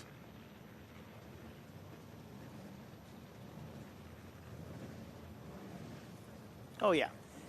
Yeah, 550, it's 5:55 right now. Dinner at Hospitality will start being served in 5 minutes. So if you're a racer crew, you got your racer or crew armband on, please go over and, oh, yeah, please go over and get you some supper. That guy was lucky. That hood didn't just say, "I'm exiting right here." Yeah, it was lifted up on one corner, definitely. So Galloway and company down there, and he makes it out without scaving the hood up there or scratching it up, and will bring us right to the little red Mustang you know all about. Open comp. Eddie Z, Ed Zabrowski, right side, and Tom O'Keefe, left side, 81 Malibu. Open Comp's final round of qualifying right here. Tomorrow it'll be for all the marbles, man. Get the car work. You said under a 10th, right? They take a 10th off your best number. That's a fact. Running quarter mile. Just as an example, if it goes 10 flat, your quickest qualifier is 10 flat. You will be on a 990 tomorrow, and you cannot change it. It's automatically locked in and set, so you really have to pay attention to weather. You know, you got to change the car for the number, not the number for the car. I'm going to ask you a tuning question, if you don't mind. Yep. So if you're at that, and the 10 flat was the best that car's ever run in its life, are you in trouble? Yes. You are in trouble if the best pass it's ever made is 10 flat, and now you're on a 990. You're probably in trouble. We always, as an open comp racer, you tried to ditch a 10th in qualifying so that you could run your number when you got to it. I've done it, and probably most of us did it. At some point, right when you cross the stripe, you said, oh crap, I forgot to lift. And now you know you're in trouble, because a lot of guys would pick a spot on the wall, maybe 1,000 foot, and click it off, and that's how they scrub their 10th. And all of a sudden you get down there and you realize you ran it out, and you're like, oh, this is not good. I'll never be able to cover my number. That is so cool, though. Now I understand it, you see, because now it's like, hey, you're not going to play possum, dude. Yeah. That's basically what you're doing, right? Yeah. You know that you have that 9-second car, and you're running 10 flat. No. You're going to go back to 990. Yeah, you got to be able to get there. If you can't, I promise the other one can. Scott Jones's car out of Wayne, Michigan. I love that Chevrolet Nova. Man, is that a good-looking race car. Yeah, and Larry Casino here on the left side. And again, they qualify position off of reaction time, but they are going to run random pairs. So really, the number one qualifier would technically be the only one that matters. And that would be perfect. Pretty good down there. 1164, 1096. Here's Ryan Malloy coming up here in the white Mustang in the left lane. And then the one sponsored by Dolly Parton in the right side. That's right. Steve Dustin over there out of LaSalle, Michigan. 79 Mustang with the old 347 on board. But he's got moves. Oh, he does, man. He's getting a lot of great pictures, He's got too. hops. So Dustin.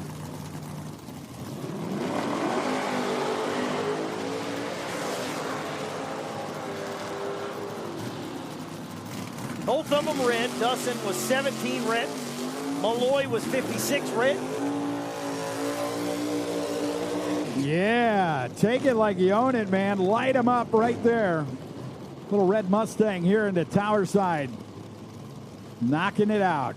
Now he's going to go right into the beams down there. Robert Ballard, Lincoln Park, Michigan. 79 model Fox body. Chevrolet Camaro of Tony Martinez over there.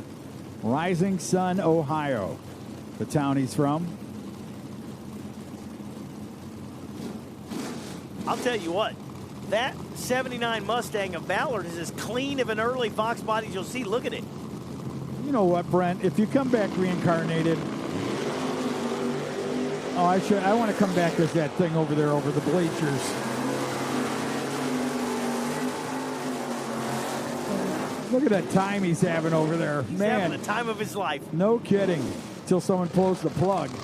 Anyway, down there, 1022. How about a 956 down there in the right lane for the Chevrolet of Martinez? That'll bring up two more to the line. Got that see-through hood scoop in the right lane of Anthony Urban. Down there of Swanton, Ohio. Good-looking car, man. Just visualize it with any stickers. A nice deal on it over there in the left lane of Chad Davis. Garden City, Michigan. Down there, they're going to the quarter-mile stripe. Now at the top end, Urban shuts that thing off at a 10 flat at that mile per hour and a 1035 at 120. Brent? So it's 10 flat now. He's got to run 990 tomorrow, right? Oh, easy, Al. I know you got a thing for Novas here. Look at the front end, how short it is, the fender, when you really look at it, and then everything gets elongated from the back. I mean, it's a short-looking car, but, man, its stubby nose just makes it happen. You see the dart over there, or the swinger? You call it a swinger, of course. Of course. Quick Temper Racing. Mark Pressey over there on the right side, 71 dart with a 440.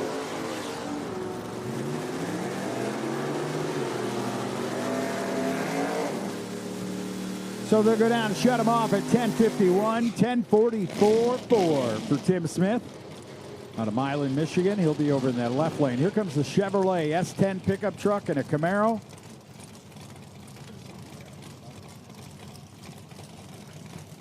Ryan Genders over there on the right side. Les Harris in the dime over here on the left side. That's the way they say it in the outlaw world, right? Got the dime.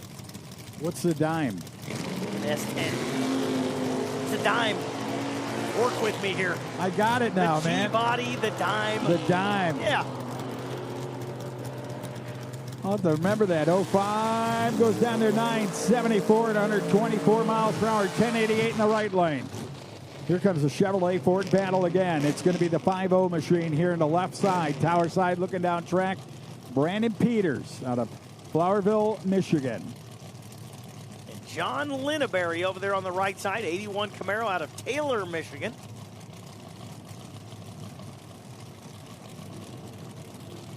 Couple of good-looking machines there.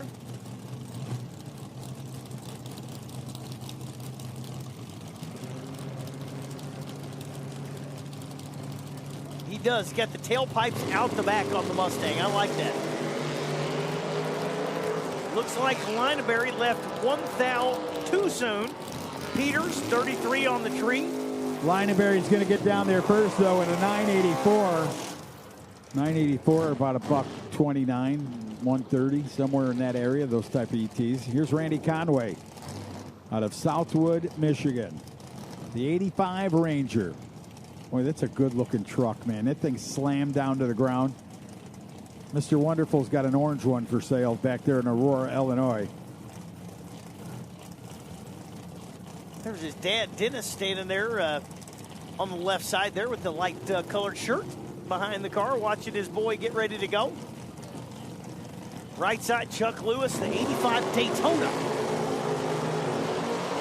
Well, red light start over there for Conway down there in the Ranger. Lewis will go down there looking for better numbers in the right side, 9.08 seconds.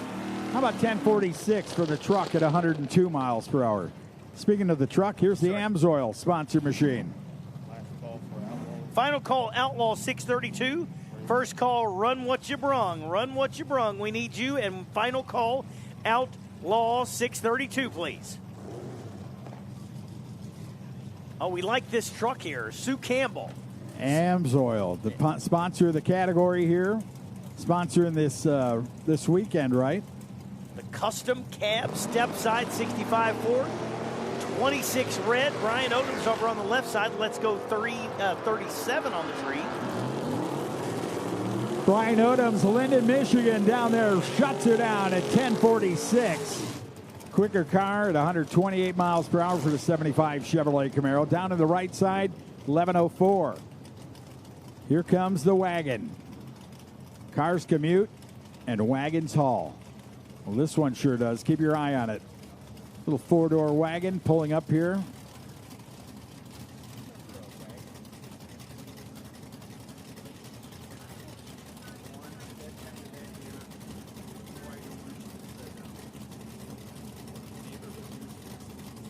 I don't.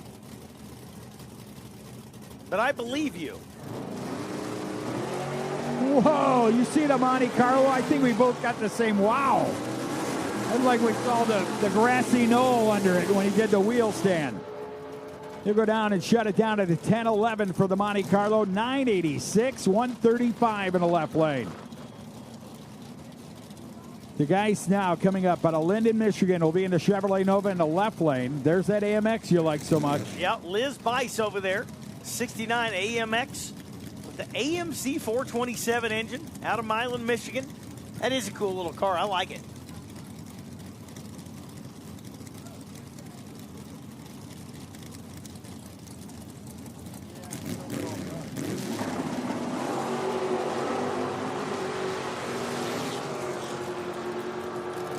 Bice kind of missed the tree a little bit. Mike DeGuys did not.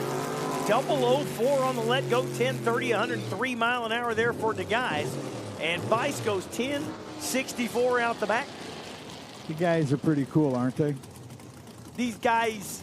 Guys, what are you saying about that? Here's the Mustangs coming up.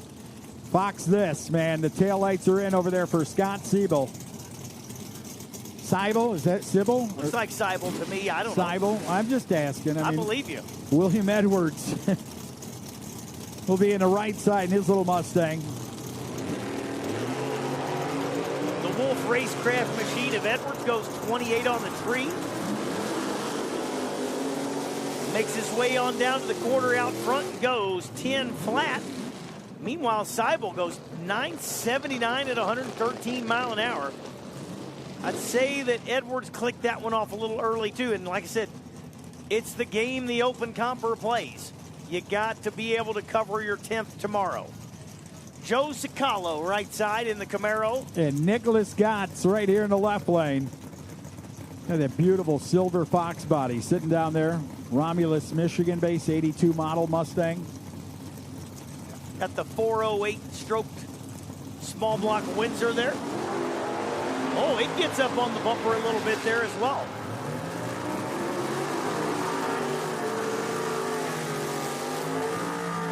Cicalo, how about that? 883 on the right side.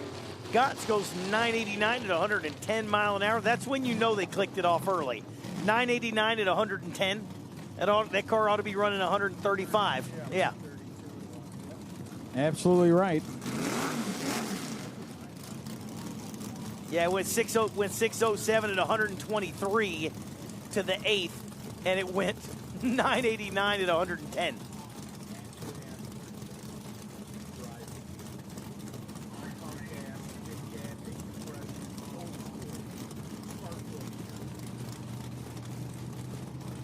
That is a beautiful, isn't it? Right? Camaro over on the right side. Ian Krause. That's Look a at that nice thing. looking car, man. Yeah, it is. 69 Camaro over there. Perfect rim choice, everything, right? The only thing that it almost even looks like it because it's black. I can picture it with the vinyl top. And I guess it's just because it's black and it has the chrome around the windshield. It almost looks like it from here. I know it's not, but it's No, beautiful. they would have that chrome. The vinyl top's got its own chrome. There could be chrome window wells, right? Or I think it's even past the window. Not the well, the channeling. I think the chrome goes above it and into the body itself. Oh, you're talking about when the a rain vinyl guard? top Yeah. comes on. Yeah, the rain guard would be above it. Nice looking ride, though. It is a pretty thing. Left side, Jordan Odoms in, what is it? Where is Dime. Jordan Odoms? Hey, Jordan, what's going on, man? Jordan Odoms down there in the truck, the Dime. Hey, Jordan, take a look out that window. He's a good kid, Jordan Odoms. That's right, I'm talking to him. You go get him, Odoms. What's happening, kid? What's happening, man? Good to see you. Awesome. Awesome kid, dude. To watch him and grow up, that little guy. Him and his dad doing their deal.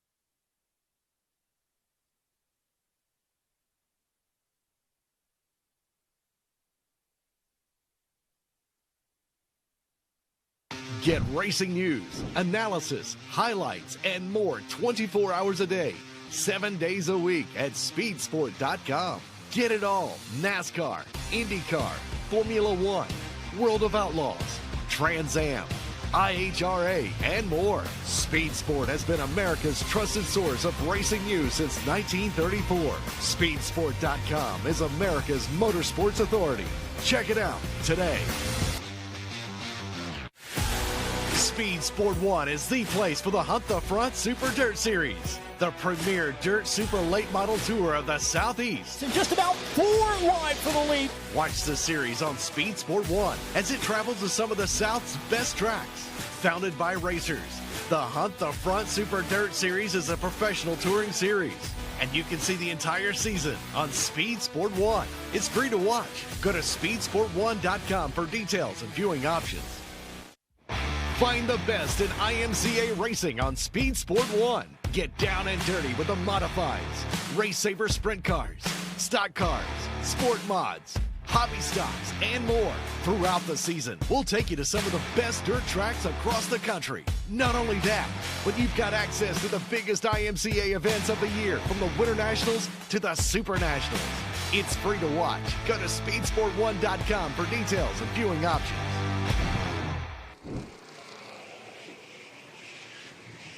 7:04 at 90 miles per hour for Skeeter. Little track prep right now. Going to get it rubbed in and scrubbed in, and we're going to get ready for some more fast cars to come out. 632 looks like it may be back there. I believe you're correct. Outlaw 632 should be next as we go through our final qualifying session here at Milan, Michigan, Darana Dragway. Thank everybody for coming out. Drivers and crew appreciation is going on now. Please go over and get your bellies full. Got to have your armband on for your crew or your driver armband on. And they are thrilled to feed you and take care of you. You got pasta, you got salad, you got dessert. You said it was Italian night over there, right? Italiano. Got any cannoli? I know they had tiramisu. Look at him. He's like going to go into the list. I was excited. I was excited. I just saying cannolis are pretty good. Especially you're this close to Milan. Milan. Maybe they'll have some of those little cookies, the Milano cookies. Going to be an awesome night here. The weather has turned out pretty fantastic. A little cloud cover this afternoon. The Pro Mods just keep going faster. Everybody picking up ET here in this final qualifier. How about the final qualifier tonight now when Pro Mod comes back? They all picked up going into round 2. What are they going to do in round 3? And There's some extra money on the line, That's what I'm saying. You put out that $2,000 deal. Now everybody's going to be lighting the wick up. That's right. Hey, let's take put a it in little more shot at it. Put it in the box for $2,000. That'd be pretty cool. So the Pro Modifieds are going to be out again tonight. Top Sportsman still to come. Pro Mod still to come. Final qualifier of Mountain Motor still to come. So lots of stuff still going on. I'm kind of looking. I've got the old sheet. I don't have the current run order sheet, but I know what we've already run. That is a spider. Here. Don't, dude. I don't. I hate them. Oh, he doesn't like the Spideys. We've just found Al Tucci and his Spidey sense. Did she kill it? Yeah, she's not afraid. You weren't. You were going to keep it. No, I was just going to give it to you. I run into burning houses. You think I'm afraid of a goddamn spider? Thank you for doing that. Just don't come into my burning house. He eats bugs. Yeah, well, guess what? Yeah, Just ran that's underneath what I the meant. Put it on the floor if you want to keep it. Nothing. Don't worry, Al Tucci. It's fine. I'm not being a puss. I'm just saying I hate spiders. Though there is no good spider except a dead spider. I do agree with that. They are a bug, so I don't understand. They eat bugs, but they're a bug. They're an arachnid.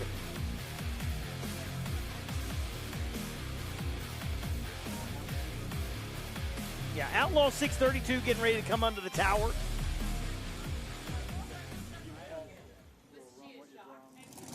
Run What You Brung has been called, yes? Didn't I call them already? All right, door mod to the lanes, please. Door mod to the lanes, please.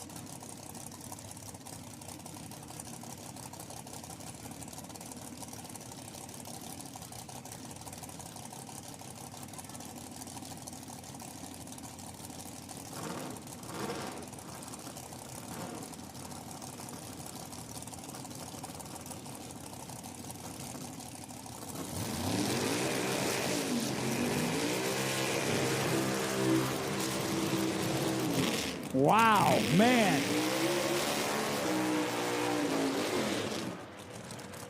Geez, there's some aggression going on out there in the water box, huh?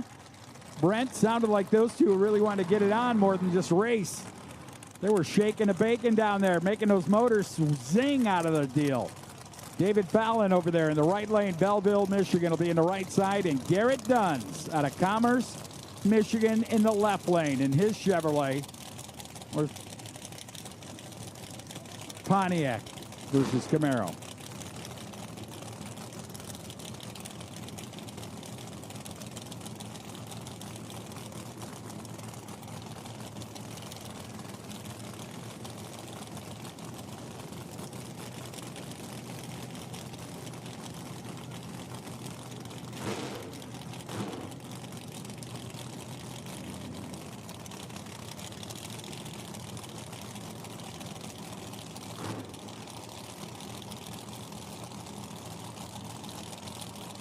Top Sportsman, stand by, please. Top Sportsman, you're on standby.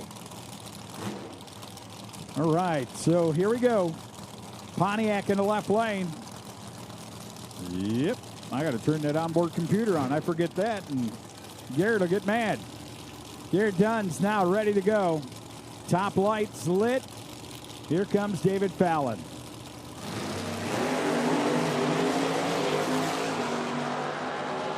Well, David Fallon looks like he may get down there first. 427 at 166 miles per hour. 468 in the left lane at 145 on the MPH. I'm not on. I'm on now. Sorry, I apologize.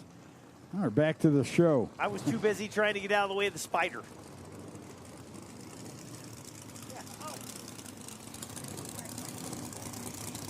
That's what you get. Yes. That's what you get, buddy. Greg Dudash. Right side 78. Oh, yeah, yeah. Man, bring it on, man. I'm going to tell you what, ice cold glass of water, a lazy boy, some free TV. That's where I'd be sitting when you hear that. That sounded awesome, man. He was on a mission right there. Can't tell you. Hello. Vince Corey on that left side in the Firebird. Greg Dudash with the monster burnout. Old Greg, man, purging the nitrous oxide, man. He ought to give it a touch out of the water box. That thing was on a mission. Dudish coming up there. What is that, a 79, 78 Camaro? 78 model Camaro.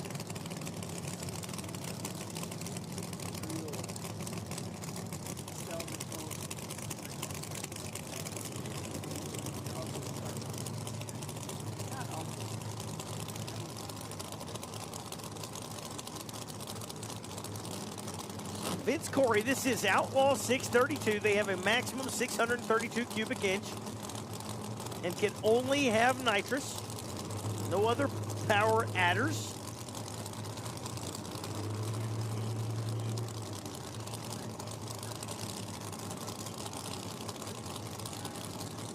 I like the T-tops in the Dudash car.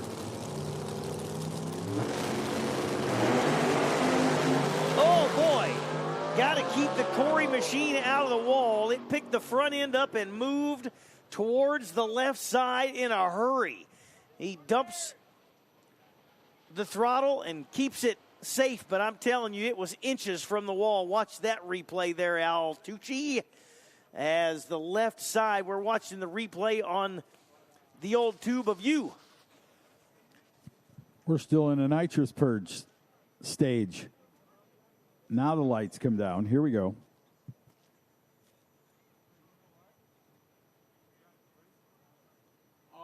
Oh, the cameraman, I'm telling you, that first cameraman, the car was headed, it looked like straight at it. And he finally lifted and kept it out of the wall. But that was getting there quickly. Wet spot or no wet spot? Might be looking for a change. Well, fortunately, that was the last qualifier, so now you can just get a shower and Brent, go to bed. you're a good guy, man. He goes right after. We're betting on the wet spot or no wet spot after that. That was close, dude. It was. Here we go. Oh, there was two of them rattling the can. But was it more of a wet spot for the cameraman or the driver? Because it looked like they were getting ready to have a get-together. I was saying the cameraman. You know, you're focused. You got that thing. The driver can lift and turn the wheel and do whatever. Cameraman's like, do I run? Yeah. Is now when I duck? How about the ground control property services Camaro over here on the left side of Doug Nickel.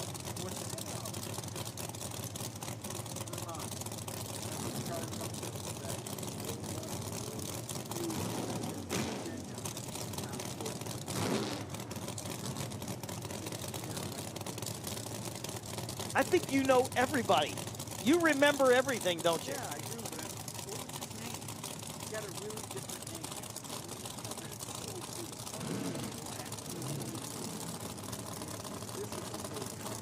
Are you talking about Mike DiDomenico? No.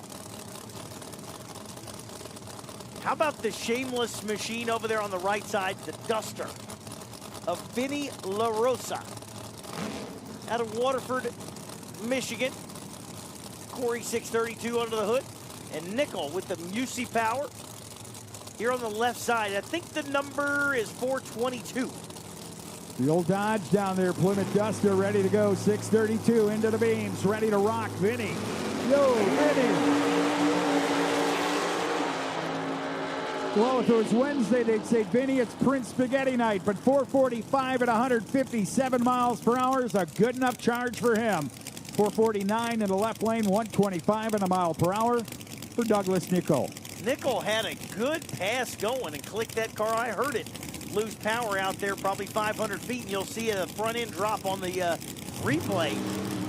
And you can see the difference in the mile per hour, only 125 at the finish line. See if he gets the old silver Chevrolet running. Remember last time he was up, it still sounds like he's trying to clear it out, don't it? Yeah, it did not go well last time. Let's see if that thing has found its way or if they figured out what's going on with it. It's a pretty car. Isn't 69 Camaro. That's a good looking ride, man. Quarter panels expanded. I bet that one's had a big tire on it plenty of times before. It's got a fairly small tire on it there for the category. You know, I think you can run, I don't know if you can run any tire, but most of them are big tire car. But that right side for floater has actually a small tire. Looks like maybe some sort of a 10.5 on it. Left side, Bill Garrock. The Pontiac Grand Am over on the left. Oh, Brent Carver. You know what, Mike English? You stay in Bakersfield, my friend. We got it covered right here. Y'all have to understand what I'm working with. First of all, I pretty much act like a 12-year-old child. It's all right, man. Enjoy life. Look at that in the right lane. Same way. They had that same problem right there, and then it comes to life, and that's where I wouldn't want no part of it. I would not do that. I would be like, you know what? Okay, baby, let's go back to the pits and figure this out. Yeah, when it doesn't leave, he runs it on down there. Yeah.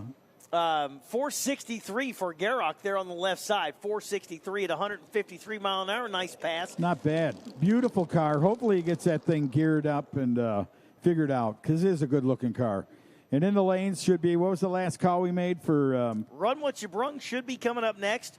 Door Mod, you should be in the lanes. And Top Sportsman, you're on standby. And it's going to be a short standby, I promise. Jax. I just see now you got good hearing. Really good hearing. You do. Oh, thank you. I'm saving that one for when I'm even older.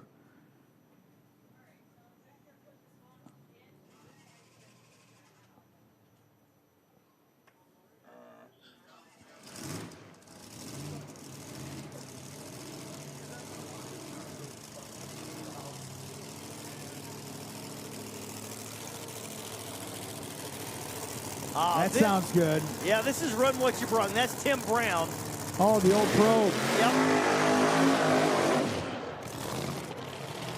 Thing sounds good, man. I mean, it sounds like an alcohol funny car coming up, rolling out of there. Looks like he might be going on a single.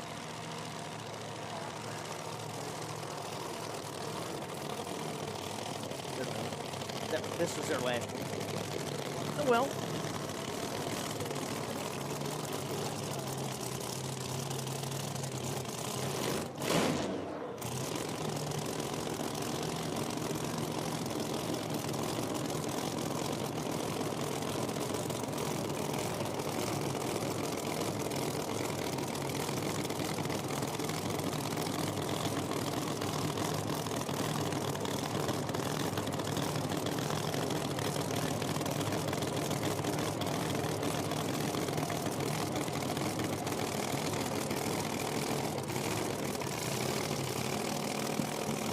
All right, this is Run What You Brung. Tim Brown. Eric, welcome back. Al Tucci had to stand up and walk around for a moment. Run what you broke. Tim Brown out of Ohio, the Noonan 521, barely under the hood of the probe.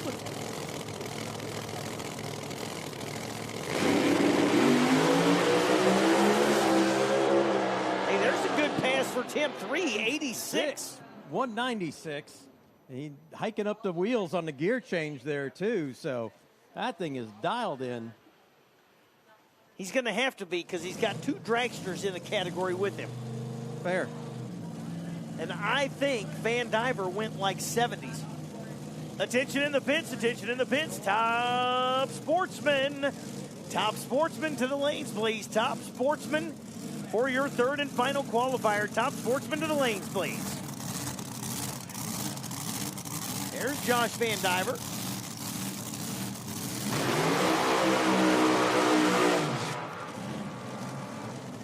Has he made a pass in the left lane? I don't think so. I don't remember. Has he been in the right lane every time? I think so. You think you'd want to know what the other... But I guess if he's not racing until tomorrow, it's going to be different, so it doesn't matter. That's correct. And if you recall, I thought this was Matt Albright. It is not.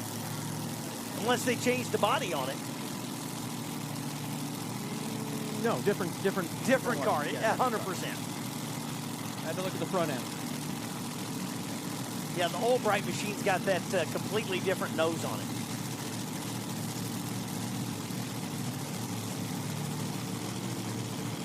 This is Eric Hindenberger out of Cincinnati here on the left lane. Did he just pull it in there with no burnout? I believe so. Or if there was a burnout, it wasn't much. Might be going burnoutless. Although the tires are dry, so I don't know how he got through a water box without any water on them. So maybe I wasn't paying attention. I think I was.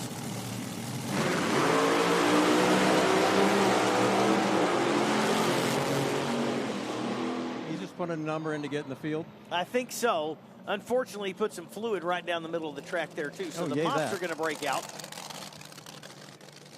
Maybe a little fuel. It looks like it's evaporating before my eyes, but I see a little trail right down the middle.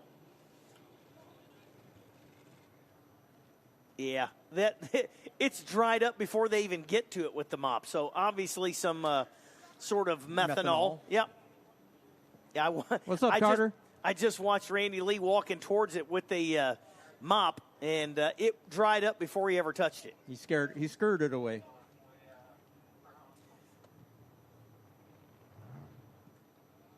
Yeah, I'd say he probably just put a number up there to be in the field, because I don't think that car had been out yet. For Jet Black 28, they say there's no mountains in Australia. Then how do they ski there? Because I know that for a fact that they do.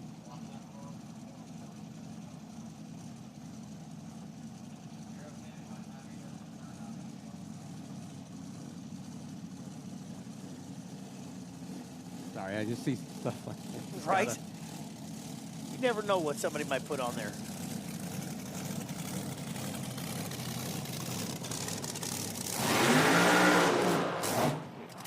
Here's another one that has not made a appearance yet. Uh-oh. And it's lost fire, the Ego Trip. I think he made a pass in first round, or at least came up in first round. I don't know if he actually did make a pass, but...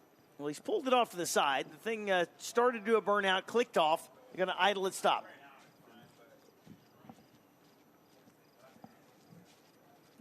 Ed Jarrett passed away?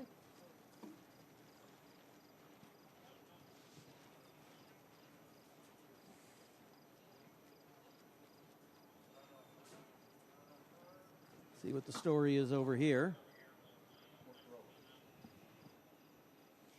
Broke in the burnout. He rolled it off the side here, so Chuck Kurtzawa pulled it over by the wall.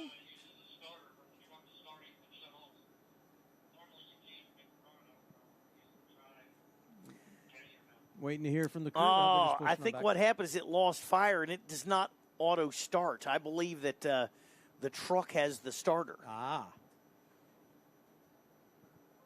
From what I kind of hear in the background.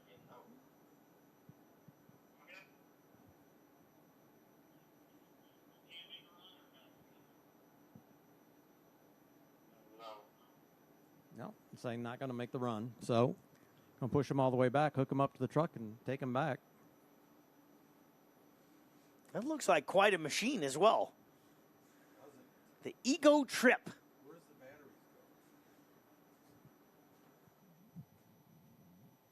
I don't think it has batteries.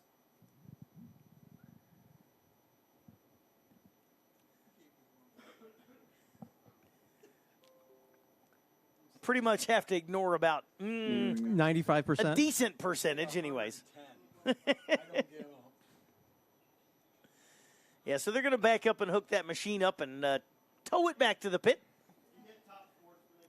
Top Sportsman, we need you to the lanes. Top Sportsman, we need you to the lanes, please.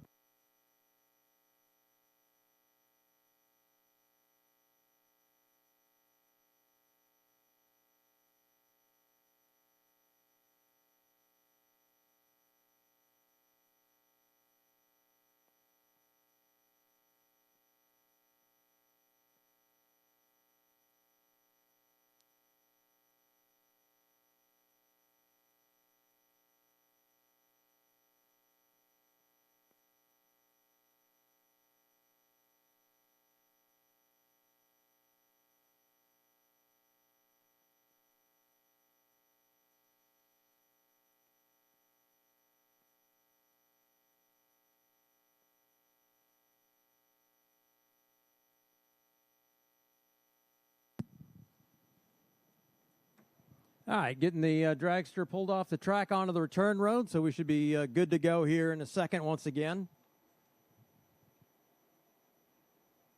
Just got to get everyone back in position.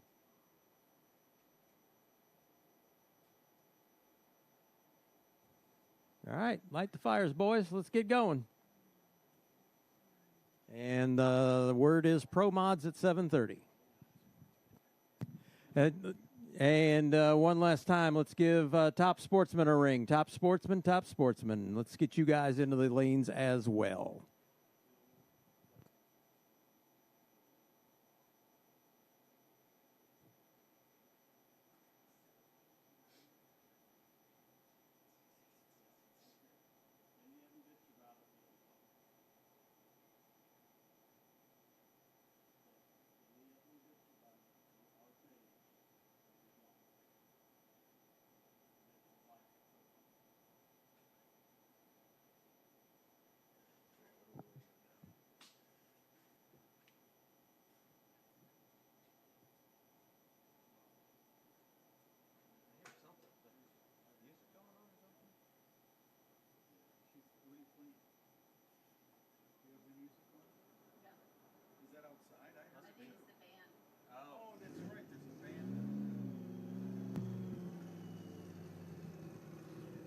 All right, fired back up now, ready to go. All right. We only live once. All right, are we back on? There we are back on. Let's switch spots here because you need the closer blind view. man spot. Thanks, Eric. Eric, right?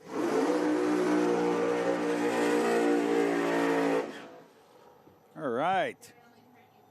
Door slammers. Stevie Easton rolling up.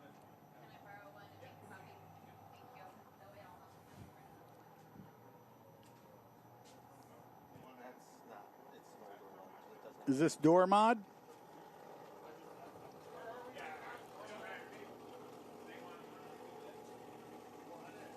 Yes, this should probably door mod, Yeah, I believe door mod here. All right, so door mod. Ready to rock and roll, man. The Chevrolet 63 supercharged blown Corvette will be over there in the right lane.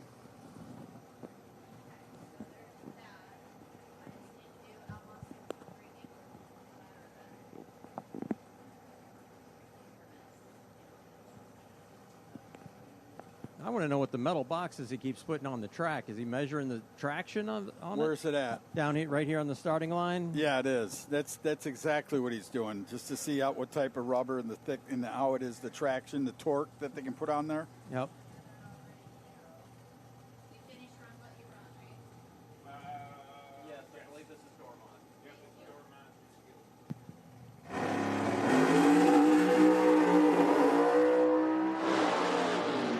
That thing sounded like it went a little over the chip, don't it? A little I was bit. going to say, it didn't sound real good, but I mean, different. it still went 4 dead at $1.86. Yeah, so. that's fast, man. That is getting the job done right there. I mean, it sounded good. It just sounded like it went over the chip a little, like it got past the rev limiter. And Yeah, I was going to say, it sounded like fat on a gear change or Yeah. something. It was, just a little bit off there the blubbering, right? Is that what it is? A little bit of blubbering on there. But anyway, not bad at all. That'll bring up our... Should be top sportsman. Next category, top sportsman should be in the lanes. Top sportsman should be in the lanes. Is that the only door car? Is that it? Yeah, well, there are 2, and I Door think mod? the other one didn't decide not to come up. So, yeah, I think that was it. All right, so door mod is finished for the night, and now we go into top sportsman. Good stuff, man.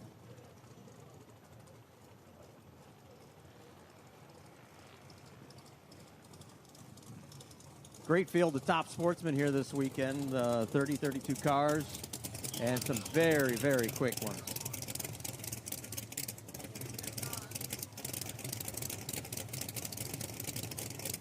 All right, Dennis Klein going to roll up on the right lane. Induction Solutions machine. And see who's pulling up here in the left lane, getting ready to go. We'll let you know. We can see him. Rod Oxford. Radial Rod, man. Parker, Colorado.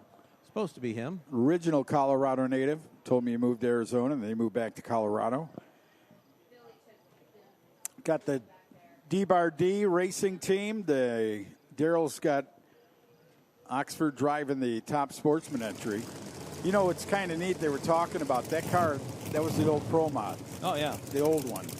That car's still going to 60s. So they were saying, well, since we were thinking about maybe going in the Pro Mod category. And then Daryl's like, nah, we're all right. Stay in top sportsman. Don't want to go over there and give Radial Rod his $125,000 day, maybe. You never know. You never know.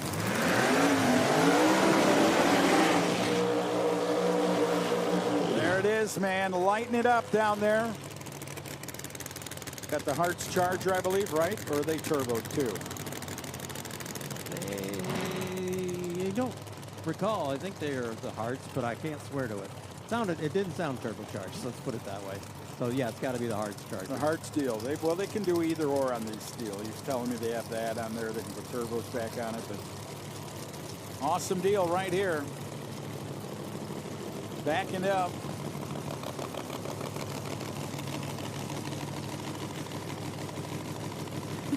Daryl, every time Daryl says stop, they still come 10 feet. He's like, wait, you're going to run me over? You don't even want to go near the car. All right, so D-Bar D. Daryl Hubbard, that's the man that owns it all. That's the guy originally from Kansas, moved to California, moved from California to New Mexico. Now he's got a place in Oklahoma, a home there. Loving life, man, Daryl Hubbard does. Can't be too bad. No, he loves drag racing. Those are the good guys to hang around with that enjoy spending their money this way. Oh, got out of the groove and had to pedal it. Did Oxford there. Oxford, yeah. I couldn't see it between the beam and the left window here, but yeah, it just drifted a little left out of the groove, and it got a little squirrely on him. We'll see that. You see that here in the replay in just a minute. Get our next pair coming up.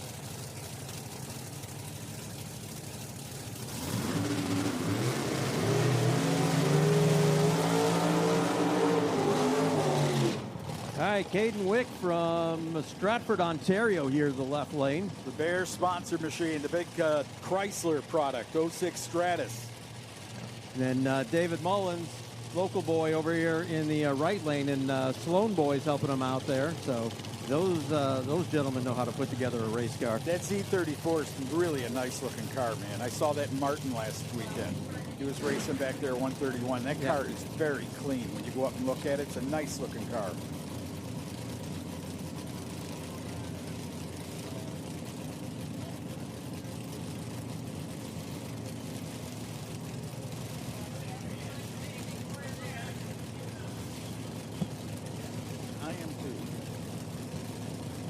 All right, Eric, you ready? Yeah, just waiting for them to get the training wheels all set there for Wicks, and then he'll pull forward. We'll be ready to rock and roll here. Well, the Bears performance over 40 years of all the great things coming out of Bears. Now it's time to bring that Canadian Stratus into the starting line. Here they come.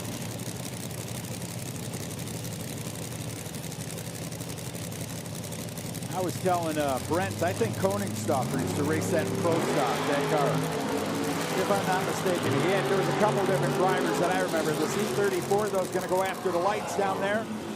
And in the 8th mile, 444, 159 on the mile per hour to the right lane, 446, 157 for Wick in the left lane.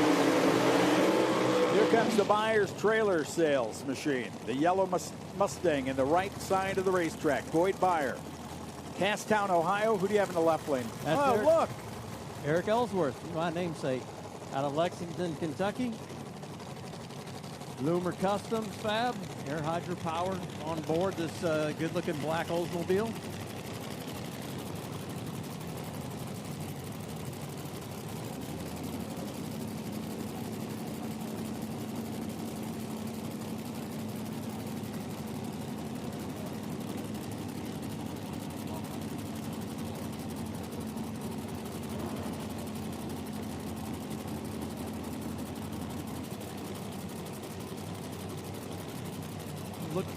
Looking at the induction there on this Oldsmobile, I'm like, what is that, an old flying toilet bowl on top of it or something?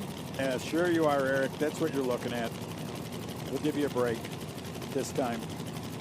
That's cool. It looks like a, what do they call that? Throttle body toilet bowl. Remember those years ago? That's what I say. That was one of those old. That's what that reminds me of. Oh, man. He got off that throttle, and it's like his foot relaxed back on it. The tires came loose over there for Boyd Byer. Right there in the right lane. He shuts it off. Ellsworth goes down at 451, 155 on a mile per hour. Here comes that Profab Fix Chevrolet Hoosier tired Camaro in the far lane. Hockey stripe to boot, man. Good-looking car. Yeah, that Profab car's been running pretty well.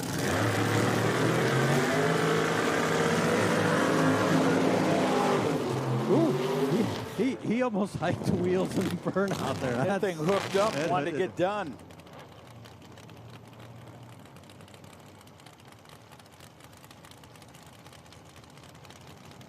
Yeah, so we'll back these guys up.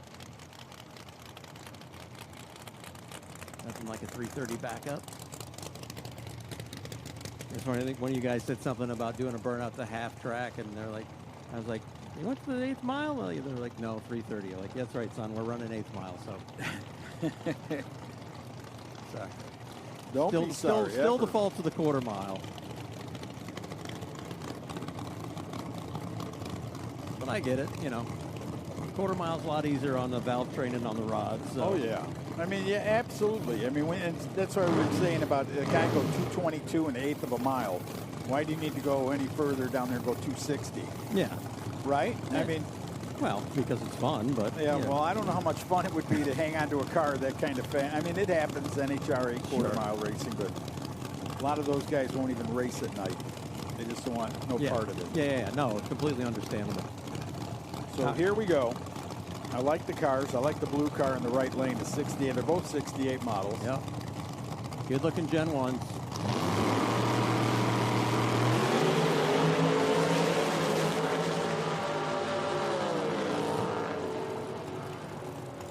.625, 169 for Elrod. Oh, sorry, that was Bill Yates, and then Ross Wells, 459 at $150. Look who's here, man. Look who's back. It's a party. It is a party. We got a three-way dance going on. That's now. all right, man. I feel like I'm in NASCAR now. Go back to you, Ned. No, can't say that anymore. Can't? No, apparently he died today. Ned did? Ned Jarrett. Are you serious? I said on the chat there, I saw it pop up. Oh, I'm so sorry, man. I had no idea. No, I just was like, you ever put your... Now you've done it. Yeah, these won't even fit in my mouth, but man, I'm sorry. I was just doing the call by call. Sure. Kyle, son Kyle. Keep sending it to me. Tony Youssef, that day-glow orange Chevy Deuce over there out of Leamington, Ontario, just across the border. And Jacob Eldrad, the 63 split window.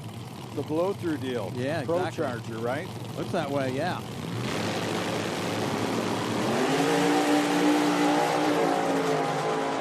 Our lane looks like it has the horsepower to boot down there. Yeah, 425 with a 9 at a $168 and a 002 rip from the tree. So that thing's dialed in, ready to go.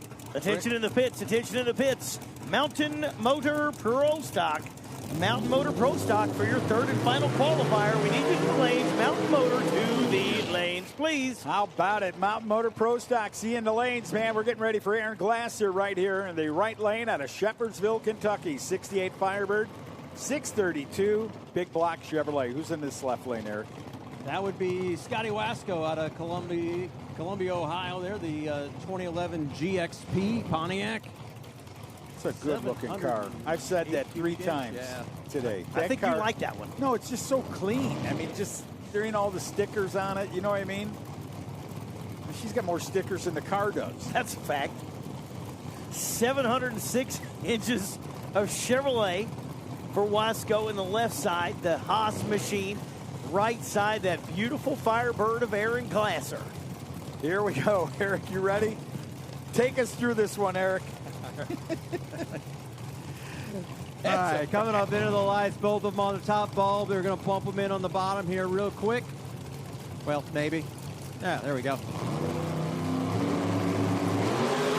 Nice light. Both drivers there. Good 60 foot. The top end is 413, 174 for Wasco. And 6 off the number and a 19 in the right side from Wasco, and it's going to be Glasser, 170 miles per hour. Rolling his way through there.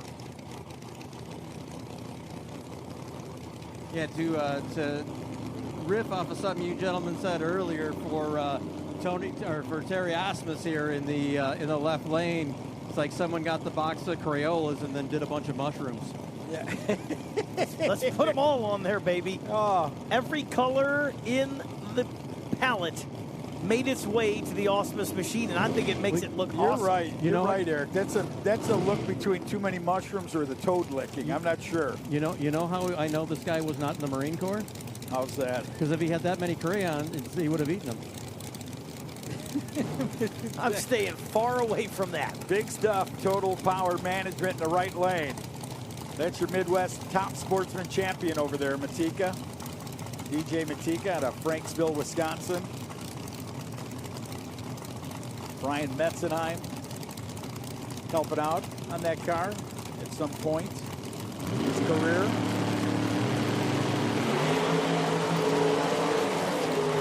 Car leads good, man. 008 on the lights. Gets out there and finds himself in the 450 range, 454, 153 miles per hour, 464, and 152 in the left lane. Here we go. Here comes your car. Kevin Chess, right side. The 69 Camaro, 706 inches of Fulton power out of Ashtabula, Ohio. That's a new one for me.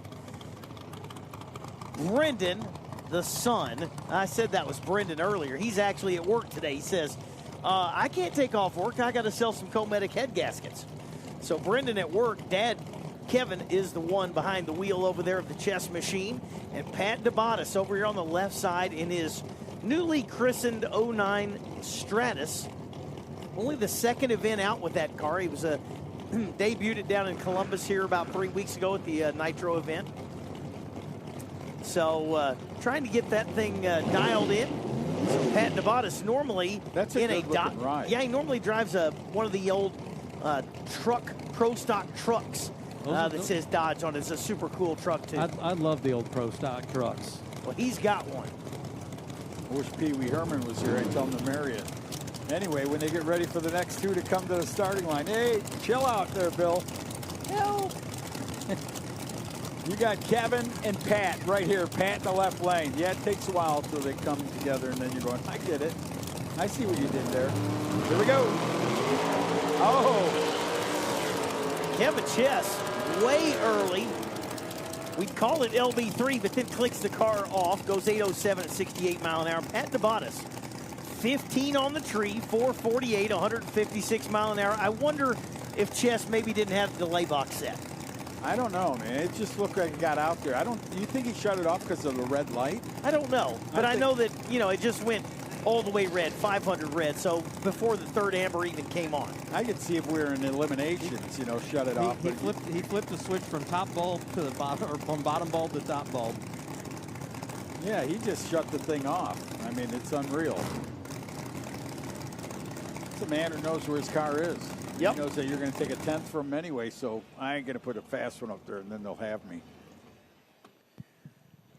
Top Sportsman. How about that? Let's see. They've shut him off in the water box here.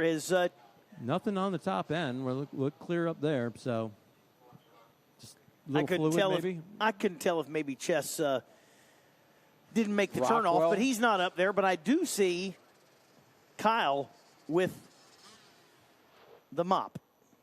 So maybe a little something there where the Chess machine was sitting.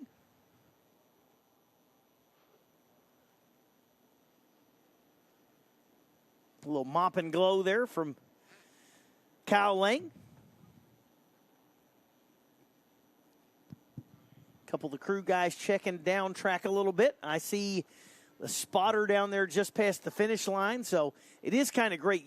We put spotters down the racetrack at increments. So if they spot something out there, whether it's a drip or whether it's a part, it would be shocking to most people if you walked a racetrack at the end of the night, especially if we didn't have all these spotters out here. You go out there in the morning, first thing out, and you look, and there's nuts and bolts and, Zeus fasteners and all kind of stuff out there. You're like, where did this stuff come from? Yeah, a wrench, a cell phone. We had one last weekend. It was pretty bizarre over there, Martin. Guy in the tower side, left lane, takes off, blows his stuff up, and they had on the slow-mo big screen in their thing, and here's a lead puck following him down there, sparking all the way down. Oh, one of the weights? One of the weights came off when it blew up in the front end. Followed him all the way down, but, you see anything. It's bizarre.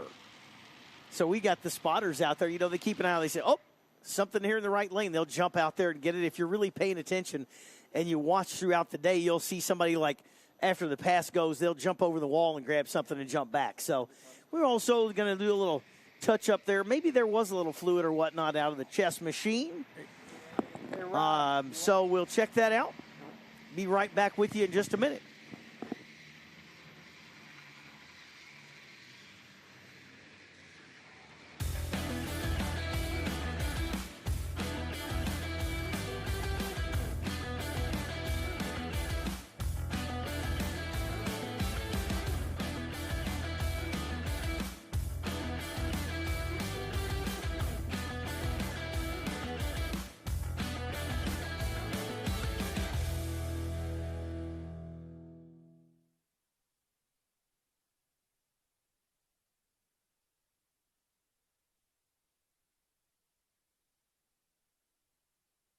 Speed Sport 1 is the home for the IHRA Offshore Powerboat Series. Watch top international teams push the limits of some of the fastest boats in the world, reaching speeds of up to 180 miles per hour. 14 classes, racing hull to hull, from Pro Class 1 to Super Cat. It's the IHRA Offshore Powerboat Series. Catch the entire season on Speed Sport 1. It's free to watch. Go to speedsport1.com for details and viewing options. The wait is finally over. The IHRA Stock Car Series is here, and it's on Speed Sport 1. This is what stock car racing is all about. The International Hot Rod Association is going stock car racing. There's big money on the line, and racers willing to push the limits for a piece of the pie. leaning on each other as we cross the start-finish line, head down into turn number 1. Watch the entire season on Speed Sport 1. It's free to watch. Go to speedsport1.com for details and viewing options.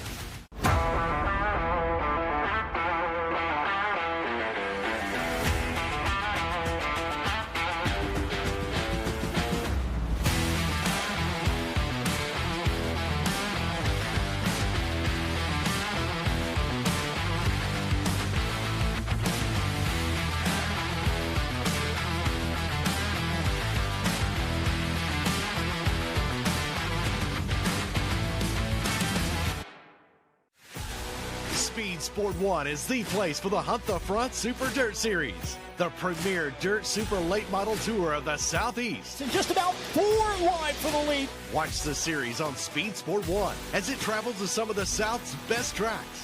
Founded by racers, the Hunt the Front Super Dirt Series is a professional touring series. And you can see the entire season on Speed Sport 1. It's free to watch. Go to speedsport1.com for details and viewing options. Find the best in IMCA racing on Speed Sport 1. Get down and dirty with the modifieds, race saver sprint cars, stock cars, sport mods, hobby stocks, and more. Throughout the season, we'll take you to some of the best dirt tracks across the country. Not only that, but you've got access to the biggest IMCA events of the year, from the Winter Nationals to the Super Nationals. It's free to watch. Go to speedsport1.com for details and viewing options. Just ruined my night. That'll do it. It was nice looking. Albert Power left side for Galogly. Souders with Buck Power. Souders was the top sportsman winner here at this event last year in the right side. Galogly is the quickest car in the category. I believe went that 396 or 7 on his last pass.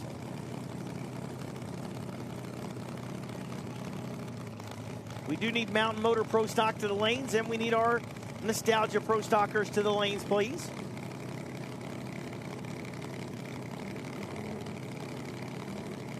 Gotta like it. Here they go. Top sportsman. A pair. Getting on it. Getting after it right there. Souders down there at the top end. Another 394. Wow. Another one, man.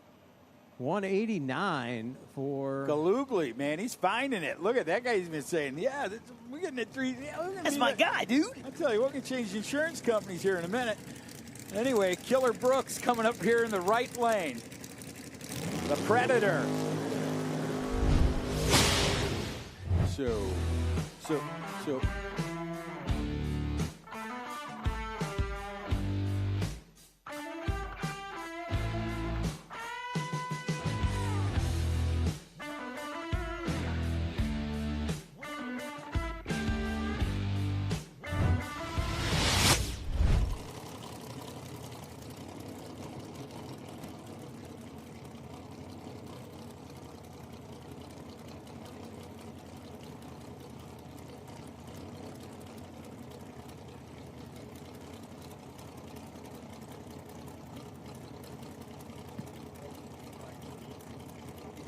All right, Killer Brooks getting up there.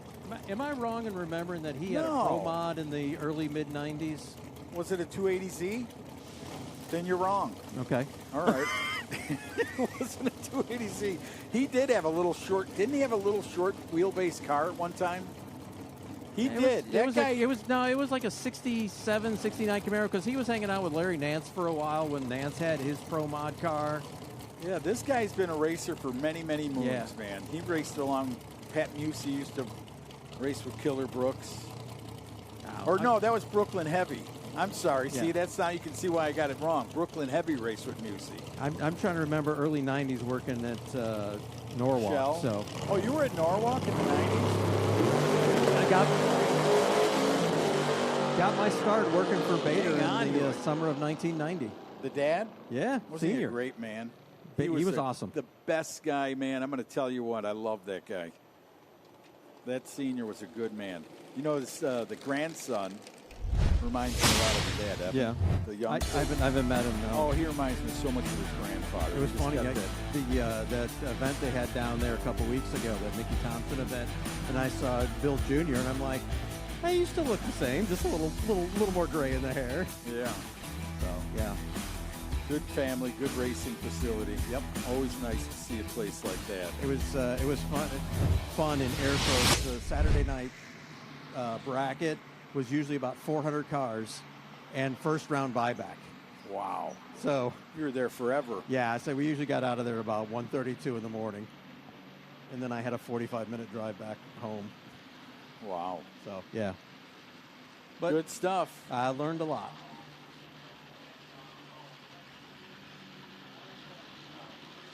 Final call, Mountain Motor Pro Stock to the lanes. Final call, Mountain Motor Pro Stock. If you're going to run your final round of qualifying, you need to be in the lanes now, please.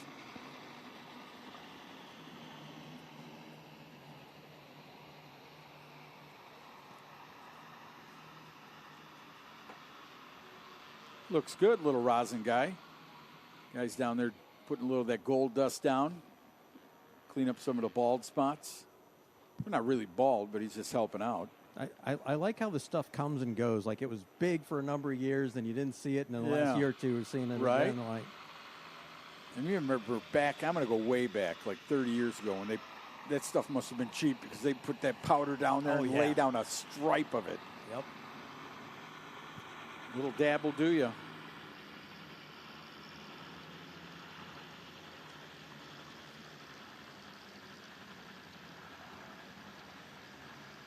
Oh, there's the track whisper. He snuck in somewhere.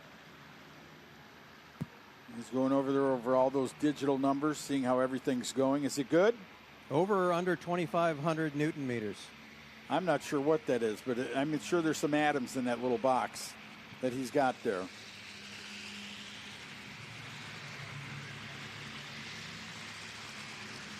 So Mountain Motor Pro Stock. If you want to run, you got to be in the lanes. Mountain Motor Pro Stock, your final call. Hey, Tim.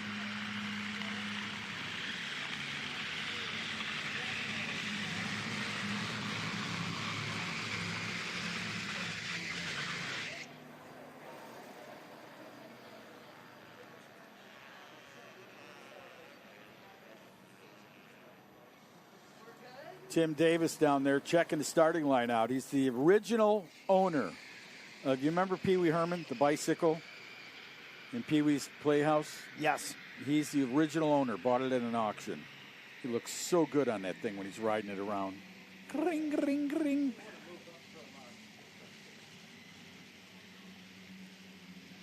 Do you know why elephants don't ride bicycles? No, sir. No place for the trunk? No little finger to ring the bell. Sorry I laughed at that one, but that was pretty good.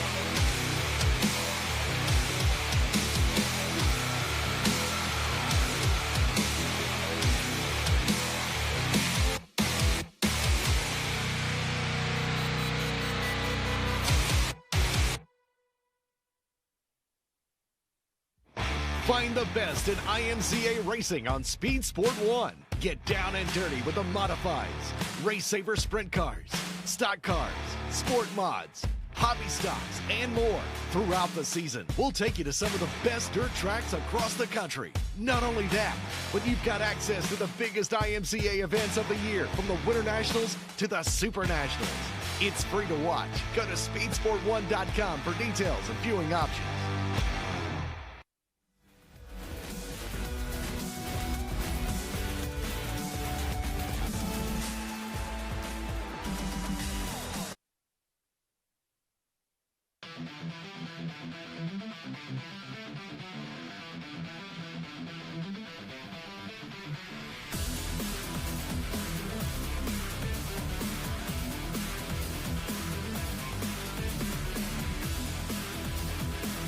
And welcome back, ladies and gentlemen, to Darana Dragway here at Milan, Michigan. Putting some water down in the box. We are not too far away from starting our third and final session here for Mountain Motor Pro Stock and Pro Mod. You're watching the IHRA Pro Mod Mania qualifying day number 1 of 2. Few grudge matches associated with this third session. Also a bonus $2,000 for a low ET of the session. A lot of the racers, they were hurrying them up here. We moved this third session up a little bit with some weather pending coming shortly. So trying to get them up here a little earlier than what we expected to see them so we can get this session complete. Dwayne Rice looks like he'll have a single here to kick off this third session with Mountain Motor Pro Stock. Yeah, I'm not sure a lot of the guys knew there was going to be a third session. All right, Some of them Eric, said, you back? yeah, we'll be up here for a third session. Right, Some I'm were back. like, oh, really? There's a We're all third back. session? So, Mountain Motor Pro Stock, you ready? little bonus. Yeah, there was a little confusion there. It certainly seemed at the top end, and I guess they didn't make it to the drivers' meeting. That's right. Last true Chevy wedge motor out here, and Dwayne Rice has made that thing sing. Number 1 qualifier at West Salem last year, number 1 qualifier this year. A little bit earlier in the season at Columbus. Really, just a couple of weeks ago. Yeah, not running in what he normally does. He's 420s, and yeah, he has not been on pace here today. I mean, typically right there. Well, I mean, number 1 at Columbus, and that was no joke.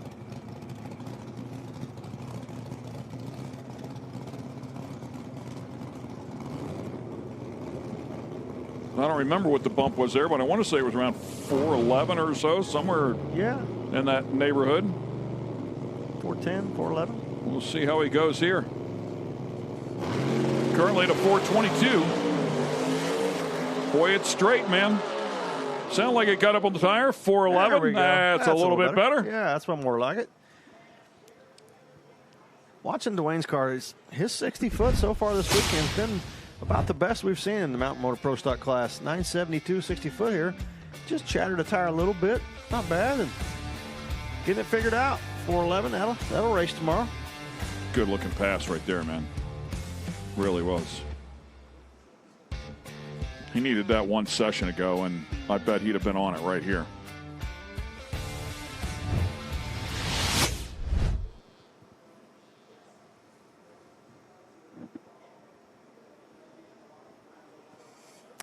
Not sure that a lot of these guys were ready to go yet. I know that we've moved this session up about 45 minutes sooner than what it was scheduled for. The fans at home, it needed to be moved up because yeah, it does. You look at the radar, man, it's pretty much on top of us.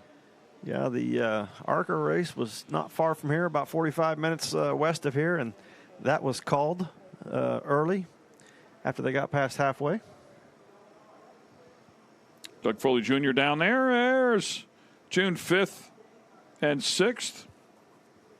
Our Pro Mod Mania event that we are currently at right now.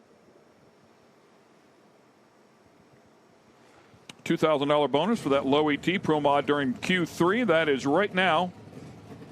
And we would love to see you come out here tomorrow. $125,000 on the line. And That beautiful WS construction car that was up there in that graphic is the reigning champ from a year ago.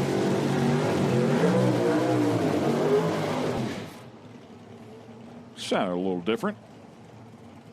Jeremy Huffman lighting up the hides. Huffman currently sitting number 2. You know, we normally run these cars paired up, and based off of how your runs are and where you're qualified, the top qualifier is going to go last in the session. And I think it was who can get up here and get up here and get on the racetrack. First come, first serve. Yeah, because this weather's coming and everybody's hustling and trying to get this done. And that is Mountain Motor right there. All throttle, no bottle, no supercharger, no turbocharger. There's a couple of big carburetors up there, and whatever Mother Nature will give them for air density.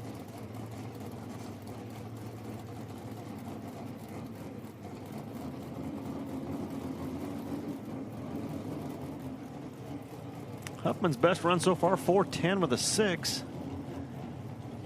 He wants to go out here and knock Jerry Tucker out of number 1 spot. He's going to have to run better than a 4:07 with a 1. Yeah, Tucker got after it last time. I think he went 4:09 first session, 4:07 second session. And Huffman's been hanging right there with him.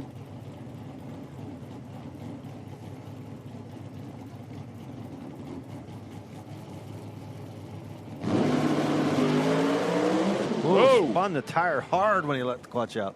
Tried to get after it. Too much wheel speed early, and then the thing drove right into shake.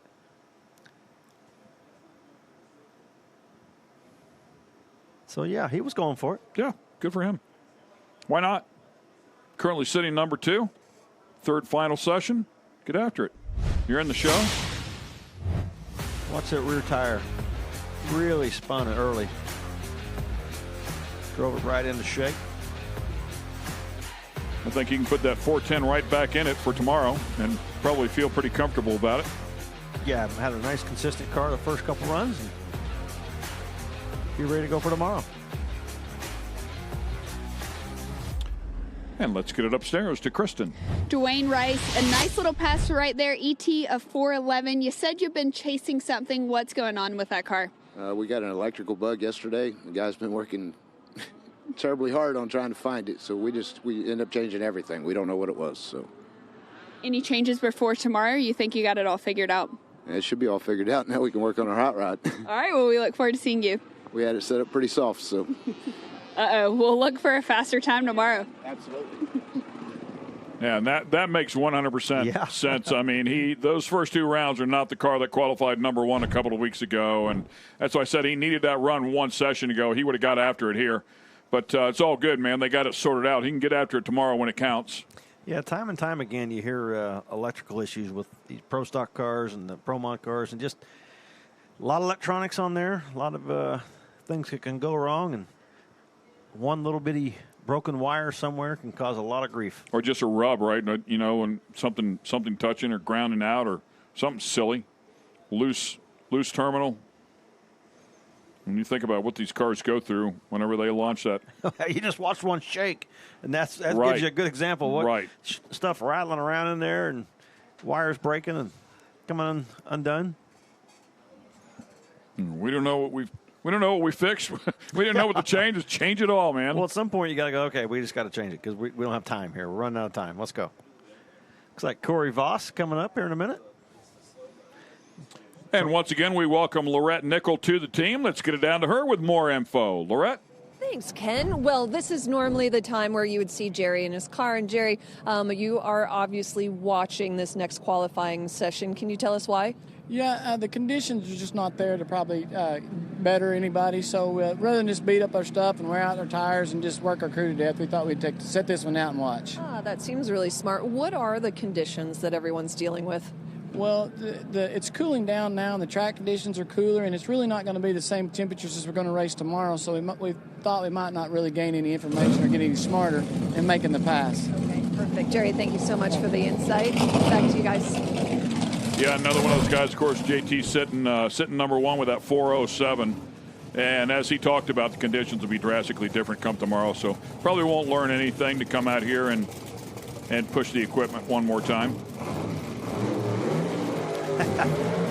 Well, we knew Corey Voss would be out here. His brother let him drive this weekend. So, yeah, I'm coming out to run. And he just missed the burnout there. Yeah. Something happened. That'll be fine. Yeah, you're exactly right. It's like, I'm not going to miss an opportunity to make a lap in this thing. Yeah, he said it felt awful good to let the clutch pedal out. And, oh, we can make another one? Sure, I'll be up there. We'll see if he can get it off the starting line after that failed burnout attempt. Tony Pontieri, he's not having the weekend that he was looking for. Both runs, first session and second session, having some issues. And 441 the best so far. No, that car can run a whole lot better than that. Yeah, it's got a ton left in it. You need to get that one sorted as well.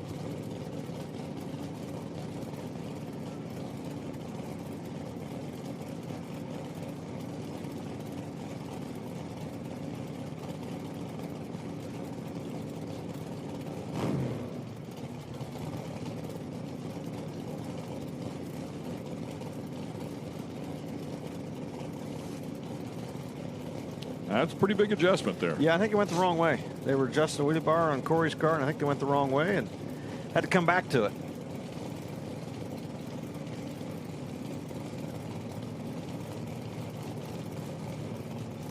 I think they got it where they want it.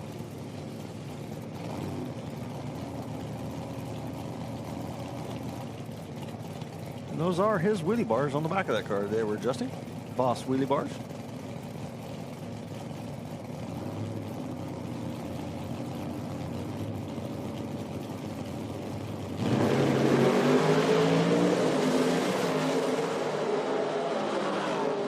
Got after it. Pontieri, 433. Still not the number he's looking for, but a 413 out of Voss. Not bad. Yeah, nice solid run. Moved it up a little bit. Stayed basically in fourth, but improved his ET. Right in the middle of the pack. And still had to drive that thing. Yeah, drive it a little bit. Move it around a bit. Pontieri 433 is better, but still not great. Still searching for it. Look at Voss. That driving the wheels off that thing. Awesome. Jeremy Huffman, you're usually the positive, go-lucky guy. You just shook your tires there. You're telling me you think you're too light on the clutch the second session, too heavy that session. How do you keep the positive attitude when you're trying to figure out the car and get the number you really want? It's hard sometimes, like I was just talking to you about a minute ago. We've got a good program, we've run really well, but we're trying some new things to try to advance our program, and sometimes you kind of get lost, and we don't have a lot of data yet on this new program to give up on it yet. So I mean, that's the first run was decent. We run right there with Tucker and made a good run there. So we made a few changes. We're a little bit light in the second run, and then this run we put a little bit more on, and I guess I had just a little bit too much, and it wouldn't take it. All right, well, what are we looking for tomorrow?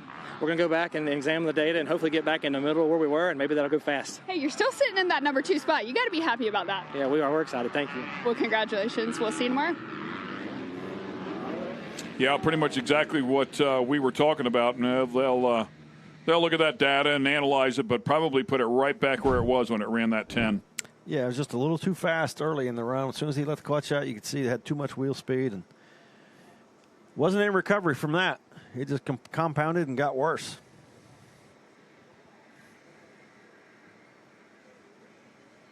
I like his attitude about, they're got to make their program better. Got to try something else. This is good, but we need better. So let's go a different direction and see if we can try some new things and improve the performance, and never get anywhere if you keep doing the same thing.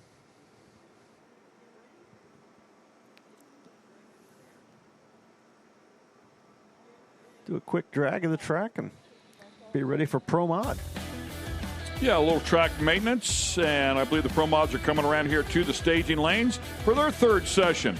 Some grudge matches along the way. We'll see if we can exchange some money. Stay with us. We'll be right back.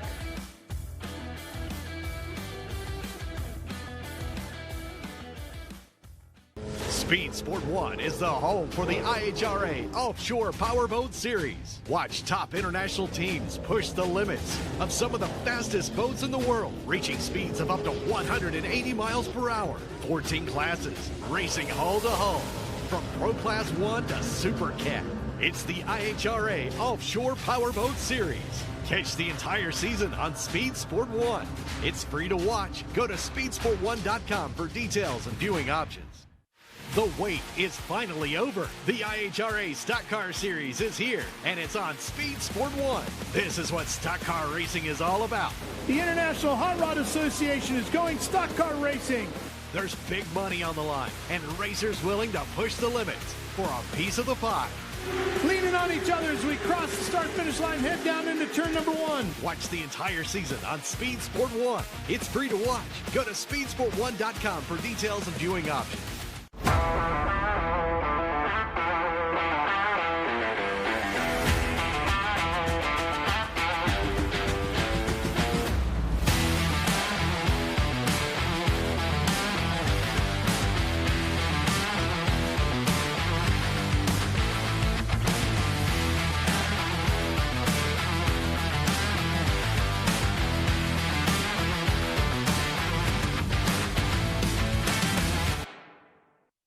Get racing news, analysis, highlights, and more 24 hours a day, 7 days a week at speedsport.com. Get it all. NASCAR, IndyCar, Formula One, World of Outlaws, Trans Am, IHRA, and more. Speed Sport has been America's trusted source of racing news since 1934. Speedsport.com is America's motorsports authority. Check it out today. Race fans have a home on Speed Sport 1. Feel the roar of IHRA Outlaw Nitro Series. Experience the power of American muscle with the Trans Am Series presented by Pirelli. Speed Sport 1 has a wide variety of motorsports competition that will satisfy your inner racer. From IMCA Dirt Track action to Ferrari Challenge North America. Speed Sport 1 is 24/7. Go to speedsport1.com for details and viewing options.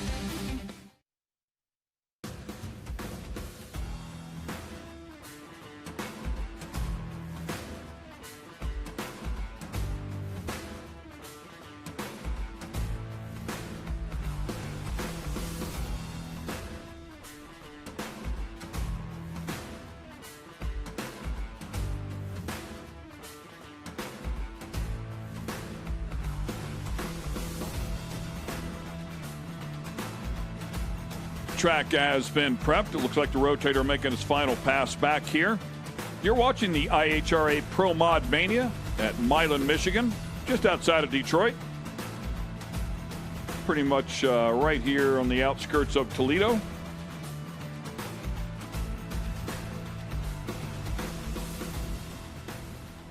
And we are ready for the third session of Pro Modified. You see a couple of cars sitting back there, it looks like, in the lanes.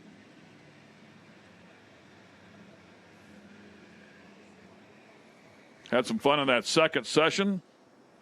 Disco Dean and Jacob McNeil throwing some money down, throwing a little trash at each other.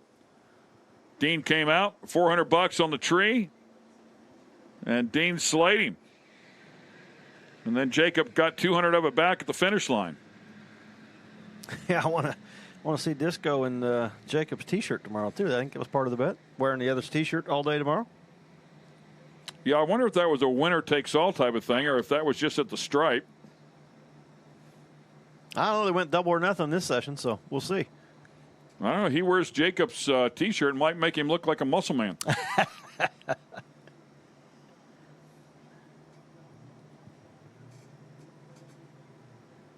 Callie Mills having a rough weekend so far. She is, for sure. Went to the final round last year here at this race, and this weekend struggling to get the car down the racetrack.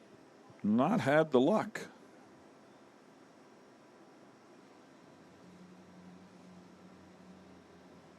No doubt.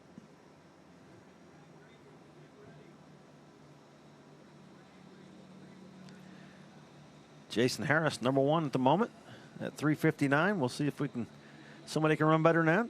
I think Jason thinks he can run better than that.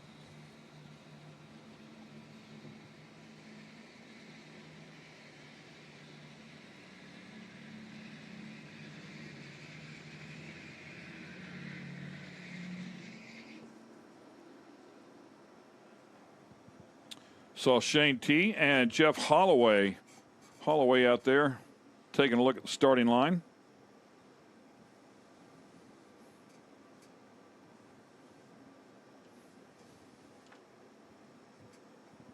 They can get that turbo car to a little quicker early, they've definitely got the other end figured out. Yeah, said they were shooting for a 65 here this lap. And, yeah, you're right. If they can get it to front half, the back half isn't a problem. No, not at all. About almost 10 miles an hour on a lot of them. It's the craziest thing. I'm sure you've heard it before. You see the big speed, 381, but they run 220 plus. Like, yeah, they can get the speed because it takes them longer to get there. If you do it in 3.6 seconds, you don't have as much time to build all that speed. It's kind of a mind-twisted game. Callie Mills is going to be the first one out tonight. Like we said, that 422. Yeah, that's her just best her number. effort. I mean, that's a 50s car all day.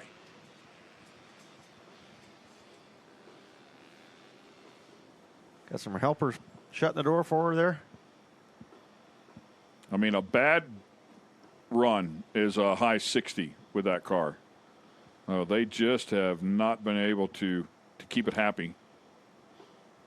And it's been trying to run well. It's just not getting it all the way there. Well, she'll line up against a good measurement here. I think she's on a single. According to the run sheet, she's going to make a single. But we'll see. We got so many grudge races and stuff going on. I'm not sure who's pairing up with who right now. A little extra excitement tonight. That's good.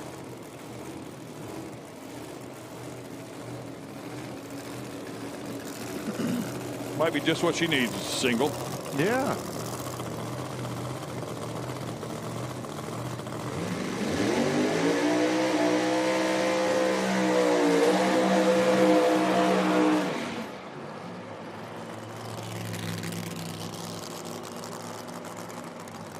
Well, if the run's half as good as that burnout was, it should be a pretty good run. Man, it looked nice and smooth. Yeah. Callie does a great job driving this car. Very in control of it. Makes a lot of really good decisions. Like we said earlier, she struggled this weekend, but it's because she's shutting this thing off. It's moving around out of the groove, and she's doing a good job level-headed, going, okay, that's far enough. Shut it off. Come back and do it again.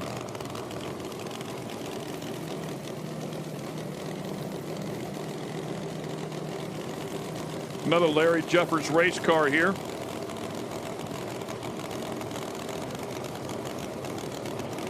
I took my first ride on that American Pride golf cart here last year at this event. Did you? Yeah. Was it fast? It was one of the fastest golf carts, or actually it was the fastest golf cart I've ever ridden on in my life. I was pretty impressed. A little scared at the same time. That's a lot coming from a guy that's been in a funny car. A winning funny car at that.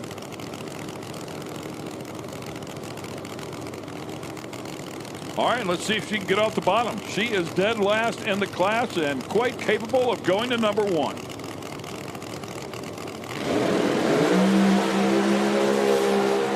That looks it's going to be better, that's for sure. How about a 362 with a 2? And Callie Mills is back in the game.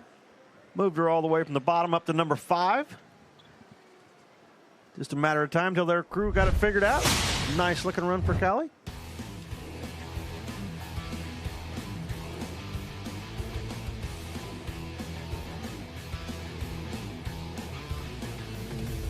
Some slight movement there at the beginning, as you talked about, but I mean, really nice pass. Again, with that pass underneath their belt, one previous round to go. She's a threat to go number one. Man, Bubba has had some exciting burnouts here this weekend. Yeah, he's gotten after it in the burnout. Whew. RPM is up there a little bit. I think Bubba's a little aggressive, angry.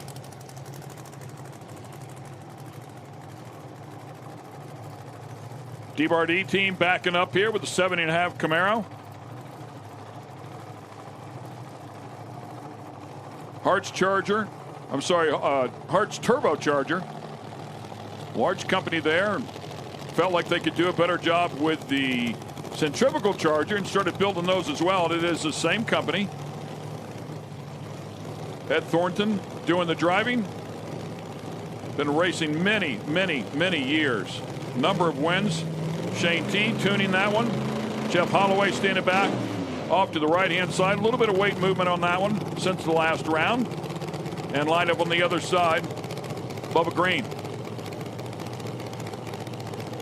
Bubba down there, these guys are number 24 and 25 right now. Both these guys looking to improve this session, looking for a little better performance. Get themselves up in the field a little further. Big speed out of the D-Bar-D turbo car in the previous section at 221.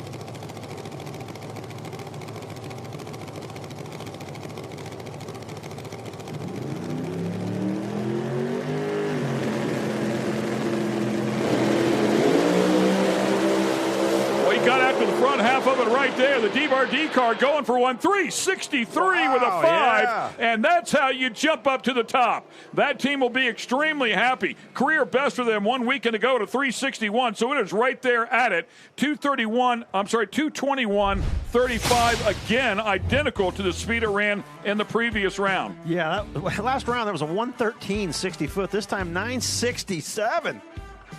That's a huge improvement. We talked about them changing that, needing to get out to the front half, and they did so. And a lot of smoke out of Bubba's car. Callie Mills, you have to be happy with that pass you just ran, 362. Yeah, I mean, the first two passes, I'm not real sure what happened, but last weekend we were over at Martin, and we went #1 qualifier, and then we sucked all weekend. So after the first round. So we were sitting #1. So this weekend we're changing it up a little bit. We're going to, we aborted the first two passes, but now we went down. So, I mean, I'm going to have to say, either way, it was an all-run field. But I'm like, you know what? We're not going #1. We'll just we'll try another game plan. But, yeah, Scarlett, Merrick Pratt Golf Carts, Don Baskin Truck Sales, Quick Performance, Larry Jeffers Race Cars, Noonan Race Engines, Renegade Race Fuels, Redline Oil, everybody behind us, thank you so much. Here we are. I had a race last weekend, a race this weekend. I got the wedding, and then we're heading to the Triple Crown. So we got a busy month, but we're looking forward to it and all it brings. Hey, let's just remind people, you were in the finals at this race last year, and $125,000 might be good for the wedding, you know? Yeah, I definitely am needing that. My dad definitely needs it because we've spared no expense. It's going to be epic, but that was my first final ever, and now I've had a lot of experience in going in rounds and things like that. So I'm definitely confident heading into tomorrow with the fact that. So. All right, well, thank you so much. That's Callie Mills. We'll see you tomorrow. Excited, man. She's happy to be here, and like you said, very, very capable. She's a great race car driver. There's a look at the top 8 as it stands right now, as this session is just getting started, this third session.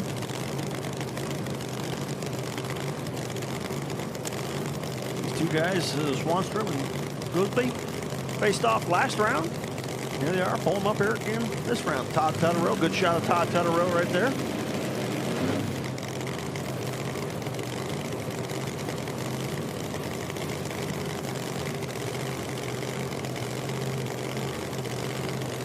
Well, so far we've seen the first two pairs of cars improve.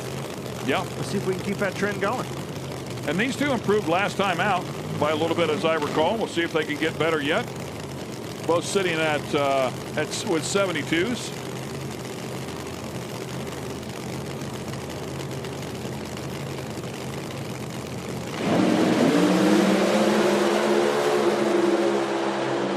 And they both go to the stripe under power. Nicely done there for Goolsby. Good pickup from a 372 to a 367. Swanstrom unfortunately loses a little bit. Yeah, just a couple hundred slower than 60 foot. Speed was off a little bit, so just a little bit overall behind, but nice, good looking side-by-side drag race. That old car had been sitting in the garage for 3 years. Pretty capable. Yeah, that car's went quicker and quicker every run. Kind of like Todd Tutterow knows what he's doing. Been around for a minute.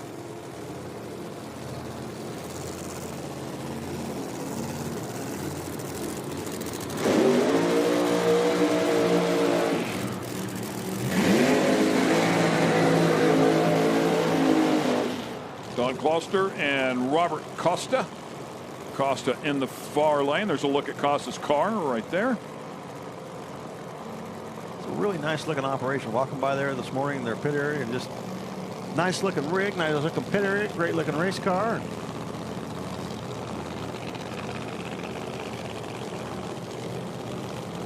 Big screw blower sticking up out of the hood of the CUDA.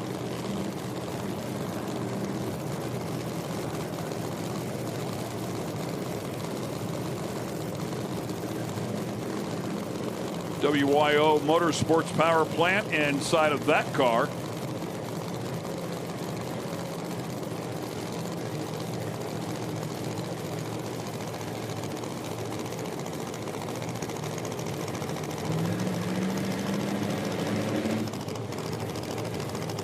Kloster running 69 that last round, and it's only good for number 20. Costa 21 at a 69 as well.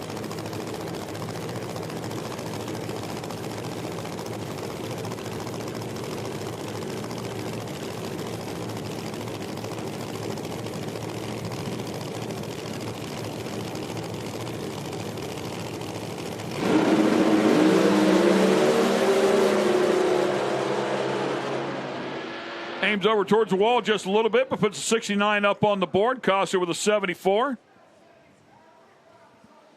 Consistent. Not quick enough, but consistent. Going down the racetrack, getting more info. Yeah, said that thing went over by the wall, but it actually looked like a pretty straight pass there watching that replay.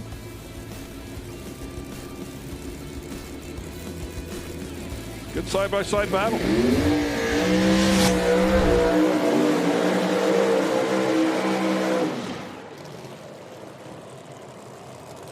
Jason Lee and Don Walsh, next pair. Walsh made a couple nice runs in that Nova. Currently sitting at number 17 at a 367. And yes, Jason Lee in the blue Camaro, not a white one.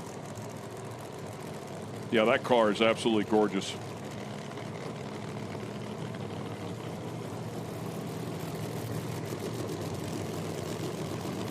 Hometown race for him.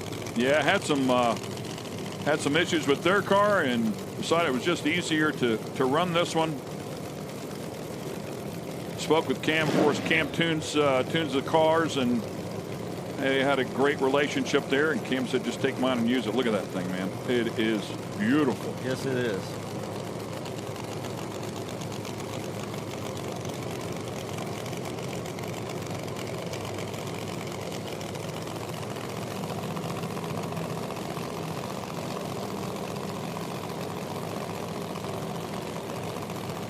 Lined up alongside Don Walsh. 3 Pro 5.0 championships under his belt. Pro Mod championship under his belt as well. Number of number 1 qualifiers, and finished 3rd in Pro Mod the rookie season. A lot of accomplishments for Don Walsh. A tough player. Good side-by-side battle here. How about that? How about a pair of 64s? Jason Lee with a 64 with a 4, and Walsh a 64 with a 9. Great job by both. 018 light, 037 light. That's stuff you want to see right before race day. Yeah, those cars are going the right direction. Both of those cars improving on their last pass and improving every run. And Jason Lee getting the handle on driving this car and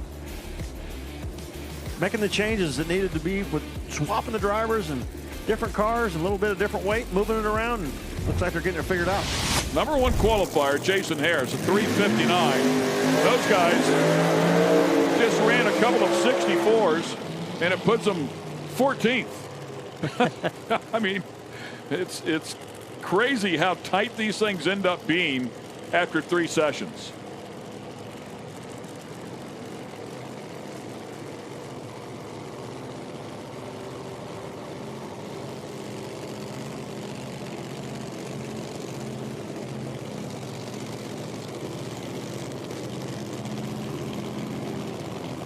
Here comes Wes Stefano lined up in the near lane with that beautiful Oldsmobile 442.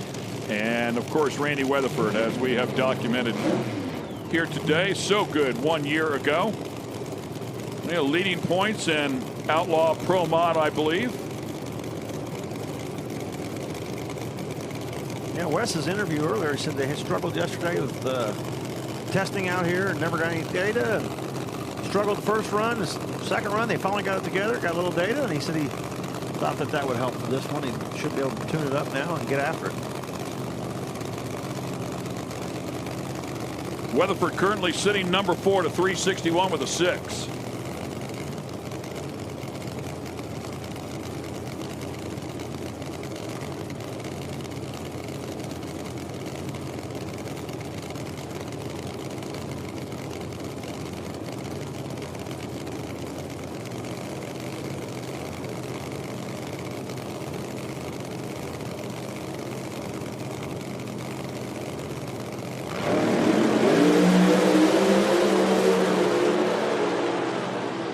And Weatherford goes a little bit quicker with a 3.602. And DeStefano goes a 67. Yeah, you can see where Randy was in the final round and walked away with $125,000 last year. That car is running really well. And Randy on the tree. I mean, 017 light, quick ET is going to be hard to beat. Looks like a good defending champion to me. In that last qualifying session, we're just talking about it. You're behind the wheel of a car you're not usually behind the wheel of, but how confident do you feel going into tomorrow after that pass? Yeah, I think we're in good shape. I mean, we're about 3 to 4 numbers off the quickest cars in the field right now, which is fine. I mean, this is only our second race out, 92 over, so we're pecking away at it, and I think we're in good shape. So looking forward to tomorrow. All right, well, we look forward to seeing you. That's Jason Lee. Thank you. Thank you. And DeStefano not able to better on his previous 66, when a 67. Here comes the first of our grudge matches. $1,000 on the line here. Robin Roberts against Raymond Matos. And Robin Roberts had a few words for him in the staging lanes before the previous session. Said he was looking forward to this one. Yeah, I said, I don't even know the guy. Quartermax car there, as you can see, for Robin Roberts. And as we've talked about, man, that car is very, very good. Set both ends here at the national event last year in terms of track records, which have already been surpassed here this weekend. But very capable car.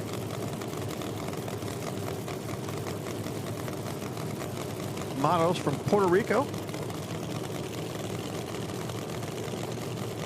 Beautiful Camaro. Yeah, man. Matos with a 364 to 7, currently 13th.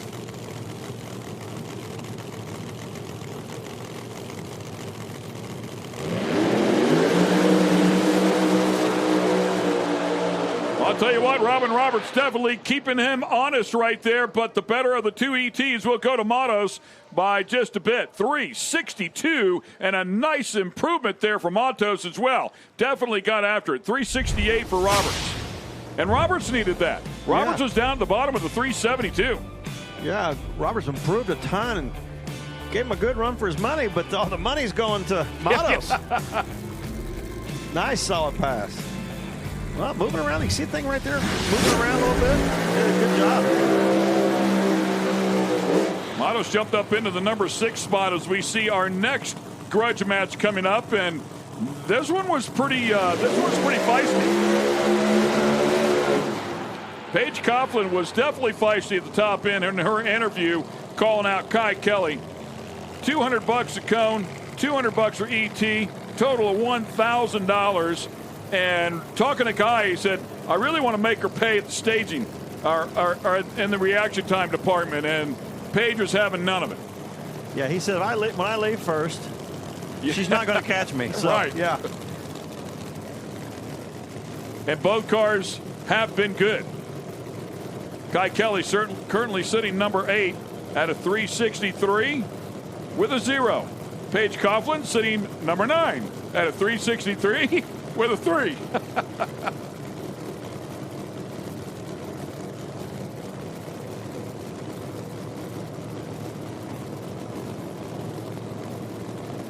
This should be a really good, close race. Both these cars evenly matched, and we know how quick Kai is on the starting line.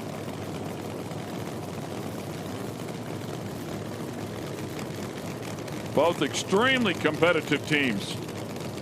Love nothing better than to call somebody out.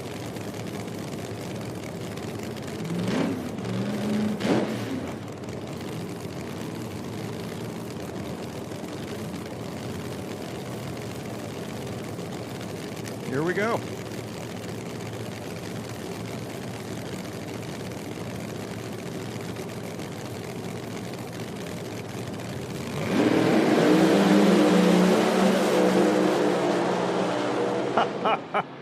Page left on him, an 0.23 to an 0.34, and then put ET on him, 360 with a 6. How about that? A spectacular effort puts her up in the number 3 spot, and she will take all the money. No, they're going on per cone. Oh, per cone. Kai got 2 cones. She got the reaction time and the finish line cone. He got the 330, or the 60 and the 330.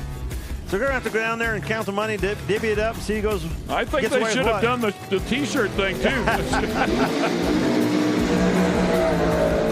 Yeah, he'd look good in the tank top, wouldn't he? Yeah. How about that? Great battle there. So a split.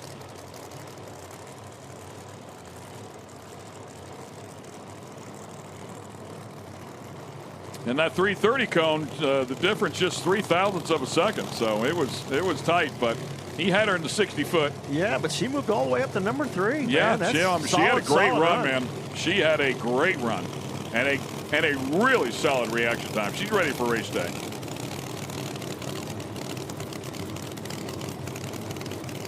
Travis Harvey and Greg Blevins. Blevins with a big move in the previous session was down at the bottom of the pile and currently sits number 5, and that's after Page jumped up in there. So he was number 4 at the end of the second session after being down at the bottom of the group.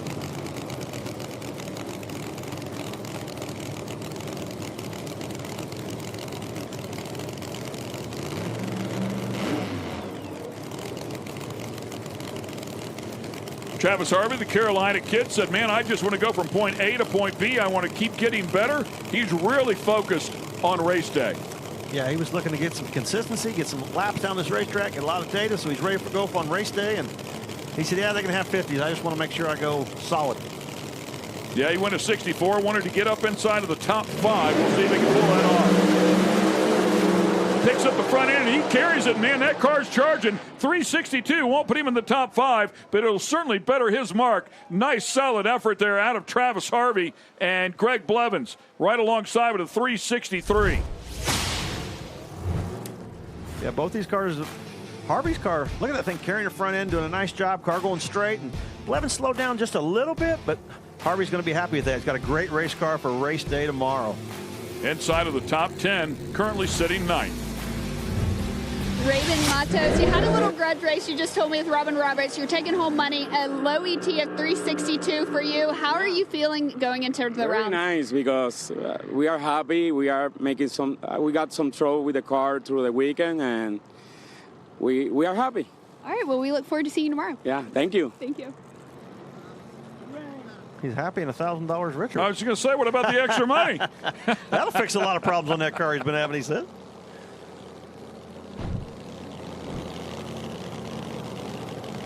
And I believe we will have a single here. I think she was paired up against Paige Coughlin on the run order, but Paige doing the grudge race with Kai Kelly. Oh, it's telling her to shut it off. It's raining. I see the starter giving the sprinkles signal. So we got to shut this one off. Hopefully it blows out of here and we can get these last few pair in. Paige, what are you feeling right now? Kai was talking some crap. You were talking some crap, but you said you were confident. You said I got a little more in it.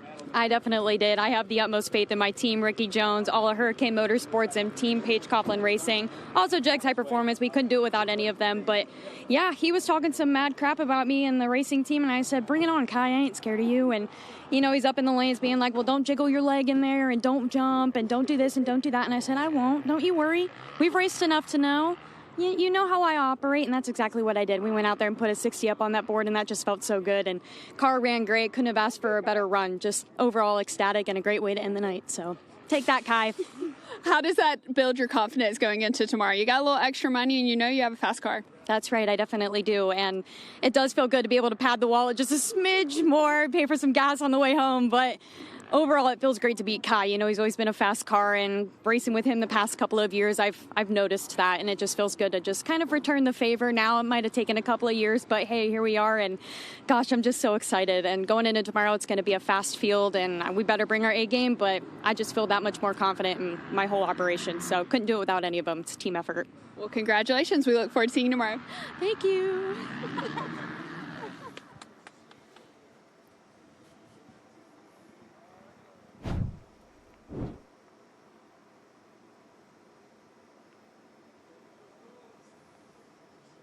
Looking out the window, it doesn't appear to be any kind of a heavy downpour, maybe just a light little sprinkle. Can't even see any moisture on the racetrack yet, so that's a good sign that there's some heat in the track, and if there is anything falling, it's drying up. Just a couple of cars left to go in this session. Sure would be good to finish it up, but paying how up. about Paying up. Dad's down there like yeah, no, Dad's going, come on, hand me that over real quick. I had 10%. Yeah.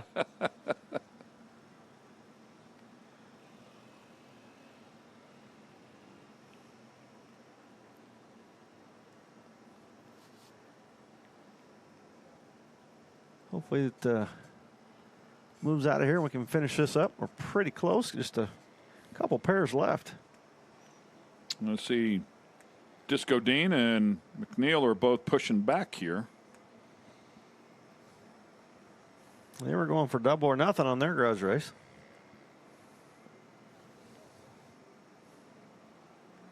And they got the push cart behind Melanie's car, and they are pushing up the return road. It's not a good sign. Nobody's going to risk it here before race day. Looking at the radar earlier, I mean, once it looks like once it got here, it might be here for a little while.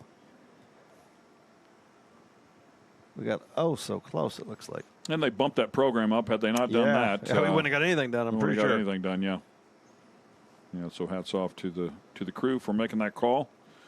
Yeah, it looks like they've already got the plastic bags going on some of the timing equipment out there as well. Cameras. Yeah, just watching the Jacob's car go by here and looked at it. It's pretty wet on the top of it, so it must be coming down a little harder than it looks out this window. Well, unfortunately, that's probably going to be it for the day.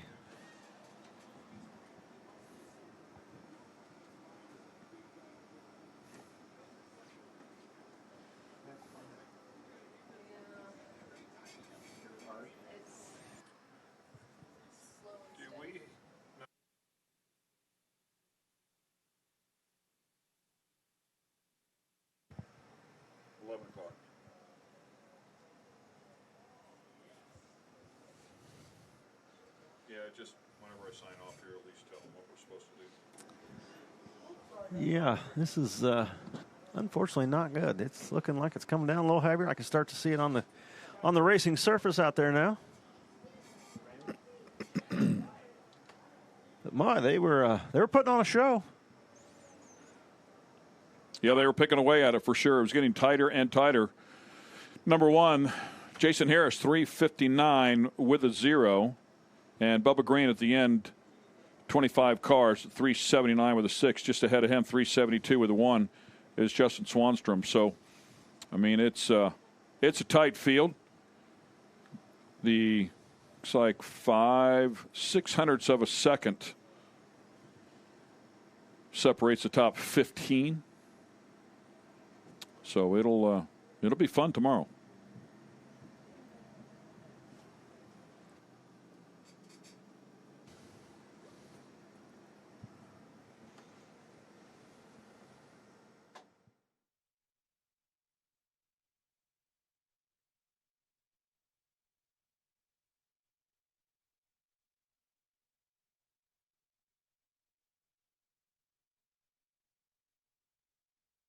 People left.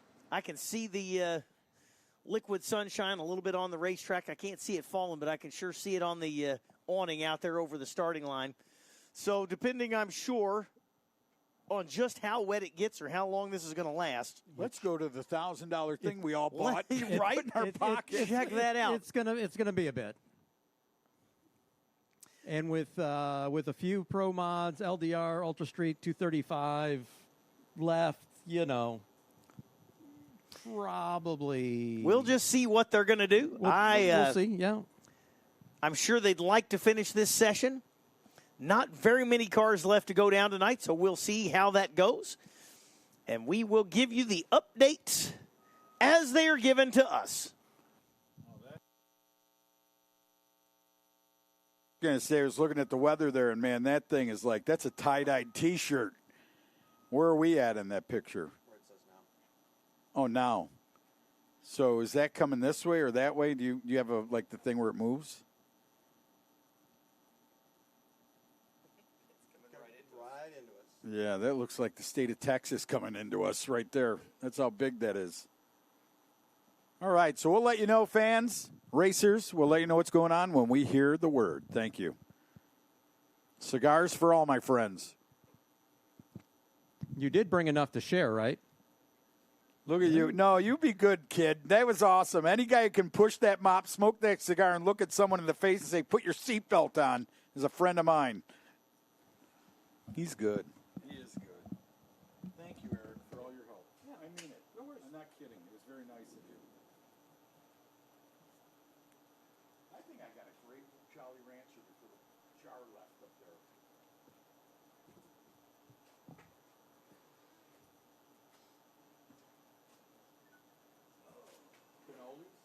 Cannolis? That was fun. Thank you for having a good time. I mean it, man. I'm saying that's what it's about, having fun. You don't have fun. You have fun.